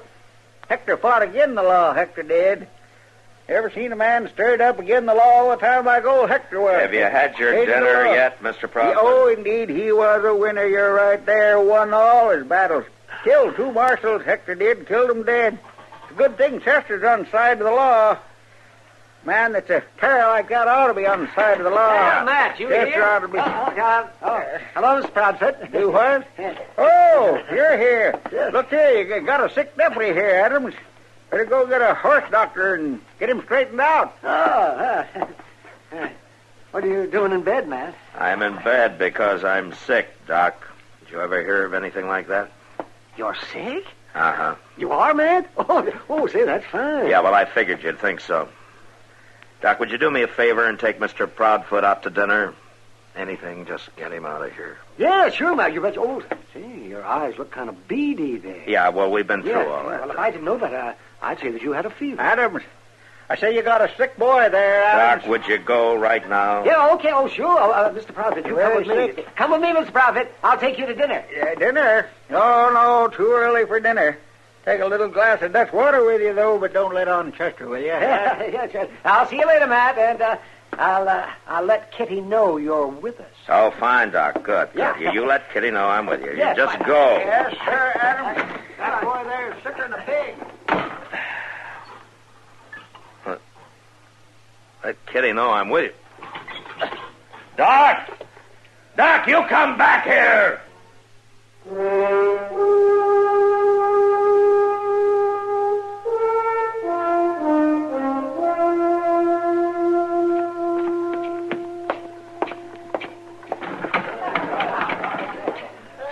Hey, Kitty. Doc. Where's Doc? I don't know, Matt. He was here a little while ago. Why? Well, I've wasted a half hour looking in all the eating houses for him. He's got Chester's father with him. I got to stop him. Stop him from what? From that fool idea that you and he had. What do you mean, fool idea? Doc came by and said it was on, that you were playing sick in bed. Kitty, I was in bed because I really was sick, and I still am sick. Have you and Doc lost your senses? Well, we're just trying to help Chester, that's all. Now, look, what if somebody else sees that hold-up Moss Grimmick is staging? How do they know that he's just playing games, huh? Doc and I aren't going to let anybody get hurt, Matt. And you know Chester, he'll play along all the way. That's exactly what I'm afraid of. Oh, Kitty! All set, Kitty. Hello, Matt. Oh, you're on your feet for the fun. You call this thing off right now, Doc. Oh, no, it's too late, Matt. Chester and his father up at the Dodge House in exactly 3 minutes from now. Moss Grimmick is going to rush up there and say there's a holdup at the livery stable. And I'm putting a stop to it before somebody gets... What's that? I don't know. It's not time yet. Oh, come on, Doc. You can watch the fun you started. Yes, all right. Come on. You know, something ought to knock your head off for this. Now, Matt, now take it easy, Matt. Marshal Dillon. What? You better hurry. Chester just shot a man at the Dodge House. Good Lord. Come on, let me through here, will you please? Move aside. Let me through. Stand back. Matt, wait. Well, look. Chester's sitting on somebody. Chester, what are you doing? Get off of that man. Doc, check that one line over there. I will. That's my boy, the marshal there, Dillon. Stand back. He shot and wounded one fella, and we subdued the other one. All right, Knocked him Mr. cold, we Fine. did. Ain't a bad night's work, is it? No, Chester, will you get up? Well, Mr. Dillon, he tried to kill me and Paul. Get up, I said. He's unconscious. Oh, Matt, wait a minute. Look here. What is it, Doc? Look at this man. It's Jack Pargo. What? You know the man on that wanted poster? Yeah, that is Pargo, all right. Matter, Dillon? That fellow a friend of yours, is he? He tried to hold up the hotel office here. No, Mr. Proudfoot, it's not a friend of mine. Huh? What say? Or anybody catch that comment? Hey, Chester! What? Chester! Hurry up, Chester. There's a holdup at the livery stable. Moss, go home. Yeah, but Doc told me that. Just go back to your livery stable and call off the holdup, huh? Yeah, forget it, Moss. Forget it. We've had the real thing right Well, Goodbye, Moss. Well, yeah, sure. Goodbye. Goodbye. Yes, goodbye. Wait, what? Our fella come here. Notice something here, did you, Dillon? Chester was right on the spot, he was. That's the reason he took my bed for so long. Uh-huh. He got an instinct for these things, Chester has. Put him right here on the spot for this hold-up. Now. There's a reason for everything, I always say, Yeah, Dillon. well, there's a reason, all right. Mr. Proudfoot. What say, Dillon? Mr. Dillon, I can explain all this. No, Chester, you and your father take care of things here. I'm sick and I'm going to bed.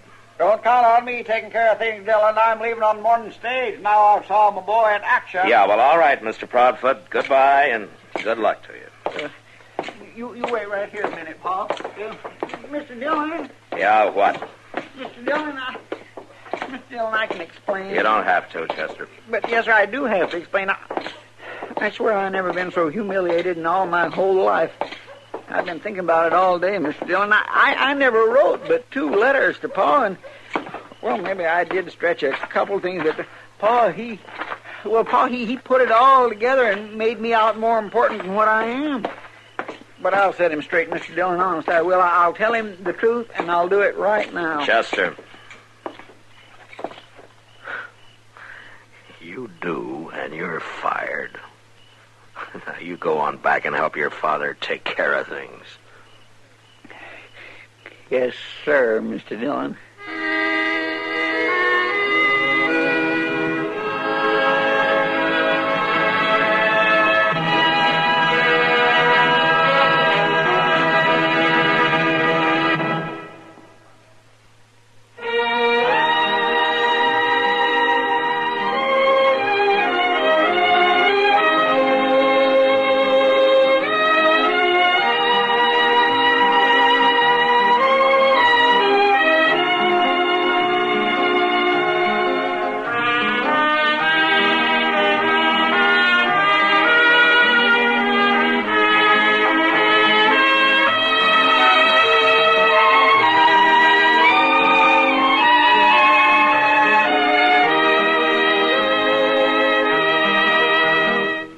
Gunsmoke. Produced and directed by Norman McDonald. Stars William Conrad as Matt Dillon, U.S. Marshal. Featured in the cast were Parley Bear as Chester, Howard McNear as Doc, and Georgia Ellis as Kitty.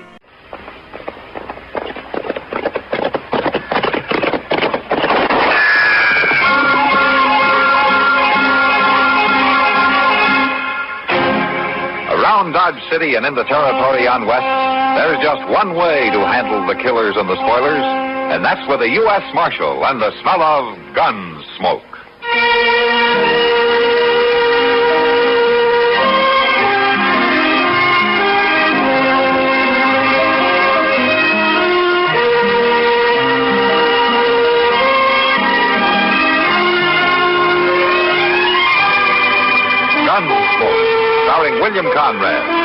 story of the violence that moved west with young America, and the story of a man who moved with it. I'm that man, Matt Dillon, United States Marshal. The first man they look for and the last they want to meet. It's a chancy job, and it makes a man watchful and a little lonely.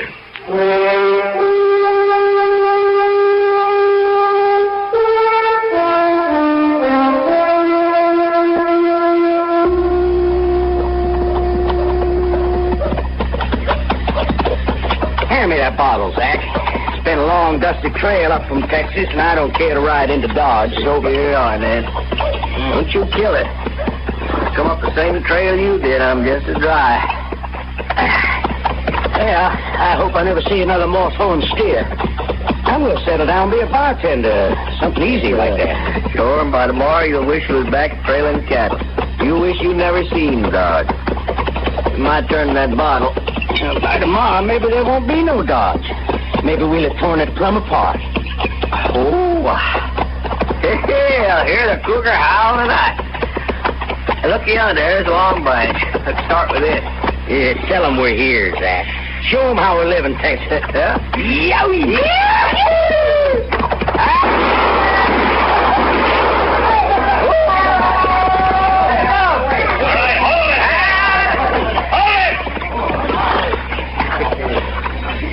Put a bullet through his hat, Zach. Shoot his heels away. Get down off those horses. Well, I'll get down, mister. It's what I come here for. All the way from Texas. Well, you're welcome here, but don't get any notions about shooting up this town. Who are you, anyway? I'm a U.S. Marshal. I'll take your gun till you're sober enough to carry it. Nobody takes my gun. Then you better ride right back to camp. Don't let him buffalo you, Zach. He won't. Mister, I'm staying. Me and my gun. You'll be Marshal for breakfast if you try to stop me. Well, I warned you. I'm going to kill you for doing that to him.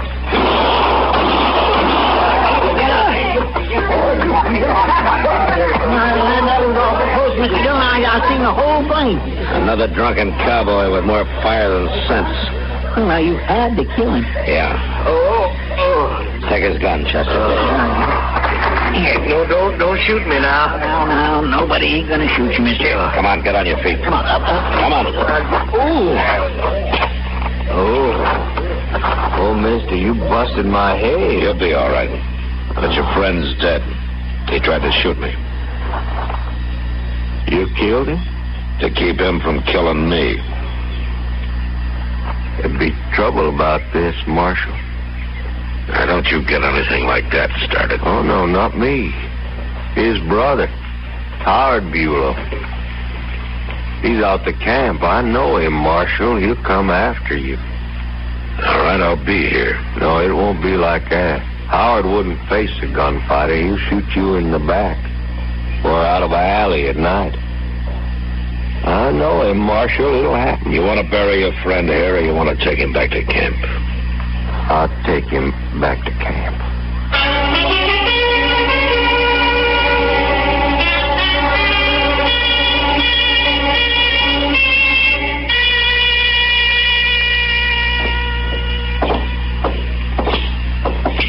You know, Matt, you'd think a restaurant like Delmonico's could at least make good coffee, even if the food's bad. You know, I never saw a woman yet who didn't find fault with everybody's cooking but her own. Women have more taste than men, so. Oh, yeah, sure. Matt, Yeah. that man you had to shoot today, his brother, is that what's on your mind? Yeah, I suppose so, Kitty. I've been thinking. You've never seen him. If he does ride into town, you won't be able to recognize him, will you? Yeah, let's just say that he'll probably be the first man who tries to shoot me in the back. Oh, Matt. Don't worry about it. It's been tried before. And I'm still around. Front Street's not very crowded tonight. Oh, it's kind of early, yeah. Hey, wait a minute, Kitty. What is it? That man leaning against the post up there. Now wait till he turns his head. I want to get a look at him. Someone you're after, Matt? Yeah. No, it's probably somebody who's after me, Kitty. You stay here. It's all right, Matt.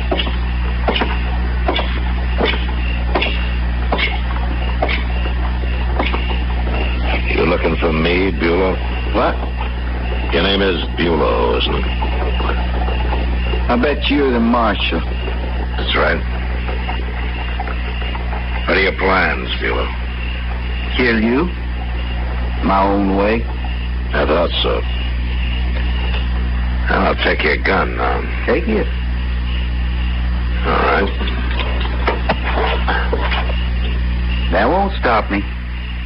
You just got another gun and shoot me in the back. Is that it? Any way I can. Look, Bulow, your brother tried to kill me, and he'd have done it if I hadn't stopped him. There ain't nobody kills a Bulow and gets by with it. I don't care what he done. Maybe you need a few days to think it over. I ain't got a few days. You have now. You're going to jail for a while. Oh, no, I ain't done nothing. Turn around and get moving.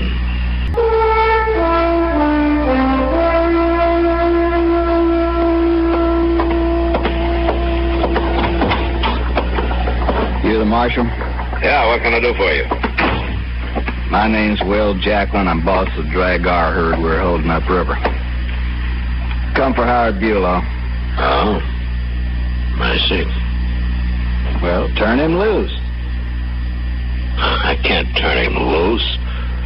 He didn't do a thing last night. He was just standing on the street the way I heard He him. threatened to shoot me in the back, and he says he's still going to. You killed his brother, didn't you? In self-defense, yeah. It don't matter. You have to look out for yourself. But none of my men's going to lay in a Kansas jail when he ain't done nothing. None of your men's going to walk around free waiting to put a bullet in my back either. Look, Jacqueline, you let Bulow cool off here a day or two. You'll get over it, maybe. I got 8 men outside, Marshal, and I got 10 more with the cattle at camp. We come a long way. We had a hard drive. We're all Texans, and no Dodge City marshal's going to rub our nose in dirt. Nobody's trying to, Jacqueline. I want Bulow out of here. I'll turn him over to you when you've sold your herd and are headed back to Texas. I want him now. Not as long as he's set on killing me.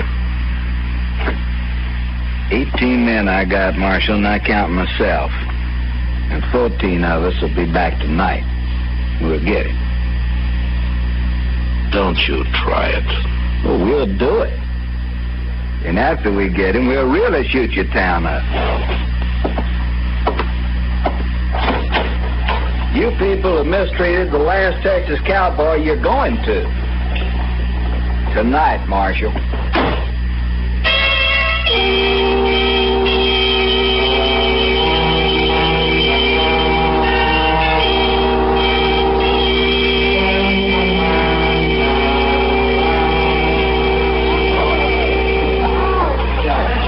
Sure you won't have a beer, Matt?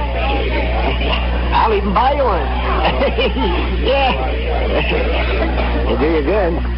I can't be drinking now, Doc. Oh, Matt, I don't think they'll ride in like that tonight. Those cowboys always talk big. Yeah, maybe. Yeah, they're just full of vinegar after the long drive they've made. And now they want to hoop and holler something. Bulow's full of more than vinegar, Doc. Yeah, tooth for tooth and eye for an eye. Oh, my, the world's got its evil ideas. Marshal Dillon. Oh, hello, Doc. Hello, Riesling. And what are you going to do about those Texans, Marshal? I don't know, Mr. Riesling. I hadn't given it much thought. Well, you better start thinking, Marshal. I heard Jackson right in here this morning.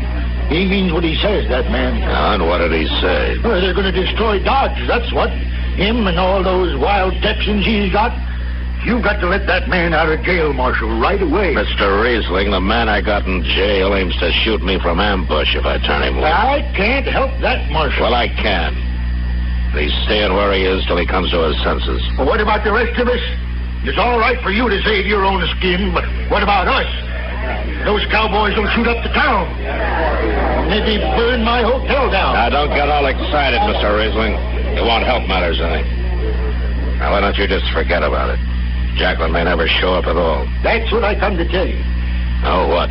Frank Paris rode by the drag our camp a little while ago, and he says those men were just about to leave for Dodge. That means they'll be here any minute. Now, what are you going to do?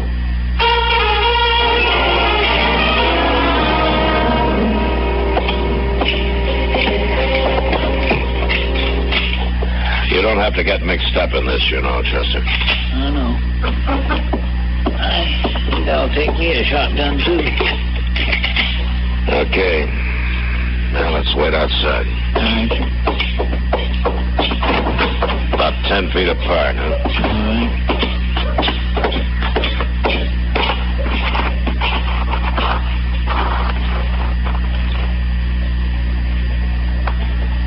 Here they come, Mr. Dillon. All of them. Yeah. Here it is, men. Hello, Marshal. You're acting like a fool, Jacqueline. We'll see about that. You make trouble here, and the law will be after you wherever you go. Don't worry none about no law. I was raised plumb free. We all were. That's so you were. But that doesn't leave you free to form a mob or raid a jail or shoot up a town. What's the matter with you men, anyway? What's the matter with you? You put an innocent man in jail. Any man who wants to kill somebody isn't very innocent, Jacqueline. You have to wait till he does it. I don't have to wait for nothing. Marshal, we've come for Bulow. Let them have him, Marshal. Turn him loose. Hurry. You keep out of this, Riesling. He's right, Marshal. You let him go peaceable, we'll leave town. You make us fight, we'll go right on fighting. So you heard him. He means it. Now you do it. Riesling, shut up! Jacqueline, this is a shotgun I'm holding. The first move you or any one of your men make, I'll cut you in two with it. Maybe. But we're too many. You'll die, and so will your friend there. Is that right, men? Texas men ain't afraid to die, Marshal. But they ain't gonna get trumped on. Now, for the last time, turn him loose. So he can shoot me in the back the first chance he gets. That's your lookout. I'm through talking, Marshal. Get set, men. And when you finish him, go rip this town wide open. Do it for me. All right, wait a minute. Wait a minute. All right. Chester. Yes, sir. Go get Bulow. All right, sir. You're ahead, Marshal. You and I'd have both been dead if you hadn't. I'm not doing it because of you or me, Jacqueline. I'm doing it because of too many other men who would have died. Well, it don't matter long as you turn him loose. All right, bring him over here, Chester.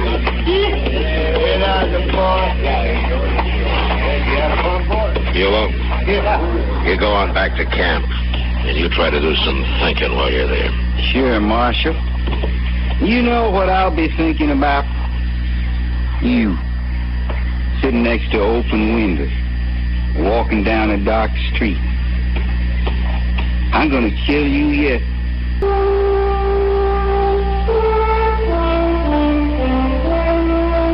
Wherever he was from, whatever kind of a life he'd led, Bulow was a primitive man.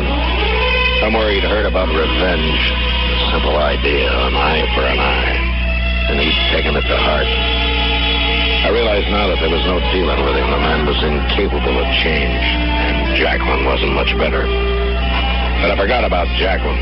It was Bulow who would be back. Still, 2 days went by, and there was no sign of it.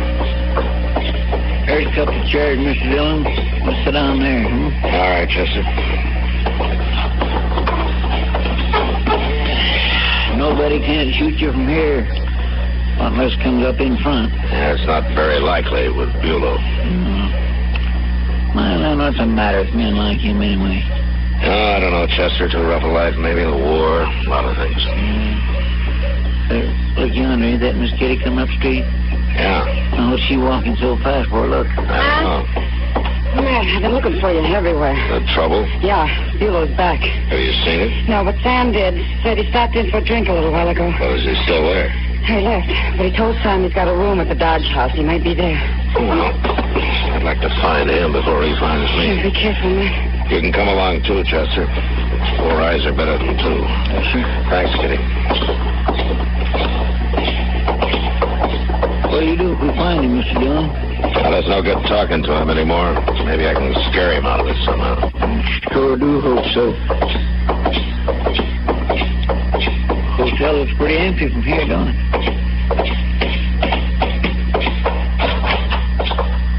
Hey, Marshal?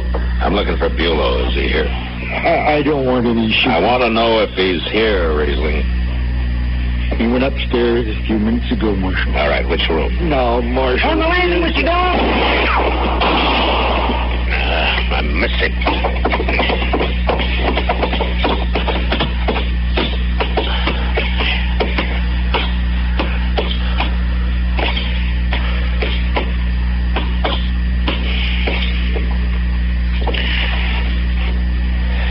Well, he's in one of those rooms. Yeah, we got him now. I don't know which one. You stay here, Chester. I'm going to go on down the hall. He might come out of any one of those doors. Yes, sir.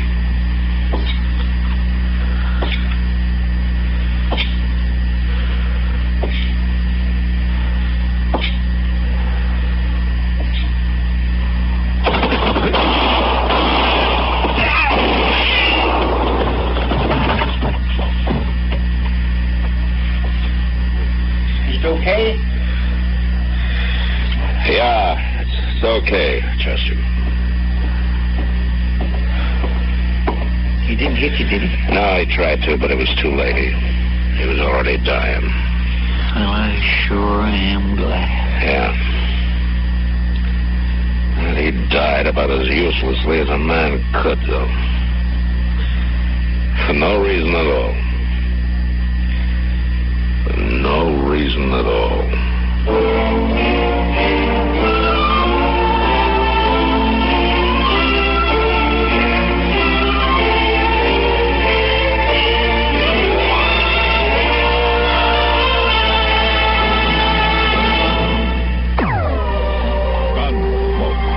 Produced and directed by Norman McDonald, stars William Conrad as Matt Dillon, U.S. Marshal. The story was specially written for Gunsmoke by John Messman. Featured in the cast were Vic Perrin, Lawrence Dobkin, Harry Bartell, and Jack Moyle. Harley Bear is Chester, Howard McNear is Doc, and Georgia Ellis is Kitty. Join us again next week for another story on Gunsmoke.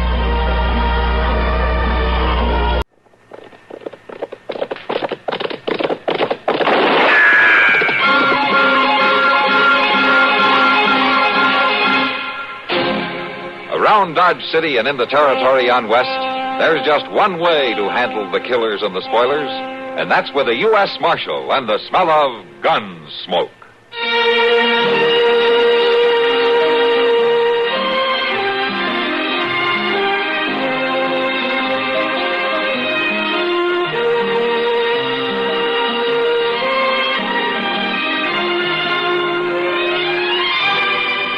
Gunsmoke, starring William Conrad, the story of the violence that moved west with young America, and the story of a man who moved with it.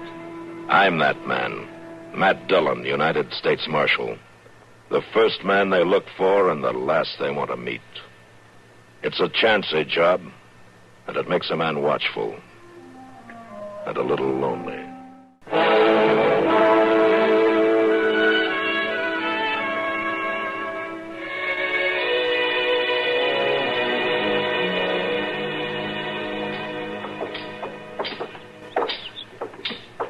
You don't have to come with me, Chester.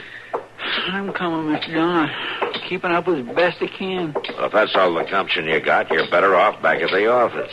Well, just let me rest a little bit, Mr. Dillon. What's the matter? Are you sick?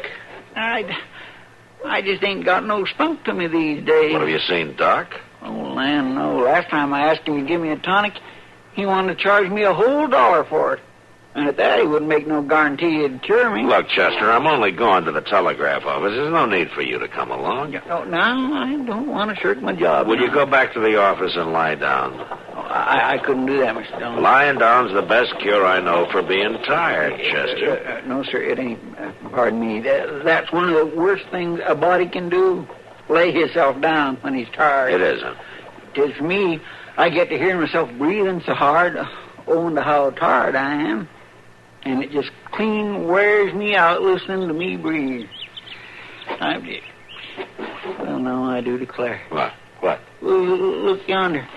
There's that nice little Miss Curtin loading her wagon over to Jones's. Yeah? Now, where at is Rob Curtin? He ain't loading up his own wagon. Well, I don't know, Chester, but Well, you may be able to stand by and watch a lady do a man's work, but it's something I just cannot abide. Poor little thing like that. Lifting and hefting them big, heavy things. Now then, Miss Curtin, you just leave them feed sacks to us. Miss Curtin? Oh, Marshal, Chester. Oh, they are mighty heavy. For a little bit of a thing like you, maybe, but for me,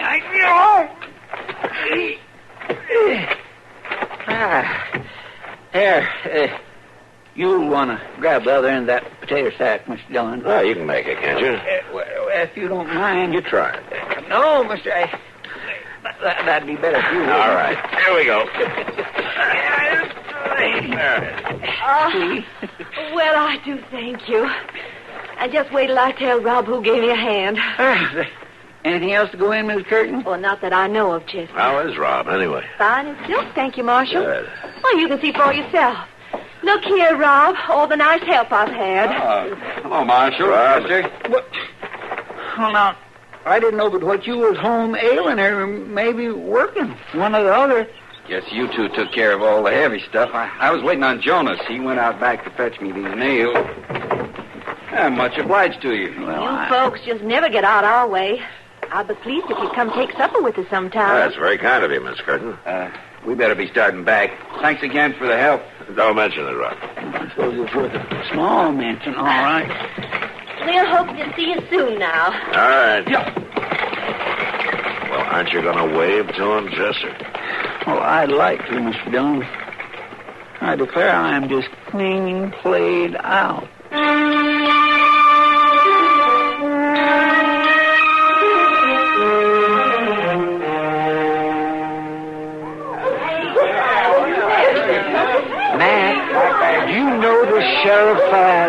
Sheriff, what's his name, Matt? Stringer? No, Doc, I don't know him by name. Might know him by sight. In Miami, Texas. Now, that's a new name on me. That's the town of the Panhandle. Last time I rode through it was too small to have a sheriff. Guess the cattle drives have fattened it up some. Yeah, let me see that telegram again, will you? Oh, yeah, sure.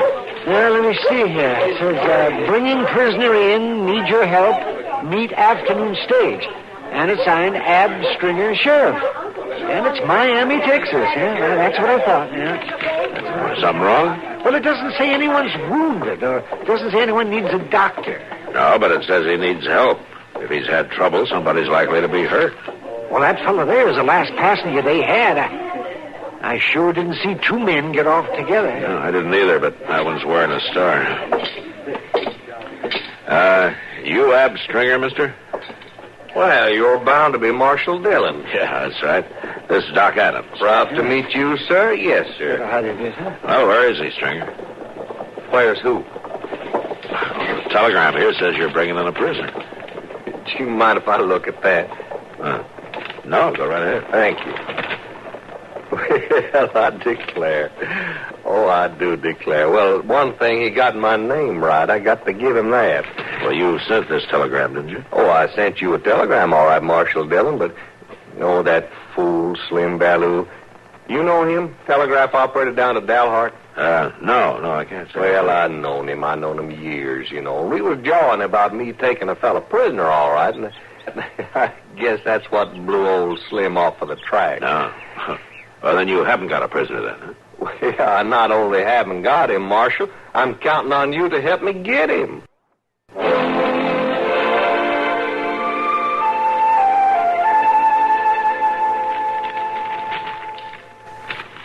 Well, now, they sure are a fierce-looking crew, ain't they, Marshal? Yeah, some of them look mighty rough, all right, Stringer. Of course, I say these wanted pictures, they serve their purpose. No? Looking through them keep a man in out of the heat.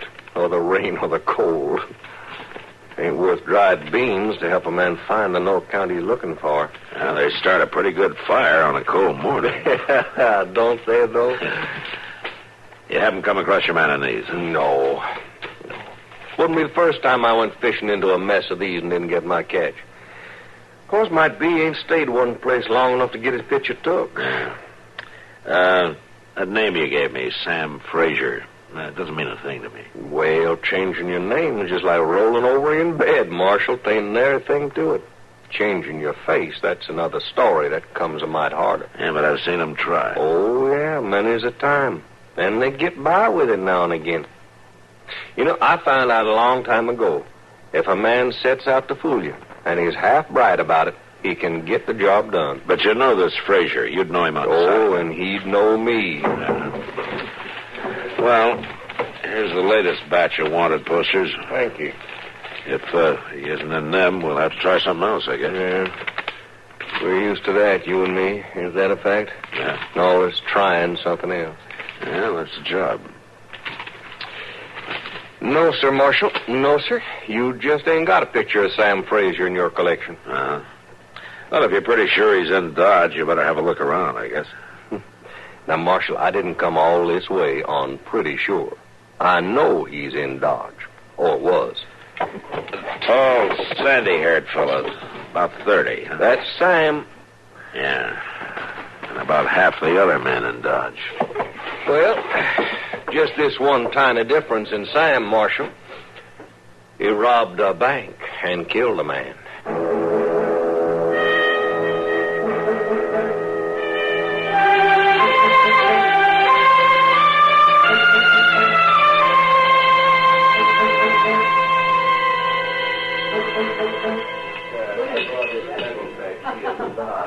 I tell you, Matt, wouldn't hurt to study Ab a while. He's the best-natured lawman I've ever seen. Oh? You got some kind of idea I'm not jovial, Kitty? You got some kind of idea you are? No, I haven't. I'm about half serious, though, Matt. Last night he was the last to walk out of here on his own 2 feet. Sam Noonan carried the other 2 out. Who were they? Ruth Connors and Ed Crouch. Stringer spent most of the evening with them, did he? Well, it didn't seem to me he was playing any favorites. One time or the other, he played a hand of poker or had a drink with everyone here. Why? I was just thinking. Ruth and Ed both fit the description of the man Stringer's trailing. Tall, sandy-haired, about 30. Oh, what had keyed him from arresting one of them then? Nothing if he was the right man. Kitty, the name Sam Frazier. Does that mean anything to you? Not a particle. As long as I've lived here, I can't remember anyone named Fraser. Where's Ab today? He hasn't been in here. Well, he went off early this morning with Doc on some calls. Had an idea. Since he can't seem to find this Frazier in town, he might have hired on with some spread near here. Not a bad idea. Well, a man wanted for murder likely wouldn't stick in a town like Dodge too long. Well, I'll be darned. What's the matter?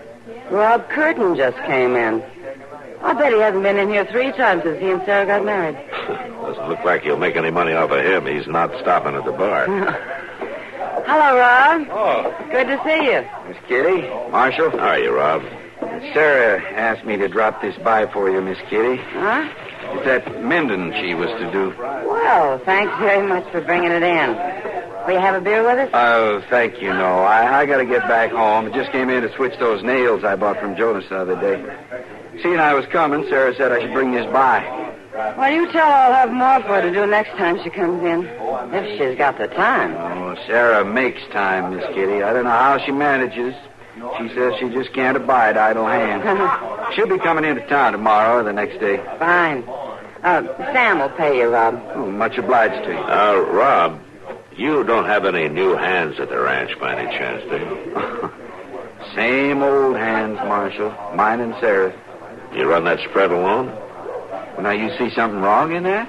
No, nothing except the hard work of it. Oh, we're willing for that, Sarah and me.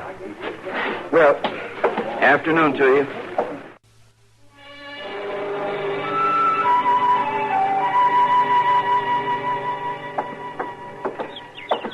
Oh, now, you're funning me again, Ab Stringer. Oh, that'd be a fool thing for me to try. It's the truth, Chester. Just ask Marshal Dillon. He's been all through that part of Texas.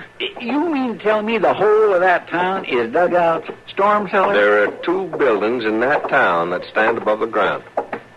That's what I'm telling you. A man riding through at night would swear there's no town there at all. And riding through in the light of day, he'd be sure of it. Well, that makes folks living like sacks of potatoes. Of course, that's cool living, dug down in the earth that way. And a panhandle summer will give you cause to want cool living. But it's the winds, you know. It's the cyclones. That's how come they live that way. Well, a cyclone can't blow away what's not standing there in the first place. I can see that. Sure. Now, some folks say that that's how come nobody can talk a Texan down. Because, you see, anybody learns to talk against the wind like that, he ain't going to be out-talked by no mortal man. Well, now... Ab, you got me so I don't know what's joshing and what's... Well, that don't really bother you, does it, Chester? Oh, no, sir, I can admire it. All this laughing and funning, seeing you got trouble you're hiding. Well, everybody's got troubles right enough. Yeah, but you just ain't one bit closer to finding that Sam Fraser now, are you? Well, I haven't found him yet. But now, you know, with all this looking behind me, I must be getting closer. Now, wouldn't you say? I do declare you got a way of seeing the bright side, for sure. Oh, I'm sorry. Oh, well, Miss Curtin, I am sorry, It's ma'am. my fault, Chester. Rob says if I don't quit backing out of doors, I'll get trampled one day. Let me gather up your goods for you. Thank you. Chester. Miss Curtin, this here is Mr. Ab Stringer. Well, you're mighty kind to help, Mr. Stringer. I'm very pleased to meet you. It's Mrs. Curtin, is it? Yes, sir. Mrs. Curtin. Well, won't we should just put these parcels in your wagon for you, ma'am? Well, if you don't mind. Seems like you load my wagon more than Rob does lately, Chester. Oh, he ain't with you today, huh? No, he's at the ranch. I had just these few things to get and some errands to run. Rob says there wasn't any man's work to it. Now, you tell the marshal I was serious as could be about you taking supper with us. Just any time you're out our way. Oh, yes, ma'am, I'll do that. I'll remind him, sure. Oh, and I thank you kindly for your help, Mr. Stringer. I'm glad to oblige you, lady, ma'am. Here, allow me to give you a hand up. Oh, thank you. Here's your lines, ma'am. Next thing you know, you'll be driving me home. Goodbye to you. Goodbye to you. Goodbye.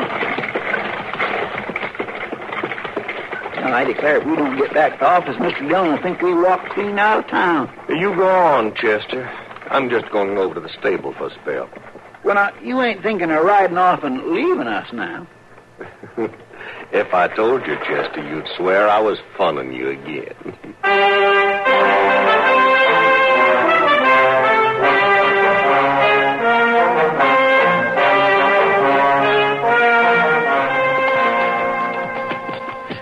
Well, I'd have told you sooner, but you and Clay was talking for so long, Mr. Dillon. That's not your fault, Chester, and we don't know if he followed Sarah Curtin. We just think he did. I swear I just can't get it through my head that he ain't Ab Stringer the way he's been saying. Clay says he can't be, and he ought to know. He's just up from Texas. He was there when they found Ab Stringer's body. And they're pretty sure this fellow we've been calling Ab was the one who killed him, huh? Well, Ab Stringer was bringing in a prisoner, and this man we know showed me Ab's credentials. So he must have killed him and stole his papers. Just don't see how it could be.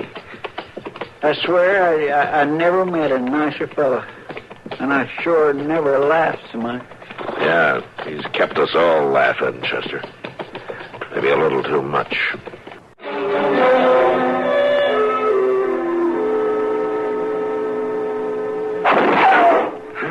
In the name of heaven, Rob, what is this all about? You shouldn't be out here in the barn, Sarah. He'll kill you, too. All you got to do is fill out the money, Sam. I don't have to kill you. He keeps calling you Sam. Tell him you're not who he thinks you are, Rob. Tell him. You spare my wife, I'll give you the money. I ain't got nothing against her. I'm coming out. You wait where you are. It'll take me a minute to fetch the money. 1 minute. And then I start shooting again, Sam. Rob Curtin, will you tell me what this is about? What money is there? Why does he call you Sam? Well, it is Sam. A long time ago. Before you, Sarah. I was Sam Fraser. And this money, it's not mine. Well, if it's his, why do they have to have a gun to get it from him? It's not his, Sarah. Rob, then why? What is it? I don't understand. Sarah, there isn't time. Maybe later. Maybe I can help you understand. Now, you stay here. You lie down flat while I take it to him. I want to help you, Rob. Let me help you. Then you stay there, Sarah.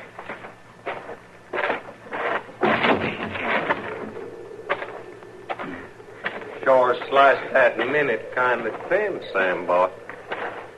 I thought you were dead. Now, what kind of greeting is that between old friends? Of course, I can see you'd a lot rather I was dead. You could have kept all that money. You got your share years ago. Well, you was always more frugal than me, Sam. When I got to running again, I knew I could count on you for help. How come you still got it? Most of it's there, but not all. I've been working. My wife's been working. I was going to send it all back. To the bank we robbed? I got a life. I wanted to live it clean. Well, and taking your ma's name, hiding behind it, that's your idea of living clean? It helped. Till now. Well, Sam, we killed a man. I know. I'm paying for that every day and night of my life. The minute I heard that name meeting your woman, I knew my worries was done and gone. You can live with what's past, can't you? The killing, the taking of the money. I got more killings than that to fret me. But I can live with them all fine. Now I got this money. There's blood on it. But not enough, Sam. The way you're thinking, you're going to worry yourself to death, and I got to spare you that. I haven't even got a gun. So I see, Sam boy. So I see. Goodbye, Sam boy. Here, hold it back there. Well, Marshal Dillon. Hey, we had an accident here. I saw the whole thing, Ab. Oh? The only accident was that I couldn't stop you in time. You're going to jail for murder. Now, look here, Marshal. Rob Curtin was I said Sam... you're going to jail. Now get your hands up. Not hardly.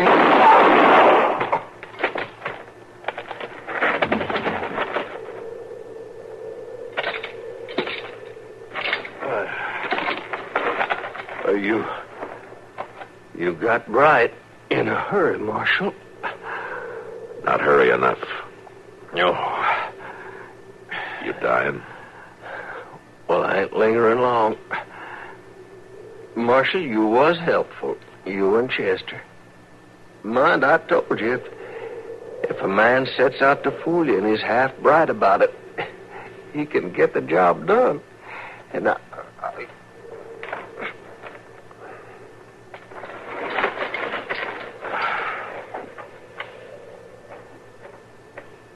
Mr. Dillon, look yonder. What?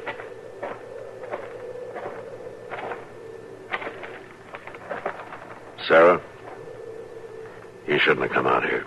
Leave me be. I've seen it all. Yeah. They're both dead. Sorry I was too late. No matter. Not now, anyway. I'll take care of Rob for you. You'll do no such thing. Your good has killed him. You'll not touch him now. But you can't manage it, Sarah. Oh, you come here now is more gall than I understand. And telling me what I can manage. You got no idea of that, Marshal.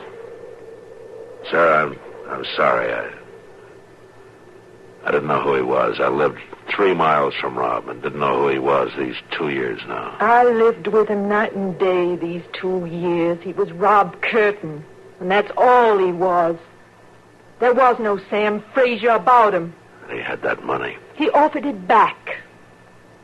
Your friend, Chester's friend, you're good as let him kill my Rob. You're good as give him your leave. It's not going to be easy living with it, Sarah. I hope it isn't. I hope you crawl with it the rest of your days. I'm sorry, sir. I'm terribly sorry.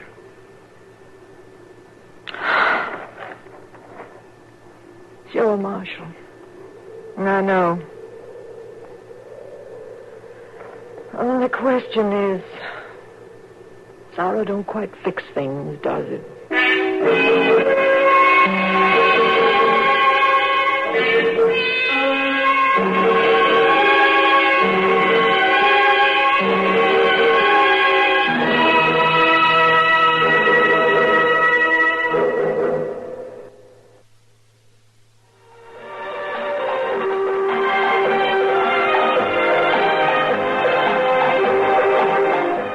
Gunsmoke. Produced and directed in Hollywood by Norman Macdonald, stars William Conrad as Matt Dillon, U.S. Marshal. The story was specially written for Gunsmoke by Kathleen Height, with editorial supervision by John Meston. Featured in the cast were Lawrence Dobkin, Vic Perrin, and Gene Bates. Harley Bear is Chester, Howard McNear is Doc, and Georgia Ellis is Kitty.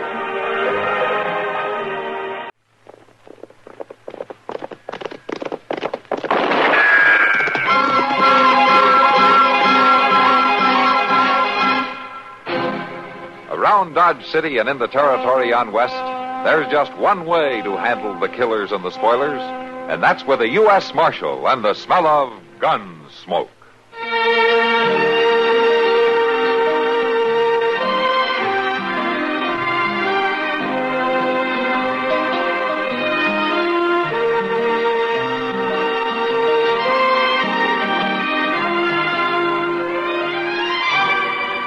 Gunsmoke, starring William Conrad, the story of the violence that moved west with young America, and the story of a man who moved with it. I'm that man, Matt Dillon, United States Marshal. The first man they look for and the last they want to meet. It's a chancy job, and it makes a man watchful and a little lonely.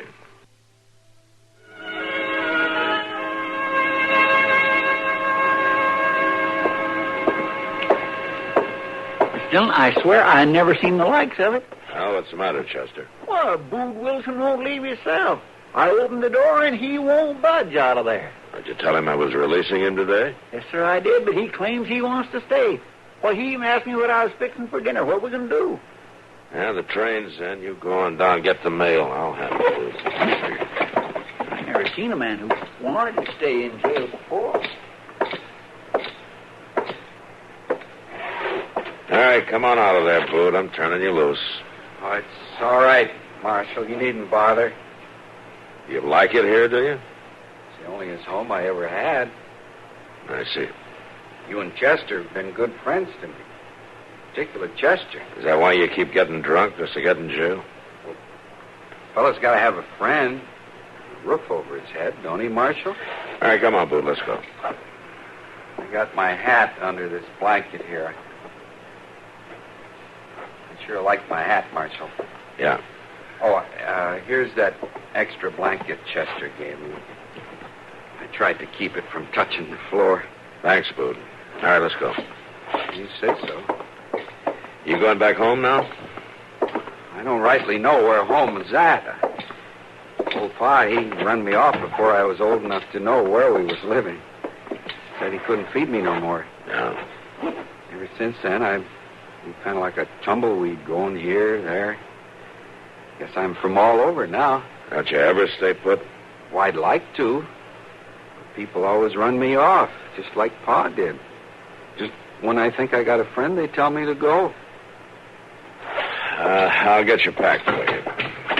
Now you're doing it, Marshal. Doing what? Running me off. Now, look, Bood, I got nothing for you and nothing against you. I put you in jail 4 times for getting drunk and almost breaking somebody in 2 with your bare hands. Now, all I want you to do is to keep yourself out of jail by staying away from those saloons. Here. This all your stuff? I won't stay in Dodge, Marshal. Fella's got to have a friend where he stays. Look, don't take me wrong, son. It's just that there's Mr. Dillon, come here, quick. Oh, what's the matter, Chester? A hangman's come to town. A hang? What are you talking about? Come take a look. He's all dressed in black, and he's hauling his gallows right along with him. Gallows? See there? 3 yoke of oxen pulling. Ain't that an awful-looking thing? A gallows built right on the back of his wagon. Henry Maples. You know him? I've heard of him. He thinks he cleaned up the border country with that gallows. Oh, but what's he doing here, Mr. Dillon? Well, maybe he thinks Dodge is next. Come on.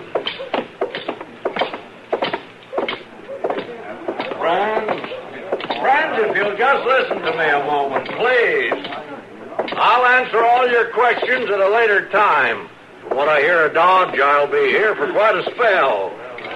He's getting these people pretty well worked up, Mr. Dillon. Yeah, let's wait here. Just a moment. There's plenty of time. First off, I want to know how many murders you've had in this town the last 6 months. Go on, speak up. Don't be afraid. How many murders? How many of your fellow townsmen have been shot down to die like dogs in the street? How many times has the law been obstructed? You, madam, how many times has a man been killed right here on the streets of Dodge? Well, I don't know exactly. How many? Well, 6, I guess. Maybe 8, a dozen for all I know. There you are. The good lady doesn't even know. Anywhere from 6 to a dozen killings. And do you know the answer to this? Do you know it'll stop this bloodbath? There it is. Made of wood and nails and rope, the finest rope money can buy. Man's answer to man's misdeeds. Let me ask you, madam, where are the men who perpetrated these foul killings? Well, I'm not sure. They were taken to Fort Hays for trial, and, well, I just don't know. But are they dead? As the law says they should be. Now, the law's not unkind, my friends. The law is just. When I hanged Billy Street, yes, I hanged him, Billy Street. He walked up those steps, those very steps, with a smile on his face. And he told me he'd never owned a new suit. So I stopped the hanging. And out of my own pocket, I bought him a new suit. And before I dropped him, Billy Street thanked me. Now, the law's not unkind, my friends. The law is just. Maples. Who called my name? I did. Marshal Dillon. I want you to take your gallows out of Dodge. What became of all those murderers, Marshal? Did they pay you to let them go?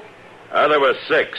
2 of them were hanged at Fort Hays, and 4 of them are in the territorial prison. 4 men who lived to kill again. I'll give you till sundown to have the gallows out of Dodge City, or I'll burn it in the streets. You'll learn, Marshal. Discouragement by fear. That's the answer to your killings. Now, would somebody give me a hand with these oxen? I'll help you, Mr. Maples. All right, my friend. Take the halter on the lead oxen. Yes, sir. Say, you can just call me Bood, Mr. Maples, 'cause that's my name. Bood Wilson. Well, then lead on, Bood Wilson. Yes, sir. Hey!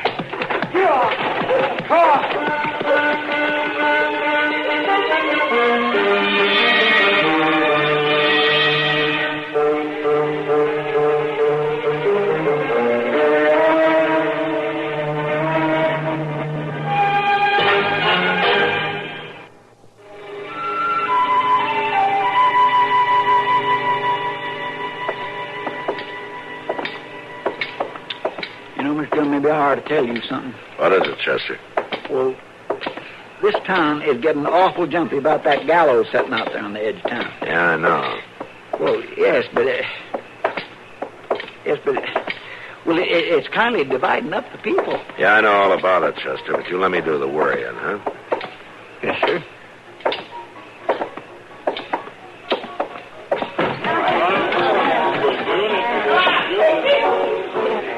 Kitty's right over there at the dock. I see her.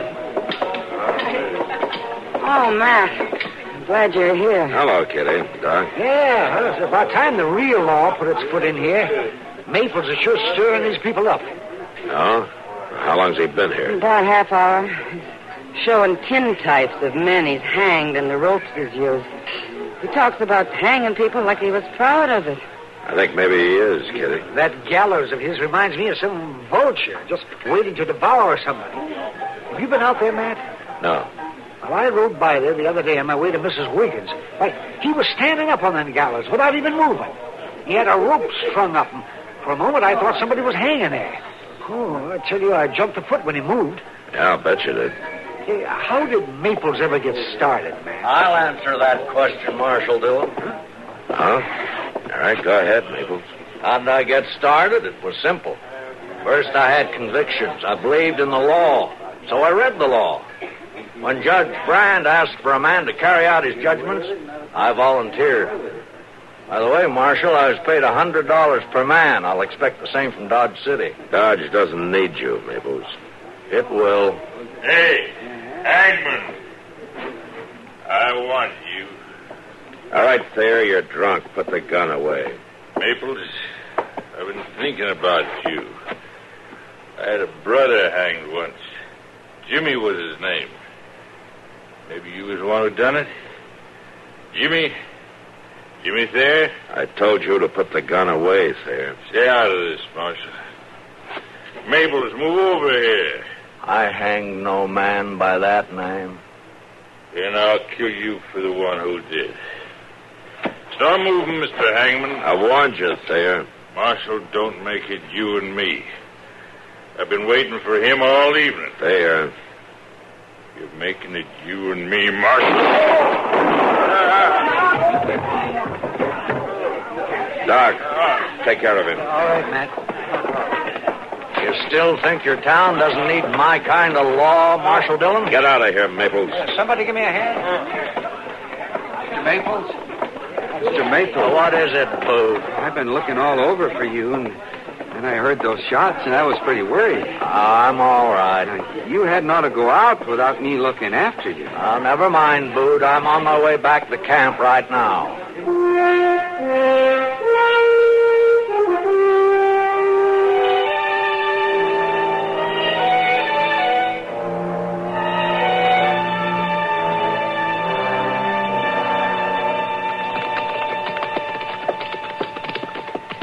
There it is, Mr. Jones. Yeah, I see it. I sure do get an awful feeling about a gallows. Uh-huh. I reckon it's because I seen a hanging one time when I was just a little boy. You did? Yes, sir. Papa took me because he wanted me to learn the wages of sin, as he put it, so he told Mom it'd be a great lesson for me. But Well, was it? No, sir, I can't rightly say it was. Why? Well, see, they was hanging 3 men for stealing. And me being kindly little and all, I couldn't see none too good. I was standing there in this crowd, and when the time come, all I could make out was a bunch of men going around picking the pockets of the people watching up at the men being hanged. Now, that kindly learned me something, but it wasn't quite what Papa set out for me to learn. No, I guess not. Miss Dillon, look. Just look up there. Sweeping that gallows with a broom just like it was something important. Yeah, the Maples, I guess it is. There's a rope hanging straight down through the trap. See there? Yeah. Well, good morning, Marshal. Maples.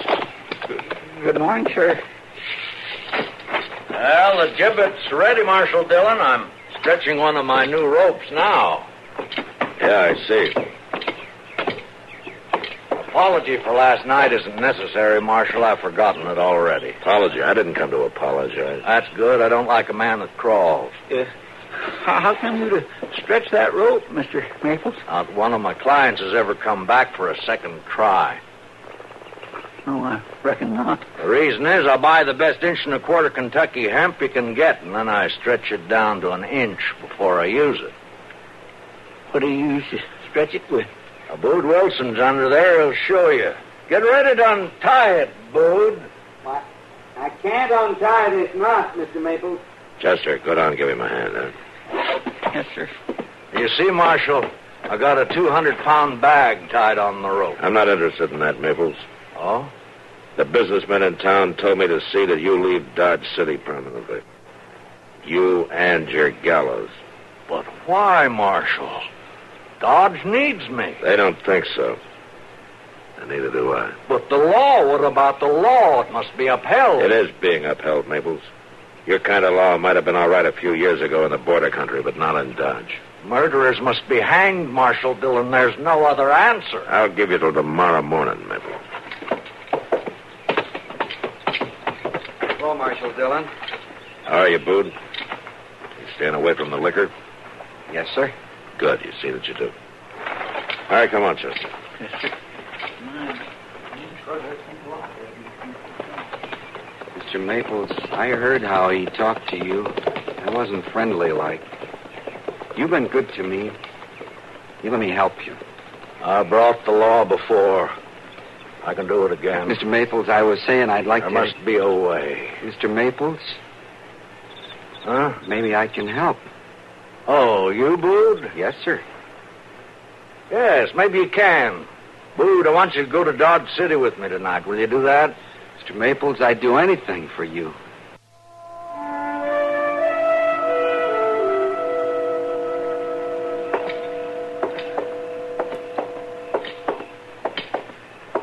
Yeah, town's quiet tonight, Matt. Doc, I hope it stays that way. Well, in my business, that's when I worry the most. Mr. Dillon! Mr. Dillon! Yeah, what do you want, Chester? Miss Kitty sent me after you. Bood Wilson's about to kill a man at her place. What? Well, come on.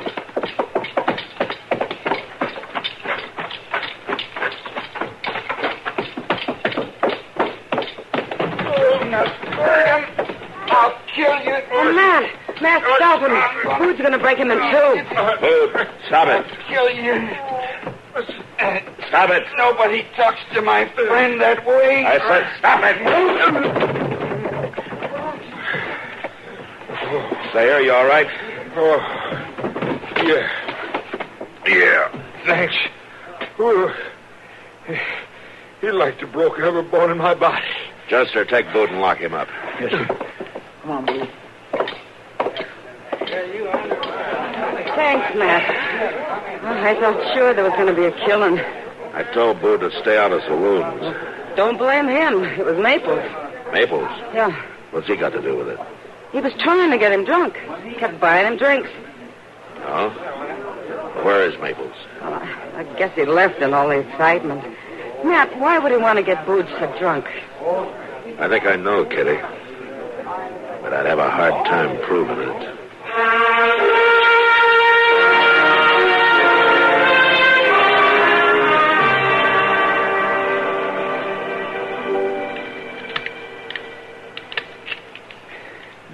Sorry, I don't know how Mr. Dillon gets these guns so dirty.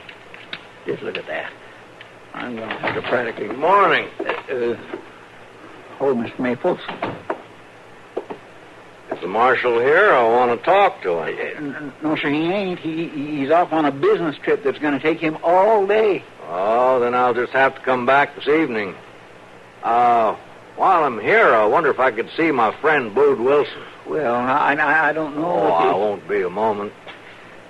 Oh, yes, sir. I guess it's all right this one time. It's right through that door there. Oh, yes, thank you.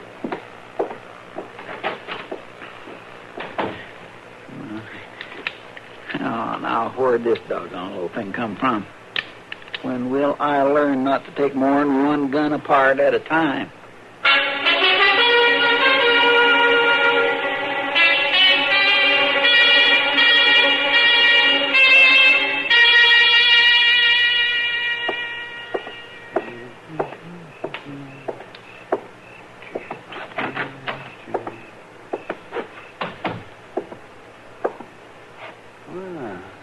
Where is everybody?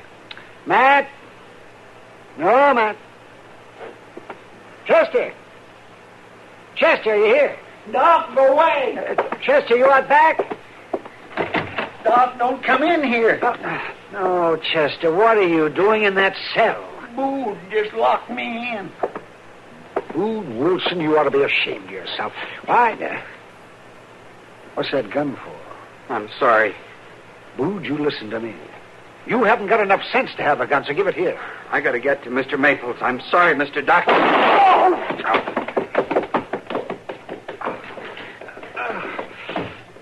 Doc, you You all right? Chester, I need help. Doc, you can't die. Doc! Mr. Dillon! Mr. Dillon! Anybody? Doc's been shot! Help! Help!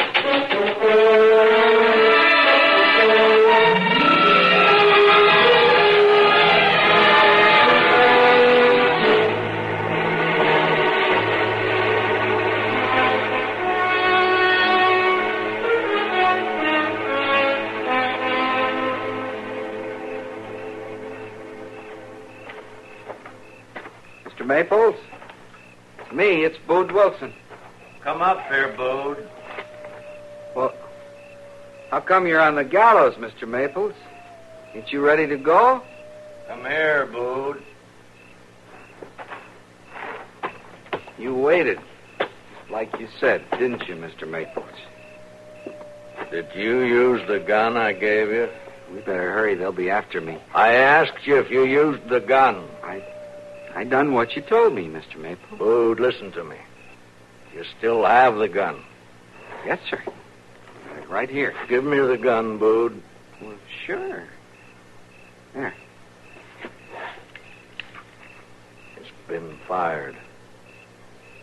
Did you kill anyone? I used it, like you said. Bode, I asked you, did you kill anyone? Well, that doctor man, he came in and I shot him. You know what I have to do to you now, Bode? You said you was my friend. You gave me the gun so I could come back to you so we could go away together. That's what you said. But you've killed now, Bode. Don't you understand? You've broken the law. Bode Wilson, I find you guilty of murder in cold blood. And for your just punishment under the law, I sentence you to hang by the neck until you're dead!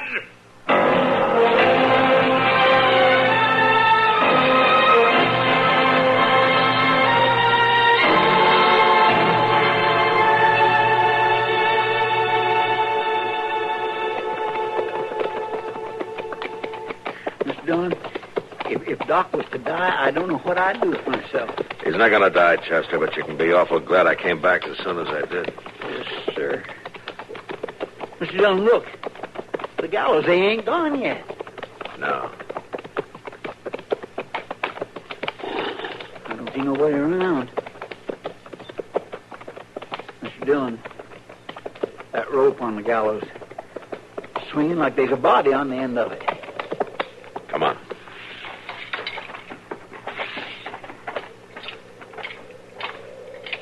It's a man.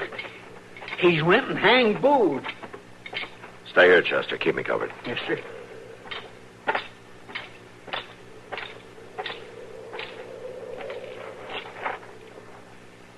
Chester, come here.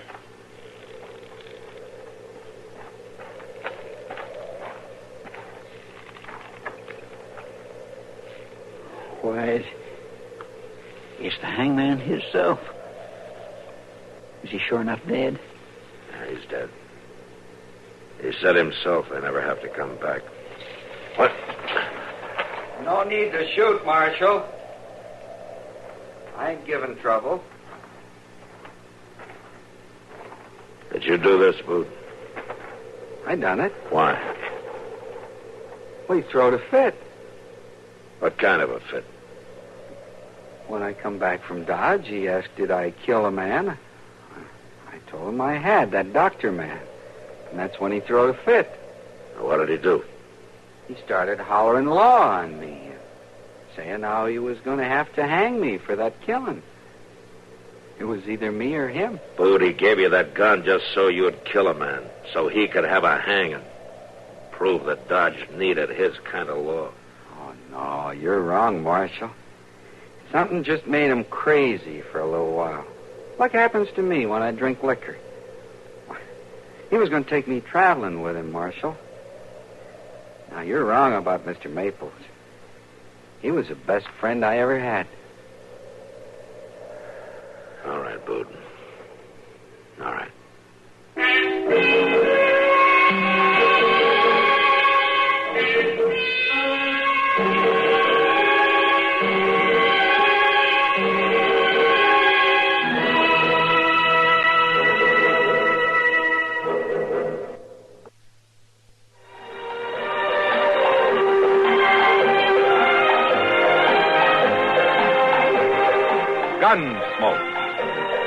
and directed in Hollywood by Norman McDonald, stars William Conrad as Matt Dillon, U.S. Marshal. The story was specially written for Gunsmoke by Tom Hanley, with editorial supervision by John Meston.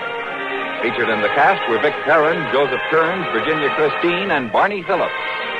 Harley Bear is Chester, Howard McNear is Doc, and Georgia Ellis is Kitty.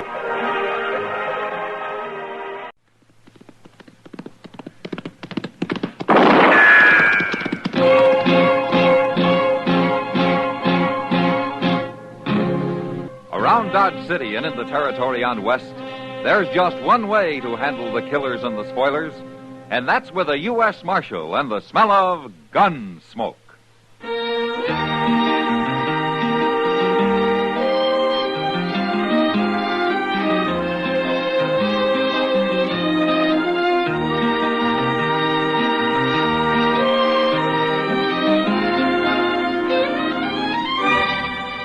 Gunsmoke, starring William Conrad. The transcribed story of the violence that moved west with young America. And the story of a man who moved with it. I'm that man, Matt Dillon, United States Marshal. The first man they look for and the last they want to meet. It's a chancy job, and it makes a man watchful and a little lonely.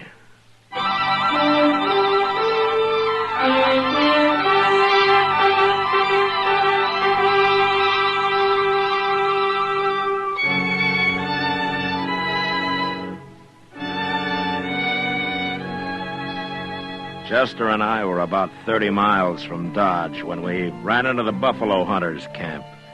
We'd been holed up for 2 days in a deserted sod hut, taking cover from one of the worst blizzards in years. But it was over now, and a warm, dry Chinook blew out of the west, down off the Rockies and across the prairie into Kansas. It was Chester who saw the camp first, a pile of buffalo hides half covered by snow, and the skeleton of a wagon, its canvas torn and shredded by the blizzard. The camp was silent as we rode up. We got on.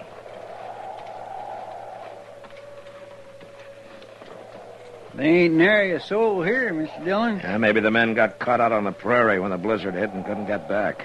It sure does look that way. I don't know how that team is still alive with nothing but that wagon for protection. They don't look none too lively. You sure can't blame them. Get your hands up, both of you. You better do what the old man says, Chester. He was hiding in the wagon. Come over here, closer. This your camp, mister? Of course, it's my camp. Now, you two drop them guns. Now, we got our hands up. Isn't that enough? You do what I say. I ain't taking no chances. I ain't going to get left here again. Left?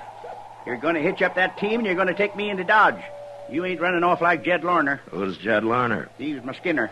Oh, why did he leave you? Well, he seen that blizzard coming, and he didn't want to take any chances, so he rode off. He's probably been in Dodge all the time, warm and cozy. Oh, why didn't you go with him? I twisted my leg and my foot so I can't ride a horse, that's why. Lorner figured driving the wagon be too slow. You mean he left you here to freeze? Yeah, and I'll kill him when I find him. And I'll kill you if you don't drive me to Dodge. Now, here, he's a U.S. Marshal, mister. He ain't going to leave you out here. Marshal? Yeah, that's right. Now, why don't you put down that rifle and tell us who you are? Well, all right. My name's Ira Puckett, Marshal. I'm usually up north following the Republican herd, but I come south this year. I'm getting old, and I thought it'd be warmer down here. You sure made a mistake about that, didn't you? You'll get me into Dodge, won't you? Sure, of course we will. Foot I twisted, I don't feel nothing in it. Must be froze. Huh? Well, it could be. I'll kill Jed Lorner for this. You forget about that, Puckett. I'm not taking you back to Dodge just so you can hang. I'll forget it. Till I find him.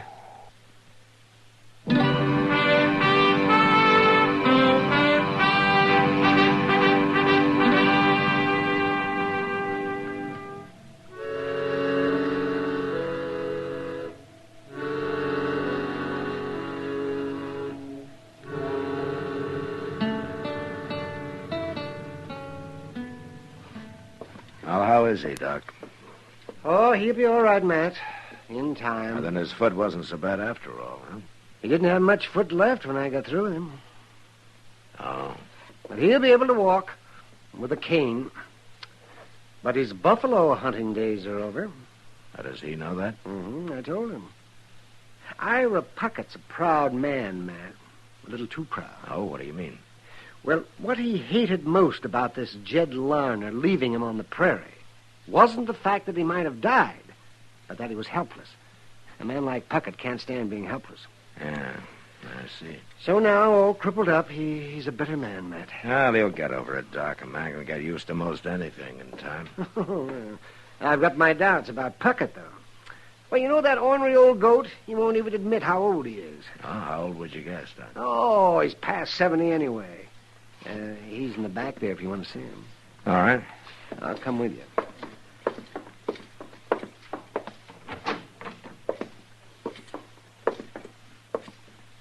Well, hello, Puckett. Marshal, How you feeling? Doc tell you what he done to me? Yeah. He ruined my foot. I saved your life, Puckett. I ain't sure I'm grateful, Doc. You're going to be all right, Puckett. You're going to be able to get around. Yeah, like old woman. What am I going to do for a living? I ain't one of you city people. I live off the country. I always have. I'm a man, not a dude. You'll get used to town life. And you'll find men here, too. What kind of men? Walking around all slickered up, parting the hair in the middle, bound to the ladies. Ain't one of 'em could do half the things I've done. Well, I was living with Comanches when most of 'em was sniveling in their mother's aprons. Yeah, I know. But you'll find something to do. I'll help you. You will, eh? Well, sure. Then help me find Jed Larner. Bring him in here so that I can kill him with my bare hands. What does Larner look like, Puckett? He's tall, black hair, got a big scar running across one eye and halfway down his right cheek. All right, I'll try to find him. And if I do, I'll run him out of town before you get to him. So, can't even trust you, can I? Not when you want to murder a man. I told you I didn't bring you in so you could hang.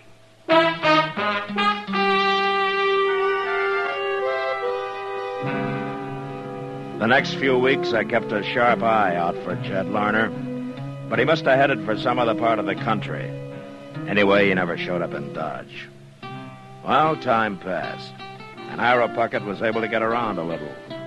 First with the help of crutches, and then finally with a cane. But it was obvious his hunting days were over, and that alone seemed to shame him. Then one night his pride really got a blow. I was at the Long Branch having a beer with Kitty when it happened. Oh, this is a great way to start the new year, Matt. What do you mean, Kitty? Well, last year I was hoping maybe I'd be in San Francisco by now. Oh? You never told me. What would you have done about it? Oh, nothing, I guess. Why San Francisco? No blizzards, no dust, no cowboys. Yeah, but they got fog. Yeah? And all those sailors and miners aren't any gentler than these cowboys, you know. Well, I know. But imagine going to dinner in a carriage, eating off a tablecloth, dancing on a hardwood floor. You're spoiled, Kitty. Well, now, how could I got spoiled? Here, in Dodge City? Save your money. You'll get to California someday. Yeah, sure. If I walk. Well, a lot of people are gone that way. Who do you think I am, Sacagawea? There was a woman. Yeah. You know, I always... What's the matter, Matt? That man at the bar, he just turned around. Which man? The one with the scar down his cheek. I'll be back, Kitty.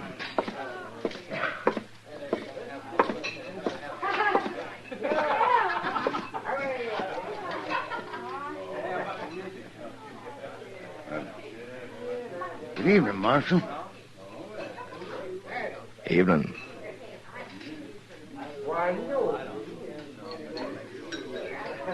What are you staring at me for?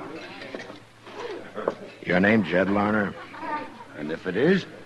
How long you been in town, Larner? About an hour. Something wrong, Marshal? You remember the big blizzard we had? Who don't? We all do, I guess. Especially Ira Puckett. What? He didn't die, Larner. Well, that's fine. I went back looking for him. I wondered where he'd got to. Yeah, sure you did. Well, it's true.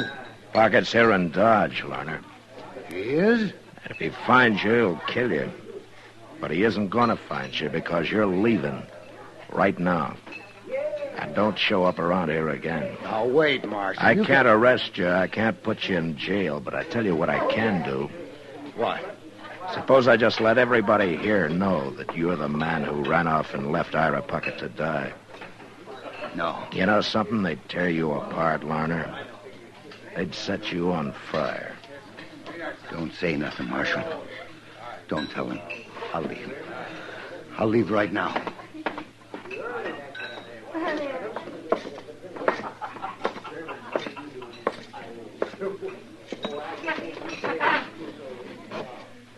Well, you got rid of him in a hurry. I saved him from being shot and Ira Puckett from hanging for it, Kitty. Oh, that was Jed Lerner. Uh-huh.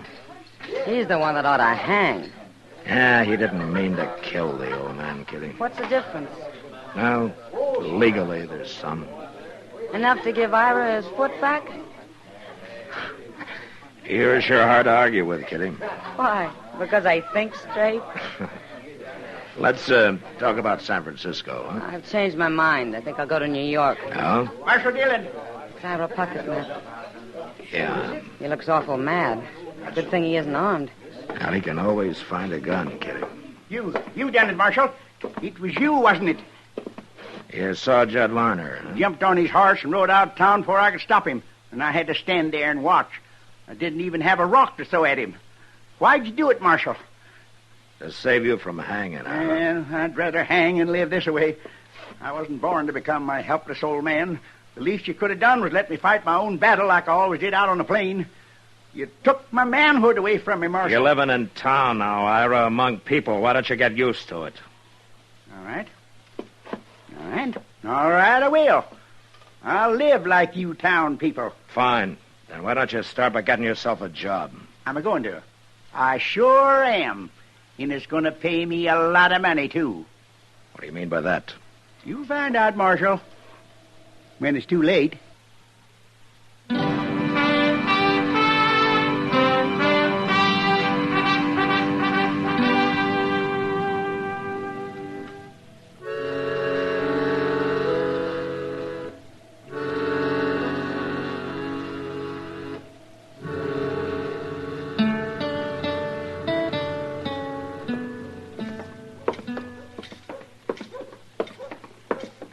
It's a nice morning, ain't it, Mr. Dillon? Yeah, thanks to that wind we had last night. Well, it kept me awake.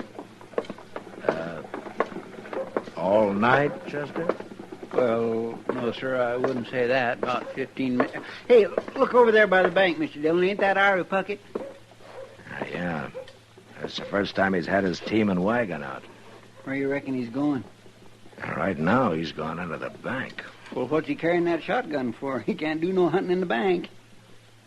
Yes, he can, Chester. Come on. Mr. Dillon, you don't mean to say old Puckett's going to hold that bank up? He said last night he's going to start living like town people and get a job and make a lot of money. This could be his idea of how to do it. You sure couldn't have no other reason to carry that shotgun in there. You going in after him, Mr. Dillon? Yeah. Well, he's got a shotgun. I know. Look, Chester, take his team and wagon off somewhere. Lead him around back of the bank, huh? And out of sight. Maybe we can handle this without a shooting. All right, sir.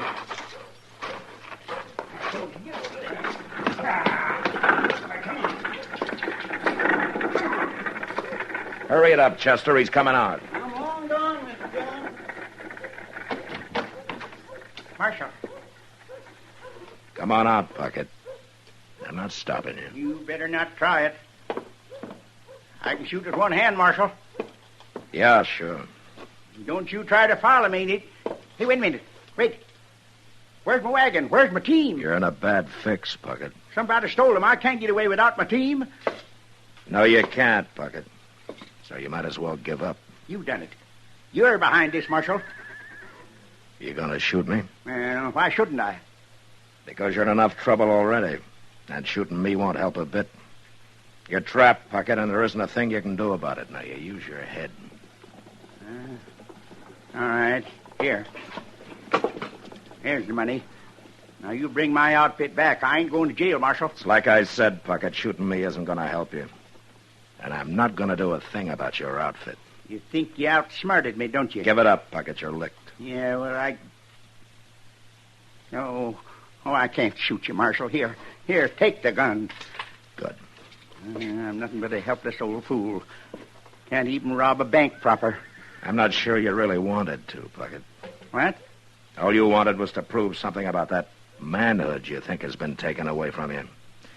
But you sure picked a foolish way to do it. Yeah, I guess I did. My goodness, I thought he wouldn't never give up, Mr. Dillon. He didn't have much choice, Chester. I went in the back way and told the people in the bank to keep out of the way. You want me to take him to jail? Oh, no, I can't stand jail. Please, Marshal. Lock him up, Chester. I'll return this money and have a talk with Mr. Bodkin. I'll be over later.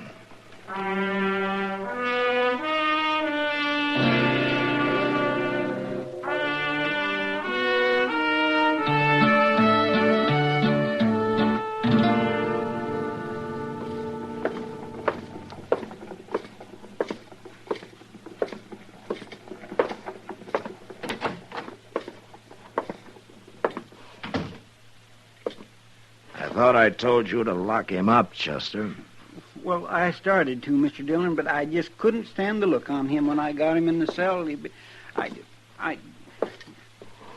Ira, you know, it seems to me everybody treats you pretty well. Yeah, everybody but Jed Larner. That's true. But Chester and I brought you in. Doc saved your life. I kept you from hanging, and if I hadn't outsmarted you at the bank, you'd probably be lying dead somewhere now. You know, it seems to me everybody's gone to a lot of trouble for an old man full of a lot of foolish pride. What do you think? I've been thinking, Marshal. Sitting here thinking. You know what? You're right. But it's too late now. No, it isn't, Ira. What? I explained everything to Mr. Bodkin at the bank, and he's willing to drop any charges against you. But on one condition. What's that? Well, to be honest with you, it was my idea, but Mr. Bodkin agreed. You get a job here and quit being so doggone ornery. Otherwise, you're going to go to jail. Oh, what could I do with this crippled foot? Well, seeing you're so handy with a shotgun, I think Jim Buck might hire you to ride messenger on the stage. You think so? Well, he told me he would. You went and saw him? And it doesn't take any walking, Ira. So,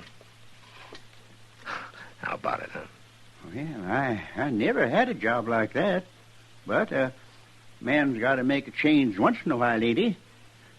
And it'll sure be a good way to start the new year.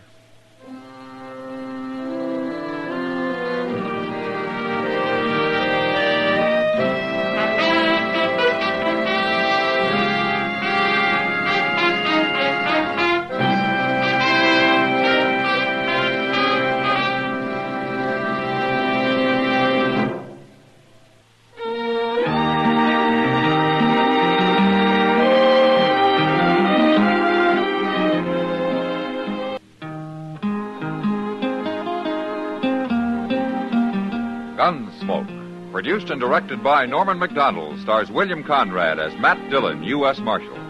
Our story was specially written for Gunsmoke by John Meston, with music composed and conducted by Rex Corey. Sound patterns by Tom Hanley and Bill James. Featured in the cast were Ralph Moody and James Nusser. Parley Bear is Chester, Howard McNear is Doc, and Georgia Ellis is Kitty.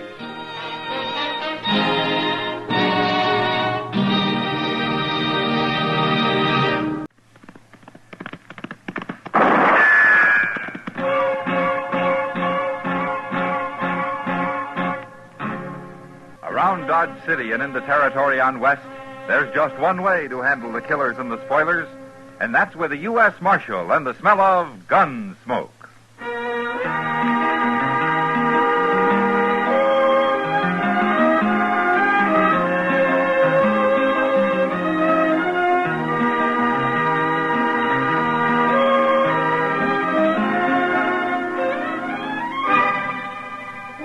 Gunsmoke, starring William Conrad. The transcribed story of the violence that moved west with young America, and the story of a man who moved with it. I'm that man, Matt Dillon, United States Marshal. The first man they look for and the last they want to meet.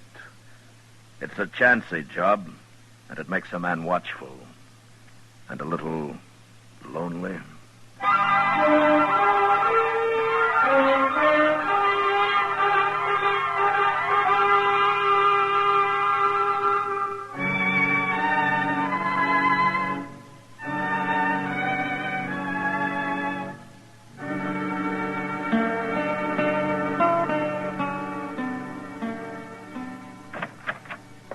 Good morning, Matt.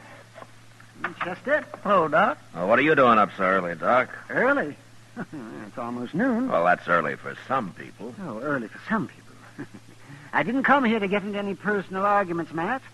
I want to borrow one of your shotguns. Borrow a shotgun? Who do you think you are, Doc Holliday? All righty, I've asked you nice. Now I'll just help myself. Good. It's loaded. But I'll need more than these 2 shells. Where do you keep them? Well, fetch him a handful, Chester. Yes, sir. Yes, at least a handful. No telling what I might run into. Here you are. What's the matter? Don't you trust your aim, Doc, or are you planning to blow up a whole lot of people? None of your business, but I have to go up the river to Pierceville for a week or so, and I thought I might bag a few quail and prairie chicken along the way. Well, that won't make very good eating, Doc. Oh, is that so, and why not? Well, all you're going to get's feathers. Oh, I'm going to get what? We don't keep those guns here to shoot birds with, you know. Yeah. Oh, fellow. Here, Chester, give me some decent ammunition. Will you? Well, you didn't say what you wanted it for, Doc. Do I have to explain I'm not a murderer? Is this the U.S. Marshal's office? Yeah, that's right. Come on in, mister. I got something to tell you, Marshal. Okay. First, you better say my name. It's Emmett Dooley. All right, Dooley. Now, for what I got to tell you.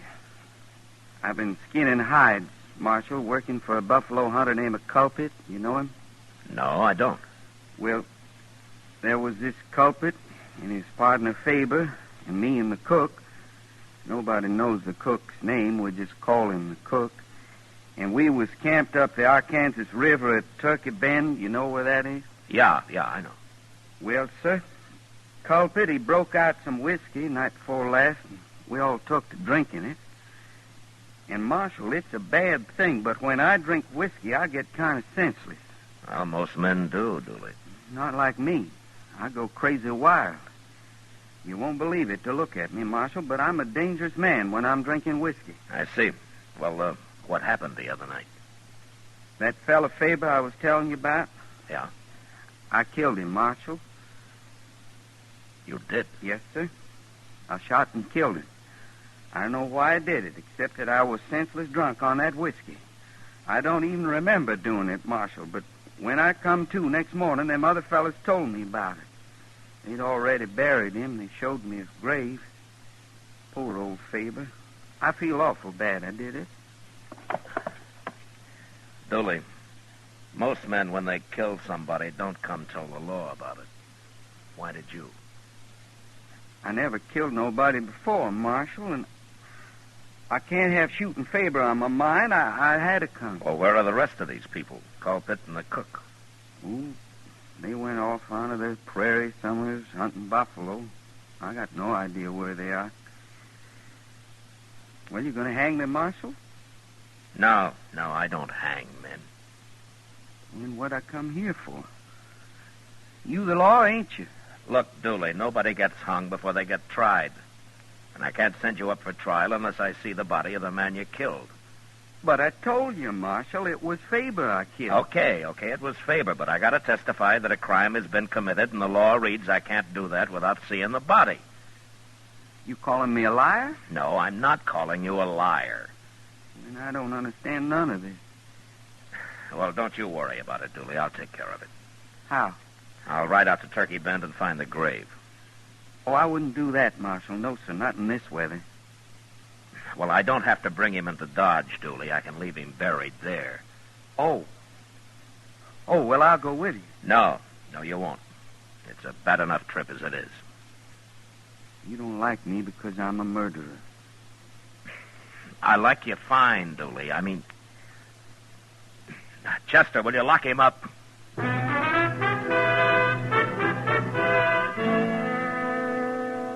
Turkey Bend was about 20 miles up the Arkansas, and since he was headed that way, Doc Adams rode along with us. We reached the campsite about mid-afternoon, but it took us another hour to find the grave. There was no marker on it, and in fact, only the color of the fresh-turned earth made it possible to find it all. Chester and I did the shovel work, and Doc did the examining. What's he taking so long for, Mr. Dillon? Oh, Doc's slow, Chester, but he doesn't miss much. Well, what's there to miss? He's just a shot man. I mean, a Doc shot man. I mean, a man... Never mind, Chester. Oh, he's through now. You can put him back now. I've seen all I need. Well, I should hope so, Doc. What was you looking for, measles? It isn't what I was looking for, Chester. It's what I found. Oh, what do you mean, Doc? Matt, I remember Dooley saying he shot this man. Is that right? Well, that's what he said. Well, little Dooley got it all mixed up. Faber there didn't die from a bullet. He died from a knife. What? Right through the heart. A knife, huh? Yeah, Dooley sure did get it mixed up. That or somebody told him wrong. It don't make sense. Well, it'd make more sense if I could talk to Colquitt. Well, how are you ever going to find him out here? He could be anywhere, any direction. We might be weeks looking for him. Now, we'll make him come to us, Chester. Him and the cook both.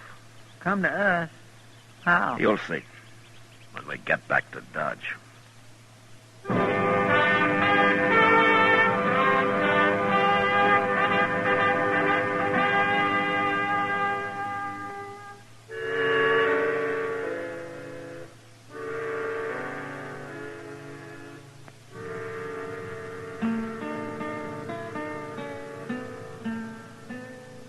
Bring him in, Chester. Come on, Dooley. Sun is up and the dew is almost gone from all the little plants and flowers. Chester woke me up, Marshal. You're going to have to do your sleeping somewhere else from now on, Dooley. I can sleep anywhere, anytime. That's what I like about winter. Nothing to do but sleep. Dooley, I'm turning you loose. What? I don't want you to leave Dodge, but I don't want you in jail either. What's the matter with me being in jail? I shot a man, didn't I? You saw the body, didn't you? You got the evidence? Now, don't you worry about it, Dooley. Just do what I tell you to. I want you to stay in Dodge, but not in jail. What? I got no money. I got nothing to eat. I got no place to sleep. I'm a buffalo skinner. How am I going to get a job in Dodge? Here, Dooley. Here's $10. Now, you can live on that fine. No. Now, go on, take it. Well, okay. But I'm not a man to borrow money. Now, you're doing me a favor. I should have made Culprit pay me off. Like he said, it didn't make sense. Me being in jail, I couldn't spend nothing. They may pay you off yet, Dooley. What? No, never mind.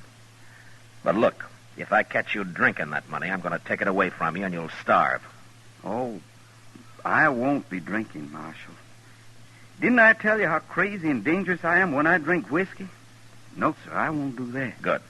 Now, if anybody asks you why you're not in jail, tell them I said I'm waiting for something. Waiting for what? Well, say I didn't tell you. And one other thing. Don't you tell anybody we rode out and found Faber's body. Don't tell anybody at all. Just forget about that. I'm all mixed up, Marshal. Am I still under arrest? No, Dooley. Now, why don't you go on and get out of here? I got work to do, huh? Can I come see you sometime? You and Chester? Sure, of course you can. But I don't want you hanging around here all day. Okay. I won't. Just once in a while. I wouldn't feel right otherwise, Marshal. Me being a murderer and all. So long. So long, Dooley. Bye, Dooley.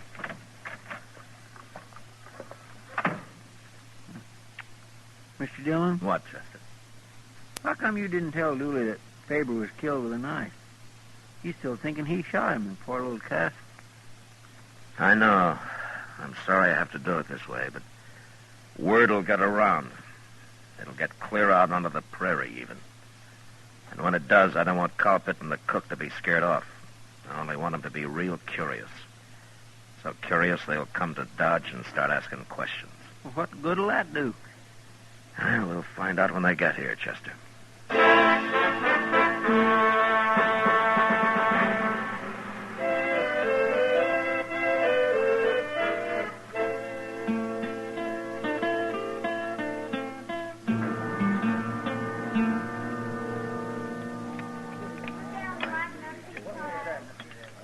Sugar, Mr. Dillon? No, thanks, Chester. No, sir, I didn't mean to you on some. I meant I wanted some. Oh, yeah. Thank you. Coffee's mighty black tonight. Chester, you know, sugar's not going to change the color of the coffee. No, sir, but it sure sweetens it up.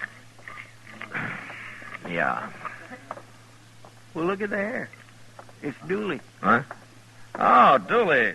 Well, sit down. Have a cup of coffee, huh? Well, ain't you going to say hello, Dooley? I can't stand it no more. You got to help me. Oh, what's the matter, Dooley? What's troubling you? 2 days. I've been out of jail 2 days. I can't go to another one, Mark. Well, why? What is it? Well, everybody treats me bad. They won't have nothing to do with me. They say I admit shooting a man, I ought to be in jail. Talking about you too, Marshal, for letting me out. People talk whatever I do. Well, I can't face him out no more. And anyways, I did kill him. I ought to be in jail. Well, Marshal, this way I feel like I'd stole a sheep. That's how I feel, just like I'd stole a sheep. I'm sorry, Dooley. You gotta help me. Last night they wouldn't even let me sleep in the rooming house or the hotel, nor no place. Seems to me the citizens of Dodge are getting mighty high-minded all of a sudden. But I'll help you, Dooley. Thanks, Marshal. But not in jail. I can't let you stay there. But there's a shack out back of the jail. It belongs to Doc. He stores some stuff in it. Hey, that's a nighty. And I'll give you some blankets, Julie. We got plenty of them around. Doc might find me and shoot me or something. Oh, no, he won't do that. He won't be back for a week or more. Anyway, he'll be glad you're using the place. Well, can I stay in it all day, too? Sure you can. And if you'll show yourself somewhere every now and then, you know? I don't want anybody to think that you've left Dodge. I gotta eat. Will that do it? Fine. Okay. But, Marshal, I'd sure like to know what a man has to do to get jailed in Dodge City, Kansas.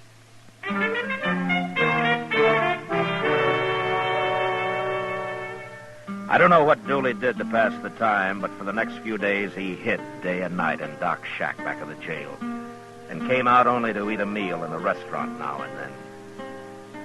I felt sorry for him, but I'd have felt sorrier if he'd been hung for a crime I knew he was innocent of. A week passed and nothing happened until one day when I went into the general store after a new watch chain I'd ordered. Mr. Jonas wasn't there, but Kitty was. Hello, Matt. Hey, Kitty, you gonna buy that hat? Like it? Oh, it looks fine. Really? You sure? Oh, yeah, take it. You won't do better than that. I had Mr. Jonas order it 6 months ago. Huh? Oh, well, the mails are slow sometimes. It came on the Santa theme, Matt, not by Pony Express. What? I ordered this hat 6 months ago. It arrived 4 months ago, and I've been wearing it ever since. Where's Mr. Jonas, Kitty? I'm glad you like it, though. He's out back trying to sell somebody a new wagon. Oh? Oh, well, that's a bigger item than my watch chain. I better come back tomorrow. Wait, here he comes now. Wagon you can buy, mister. I guarantee you'll never have any trouble with it. It's too expensive. What's the matter with them Conestoga people? They raise their prices every year. Well, I'll tell you what I'll do. If I don't sell that wagon by noon tomorrow, you can have it $50 off. You mean that? You have my word, noon tomorrow. And I'm camped down on the river, right where the cottonwoods begin. Supposing you drive it out there at noon. No, No, if you want it, you'll have to pick it up here. I got only one man in my camp, my cook. That's why I asked. Where are the rest of your men? Dead or gone. But I'll be picking up a new crew before I head out again. Hey, you shouldn't have any trouble finding hide skinners around here. I'll do it tomorrow when I come in for the wagon. Oh, by the way, I heard there's a friend of mine in town, a fellow called Dooley. You know where I could find him? Well, no, I don't. But here's the man to ask. I don't know any Dooley. I never even heard of him. What? I'd like to get my watch chain, though. Has it come in yet? Well, yes, but We've been waiting half an hour, Mr. Jonas. Aren't you ever going to be through with him? Don't get in a fret, lady. He's through now. See you at noon tomorrow, storekeeper. Sure. Oh, thanks, Kitty. Sure, Matt. Now, what is this all about, Marshal? Mr. Jonas, that man's name is Colpit. I've been waiting a long time for him to get here. Oh, now I understand. It was his partner Dooley killed. That's why he was saying he's running his outfit alone now that he's got all the money. Is that what he said? Yes, and he also said something about taking care of the law here before he left. Of course, I didn't think anything about it at the time. Lots of men talk like that. Yeah, I guess they do. But, Colpit may mean it.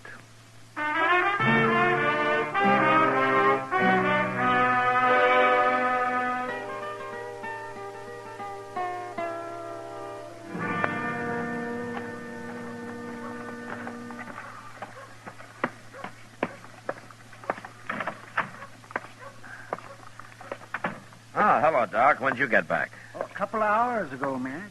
Well, what are you doing in here, Dooley? Doc found me in his shack out back, Marshal. We've been talking. Talking? Well, Matt, I just got back. I didn't know what was going on here. Doc told me about Faber. He says he was killed with a knife. He says I didn't shoot him. Oh, I'm sorry, Matt. I guess you didn't want him to know. Oh, it's all right, Doc. It doesn't matter now. Is that true, Marshal? I didn't kill Faber? Yeah, it's true, Dooley. Colpit killed him. Pretty mean of him. Tell me to go get hung for it. Pretty doggone mean. Well, it's all over now, Dooley. I'll take care of Colpit. How? You just go on saying I done it. Look, I want you to leave Dodge. Go someplace where Colpit can't find you. Then I'm going down to his camp while he's in town tomorrow and arrest the cook. Well, the cook, you said Culpit done it. Well, he did. But I'm going to throw the cook in jail and then take Colpit. When I tell him the cook has told me the whole story, I think I can break Colpit down and he'll confess. That Culpit don't care about nothing. Tell me I done it.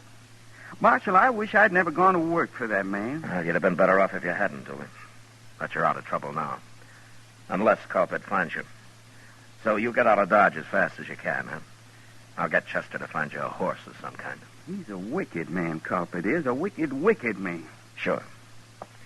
Well, now you get going, Dooley, huh? And, good luck to you. Thank you, Marshal. You've been as good as you could be to me, I guess. Yeah. Sometime, if I'm Dodge again, I'll come see you, maybe. Sure. Anytime, Dooley. I'll be glad to see you. Well, so long. So long, Marshal.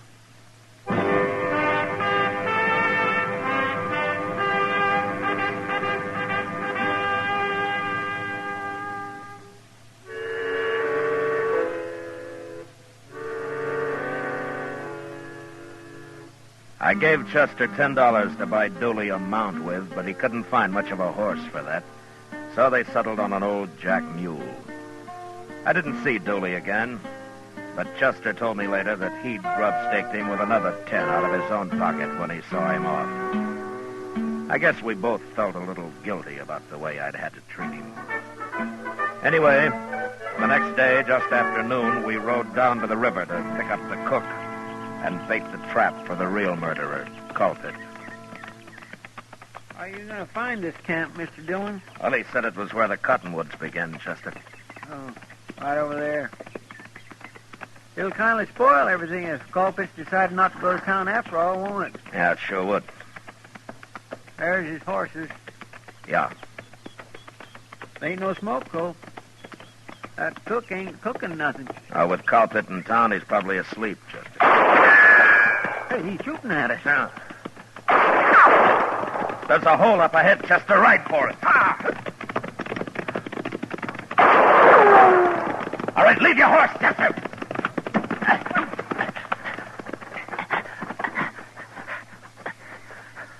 I told you Culpet didn't go in town, Mr. Dell. Culpet's a buffalo hunter, Chester. He couldn't miss at that range with his eyes closed. That's the cook. What's the cook shooting at us for? Well, I'll ask him. What's the matter with you? You drunk? I'm drunk. I'm crazy wild drunk. It's Dooley. Dooley, stop it! It's Marshal Dillon and Chester. I know who it is. I'm going to kill you, too. Kill us, too? I don't kill Culpet and the cook with a sharp rifle, and I'm going to kill you. Culpet was lying about me killing Faber. I never killed nobody in my life before, but I'm starting now. Oh, what's that $10 I give him? He must have gone and drunk it up. Yeah. Dooley, I know you're drunk, but we're going to sit here in this hole till you sober up. Do you hear me? I ain't going to sober up.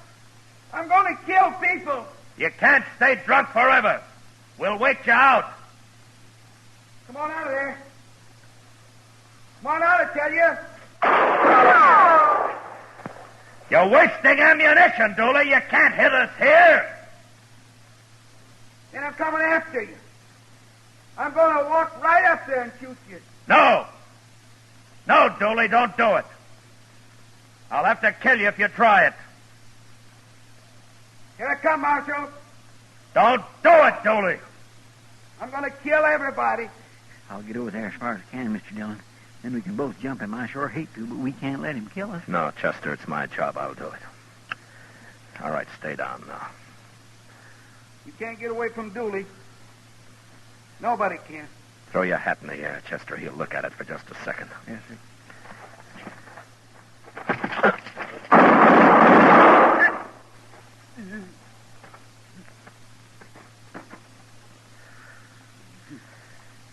Oh, that's it, Chester.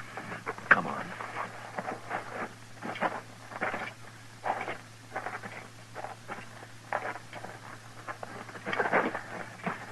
Dooley. Dooley. You killed me. I didn't kill you. You killed me. Dooley, you're the last man in the world I wanted to kill. Culpet and the cook. They're dead. I shot them. Culpet was a mean, wicked man, Marshal. Yeah, he was. Marshal? What? I'll come say hello to you next time I'm in Dodge. You said I could. Yeah, you come, Dooley. Sure, you come anytime you want. Thanks, Marshal. Thank you.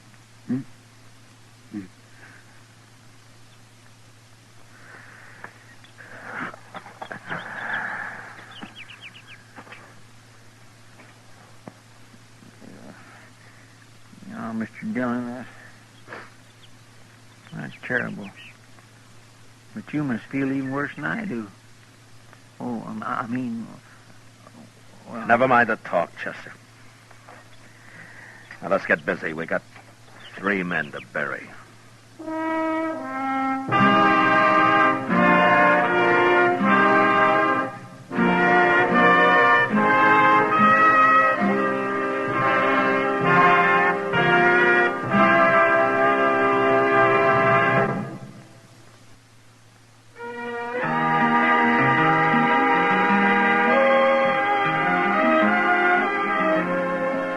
Gunsmoke, produced and directed by Norman Macdonald, stars William Conrad as Matt Dillon, U.S. Marshal.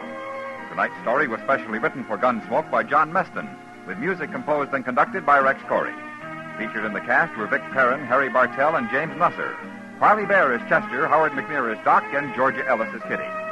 Join us again next week as Matt Dillon, U.S. Marshal, fights to bring law and order out of the wild violence of the West in Gunsmoke.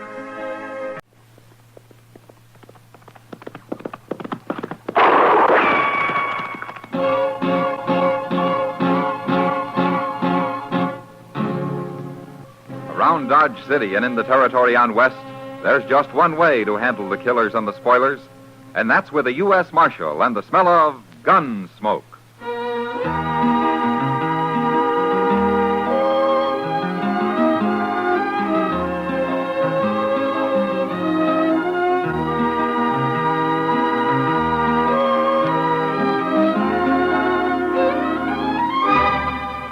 Gunsmoke, starring William Conrad, the transcribed story of the violence that moved west with young America, and the story of a man who moved with it. I'm that man, Matt Dillon, United States Marshal. The first man they look for and the last they want to meet. It's a chancy job, and it makes a man watchful and a little lonely.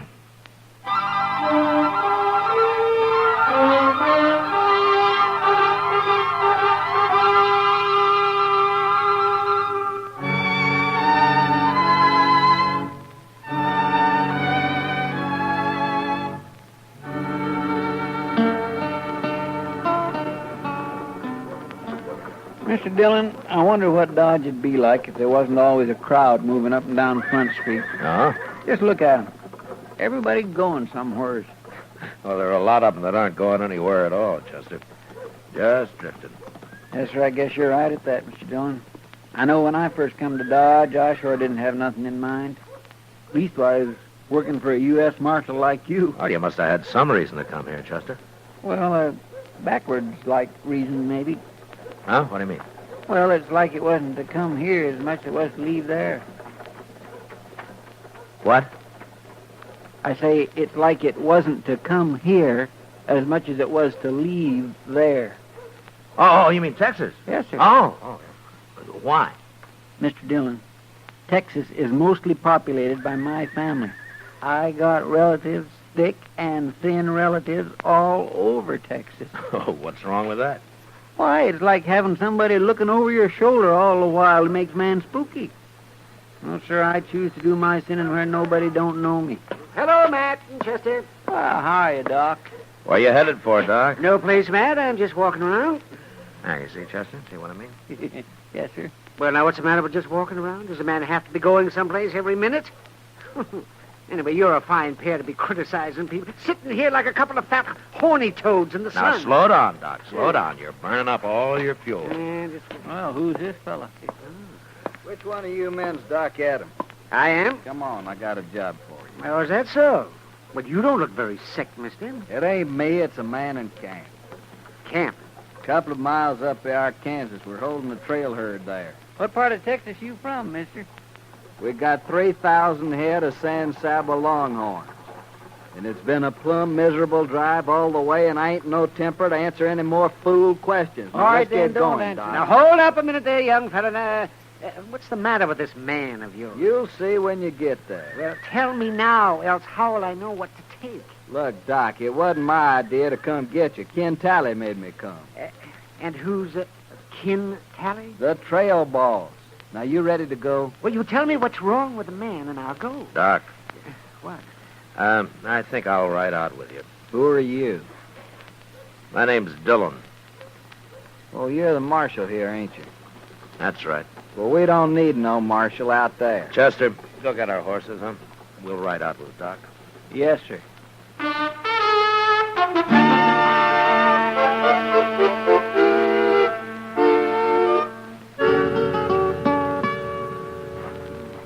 I brought the doc, Ken. How many doctors they got in Dodge anyway, Choke? That's the doc there. Well, who these other two? My name's Matt Dillon, Tally. This is Chester Proudfoot. How do you do, Mr. Talley? Dillon, huh? Well, I didn't send for you, Marshal. Yeah, I know you didn't. Then what are you doing here? That the sick man lying in the blanket over there by the fire? You can get mounted and ride right back to Dodge, all three of you. We don't need Doc no more. Oh, no, you don't, mister. If that man's sick, I'm going to take a look at him. He's all right, Doc. Forget him. Come on, Doc.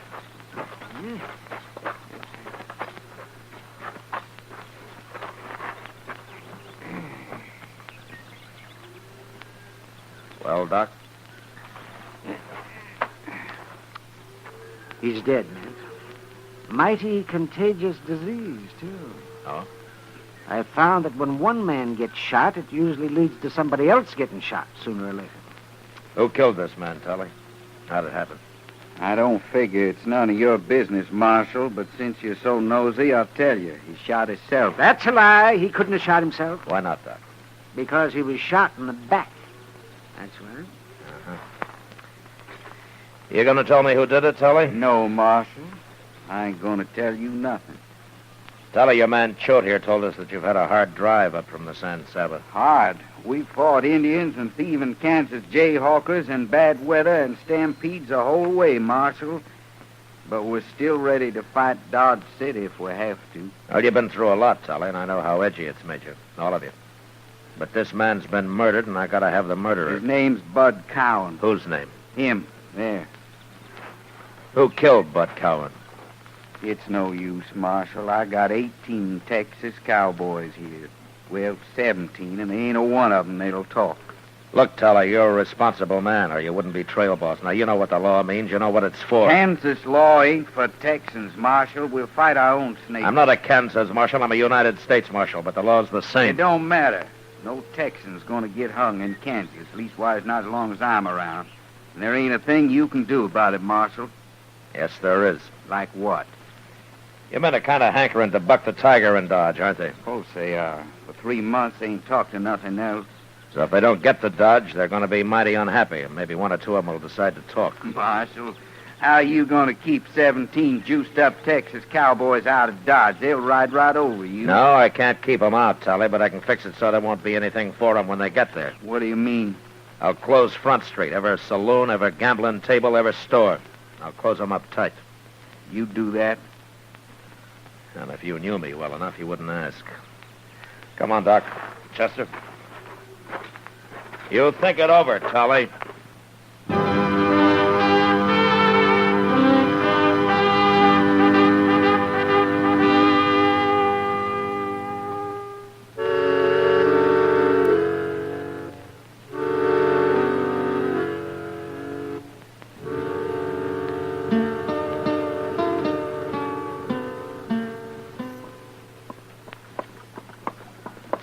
It sure didn't take long for the word to get around, did it, Mr. Dillon?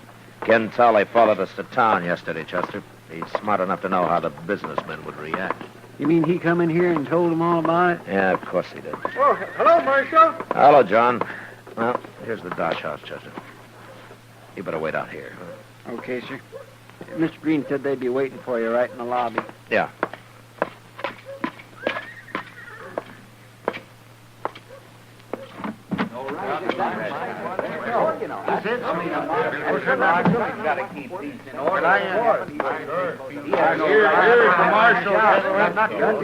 Hey, I'm glad you came, Marshal. Oh, what can I do for you, Mr. Green? Well, let Marshal... No, quiet, gentlemen, please. I'll do the talking. Marshal Dillon. As you can see, most of Dodge's leading businessmen are present here. Mr. Tompkins, Mr. Jonas, Mr. Botkin, Mr. Teeters. Yes, sir. And I'm here as owner of the Dodge House. Marshal, you know why we're here as well as we do. Because I told Ken Tully I'd close Front Street. Huh? Exactly. And we won't stand for that, Marshal. We need that Texas money, and we're going to get it. Gentlemen, a man was murdered out at that camp. Oh, he was just some Texas cowboy, Marshal. The prosperity of Dodge is certainly more important than him. Don't you agree, gentlemen? Now, wait a minute. You mean that you so-called good citizens of Dodge are putting a few dollars above the value of the law? Even above the value of a human life? Don't preach to us, Marshal Dillon. All the men you've killed. Mr. Green, I never killed a man in my life except in the performance of duty or in self-defense. All right. All right, that's not important. We're wasting time, gentlemen. I'm hired to enforce the law, and I'm going to do it any way I see fit. Now, is that clear? Well, then we'll complain about you, Marshal. We'll all write letters to Washington and have you fired. You will, huh? Good. Fine, that's fine. Then maybe I can get a little sleep for a change. start walking around like an ordinary man instead of jumping at shadows thinking somebody's about to shoot me any minute. Yeah, go ahead. And maybe I can afford to have a few friends again. Instead of everybody looking at me sideways like I was some kind of a rattlesnake. Gentlemen, I might not have to kill anybody again as long as I live. Yeah, you go on. Write your letters. You'll be doing me a great big favor.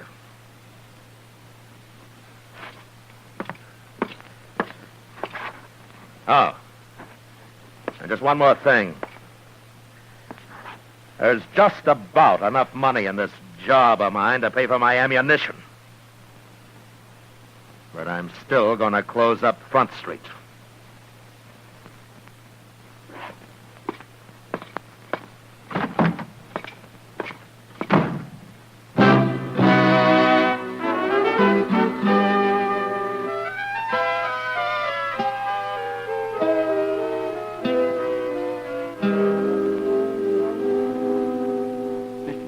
Yeah, what is it, Chester?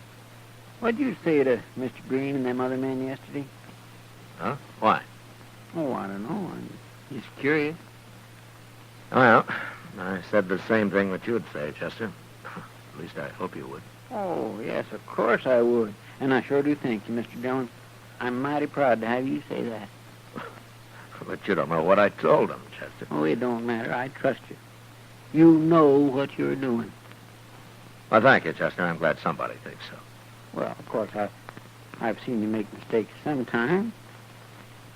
Well, I mean, nobody ain't perfect much. It's a simple thing for anybody. Why don't you go on to the depot and pick up the mail, Chester? Huh? Yes, sir, by the way, that's right. Santa Fe just come in over an hour ago. And Good morning, Marshal. Well, Ken Tully. Marshal, this here's Sam Peoples I brought with me. Huh? Hello, Peoples. Hello? Marshal, I done a lot of thinking the last day or so. No? Yes, sir. I've decided you're right about the law and all. So I went and brought Sam Peoples in. You mean he killed that man, Bud Cowan? He sure did. There's 5 cowboys that witnessed it, Marshal, including myself. All be glad to testify at the trials any time you say. Is that right, Peoples? Did you kill Bud Cowan? Yes, sir. Okay. Now, what happened to your face? Fall off a horse or something? Yes, sir. I come loose off in the bronc yesterday. Uh-huh.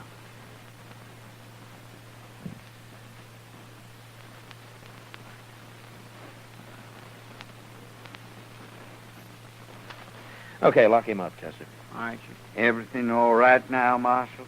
Well, I'll let you answer that, Tully. No hard feelings on my side. Just don't let him get away now. One murder is all I can produce for you. See you later, Marshal. Well, come on, people. The cells is out back here. Wait a minute, Chester. Yes, sir? Bring him back here, huh? Yes, sir. Come on, people. Peoples, tell me something. Are you a Texan? No, sir, I ain't, Marshal. And what are you doing with that San Saba outfit? Oh, I run into them when they was bringing their cattle across the Cimarron, sir. They hired me on just for grub. And I wanted to get to Dodge real bad. Ah, I see. That bronc you fell off of yesterday, did he drop on your face? Yes, sir. Well, sort of. Mm-hmm. I'd sure like to see that horse. You would? Yeah. Be kind of interesting to see a horse that's got hooves like a man's fist. Yes, sir.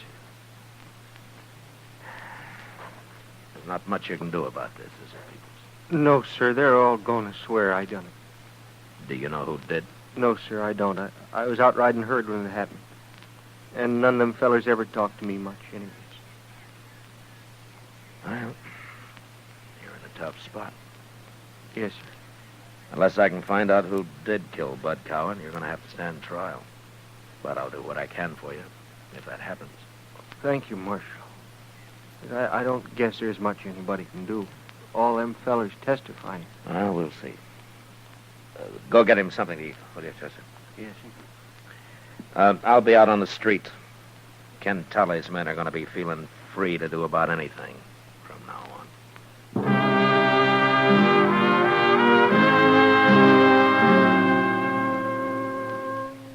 I could picture Tully and his men when he got back to camp, laughing at how they'd put it over on me and the rest of Dodge.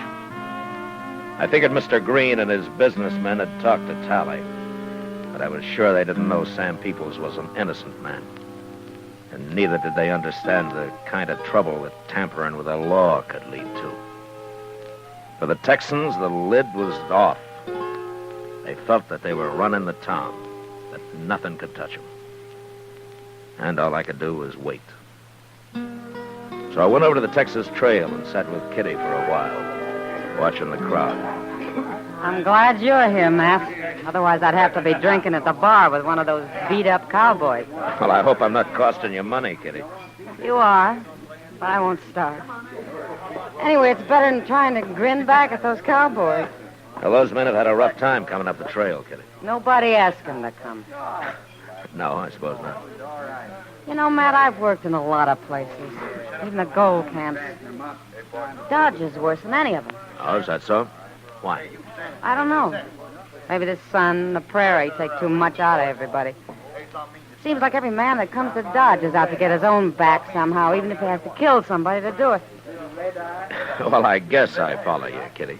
All I'm saying is that maybe our hard life makes men kind of angry. They want to fight all the time. Well, something sure makes them want to fight, or at least get drunk. Look at them. Hey, who's that coming this way, man? Huh? There. Now, that's Ken Tully, the San Saba trail boss. Well, he sure looks like he wants to fight. Yeah, maybe he does, Kitty. I will soon see.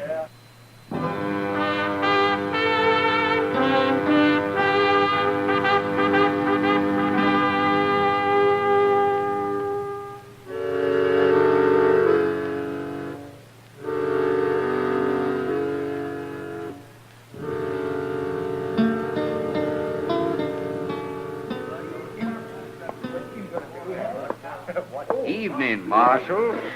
Hello, Tully. You gonna introduce me to the lady? Nobody has to introduce anybody here, mister. My name's Kitty. Kitty, huh? Well, my name's Ken Tally. How about having a drink with me, Kitty? Sorry, I'm busy. Oh, come on. You ain't busy. You heard her, Tully. Go on back to the bar, huh? You're sure something, ain't you, Marshal?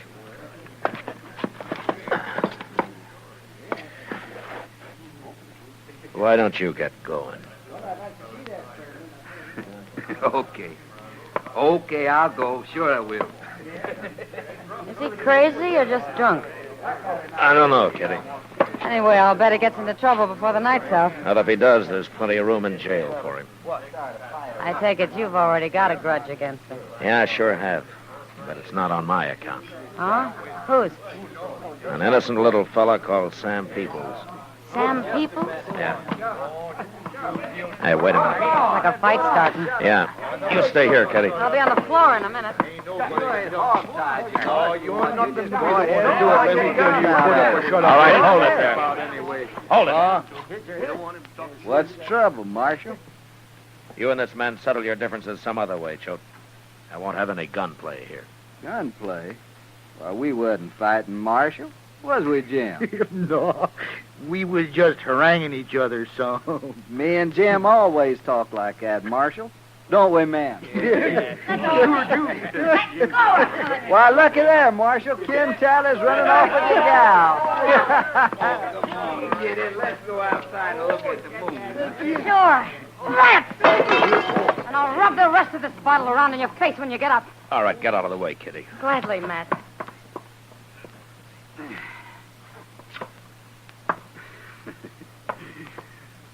I fooled you, didn't I, Marshal? Yeah. Yeah. You sort of fooled me. Tully! Now, look here, Marshal. That ain't no way to act. What's the matter with you, anyhow? All right, shut up. Marshal, there's 8 of us here. You think you can whip all of us? No, I don't, Choate. Not 8 of you. Well, then you're going to get whipped. Come on, man. Just stay where you are, all of you. I'd be a fool to mix in a brawl with all of you men. I don't aim to try it. Looks like you ain't got much choice, Marshal. And we're going to beat you about half to death. No, you're not. No? Well, what's to stop us? Don't look like nobody in here is going to help you out. I'm carrying a gun, Choate. Oh, that. That don't bother us none, Marshal. Does it, man? Yeah. See, Marshal? We don't care about your gun. There's too many of us. Aren't you forgetting something, Choate? What? I don't wear this gun to kill snakes with the way you men do. I'll have bullets in at least 3 of you before you get off a shot. And you'll be the first. What's the matter with you men? He's just bluffing. He's scared half to death right now. Forget about it, Joe. Don't be egging him on now. Then I'll fight it. I ain't so bad with a gun. Don't try it, Choate. You shoot me, the boys will take care of you. Don't do it, Choate. I'm telling you. What's a Kansas Marshal? No.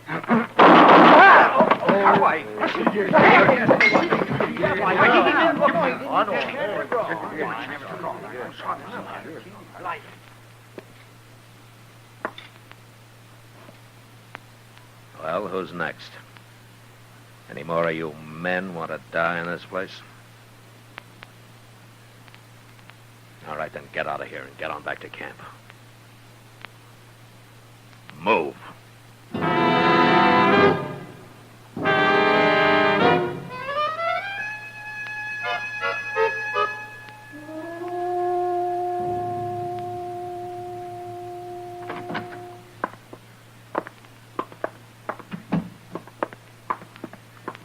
Here he is, Mr. Dillon.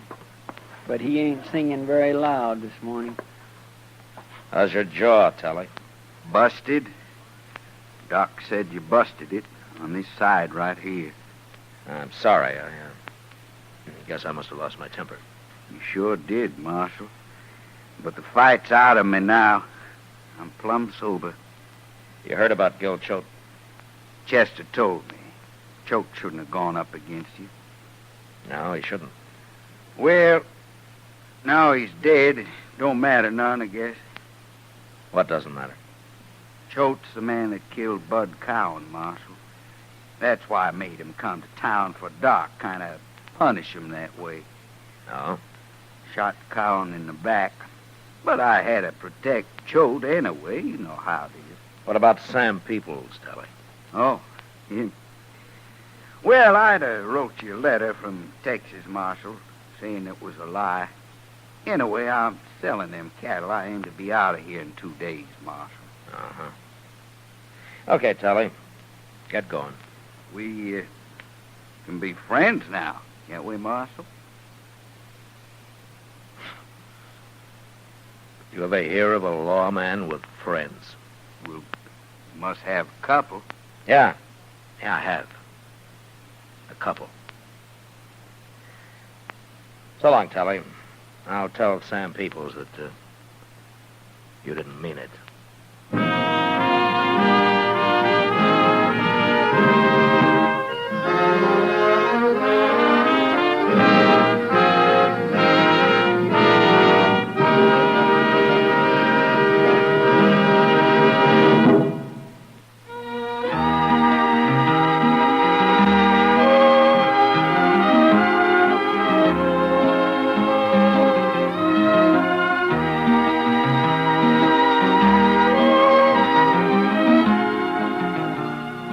Gunsmoke, transcribed under the direction of Norman Macdonald, stars William Conrad as Matt Dillon, U.S. Marshal. Tonight's story was specially written for Gunsmoke by John Meston, with music composed and conducted by Rex Corey. Featured in the cast were Harry Bartell, Vic Perrin, John Daner, and Lawrence Dobkin. Parley Bear is Chester, Howard McNear is Doc, and Georgia Ellis is Kitty. Join us again next week as Matt Dillon, U.S. Marshal, fights to bring law and order out of the wild violence of the West in Gunsmoke.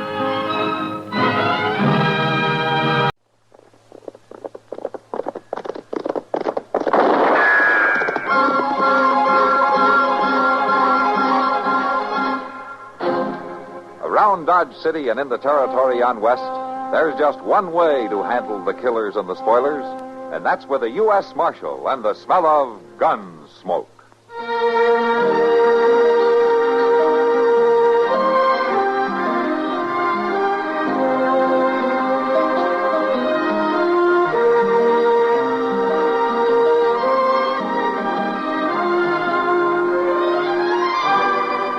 Gunsmoke, starring William Conrad. The story of the violence that moved west with young America. And the story of a man who moved with it. I'm that man. Matt Dillon, United States Marshal. The first man they look for and the last they want to meet. It's a chancy job, and it makes a man watchful. And a little lonely.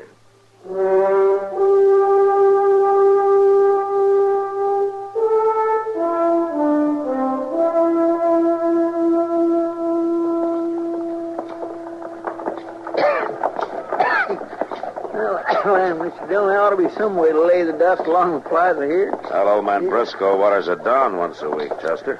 Sure, and there's mud up to your knees for 2 days and dust all the rest of the time. Well, I guess that's the price of civilization. What is? Dust. What civilization got to do with dust? Well, Dodge is growing, Chester. More people coming west all the time. Yeah. Maybe we ought to move on west ourselves. Oh, where to? Oh, I don't know. Colorado Territory, maybe? Hey, look at there. What? Oh, that sign there in that store there. Laughing gas show tonight. Phenomenon. Huh? That's phenomenon, Chester. Oh, well, Stafford's Laughing Gas Show. Amazing, hilarious admission, 25 cents. It looks like Dodge is getting some entertainment. You see, I told you it was getting civilized. My, if I could get me the loan of 25 cents, I sure would be there tonight. Yeah, and you'd probably enjoy it, too. Well, there ain't nothing wrong with them shows. No. 25 cents, well, that ain't a whole lot of money. No, you're right, it isn't. And I could pay back whoever loaned it come Saturday. Sure. Sure seems a pity to miss that show. Oh, all right, Chester. Here's your money. 25 cents, no, a quarter. I wasn't hinting or nothing like that. Well, thank you, Mr. Dillon. Thank you.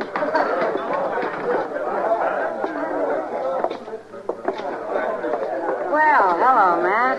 Chester. Kitty and I began to think you weren't coming. Sit down. Thank you.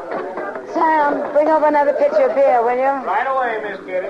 It's nice to know the law's on its appointed rounds, even if it means friends are kept waiting. Now, is Doc mad because he had to buy the first pitcher of beer? He's told Sam to put it on your bill. You know I believe it. Here you are, Miss Kitty. Thanks, Sam. Say, Doc, you know what we just seen down the street? A circus? No. A sign saying there's going to be a laughing gas show here tonight. It's the same thing. Now, Doc, there's nothing wrong with a laughing gas show. A bunch of darn fools getting up and showing off in front of a bunch of darn fools. I ain't never been to one. I met Mr. and Mrs. Stafford earlier today. They're the people that put the show on. Yeah, they seem real nice. There's no reason why they shouldn't be. Mrs. Stafford's a pretty little thing. Hey, see, Doc? Oh, pretty or not. I don't want to talk about it. What is it that bothers you, Doc? Have you ever been to a laughing gas show? No. Did you ever take gas yourself? Why, did you? Yes, in medical school. It's nitrous oxide, an anesthetic, and it's also an intoxicant. Well, Miss Kitty, you going to be at the show? I don't think so, Chester. How about you, Mr. Dillon? I guess I might as well, Chester. You'll make life miserable for me if I don't. Good. I just can't hardly wait.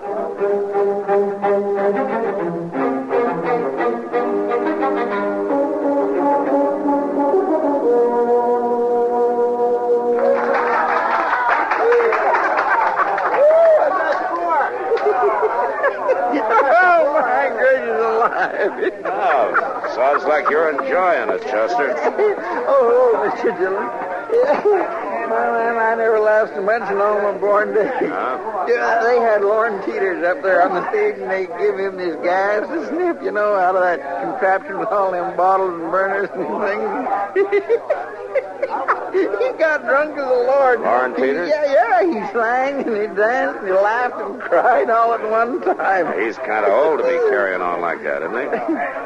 Well, I'm just as glad he ain't going to be shaving me tomorrow. And now, the next volunteer is Mr. Cloud Marsh.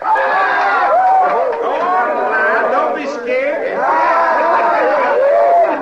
Here, sir, is your $1 for volunteering. Now, sit down right there. Good. Now, just put this nozzle in your mouth and breathe deep. That's it. Keep breathing. In. Out. In. Out. That's right. It's all right, folks. It won't hurt him. Cloud Marsh ain't so bad when he's asleep. He'll come to in a minute. See, Mr. Dillon, when they come out of that gas, there's just no telling what they'll do. Yeah, but if Cloud Marsh comes out his real self, it might be quite a ruckus. Do us a favor, mister. Keep that bully under forever. Where is it? I'm gonna smash you for this. Take it easy, mister. It's all in fun. Who wants a fight?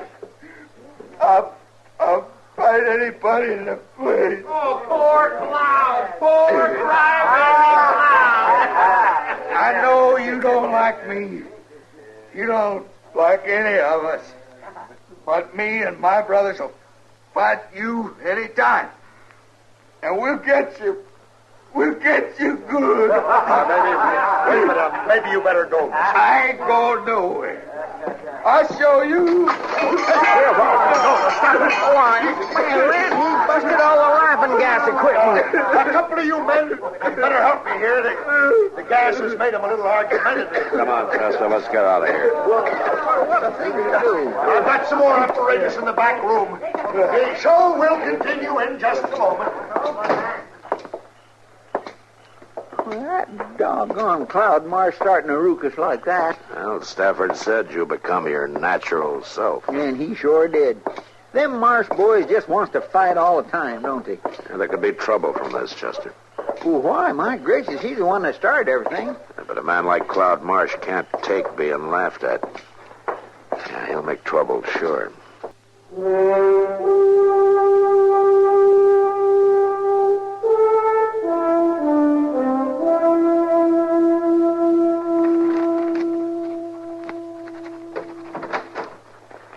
Hello, Matt. No? Oh, morning, Doc. There's some coffee on the stove. Help yourself. Yeah, okay. And how was the show last night? Well, I got there late, so I didn't see it all, but Chester said I was fine. I suppose Chester got up on the stage and made a fool of himself. Well, he probably would have, but he didn't get the chance. Cloud Marsh took some of the gas and wanted to fight everybody in the place. Then he started crying and busted up all the equipment. It's a good thing those ornery brothers of his were down at the Long Branch instead of at the show. They'd have busted up the whole store. Yeah. You know, Matt, nitrous oxide's a dangerous thing to mess with. Too much can be fatal. I remember this boy at medical school who took this... Hey, Doc. Doc, I've been looking all over for you. Yeah? What's the matter, Chester? It's Mr. Stafford. He's been hurt bad. What? How? Well, Miss Stafford didn't say. Just that he got beat up and she needed Doc down at the store right quick. Take me a minute to run up and get my bag, and I'll meet you out in front. All right, Doc. Where'd it happen, Chester? When? Oh, I don't know, but it couldn't have been too long ago. Miss Stafford said her husband was out back of the store with a wagon, and she heard a ruckus and run out, and she seen all three of them running off. All three who? Yeah, Cloud Marsh and them two brothers of his. He just ought to be tarred and feathered, Mr. Dillon. All of them should. Yeah. What in the world was they after beating Mr. Stafford near to death? Well, I told you last night that some men can't stand being laughed at. Come on, Matt. Let's go. Chester, you better come along, too.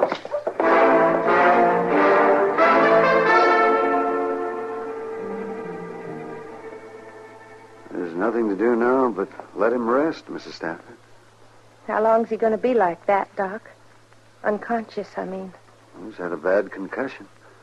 Sometimes it takes only an hour or so, and sometimes days. Just have to wait and see. But isn't there something I can do for him? Just let him rest. Miss Stafford, are you ready to swear out a complaint against the Marsh brothers? Earl and me don't want no trouble, Marshal. Yeah, but they almost killed your husband. We sign a complaint now, and the Marshes would really come after us. Earl wasn't always a man to run from trouble. What? I know who Earl really is, Miss Stafford. I've known ever since you first came to town. But how? He's Ernie Stubblefield, isn't he? That's all behind us, Marshal. He's forgot about being Ernie Stubblefield. Matt, what's this all about? Well, Earl Stafford's real name is Stubblefield, Doc. He had quite a reputation up on the Red River. 4 killings. And he did some time for the last one. Marshal, after Earl got out of prison, he come to me in Missouri. He was sick with himself. Sick with all the fighting and killing. He pleaded with me to marry him so we could start over. And when I found out he really meant it, we got married. As Mr. and Mrs. Stafford, huh? As long as he was Ernie Stubblefield, there'd be no peace. Yeah. Does he still have his gun? He keeps it in the trunk, but he's changed. He'd never use it. Not no more. I see. No, you don't. If he ever used that gun to kill another man, even in self-defense, the whole terrible business would start all over again. So he ain't going to use it. Never. Sure. Well, I take it you're not going to sign a complaint then, huh? Marshal, I ain't going to sign nothing. All right, ma'am. But I'm still going to throw Claude Marsh in jail until you leave town.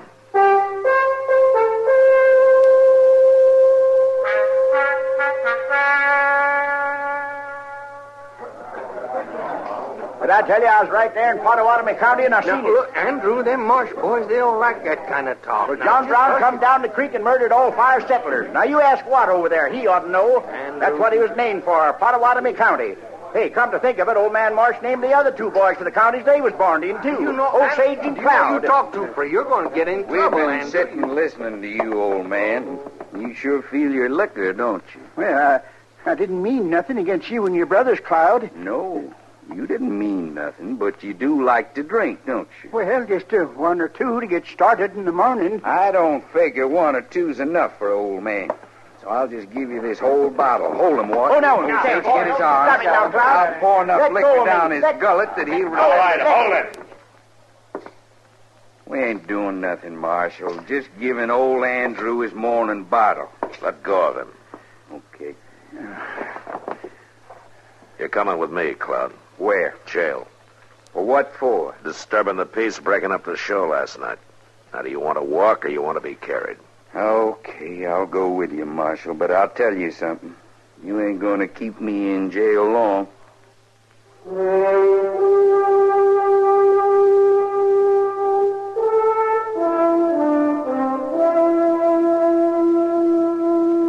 Claude Marsh was right. He didn't stay in jail long. Within an hour, Watt and Osage walked into the office with a writ from Judge Bent. They paid his bail, and I had to turn him loose. There was nothing I could do. I had hoped to hold him in jail till the Staffords got out of town, but since I couldn't, I told Chester to keep an eye on him. Well, nothing happened all that day, and that evening I was sitting over coffee with Doc and Kitty at Delmonico. Well, nothing like a good dinner to cheer you up. Even if it is a little greasy. You always see the bright side, don't you, Doc? Of course. How's Mr. Stafford tonight, Doc? Well, I guess he's coming along all right. He opened his eyes for a couple of minutes late this afternoon, and then he dropped off again. His wife hopes they can leave town tomorrow. Huh? Mr. Dillon? Yeah, what is it, Chester? I've been looking all over for you. I thought maybe you'd be over at the Long Branch, but you wasn't. Well, you don't mind if Matt buys me a dinner now and then, do you? Oh, my goodness, no, but I sure did waste a lot of time trying to find him, and they already left the Texas Trail 10-15 minutes ago. Who left? It's them Marsh boys, all 3 of them. Were they drunk? Oh, my, yes, and they was talking about giving somebody some of that gas, a dose of his own medicine, they said. Stafford. Matt, that could kill him in his condition. Oh, Matt. Yeah, come on, Doc. Chester, let's go.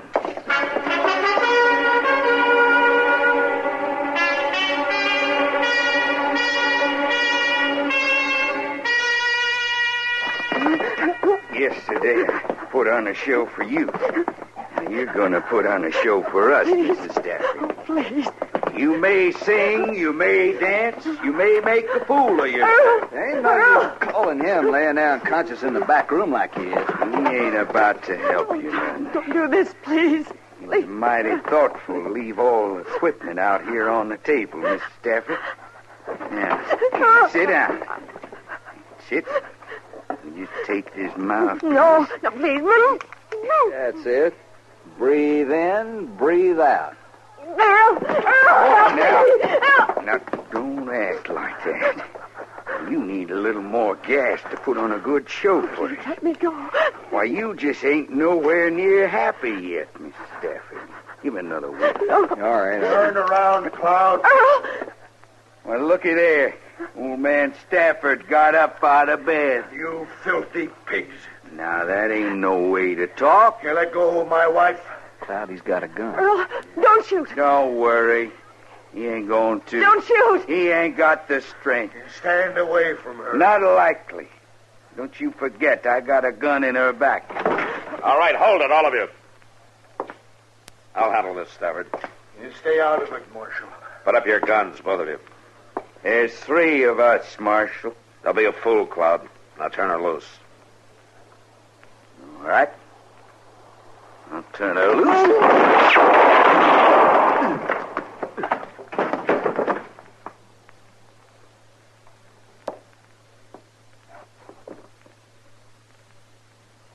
He's dead, man. Cloud's dead. Earl, you killed him. No, he didn't, Miss Stafford. It was my bullet that got him. Is that true? You shot him? Yeah, that's true. Your aim was off, Stafford. Afraid of hitting your wife, I guess. Thank heaven. All right, you two. Watt, Osage. You find your horses and you get out of town. Now, you keep on riding. Yeah.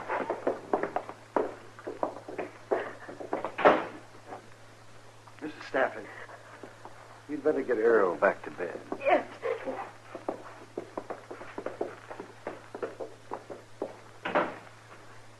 My, Mr. Dillon, did you see the look on Miss Stafford's face when she found out Earl missed Cloud, that he didn't kill him? I'd admire to have a picture of that. Yeah. That was a nice thing you did, Matt. What thing? What do you mean, Doc? Chester, Matt's bullet hit Cloud Marsh in the hand. The shot that killed him came from the other direction. You were aiming for his gun hand, Matt, and you knew it. It was Earl Stafford that killed Cloud Marsh. Well, I'll be doggone. Yes, sir. It's a mighty nice thing you did. For both of them.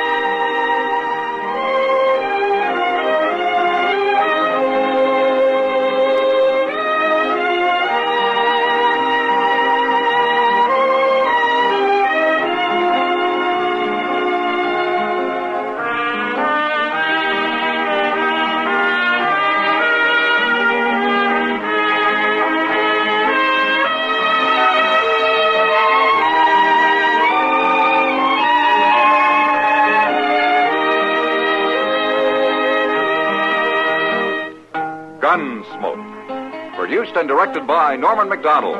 Stars William Conrad as Matt Dillon, U.S. Marshal. Featured in the cast were Parley Bear as Chester, Howard McNear as Doc, and Georgia Ellis as Kitty.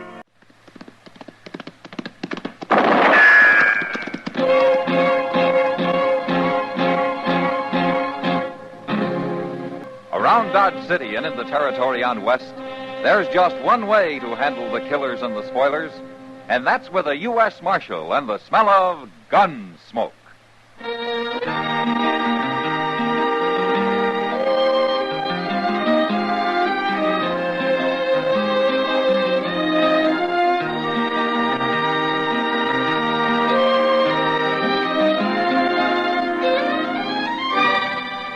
Gunsmoke, starring William Conrad. The transcribed story of the violence that moved west with young America. And the story of a man who moved with it. I'm that man. Matt Dillon, United States Marshal. The first man they look for and the last they want to meet. It's a chancy job, and it makes a man watchful and a little lonely.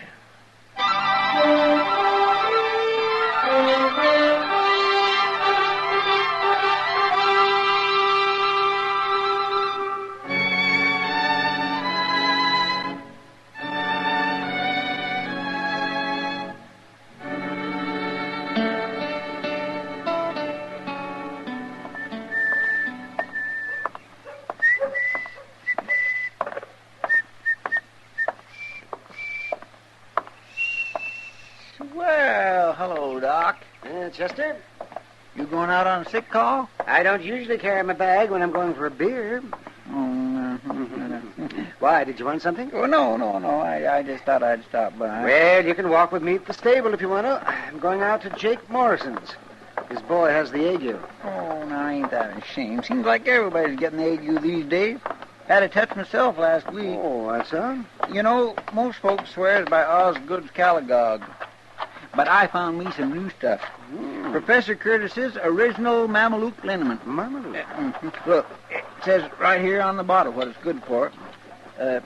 Guaranteed to cure cramps, pains in the joints, sore throat, frosted feet, rheumatism, lumbago, old sores, bites of insects and reptiles, mange, salt rheum, dysentery, diarrhea, and cholera. Well, a regular medical arsenal all in one bottle. And it's doing you good, is it? Well, of course, Doc. Well, then how come you're still walking around like a buffalo with ring bone? Well, maybe I still got just... Oh, so you come to me for some free advice now, didn't you? Well, I'll just give you some free advice. Chester, stop eating all that salt pork and dried beans. What? And put some fresh greens in your stomach. Why? And stay away from the saloons for a few days. Oh, now, Doc, a little whiskey and sugar never hurt a nobody. little whiskey. Oh, and most important, take all those patent medicines you got and use them for cleaning your boots. They're just the thing to kind of toughen up the leather. And as far as I'm concerned now, Chester, What's the matter, Doc? Doc, what is it? Something about that fellow that just rode by? Yes, Chester. Well, you was staring like you seen a ghost. You go ahead, Chester. I'm going back to the office. The office? What for? To get my gun. Your gun? Why? I'm going to kill that man.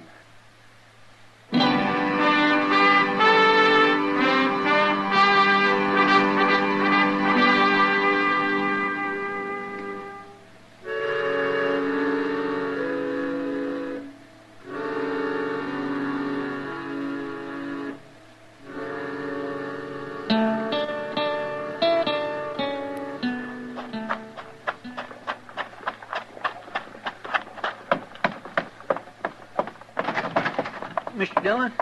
Mr. Dillon? Yeah, what's the trouble, Chester? You better come on out the plaza. Maybe you can stop him. I'll stop who? Doc, he's going to kill a man. Doc? Doc, yes, sir. He's gone and got his old army walker and strapped it to his belt, and he's marching up Front Street looking for the fellow, whoever he is. All right, let's go. I tried my best to stop him, but he wouldn't listen. Oh, you should have saw his face, Mr. Dillon. He means business. I never seen Doc like this. Who was the fellow, Chester? I never seen him before. Well, you know what it's all about? No, sir, but I do know one thing. I'd hate to have to face that old Walker pistol, even if 'tis an old cap and ball. Why, it'd blow a hole clean through a buffalo. Matt! Oh, wait a minute. It's Kitty at the door of the long ranch. She's waving. He must be down there. Yeah, come on. Matt, it's Doc. Is he in there, Kitty? Yeah, and he's got a gun. He's threatening some man. All right, thanks, Kitty. And if you won't come outside, I'll kill you where you stand. I told you I'm not going to fight you. That's up to you. But I'm going to kill you whether you defend yourself or not. Doc. That's enough. Matt, you stay out of this. Happens to be my business, Doc, when a man threatens another man in this town. When the other man doesn't want to fight, won't defend himself, it could turn out to be murder. You think I don't know that? You must want to kill him pretty bad. I've wanted to for a lot of years. Why? I've got good reasons, Matt. But you won't tell me, huh? No. All right, what about you? I could say I don't know, but I'm just a stranger passing through town. But I know. There's no good reason for murder. I guess he thinks there is. Do you? Not many men would say yes to that, now would they, Marshal? But you won't defend yourself, huh? I won't draw with him, no. If he's going to shoot me, he'll have to take the consequences. I'm not a fighting man, Marshal. I'm a miner. Me and my partner here, we're just traveling through Dodge. We don't want any trouble. That's right, Marshal. We made our strike out in Arizona Territory, and we're headed back for St. Louis. Oh, we was just minding our own business, having a quiet drink when this fella comes along. What's your name? Clem Maddow. This is Ben Bartlett, my partner. We don't want no trouble. You won't have any. Go on back to your drinks. I'm going to kill him one way or the other, Matt. And you can't stop me. Look, Doc, you're taking an awful lot for granted. Maybe you think I won't throw you in jail for threatening murder. Maybe you think because you're the town's only doctor that you can get away Matt, listen. No, you listen to me. You're forgetting a lot you ought to remember, Doc. For instance, your position in this town. You ought to be setting an example instead of acting like an ordinary gun hand. And more important, your responsibility. Another man's life may be his own risk, but yours belongs to this whole town. And a good many lives depend on you. So you calm down and you put that gun away.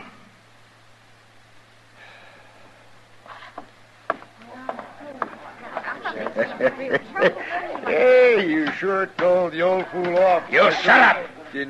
Huh? Maddow, I don't know anything about you. Maybe you're what you say, but if Doc doesn't like you, that's good enough for me, so you get out of Dodge while you got a whole skin. And you stay out. Why should we? We got a right... And you take your partner with you, Maddow, because I don't like him. Sure, Marshal. We was going on tomorrow anyways. We'll ride on tonight as soon as we stock up on some grub. All right. Where did Doc go, Chester? Well, up the street, probably back to the office, like you said to. Matt, the look on his face when he went out. Yeah, I know, Kitty. Well, I'm going up there. Matt, you had to do it. Yeah. I'll see you later, Kitty. Yeah, sure. Mr. Dillon, that Maddow, he didn't seem like such a bad fellow. No, he didn't, Chester. I'd sooner believe bad of that partner of his, that Bartlett. That one seemed like he could be a hard case, all right, without half trying. But Maddow wouldn't even defend himself. No. But I don't think that was because he was afraid to. No, that's true. Seemed more like you just didn't want to fight Doc. Didn't seem mad at all like Doc. More like you was sad. Maybe a man with a guilty conscience, Chester. Yeah, I guess so, Mr. Dillon. You better go on over to the office, Chester, huh? I want to go up alone. Yes, sir.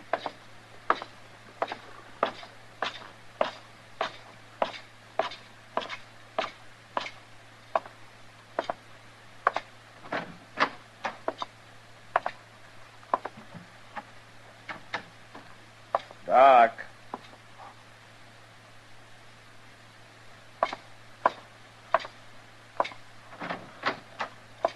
Now, Doc.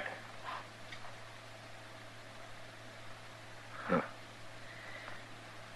Now, I wonder where he could have gone.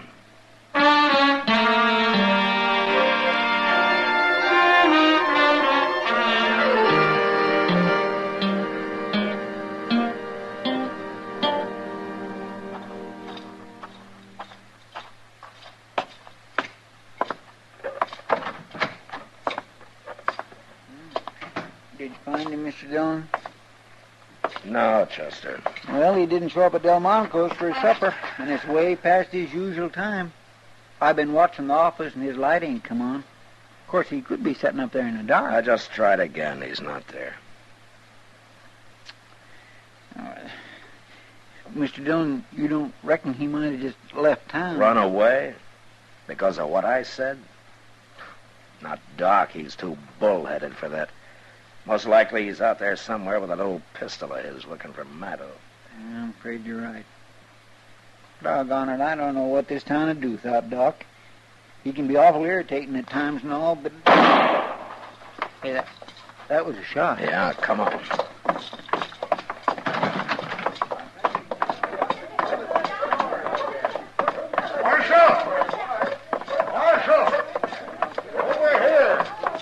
It's that Bartlett, Mr. Dillon. It's Clem, Marshal. I think he's dead. All right. Everybody stay back. Give me that lantern, will you? He was shot in the back, Mr. Dillon. Yeah. It looks mighty bad. He said he'd kill him, and he's done it. Did you see who did it, Bartlett? No. We was loading horses, and I just turned to go back into the store for another load when I heard the shot. Anybody else around to see it? Why, no, but after all, Marshal, can't be much doubt who did it, can there? Everybody in town heard him threaten to kill Clem. Just because the man's a doctor doesn't give him any right to go around murdering people. That's enough, Bartlett. The important thing right now is to try to save this man's life. Where will we take him at, Mr. Dillon? There's only one place, Chester. Yes, sir.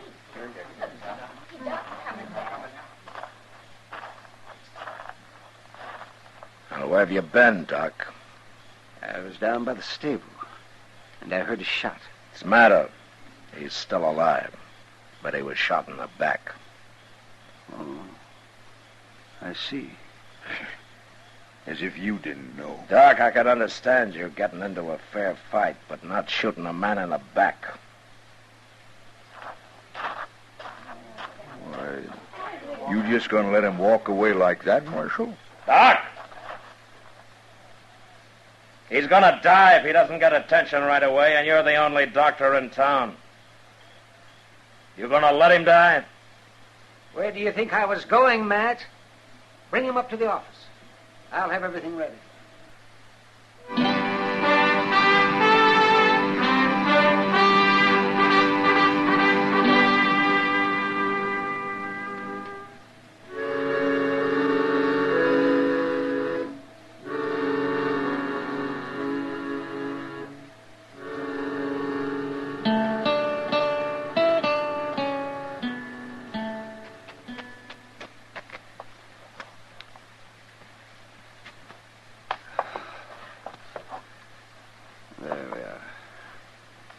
Is he gonna pull through, Doc?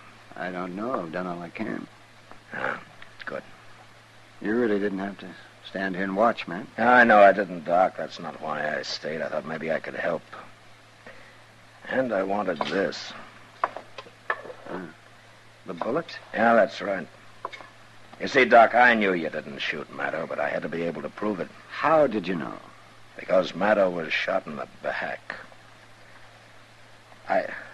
I tried to tell you out there, Doc, only you didn't understand. Oh. But you did have me kind of worried when you started to walk away from him. Why, it never occurred to me to walk away from him. I guess being a doctor is a lot more important than any personal grudge. Well, I reckon I'm under suspicion, aren't I? Doc, look at this .45 bullet. Took it out of Maddow's chest. Now, it couldn't have been shot from that old pistol of yours, could it? No. I guess it couldn't. And, well, then who did it? Well, that's not hard to figure. Oh, Bartlett, Chester, you can come in now.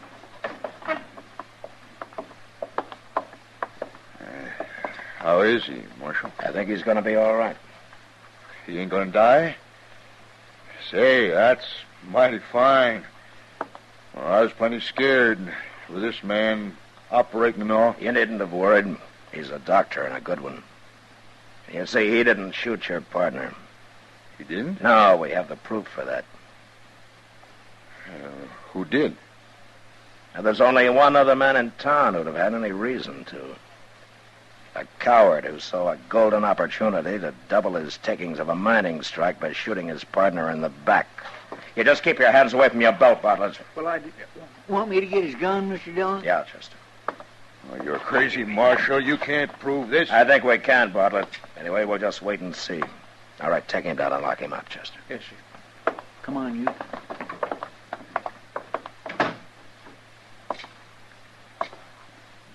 Doc, looks like Maddow's gonna come too. Yes, maybe. His color's better. You know, it's funny. I don't hate him anymore. You mind telling me why you ever did? It happened a long time ago. It had to do with a girl we were both pretty fond of. She chose Mado, but he jilted her. She drowned herself. I swore I'd kill him. And I carried that hate in my heart all these years. That's not good for a man. No, it's not, Doc. Well, you brought me to my senses, Matt, in that saloon. Thank you. Well, I looked all over for you afterwards. Well, guess I was out of Jake Morrison's. I remembered I had to treat his boy for the ague, so I did. Doc. Oh, yes. Yes, Clem. Now you just take it easy. That's right. You lie still. You're going to be all right. Doc, I wanted to tell you I'm awful sorry for what happened. Maybe sorrier than you. I loved her. I would have come back if I could have. Well, I guess I never even thought of that. Well, we've both been sorry too long. It's all over now. Thanks, Doc. Now you just go on to sleep. You get your rest there now, and the world will look a lot better to you tomorrow. That's it. That's it. Well, good night, Doctor. Good night, man.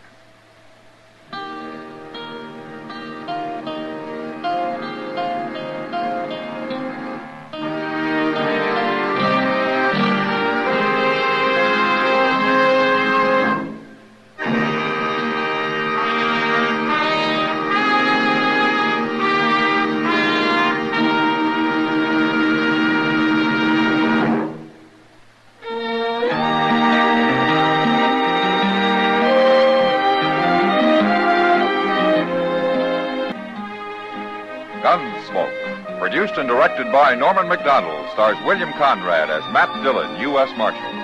The special music for Gunsmoke was composed and conducted by Rex Corey. Sound patterns by Tom Hanley and Bill James. Featured in the cast were Vic Perrin and John Daner. Marley Bear is Chester, Howard McNear is Doc, and Georgia Ellis is Kitty.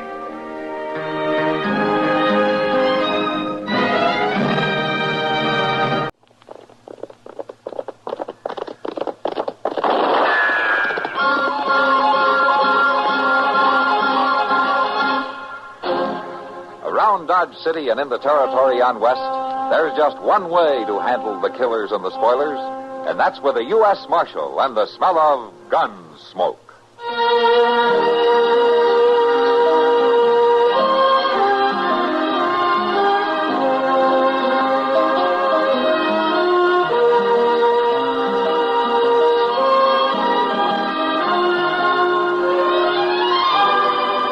Gunsmoke, starring William Conrad, the story of the violence that moved west with young America, and the story of a man who moved with it. I'm that man, Matt Dillon, United States Marshal. The first man they look for and the last they want to meet.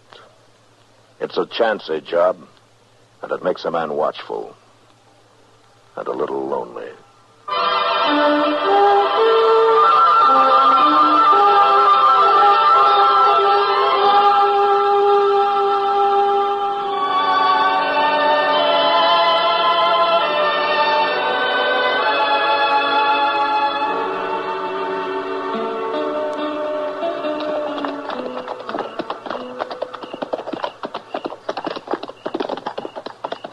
Looks like Moss has closed up the stable and gone home for the night, Mr. Dillon. Well, Andy Weaver must be around, though. He always is.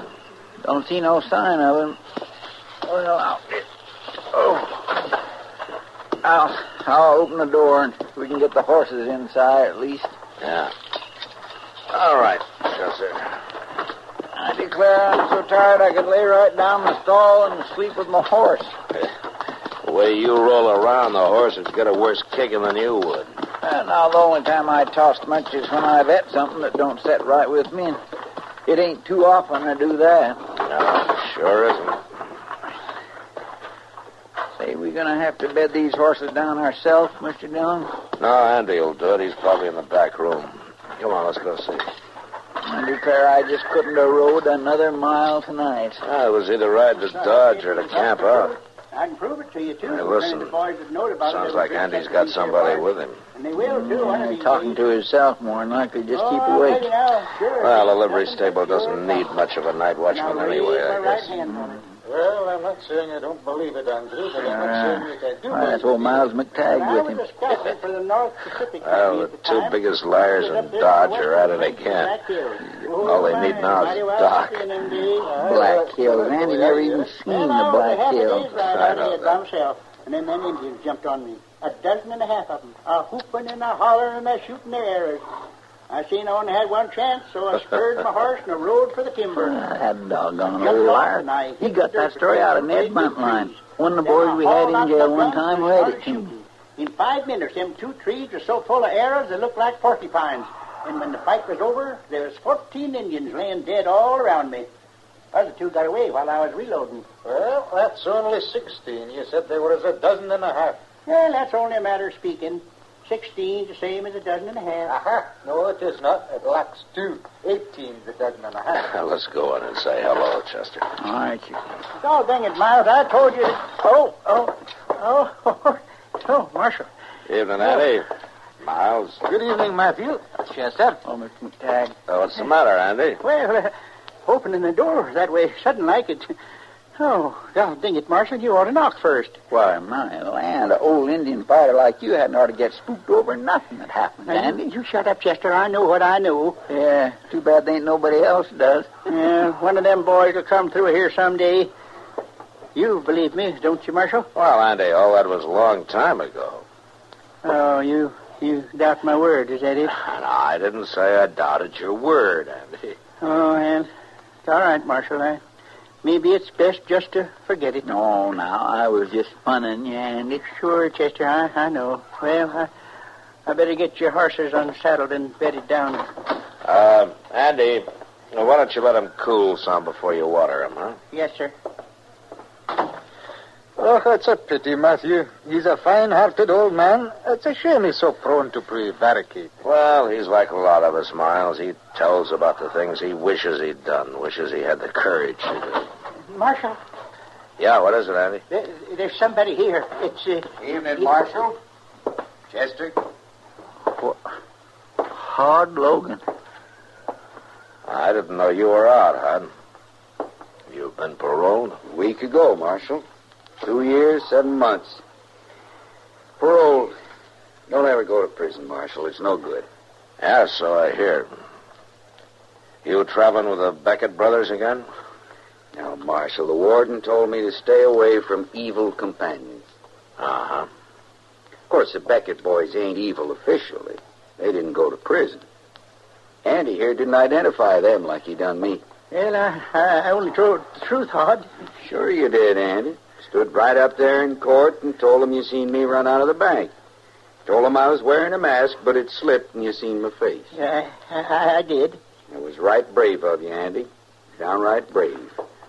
And now I'm back. And you better leave me alone, Hod. You better not bother me. What are your plans, Hod? Oh, I reckon I'll hang around Dodge a while, Marshal. Look up my old friends. Drop in and pass the time with Andy here once in a while. No, you stay away from me. No, that ain't being very kind to a man who's paid his debt, Andy. It's only paid up till now, Hod. Don't go open up a new account. Now, it's a funny thing, Marshal. Man can't always plan too far ahead. You don't always know just how things are going to work out.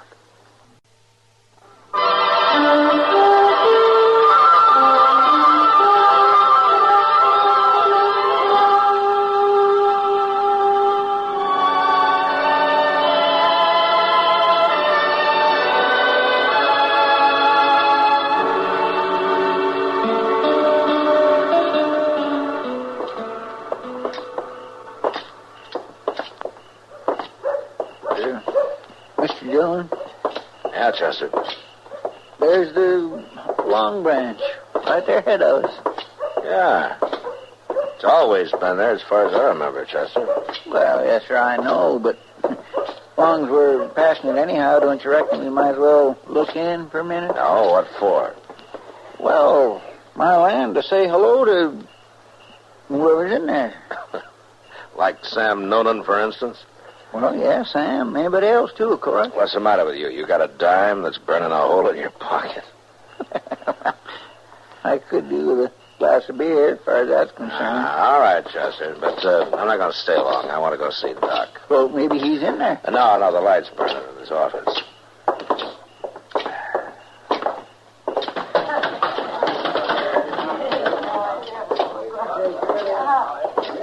Well, look what's here. Hello, Matt.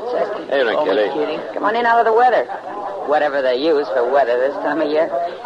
You like a drink? Well, I think Chester's got a beer in mind, yeah. Well, see, the truth is, I thought as long as I was here, I'd get me a glass of rye with a little dab of sugar in it. For that matter, I think I'll just go get it while I got the chance. Sam? Yeah, the place looks real quiet tonight. Yeah, too quiet, Matt. That's good for you, I guess. Not for me. Business will pick up. The rains are about over now. The trail herds will be rolling in before long. Well, something better happen, or Sam and I'll have to start taking in each other's wash to make a living. I can't quite see you taking in wash, Kitty. You know something, Matt? Neither can I. Come on, have one on me this time. I won't help business any. Well, it looks like business anyway. Wait a minute, Kitty. What is it, Matt? What's he doing over there? Randy? He's supposed to be holding another night watchman's job over the livery stable. Oh, I don't know. He's been here for about an hour. He's wearing a gun, too. Look, Kitty, I'll take you up on that offer a little later. Huh? Sure, Matt. Anytime. I'll be around.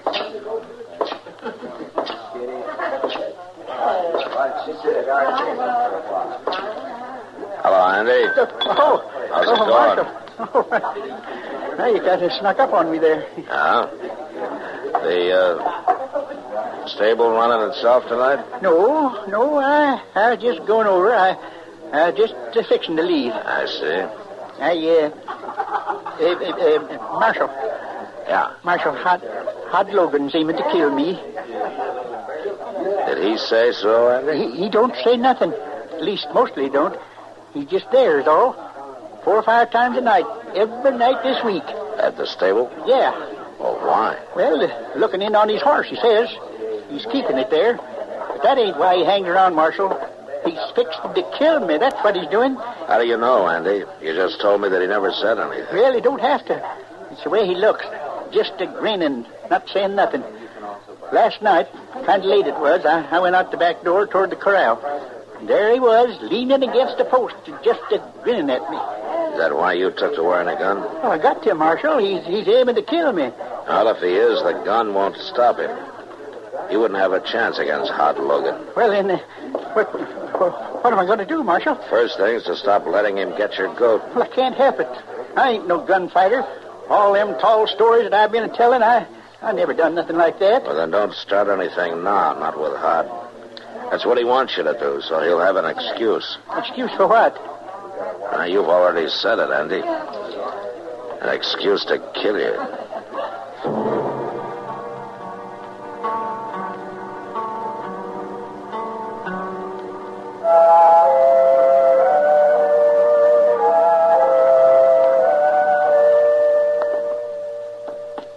Well, let's see how this is coming along, Matt. Oh, yes, we got to get those stitches out. Can you roll that sleeve up a little higher? Well, if I do, I'll choke myself, but I'll try. How's that, Doc? Fine. Fine. Yes, that seems to be healing all right. Yeah, it's a sign of good blood, isn't it? Oh, your blood's all right, I reckon. What you got left of it? What you got left of it? Oh, these bullet wounds, nothing but bullet wounds since I came out here to this blasted frontier. You know, man, it'd be a downright pleasure to treat a plain, say a bellyache, a nice case of the gout. You wouldn't know what to do with a civilized practice, Yeah, Doc, and you know it. Be kind of nice to find out, though. Now, you want to brace yourself kind of here, man. I got to get those stitches out. Well, go ahead. I got a hold of them now, so I just wanted to... What did you do? Sew him through the bone? Well, you're lucky you got a bone there. An inch to the right and you wouldn't have. See, why don't you steer clear of some of these gunmen, Matt? And I will if they'll stay clear of Dodge. That's two of them now. Yeah. Oh, see, I understand Hod Logan is back. Yeah, he's been hanging around town for about a week. I thought maybe he'd head on west and try to find the Beckett brothers. Those Beckett brothers. They were pretty thick, weren't they, for a while? Before Hod went to prison. They ought to have gone, too, but we didn't have enough case against them.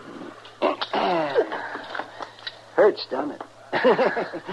Doc, if you were up around my mouth, I'd swear you were pulling teeth instead of stitches. Well, you didn't beller when I sewed you up. Yeah, but you gave me a half a bottle of whiskey that time. Mr. Dillon? Mr. Dillon? Yeah, what is it, Chester? It's them Beckett's, Mr. Dillon. They're back in town. Somebody seen them about an hour ago. Doc, the rest of these will have to wait. I want to go talk to them before they meet too many old friends.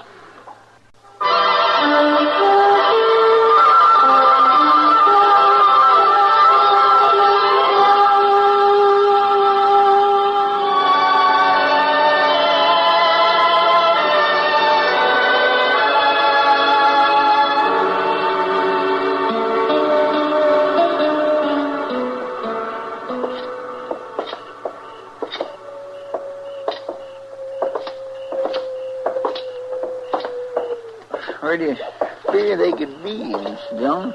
I don't know, Chester. Hod Logan took his horse out of the stable 2 hours ago, and he checked out of the Dodge house. Maybe they've all hit the trail together. No, they're still in town somewhere. Well, there's no reason to expect them to try something the minute they get together, are they? Why not? That's what Hod's been waiting around for. I couldn't figure him wasting a week like that just to get even with Andy Wimmer. Wait a minute. What's the matter? No, I was just thinking. Now, Hod's been hanging around the stable there at odd hours of the night. I figured that he was just trying to prod Andy into drawing on him, but... Yeah, that might be something else. Chester, let's take a walk down between the stable and the general store, huh? All right.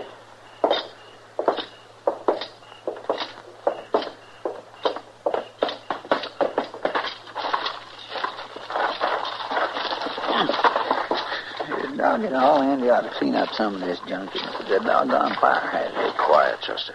Yes, sir. Careful, watch it. What is it? Broken glass. Don't step on it. It'll make a noise. Oh. Say, look. Somebody's busted open the window on the side of the store there. They've tore all the boards off. Yeah. So that's why Hod was hanging around the stable. People would get used to seeing him and not think nothing of it. That's what you meant, ain't it, Mr. Dillon? Over here, Red. They're inside the store. Yeah. Probably after Jonas's safe. You could bust it open with a crowbar. They're going to be mighty surprised when they find us waiting for him here. We're not going to be waiting for him. Why not? I'm not sure that all 3 of them are in there. One of them might be out back of the stable with their horses. Now, look, you go back out to the street and go across to the Long Branch and get Sam Noonan to help you, and you wait there.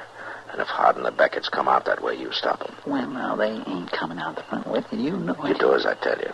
I'm going to be back at the stable. Yes, sir. But you be careful, Mr. Dillon.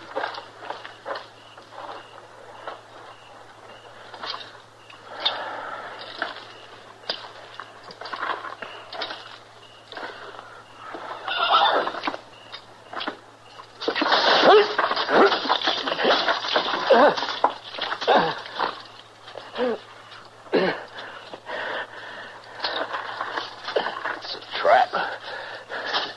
A bear trap buried in the straw. And it's chained to a post. Hey, caught you by golly. I reckon that'll learn you, Hod. It's not Hod, you crazy fool. Marshal. Keep your voice down. Oh, first, I'm mighty sorry. I put them traps there for Hod Logan so he couldn't sneak into the back of the stable. Well, get a trap setter and open this thing, will you? Yes, sir, right away. I got one hid up there by that water barrel. Hey, that's Hod Logan. Let's get to the horses and ride out of here. He's up there between the stable and the store. Be quiet. Here, let me roll over and get my gun clear. First, and I'll take time to finish with Andy Weed. Stand where you are, Hod. What? You're under arrest. Get your hands up. Get back to the building. You haven't got a chance, Hod. Now come on out. Come and get us, Marshal. We got to get under cover, Marshal. We're right out here in plain sight. Then get that setter and open this trap. I can hold him in back of the building. They can't get a shot at me without stepping out into the open. He's caught in one of them bear traps, boys. Stepped on one of them traps we seen Andy set this afternoon. You take one step from behind that building, Hod, and it'll be your last one. Don't have to take a step, Marshal. Just toss a match is all. Toss a match? Hey, he's going to set fire to the straw. Oh, you will burn to death, Marshal. I'll try and find something to force that trap open. No, there's no time for that. Look, that barrel of water there. Run out and tip it over, will you? Oh, that's right by the corner of the building. I can't go out there. There ain't much cover. Here, take my gun. And go out shooting. It'll keep them off balance. Now, hurry. That fire's going to get close. I can't, Marshal. They'll kill me. Look, Andy, they aim to kill you before they leave anyway. Hod wants to get even with you. Now, go on. I can't. I just can't go out there, Marshal. I can't. All right, Andy. Just get clear, then. No use of you burning, too. Oh, no, Oh, it ain't no use, Marshal. I can't do that neither. I can't leave you here. Here, give me your gun, Marshal. Here. Good luck. It's Andy. Get him, boys. You dirty cowards!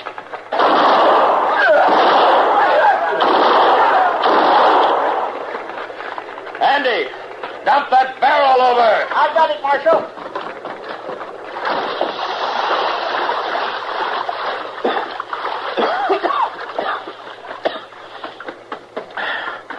I've done it, Marshal. I've done it. I've done just like you told me. And I think maybe I got Hod and one other. The third man got away. Oh, we'll get him, all right. Now go get that trap setter. I got it. I brought it back with me. I stood right up to him, gun to gun, didn't I, Marshal? Yeah, you sure did, Andy. Hurry it up, will you? Here.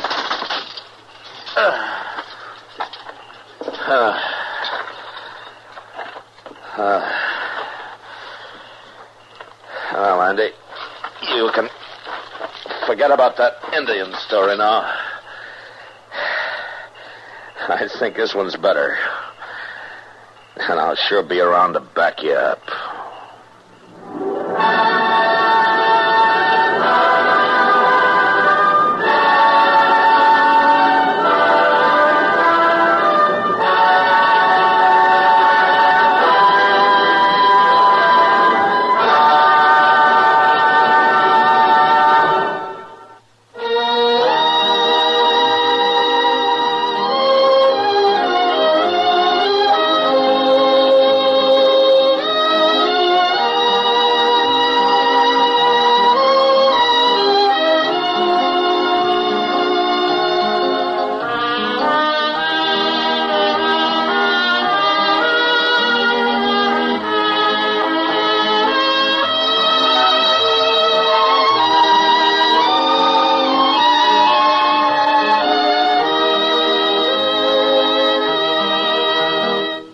Gunsmoke. Produced and directed by Norman McDonald. Stars William Conrad as Matt Dillon, U.S. Marshal. Featured in the cast were Parley Bear as Chester, Howard McNear as Doc, and Georgia Ellis as Kitty.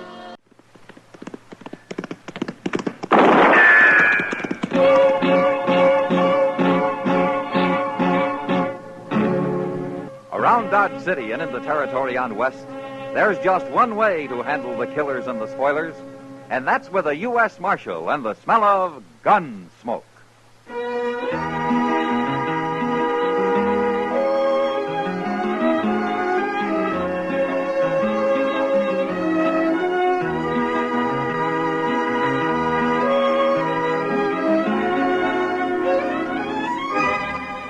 Gunsmoke, starring William Conrad. The transcribed story of the violence that moved west with young America. And the story of a man who moved with it. I'm that man, Matt Dillon, United States Marshal. The first man they look for and the last they want to meet. It's a chancy job, and it makes a man watchful and a little lonely.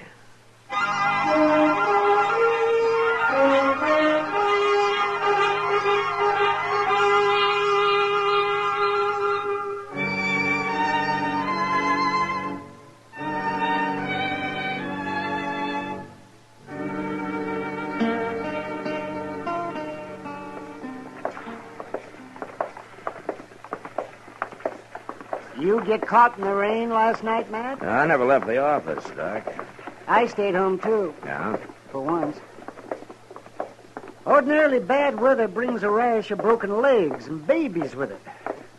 All out in the country somewhere. You always told me living in the open's good for a man, Doc. I said sun is good for a man. Well, you'll get some sun next summer, and you'll complain just as hard about that.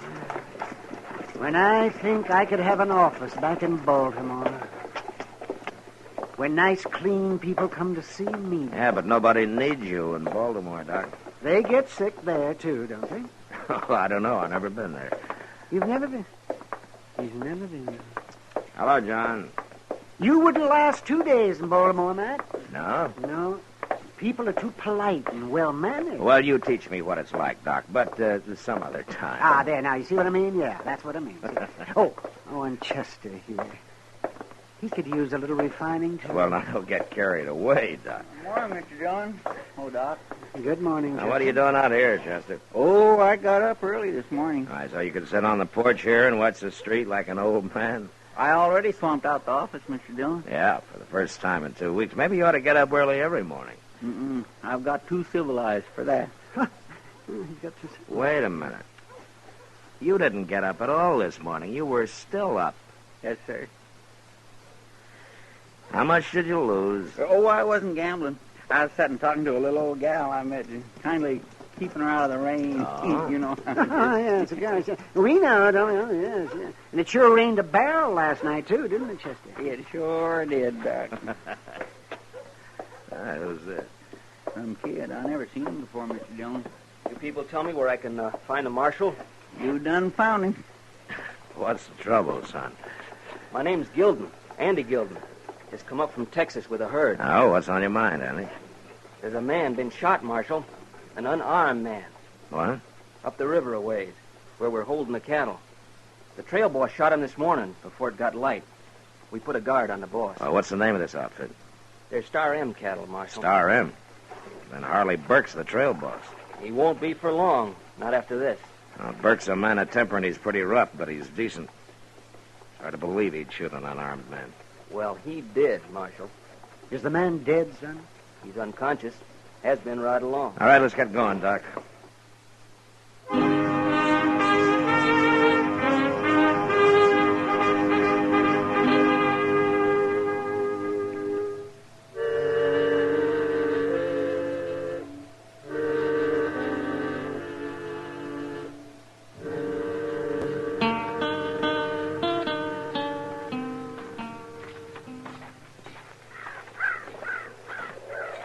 Where is the man, Andy? He's over yonder, behind that bush. There's a lot of bush around this camp. Suppose you show me. All right. I'm going to talk to Burke, Doc. You let me know what you find, huh? I will, man. Hey, you the marshal? Yeah, that's right. Just look at the guard they got on Burke there, Mr. Jones. Uh-huh. I set the men to holding him, Marshal. He ain't gonna get away. Who are you? I'm Ruman, Jack Ruman. You help run this outfit? No, I'm just a rider. Well, someone had to take over. All right, Ruben, you can tell those men to fall back now. All right. Stand back now, you men in the laws here. Stand back.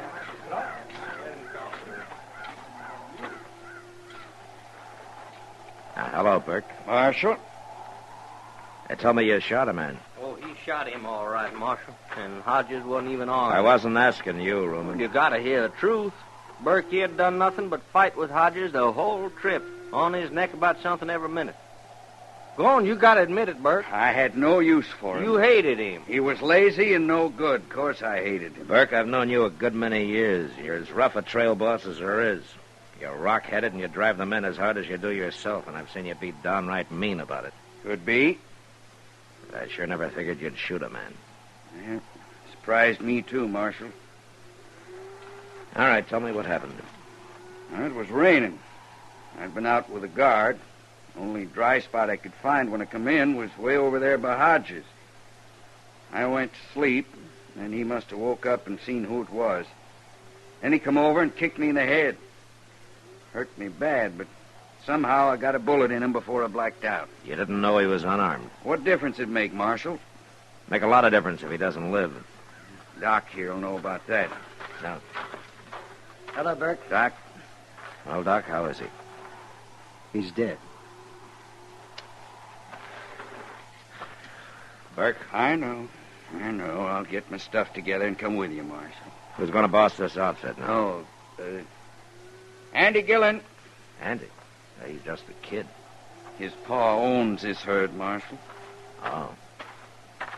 What do you want, Burke? Andy, your pa sent you on this drive to make a man out of you.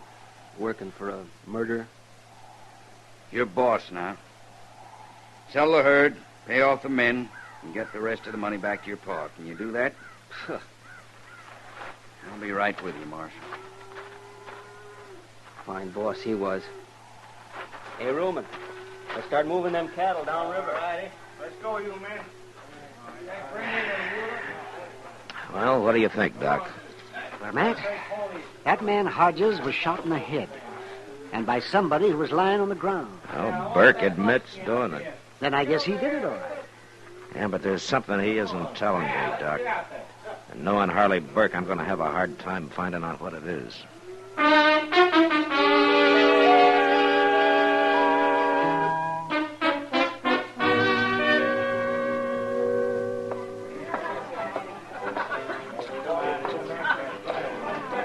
Oh, hey, Sam. Yeah, Marshal. Bring me a beer, huh? Why, sure. Evening, Marshal. Ah, hello, Ruman. You get Burke down to jail all right this morning? Yeah, he's in jail.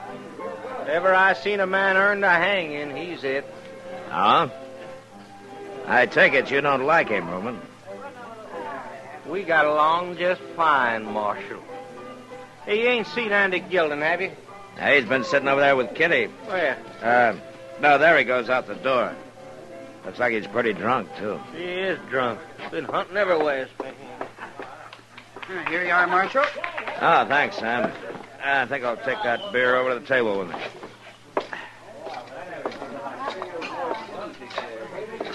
Hello, Kitty. You sure take your time, Matt. No? What's wrong? You saw me sitting here with that drunken kid. Why didn't you come over? Well, Andy Gilden may be a kid, but his pa owns the Star M. And Andy's now boss of the outfit. I heard all about his paw. And he must be a rich man. And he wasn't talking about his money. Oh? He hates him, Matt. I never heard anything like it. Oh, why? The old man's too strict, probably. Like sending him up the trail just to make a man out of him. Yeah. Now that hasn't hurt him, Kitty. Matt, I think that boy'd kill his pa if he had a chance. All he talked about was how he'd like to get back at him. What are you staring at me for? What? Oh, I'm sorry, Kitty. I was just thinking. Thinking about what? I'm glad I talked to you, Kitty. Maybe now I can find out what Harley Burke's holding back from me.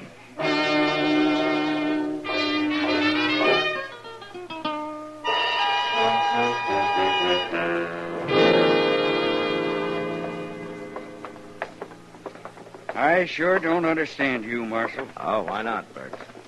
Come in this morning, turned me out of jail. Now you're taking me down to the stock pens.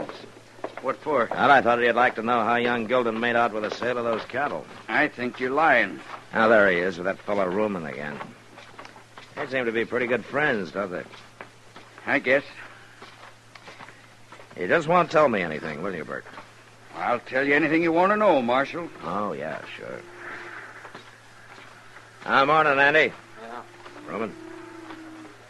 What's Harley Burke doing out of jail? That man gets cramped in there. I was walking him around a little. Well, I ain't gonna be seen with no murder. Andy, I'll be in my room at the Dodge House should you want me. Okay. Did you sell the herd, Andy? I sold it. You get a good price? It's no business of yours, Burke. Not no more. Now, we can always find out from the agent, Andy. All right.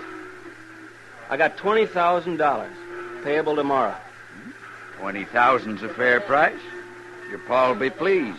Why don't you take it to Mr. Bodkin at the bank tomorrow, Andy? He'll give you a note for it. I don't need no bank. And I don't need no advice either, Marshal. Now, look, Andy, you can't carry that money home in cash. Why not? Nobody does. There's too many jayhawkers and bushwhackers waiting along the trail. Now, you know that. I don't know nothing. Except you can leave me alone. Both of you. We're only trying to help, Andy. I'll do my job, and you do yours, Marshal. You go hang Harley Burke. Well, Burke? Well, the boy's kind of headstrong, Marshal. That's all you've got to tell me, huh? That's all. All right, then let's get back to jail.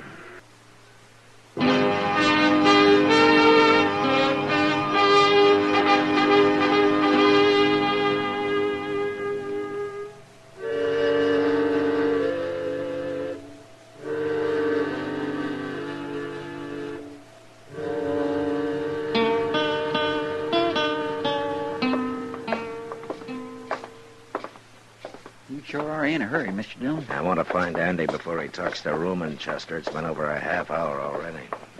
There's his room, if he's in it. Yeah, well, let's hope he is.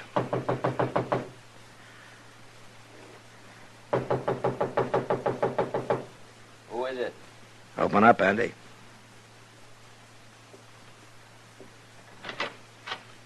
What do you want now, Marshal? Your gun. Here now. What are you taking my gun for? For Chester to hold on you while he's walking you to jail. Jail? Well, you're talking crazy, Marshal. Keep your voice down. Now, here's his gun, Chester. And you put him in a far cell. And you keep him quiet, huh? Real quiet. I understand. Come on, get moving, Oh, Andy. ow! Now, look here. You don't shut up, I'll lump up your head with this gun. You can't arrest me. I ain't done nothing. Get moving. You can't do this. Of course I can't. Keep walking off.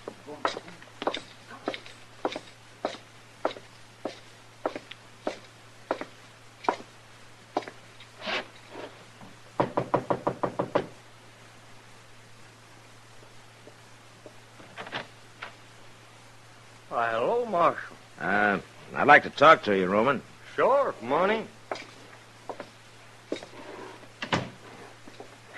Roman, have you seen Andy Gilden in the last half hour? Why, sure. You was there at the stock pen. Why? Well, a few minutes ago, he was seen leaving town, riding north. So? I saw him myself. He was riding awful fast, Roman. A lot of men ride out of town, Marshal. Maybe he's got a gal out the country somewhere. Yeah, maybe. Why, what you thinking? I was with the agent who bought the Star M herd. Yeah. He got the $20,000 up today, and he didn't have to wait till tomorrow. Say he was headed north? Yeah, that's what I was thinking. Texas is south of here. Stealing that money. Stealing it from his own pa. Looks that way. Well, ain't you gone after him, Marshal? Well, he's a Gilden. I kind of look on it as a family matter, Roman. And I'm going after him. No, you're not. You go after him, there'll be a fight, maybe a killing. We'll let his pa worry about it. I'm going after him, Marshal. You can't stop me. Can't I, Roman? Yeah, Marshal. You got Burke back in jail? Yeah. Well, I got something to say. And I want him to hear it, too.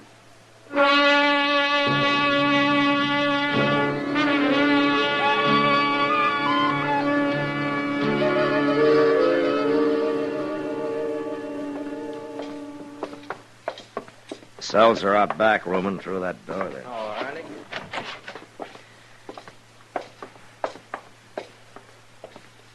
Burke, Roman's got something he wants both of us to hear.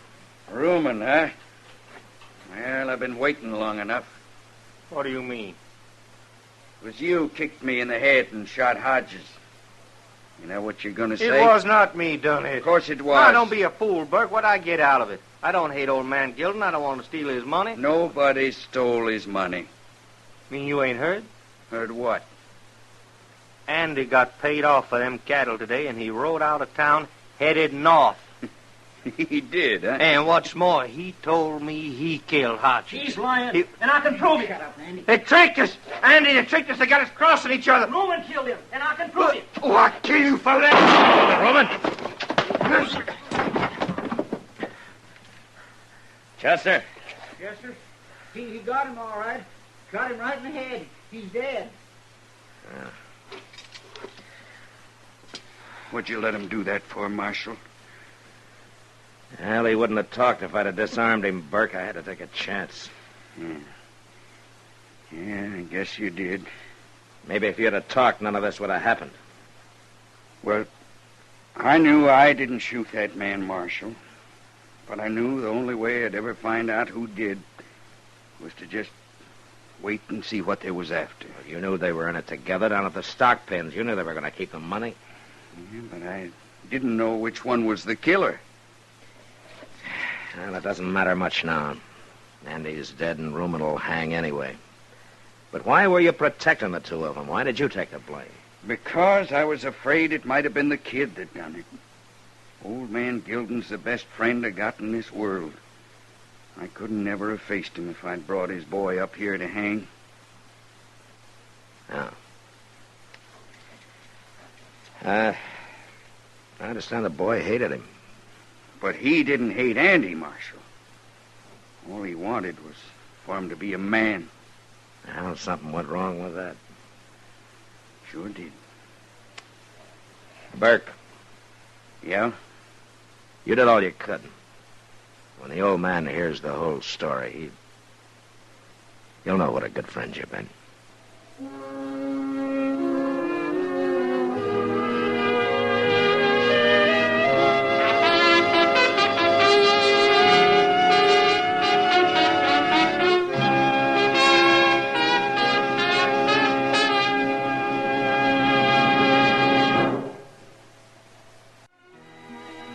Gunsmoke. Produced and directed by Norman McDonald, stars William Conrad as Matt Dillon, U.S. Marshal.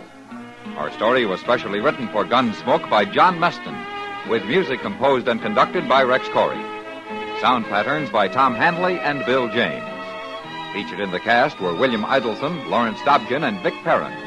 Harley Bear is Chester, Howard McNear is Doc, and Georgia Ellis is Kitty.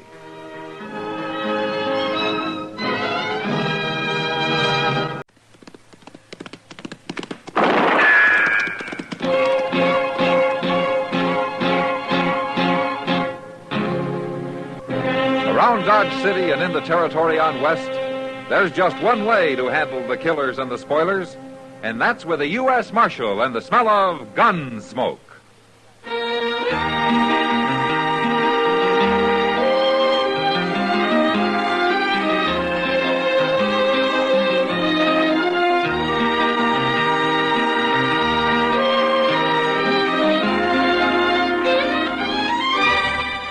Gunsmoke, starring William Conrad.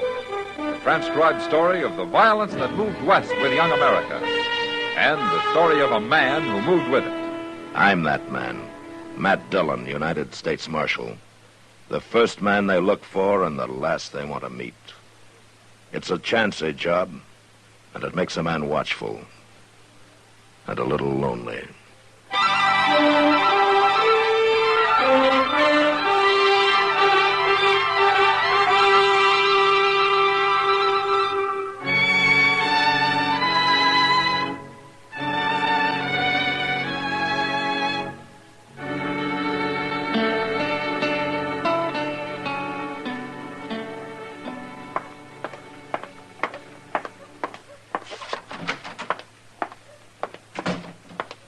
Dillon? Yeah, what, Chester? Mr. Dillon, you better come. Emmett Bowers is out there in the street, and he's about to shoot a man down unless somebody stops him. Oh, what's the trouble? Why, this fellow's accusing Bowers of stealing his horse, Mr. Dillon. What? That's what he's doing. Now, that doesn't make sense. Who is the man? I don't know. I never seen him before, but Bowers is getting awful mad at him. Oh, well, where are they? Right outside at the hitch rail. Yeah. And he must be drunk to call Emmett Bowers a horse thief. Oh, he don't look drunk to me.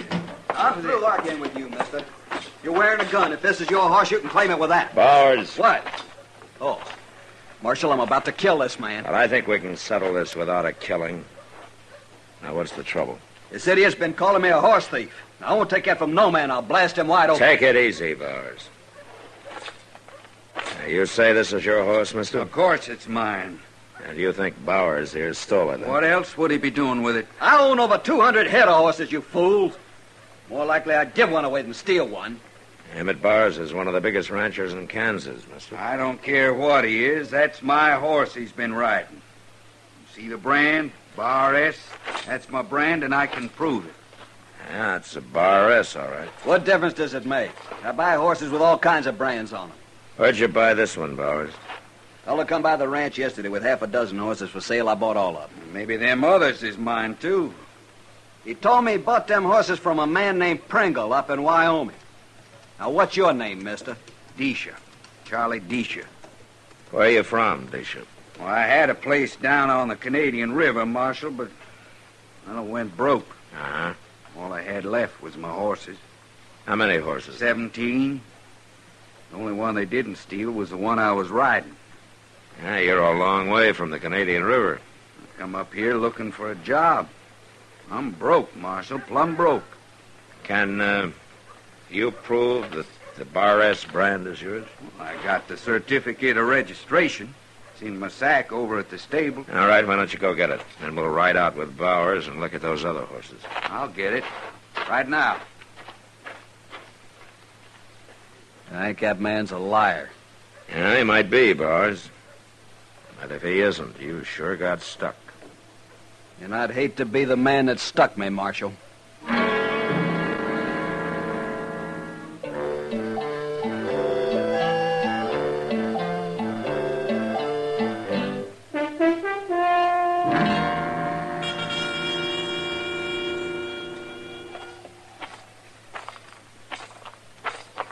They're in the little corral there, Marshal.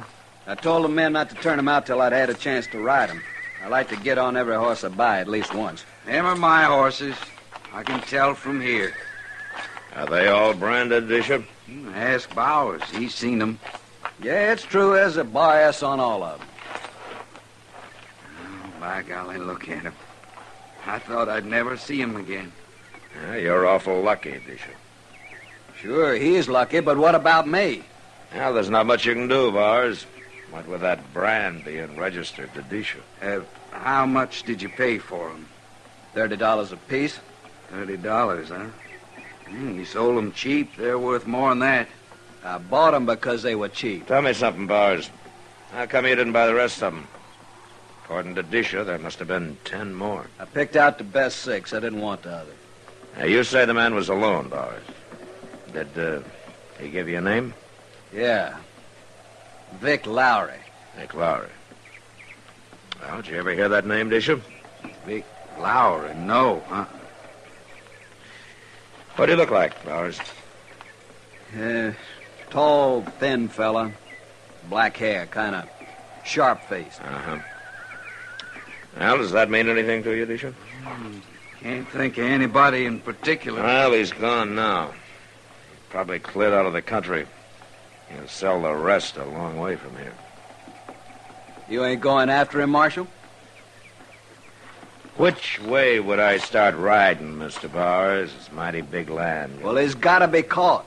I'm real sorry about it, Bowers, but you can't blame me for I ain't my blaming horse. you, Dish. It's the idea of a horse thief going unhung that don't set with me. He's probably 100 miles from here by now, Bowers. You might never find him, Marshal, but I got 20 riders working for me, and they cover a lot of territory. I'll get the word to everyone. Now, wait a minute, Bowers. You can't stop me, Marshal. You know there ain't a man in the country won't back up hanging a horse thief. That's not hanging, Bowers. That's lynching. I don't care what you call it. I care, and I'll hold you responsible for whatever happens out here. I'll be responsible for it, Marshal. And you'll go to jail for it, Bowers. Them riders of mine carry guns, too. Maybe I ought to lock you up right now. You'd look fine locking up an honest rancher and letting a horse thief wander loose. Bishop, go get your horses.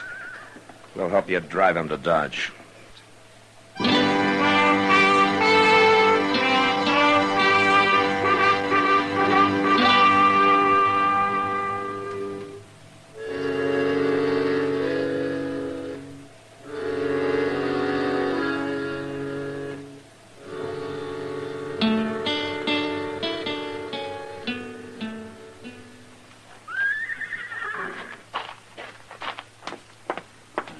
I can't find Moss Grimmick nowheres, Mr. Dillon. He left this stable plumb deserted. Where's Disha? Oh, he's out back. He wanted to put some hay down for his horses. Oh, there. Oh. fighting that rope. There's Moss now. Yeah.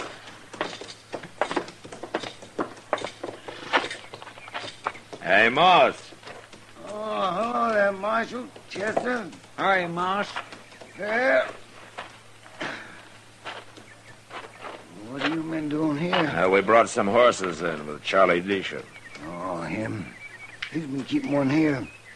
Where did he get the others? They were stolen from him down on the Canadian and sold to Emmett Bowers yesterday. That's so. Yeah. Bowers rode into town on one of them this morning, and Disha spotted it.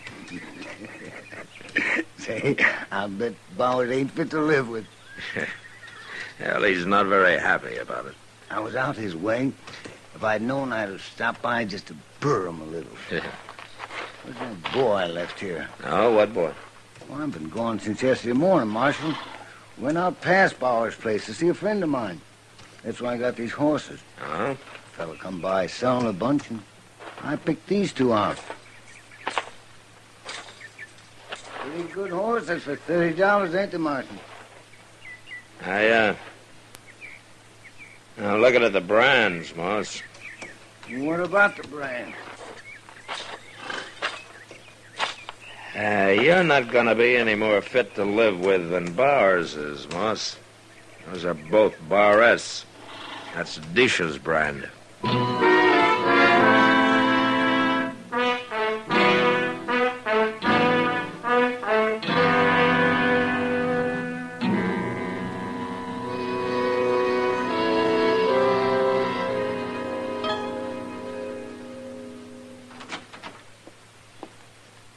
Why, Kitty. Well, come in. I don't know what's proper. Lady coming into the marshal's office this way. No, the only thing not proper about it is that it doesn't happen often enough. Sit down, Kitty, sit down. That is, if you can find a chair that isn't busted. Thanks, Master. Yeah.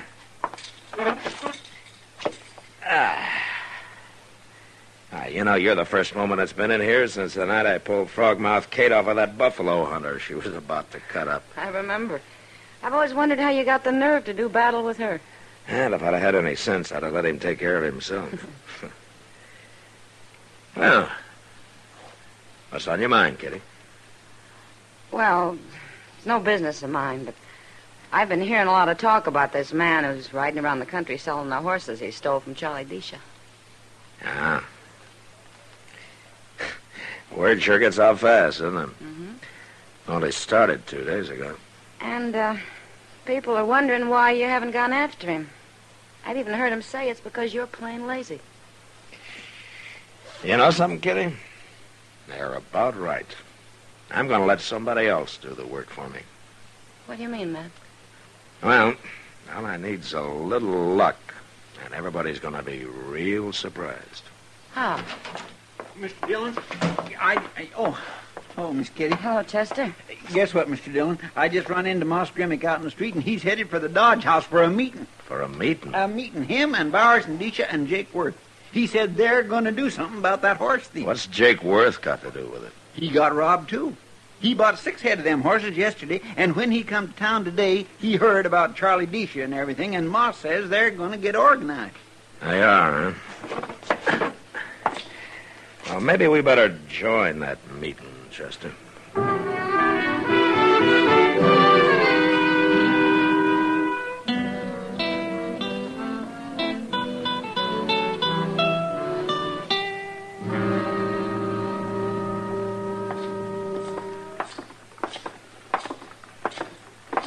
Mr. Dillon, Moss says he ain't never saw Jake Worth so mad. Well, you can't blame him much.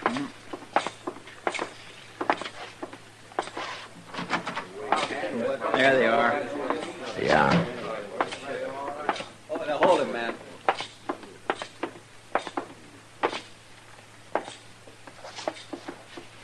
Well, am I interrupting something, gentlemen? What do you want, Marshal? I heard that Jake Worth got stuck with 6 of those bar-ass horses. I'll get my money back, Marshal. No? How you planning on doing that, Jake? We'll handle this, Marshal. Sure. Between you and Bars, you got some 30 cowboys working for you. And Moss Grimmick here and Disha make 2 more riders, so you're going to fan out over the whole country and try to find this man, huh? Okay. Okay, that's what we're going to do. I don't see nothing wrong with it. I do. Why? Because if you do catch him, you'll put a rope on him and hang him. He deserves it. I don't care what he's done, Bowers. That's lynch law. And I'm here to stop it. How are you going to stop it? Well, I could throw all 4 of you in jail and hold you there. What kind of an idea? But I don't want to do that. No, it wouldn't help anyway. So I'm going to ask something of you men. Ask what? Give me a few days. Just a few. A week at the most. What are you going to do, Marshal? Nothing. Nothing? That's right. You don't make good sense. Look, Bowers, you've known me for a long time. You and Jake and Moss have. Sure. Of course we have. Well, do you trust me or don't you? Up till now, we have. Now, this isn't over. I'm asking you to give me a chance to let me handle this my own way. All I want is 1 week. Well, I don't know. What do you men think? It's okay with me, as long as I get my money back. Bowers? I ought to know better, but go ahead, Marshal. We'll give you a week. No more. Good. Now, do you agree, too, Disha? These fellas know better than I do, Marshal. All I want's the rest of my horse. Now, I'm not making any promises, Disha. It's too long a chance for that. Oh, sure. I understand. All right. Good day, gentlemen. Chester. Yeah, this crazy sounding idea. It may as well.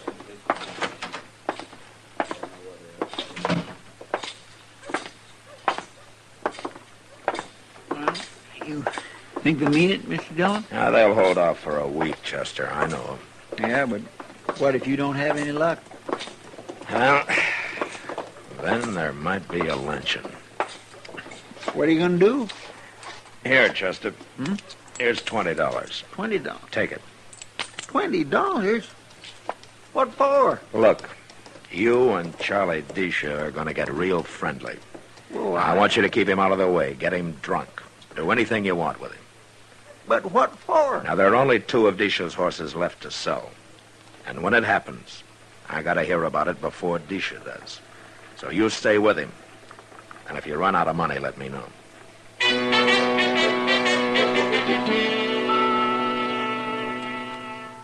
Chester worked hard at spending my money the next couple of days. He even came back twice for more. But it was worth it. On the 3rd day, Moss Grimmick came in and told me that a cowboy named Ed Harper had just come into his stable with the last 2 of Disha's stolen horses. I sent word to Chester to get Disha sobered up if necessary and bring him along. And then I walked over with Moss to talk to Harper.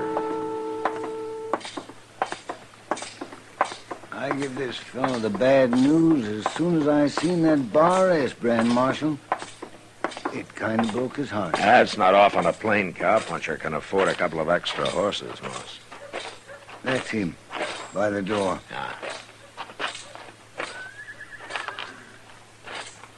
This here's Marshal Dillon, Harper.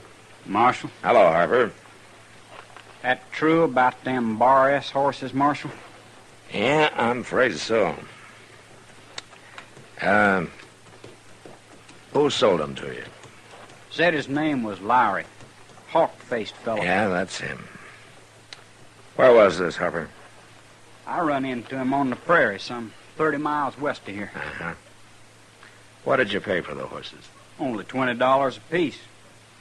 It's all I had, and he seemed in a hurry to get rid of them. I might have known. Tell me something, Harper. How would you like to get your money back? I worked over 2 months for that money, Marshal. All right. Now, the man they were stolen from will be here directly. Now, I want you to tell him that you paid $90 apiece for them. $90? Tell him that you had a year's wages, that you got drunk. Tell him anything. I don't follow you. Well, just do as I say. Well, I guess somebody must have thought you had brains or they wouldn't have made you a marshal. I'll do it. Here come Deesh and Chester already, Marshal. Oh, good. What did you want us for, Mr. Dillon? We was having a fine sleep out back at the Longhorn. Needed it, too. Disha, this is Ed Harper. Harper? Hello. Harper brought the last 2 of your stolen horses in. We did. Say, I got every one of them back now. Yeah? Oh, but I'm sure sorry for you, Harper. What'd you pay for them? $90. Well, that's not bad. I mean, they're worth that. I paid $90 a piece. A piece? Well, you must be crazy. I got paid off my job, and I'd been drinking. Oh, well, that's too bad. I'm awful sorry about it. Yeah, but you're rich now, Deesha, what with all them horses. Now you can sell them legal. I gotta sell them, Chester. But not here. No? Why not? Oh, 'cause I heard that up in Dakota Territory, horses cost near twice as much as they do here. That's true, Disha. I've heard that myself. I'm going to drive them up there and sell them. But I'll be back, Chester. I promise I'll be back.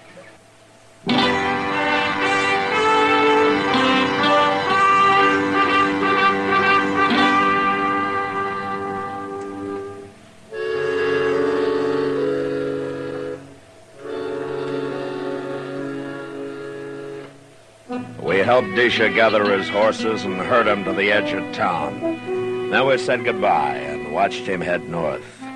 As soon as he was out of sight, we took up his trail and followed him.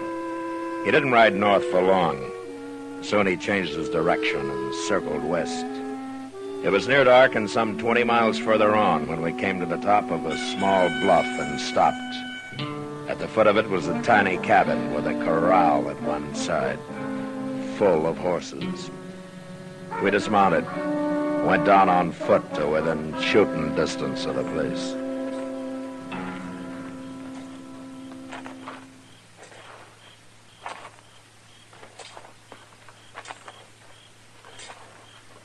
He's got a lamp going in there now, Mr. Dillon. Yeah, well, this is close enough, Chester.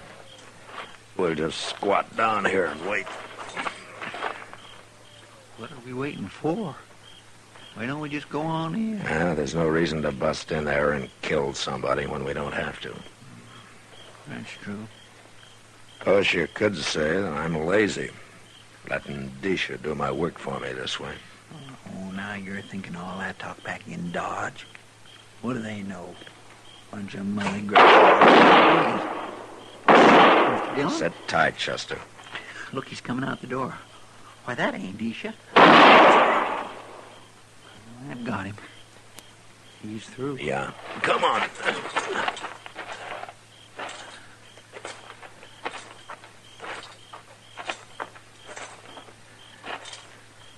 fellow's dead, Mr. Dillon. He ain't moving none at all. Yeah. Who is he? I never seen him before. Stand away from the door, Chester. It's Marshal Dillon, Disha. Come on out of there. I can't move. Sounds like he's been hit. Then slide your gun across the floor and let me hear it.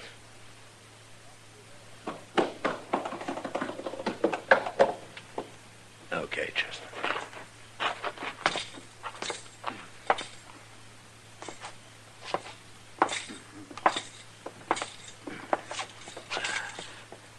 You hit bad, Disha? I don't care. If I killed him. You killed him. Good. He tried to cheat me. You don't believe in cheating, huh? Well, it's different with your partner. He told me that cowboy only give him $20 apiece for them last 2 horses. You heard him yourself. It was 90. Your partner didn't lie to you, Disha. I told that cowboy to say it was 90. You did? It was as easy a way as any to catch a couple of thieves. What were you going to do? Divide the money your partner got and go someplace else to sell and recover the horses all over again? We sold them twice already. But we ain't going to sell them again. We ain't going to do nothing. You can't even put us in jail, Marshal. Smart as you are. I'm gonna die now. I feel it come.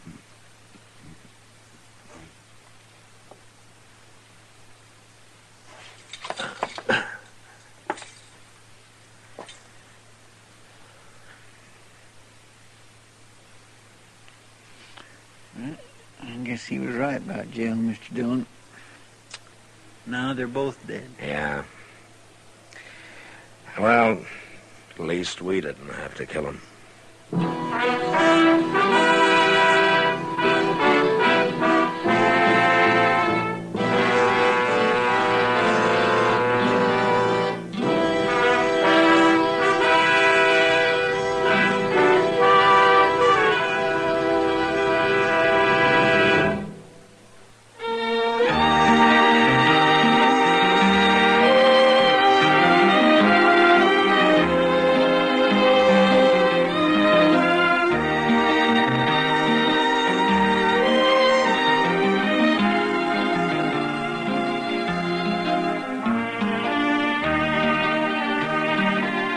Gunsmoke, produced and directed by Norman Macdonald, stars William Conrad as Matt Dillon, U.S. Marshal. Our story was specially written for Gunsmoke by John Meston, with music composed and conducted by Rex Corey. Sound patterns by Tom Hanley and Ray Kemper. Featured in the cast were Harry Bartell, James Nusser, Vic Perrin, Sam Edwards, and Joe Cranston. Parley Bear is Chester, and Georgia Ellis is Kitty.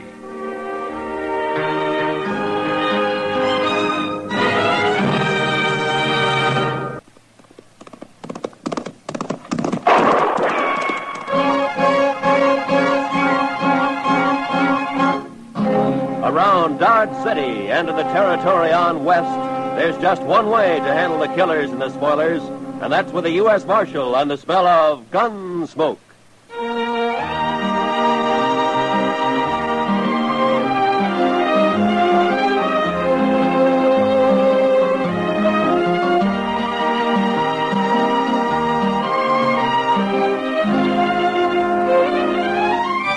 Gunsmoke, starring William Conrad, the transcribed story of the violence that moved west with young America, the story of a man who moved with it, Matt Dillon, United States Marshal.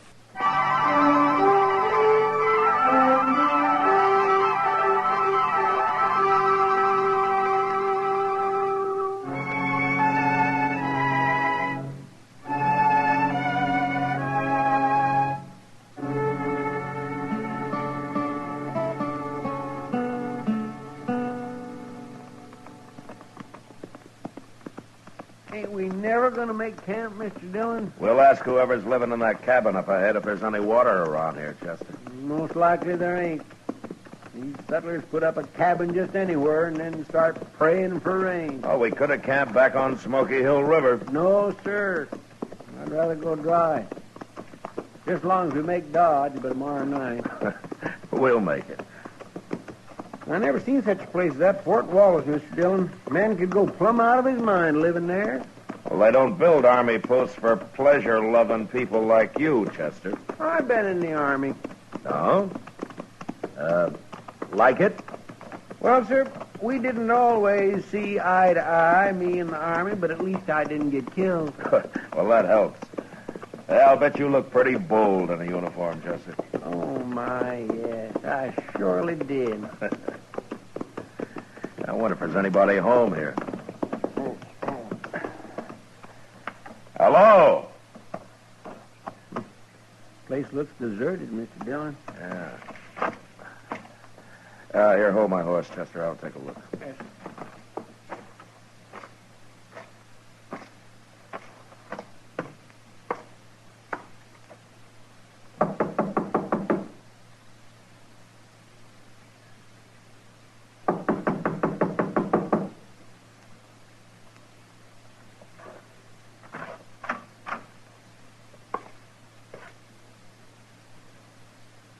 Ain't nobody home?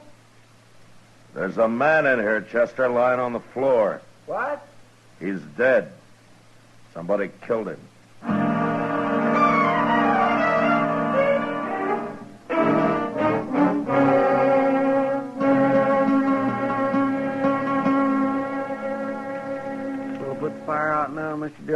better get started.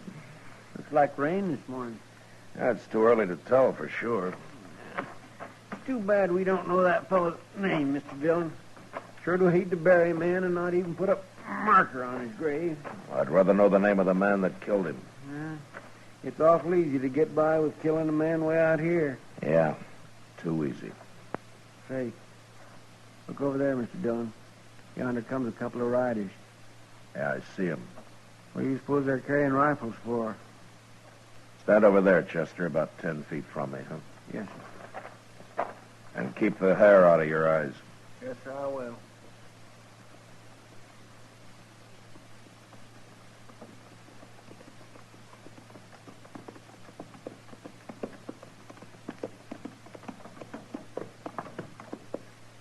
What are you men doing here? Do you own this place? I wouldn't live in a shack like that. We got a real house over on Turkey Bend. But that don't answer my question, mister. What are you doing here? We found a dead man in the cabin there last night, so we stopped to bury him. A dead man? That must have been Riley. What happened to him? He got shot. Who'd have shot a nice fellow like Bob Riley? Maybe they done it, Deaver. They probably did. You think we ought to hang him? It'd be easier to shoot him and leave him here as a kind of a warning. Yeah, good idea, Giles. You move that rifle 1 inch, mister, and you'll die for it. Now go ahead, mister. You're calling it. It ain't worth a chance. All right, mister. Whoever you are, you and your friend get mounted and ride out of here. You're Giles, huh? And Deaver? That's right. We don't want people around here. Might get an idea to settle down. Now, you two start riding, and right now. Chester, Yes? that coffee you made this morning was weak as well water. Get that fire going again and build some more, huh? Okay, sir. Sure got a lot of nerve, mister. You don't even blink, Deaver. Look at him. We'll be by here later, mister. We won't ride up so close next time. You better be nowheres around. Come on, Giles.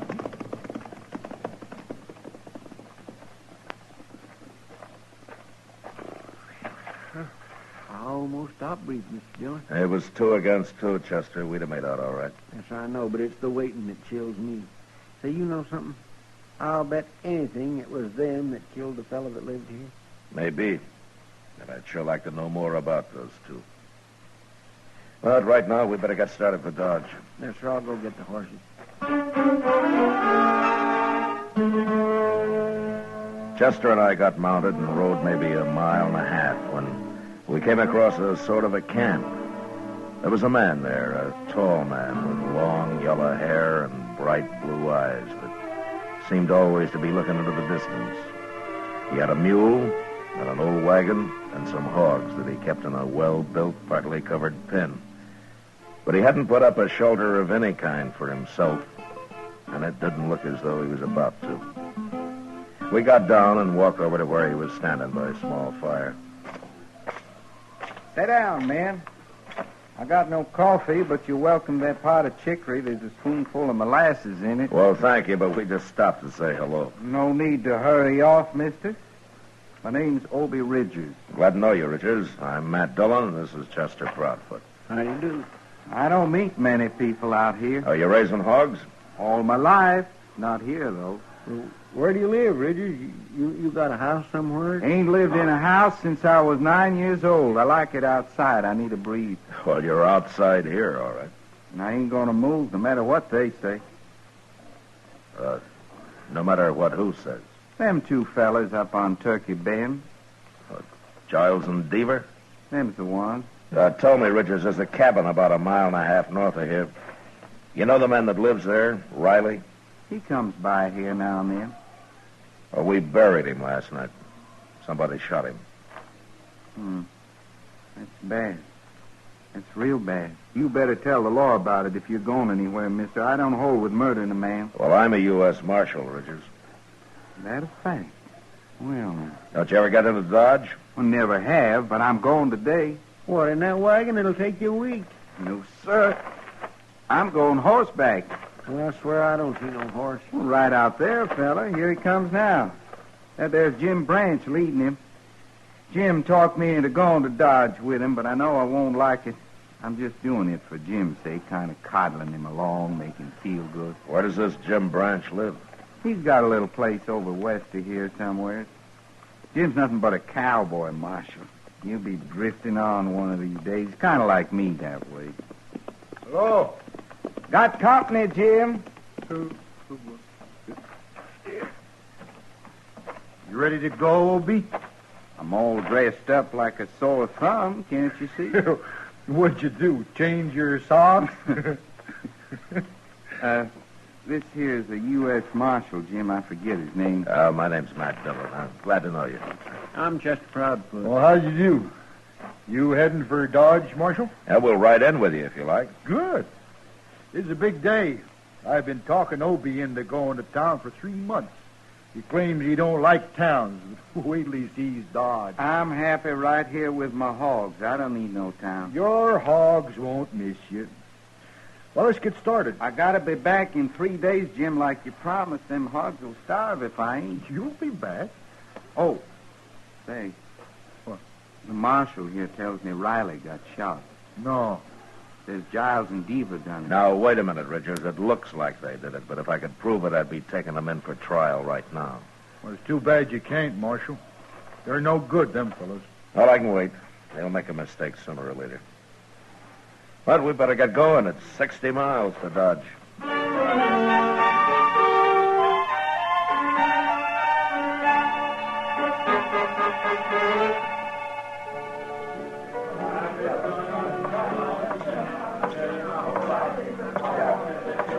Good evening, Kitty.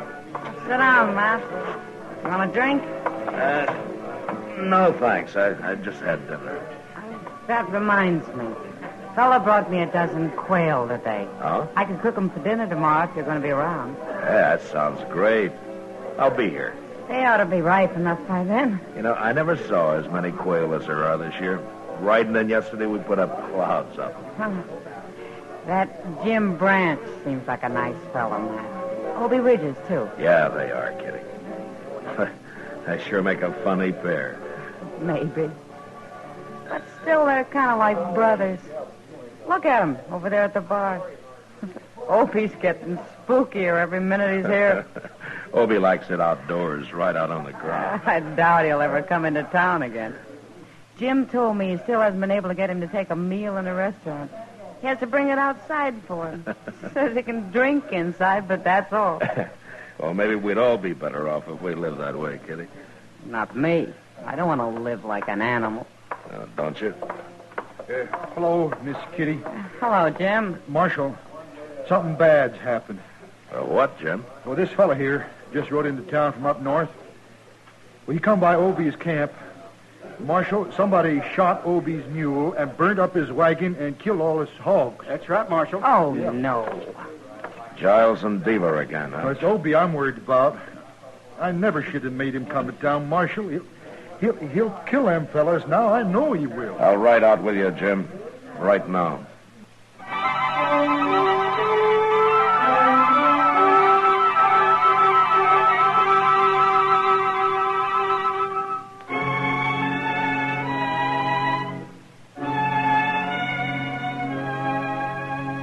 I wanted to ride out to Obie Ridger's camp that night, but Obie insisted on staying in Dodge. He even tried to have a good time for Jim's sake. Next day, however, on the ride up, he just sat his horse and stared straight ahead and never said a word. We reached his camp after dark, and we could see his mule and his hogs lying there in the moonlight, and the remains of his wagon, charred and ghost-like. There was nothing we could do then, so we lay down on the ground and went to sleep. But that was our worst mistake, as I discovered when Chester woke me next morning. Obie had disappeared, and he'd taken his rifle with him. We saddled up and rode for Turkey Bend. How much farther is it, Jim? Just beyond them trees, Chester. I told you Obie was going to kill these fellas, Marshal. Well, maybe they're not here. Well, if they're not, he'll find them. Let's pull up.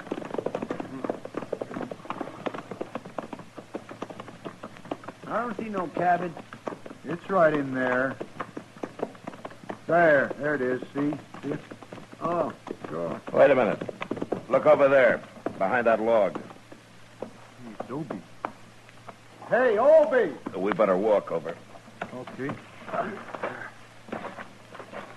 Hey, what are you doing, Obie? Down, you'll get shot. Come on, let's run for it.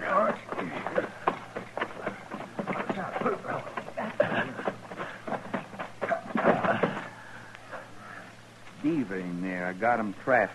Look, Obie, I'll handle this. You can't kill these men. I done killed Giles already. That's him laying right by the door over there. Oh, Obie, you Blew the top of his head off. Obie, I gotta put you under arrest. Now, give me your rifle. Wait till I kill Beaver. I can't hang twice. Give me that rifle, Obie. Now. You mean it, don't you? I do. All right, I won't fight you. Yeah. But I'd sure like to have killed Beaver. Chester, take this rifle and keep an eye on him. I'm going after Beaver. Yes, He'll kill you, Marshal. No. He'll be too curious at first. I'll walk over there with my hands up. But you wait here till I yell.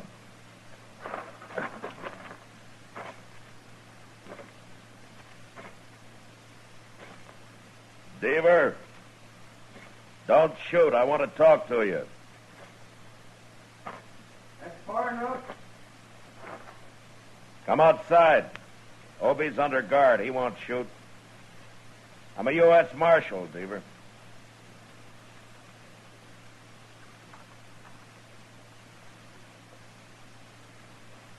You're the feller we run into the other day up at Riley's cabin? I am. Now come on out. Thought there was something about you. I got Obie under arrest, Beaver. He admits killing Giles here. He killed him.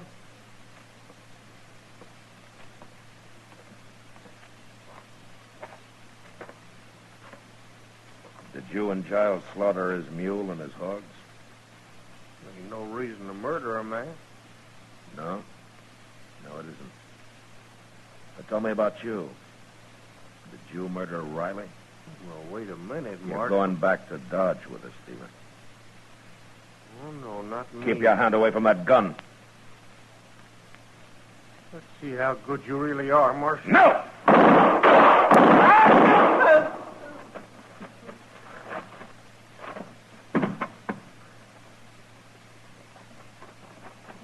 No, good for you, Marshal.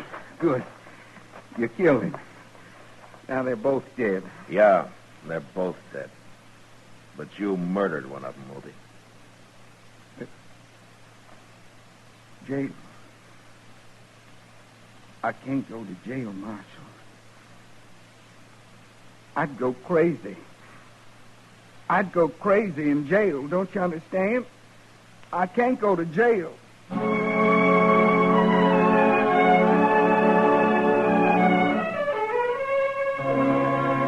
It was a hard thing to do, but I had no choice. And I took Obie back to Dodge and locked him up.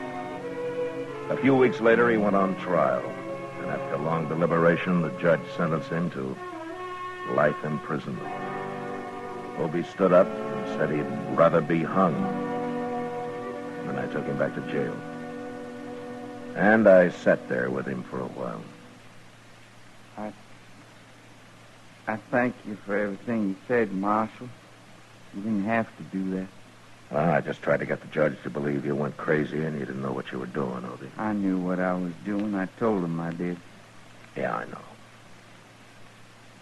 Why wouldn't he let him hang me, Marshal? And he did what he thought was just, Obie. He didn't think you deserved hanging. I don't know how I stood it this long in jail. I'm sorry, Obie. I wish I could help you. They got windows in the penitentiary, Marshal? Sure they have. Well, I'll be around later, Obie.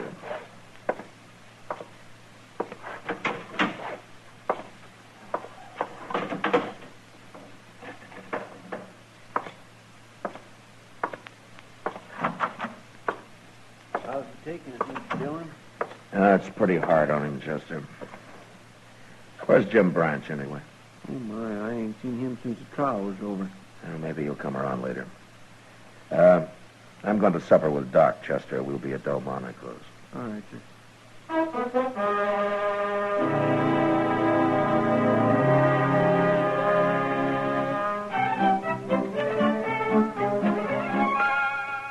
Well, a man like that could go crazy. Locked up, man? Oh, that's happened before. There's nothing I can do about it, Doc. Well, I know. I didn't mean it that way, Matt. Pass me the beans, will you?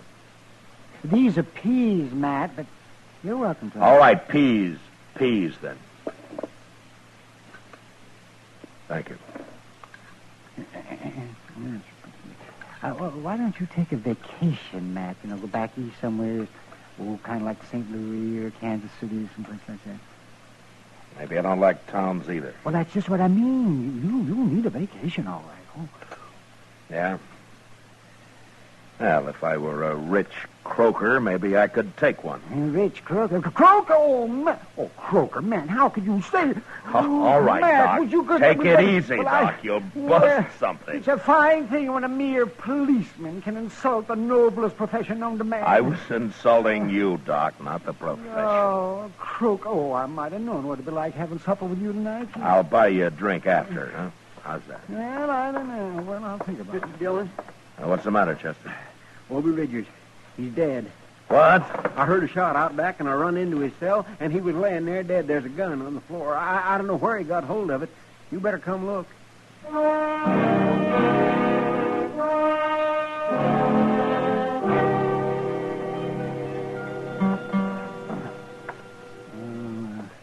He's dead, all right, man.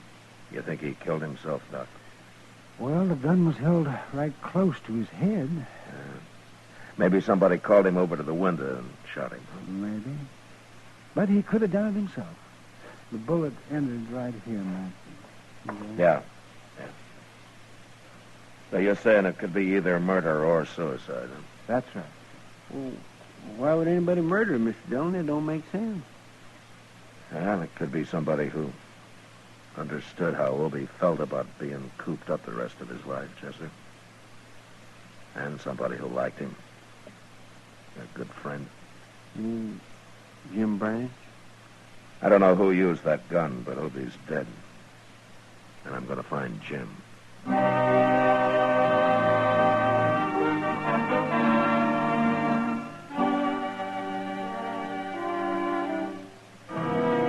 Jim Branch wouldn't talk one way or the other. So I charged him with both murder and abetting a suicide, and he was brought to trial. The trial didn't last long due to lack of evidence, and Jim was freed. He left the country soon after, and I never heard of him again. And as Kitty had said, he and Obie were kind of like brothers.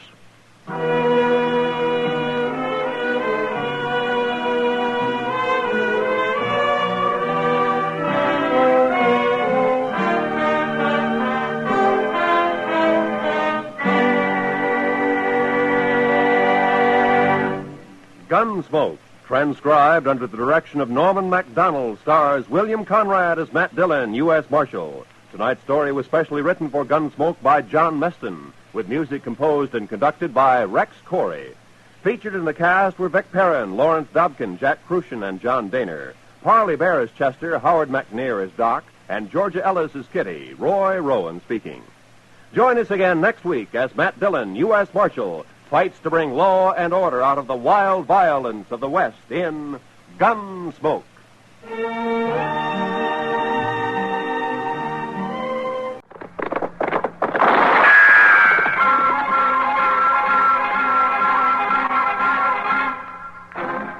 Around Dodge City and in the territory on West, there's just one way to handle the killers and the spoilers, and that's with a U.S. Marshal and the smell of Gunsmoke.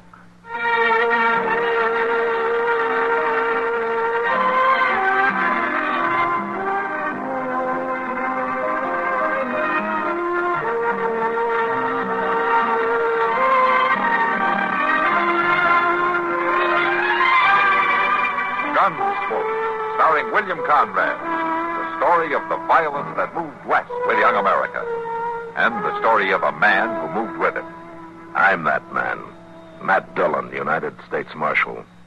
The first man they look for and the last they want to meet. It's a chancy job, but it makes a man watchful and a little lonely.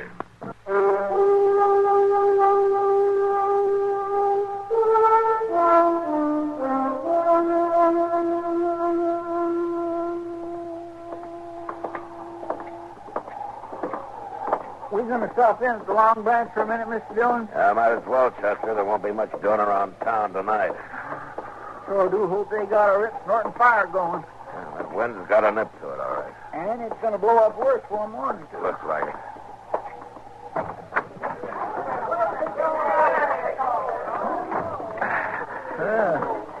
I thought Doc might be here, but I don't see him no place. Oh, Mal. Yes, sir. Oh, Kitty. You want to go over to the stove? It's warm. Yeah, it feels warm right here, Kitty, after that wind outside. Goes right through you, doesn't it? So I think I'll reach on over by the stove, Mr. Dillon. Might be some kind-hearted stranger who'll buy me a beer. Chester never gives up hope, does he? Sit down, Kitty. See if you're not too busy. Thanks, miss. Don't you believe in kind-hearted strangers? No, not since I was 9 years old. What took you so long? I was kind of slow growing up. You like a beer? Oh, if you'll let a kind-hearted stranger buy it. Well, I wouldn't exactly call you a stranger, Kitty. Well, you'll have to admit I'm kind-hearted, but... Sam, couple of beers. All right, Miss Kitty. You think a real bad storm's coming up, Matt? Yeah, it's that time of year. I remember the blizzard last year around Christmas time. Oh, yeah. It was a rough one, all right, wasn't it? Matt, things would be rough this time of year, even if the weather weren't bad. Oh? What's that mean? Oh, our holiday season. Families getting together and all. Just ordinary, decent, good times. Do people still live that way, Kitty? Not many out here. I sure don't. Oh, I'm sorry, Matt. This time of year, I was thinking too much and remembering too much. Well, that's no good, Kitty. This is a hard town and a hard country. You go soft and it'll kill you. I remember nights you've come in here. After you had to kill a man. Nights you stayed till sunup, not talking, alone mostly, and dying a dozen deaths inside. You know something, you're as sentimental as Chester. Come on. There you are, Michael. Shut the doggone door, Mr. Jones. You're letting in the cold. Well, give me a chance to. I've been robbed, Marshal. Held up right in my own store. Well, how'd it happen, Mr. Jones? The feller come right in after closing time. Bandana over his face. Stuck a gun in my stomach and took everything in the cash drawer. $68. It sure took you long enough to get around telling me about it. Yeah, he tied me up. Left me there in the back room. I just now got loose. You got to go after him, Marshal. That's kind of a tall order, isn't it? Trailing a 5-hour head start. Well, that don't matter now, because I know who he is. Oh, I thought you said you couldn't see his face. And I couldn't.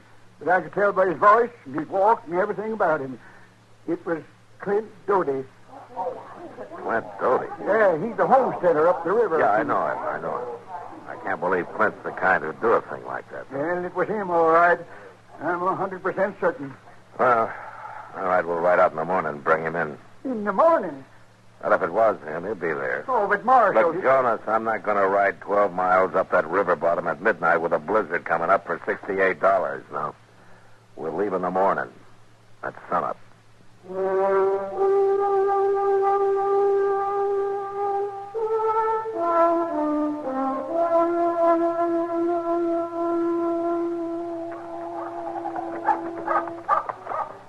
He must have heard us riding up, Mr. Jones. Yeah, you'd think so. I suppose he's got a hole up in the house and just try to shoot it out? I don't think Doty's the type, Chester. Well, nobody didn't think he was the type to hold up Mr. Jonas, neither. Well, morning, Marshal. Chester. Doty. How are you, Doty? Come on in and sit. I got some coffee on the stove. Oh, we might warm our hands a little bit. Come on, Chester. Chester. I reckon Medora can rustle up some eggs inside and eat if you ain't ate. Oh, thanks, Doty, but we had breakfast before we left Dodge. And you can get warm at least. Hey, what you trying to do, Marshal? Blow up a storm? That looks that way. It's been snowing since daybreak out here in the river bottoms. And with that wind blowing, it's going to start drifting. I probably will. Well, I'll heat this coffee up with it. What brings you out this way, Marshal? You, Doty? Me? What do you mean? We're here to arrest you. Take you back in. What for? Armed robbery. Armed robbery? You mean that hold up at the general store? News seems to travel fast, doesn't it? How'd you know about it? Well, What's all this about armed robbery? Oh, you know my wife again. Yeah, sure. How are you, Mr. Morning, man. Did I hear you accusing a client of robbery, Marshal? That's more a matter of Wilbur Jonas accusing him, man. When did this happen, Marshal? Yesterday evening around 7 o'clock. Clint hasn't been away from this place for 2 days. No, Medora. Well, a wife's word might not stand for much under the circumstances, Medora. Are you calling me a liar? No, Medora, stop that.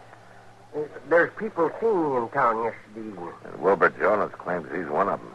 Well, the way I heard it, the fellow that held him up was wearing a mask. He says he recognized your voice. Wilbur Jonas couldn't recognize sour apples if he had a mouth full of them. Well, I guess that'll be something for the judge to decide, man. Then you're going to take me into jail?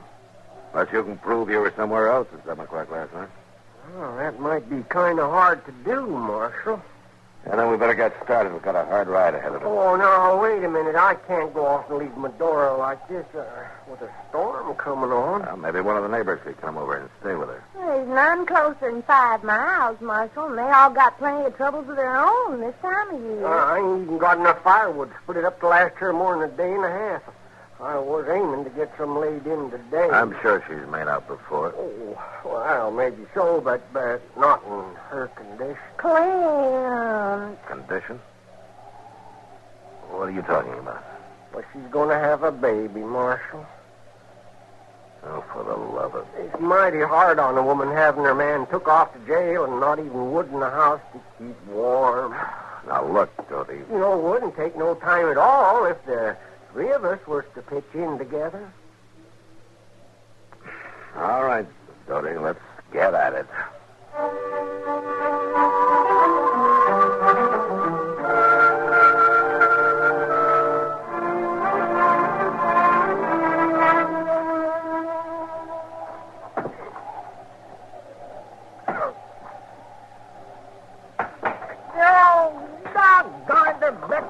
What's the matter, Chester? Well, this cussed axe needs sharpening again, Mr. Dillon. It ain't too good a steel. The Marshal's got the best of it. You couldn't prove it by me. Well, this one sure don't hold its edge none. Oh, here, Chester, let me touch it up with the stone. Oh, my gracious, that edge is mighty cheesy. If you ask me, we've already chopped enough wood to last through this winter and half of that. Stop that, Doty! That stove eats it up pretty fast. Chester's right, Doty. We've chopped enough. Well, she's got to use some of it to cook with, too, you know. There's enough here to last so she can make other arrangements. Now, let's pack it into the shed and head back for town before that snow gets any worse. Well, whatever you say, Marshal. Mister! You Mr. Steele like taking on some victuals? I got some nice hot stew ready. Did you say victuals? Now, we got to get started, Medora. It's getting late. Oh, it won't do no harm to eat first. It'll make the trail shorter, Marshal. Well... My! Yes, look at all that firewood. But I'm right obliged to you, men. You're welcome, Medora. I reckon I'll need every stick of it, too, with this wind driving the snow in through the north wall of the cabin. God dang it, I clean forgot. Forgot what? The chinking. The chicken? No, the chinking. The chinkins all fell out of the north wall of the house. I was aiming to fix it today. I got a lot of bark slabs cut laying out back to the barn. Now, look, Doty. Oh, it's mighty hard on a woman in Medora's condition with the snow and the sleet blowing in on it. Doty, would it be all right if we eat first?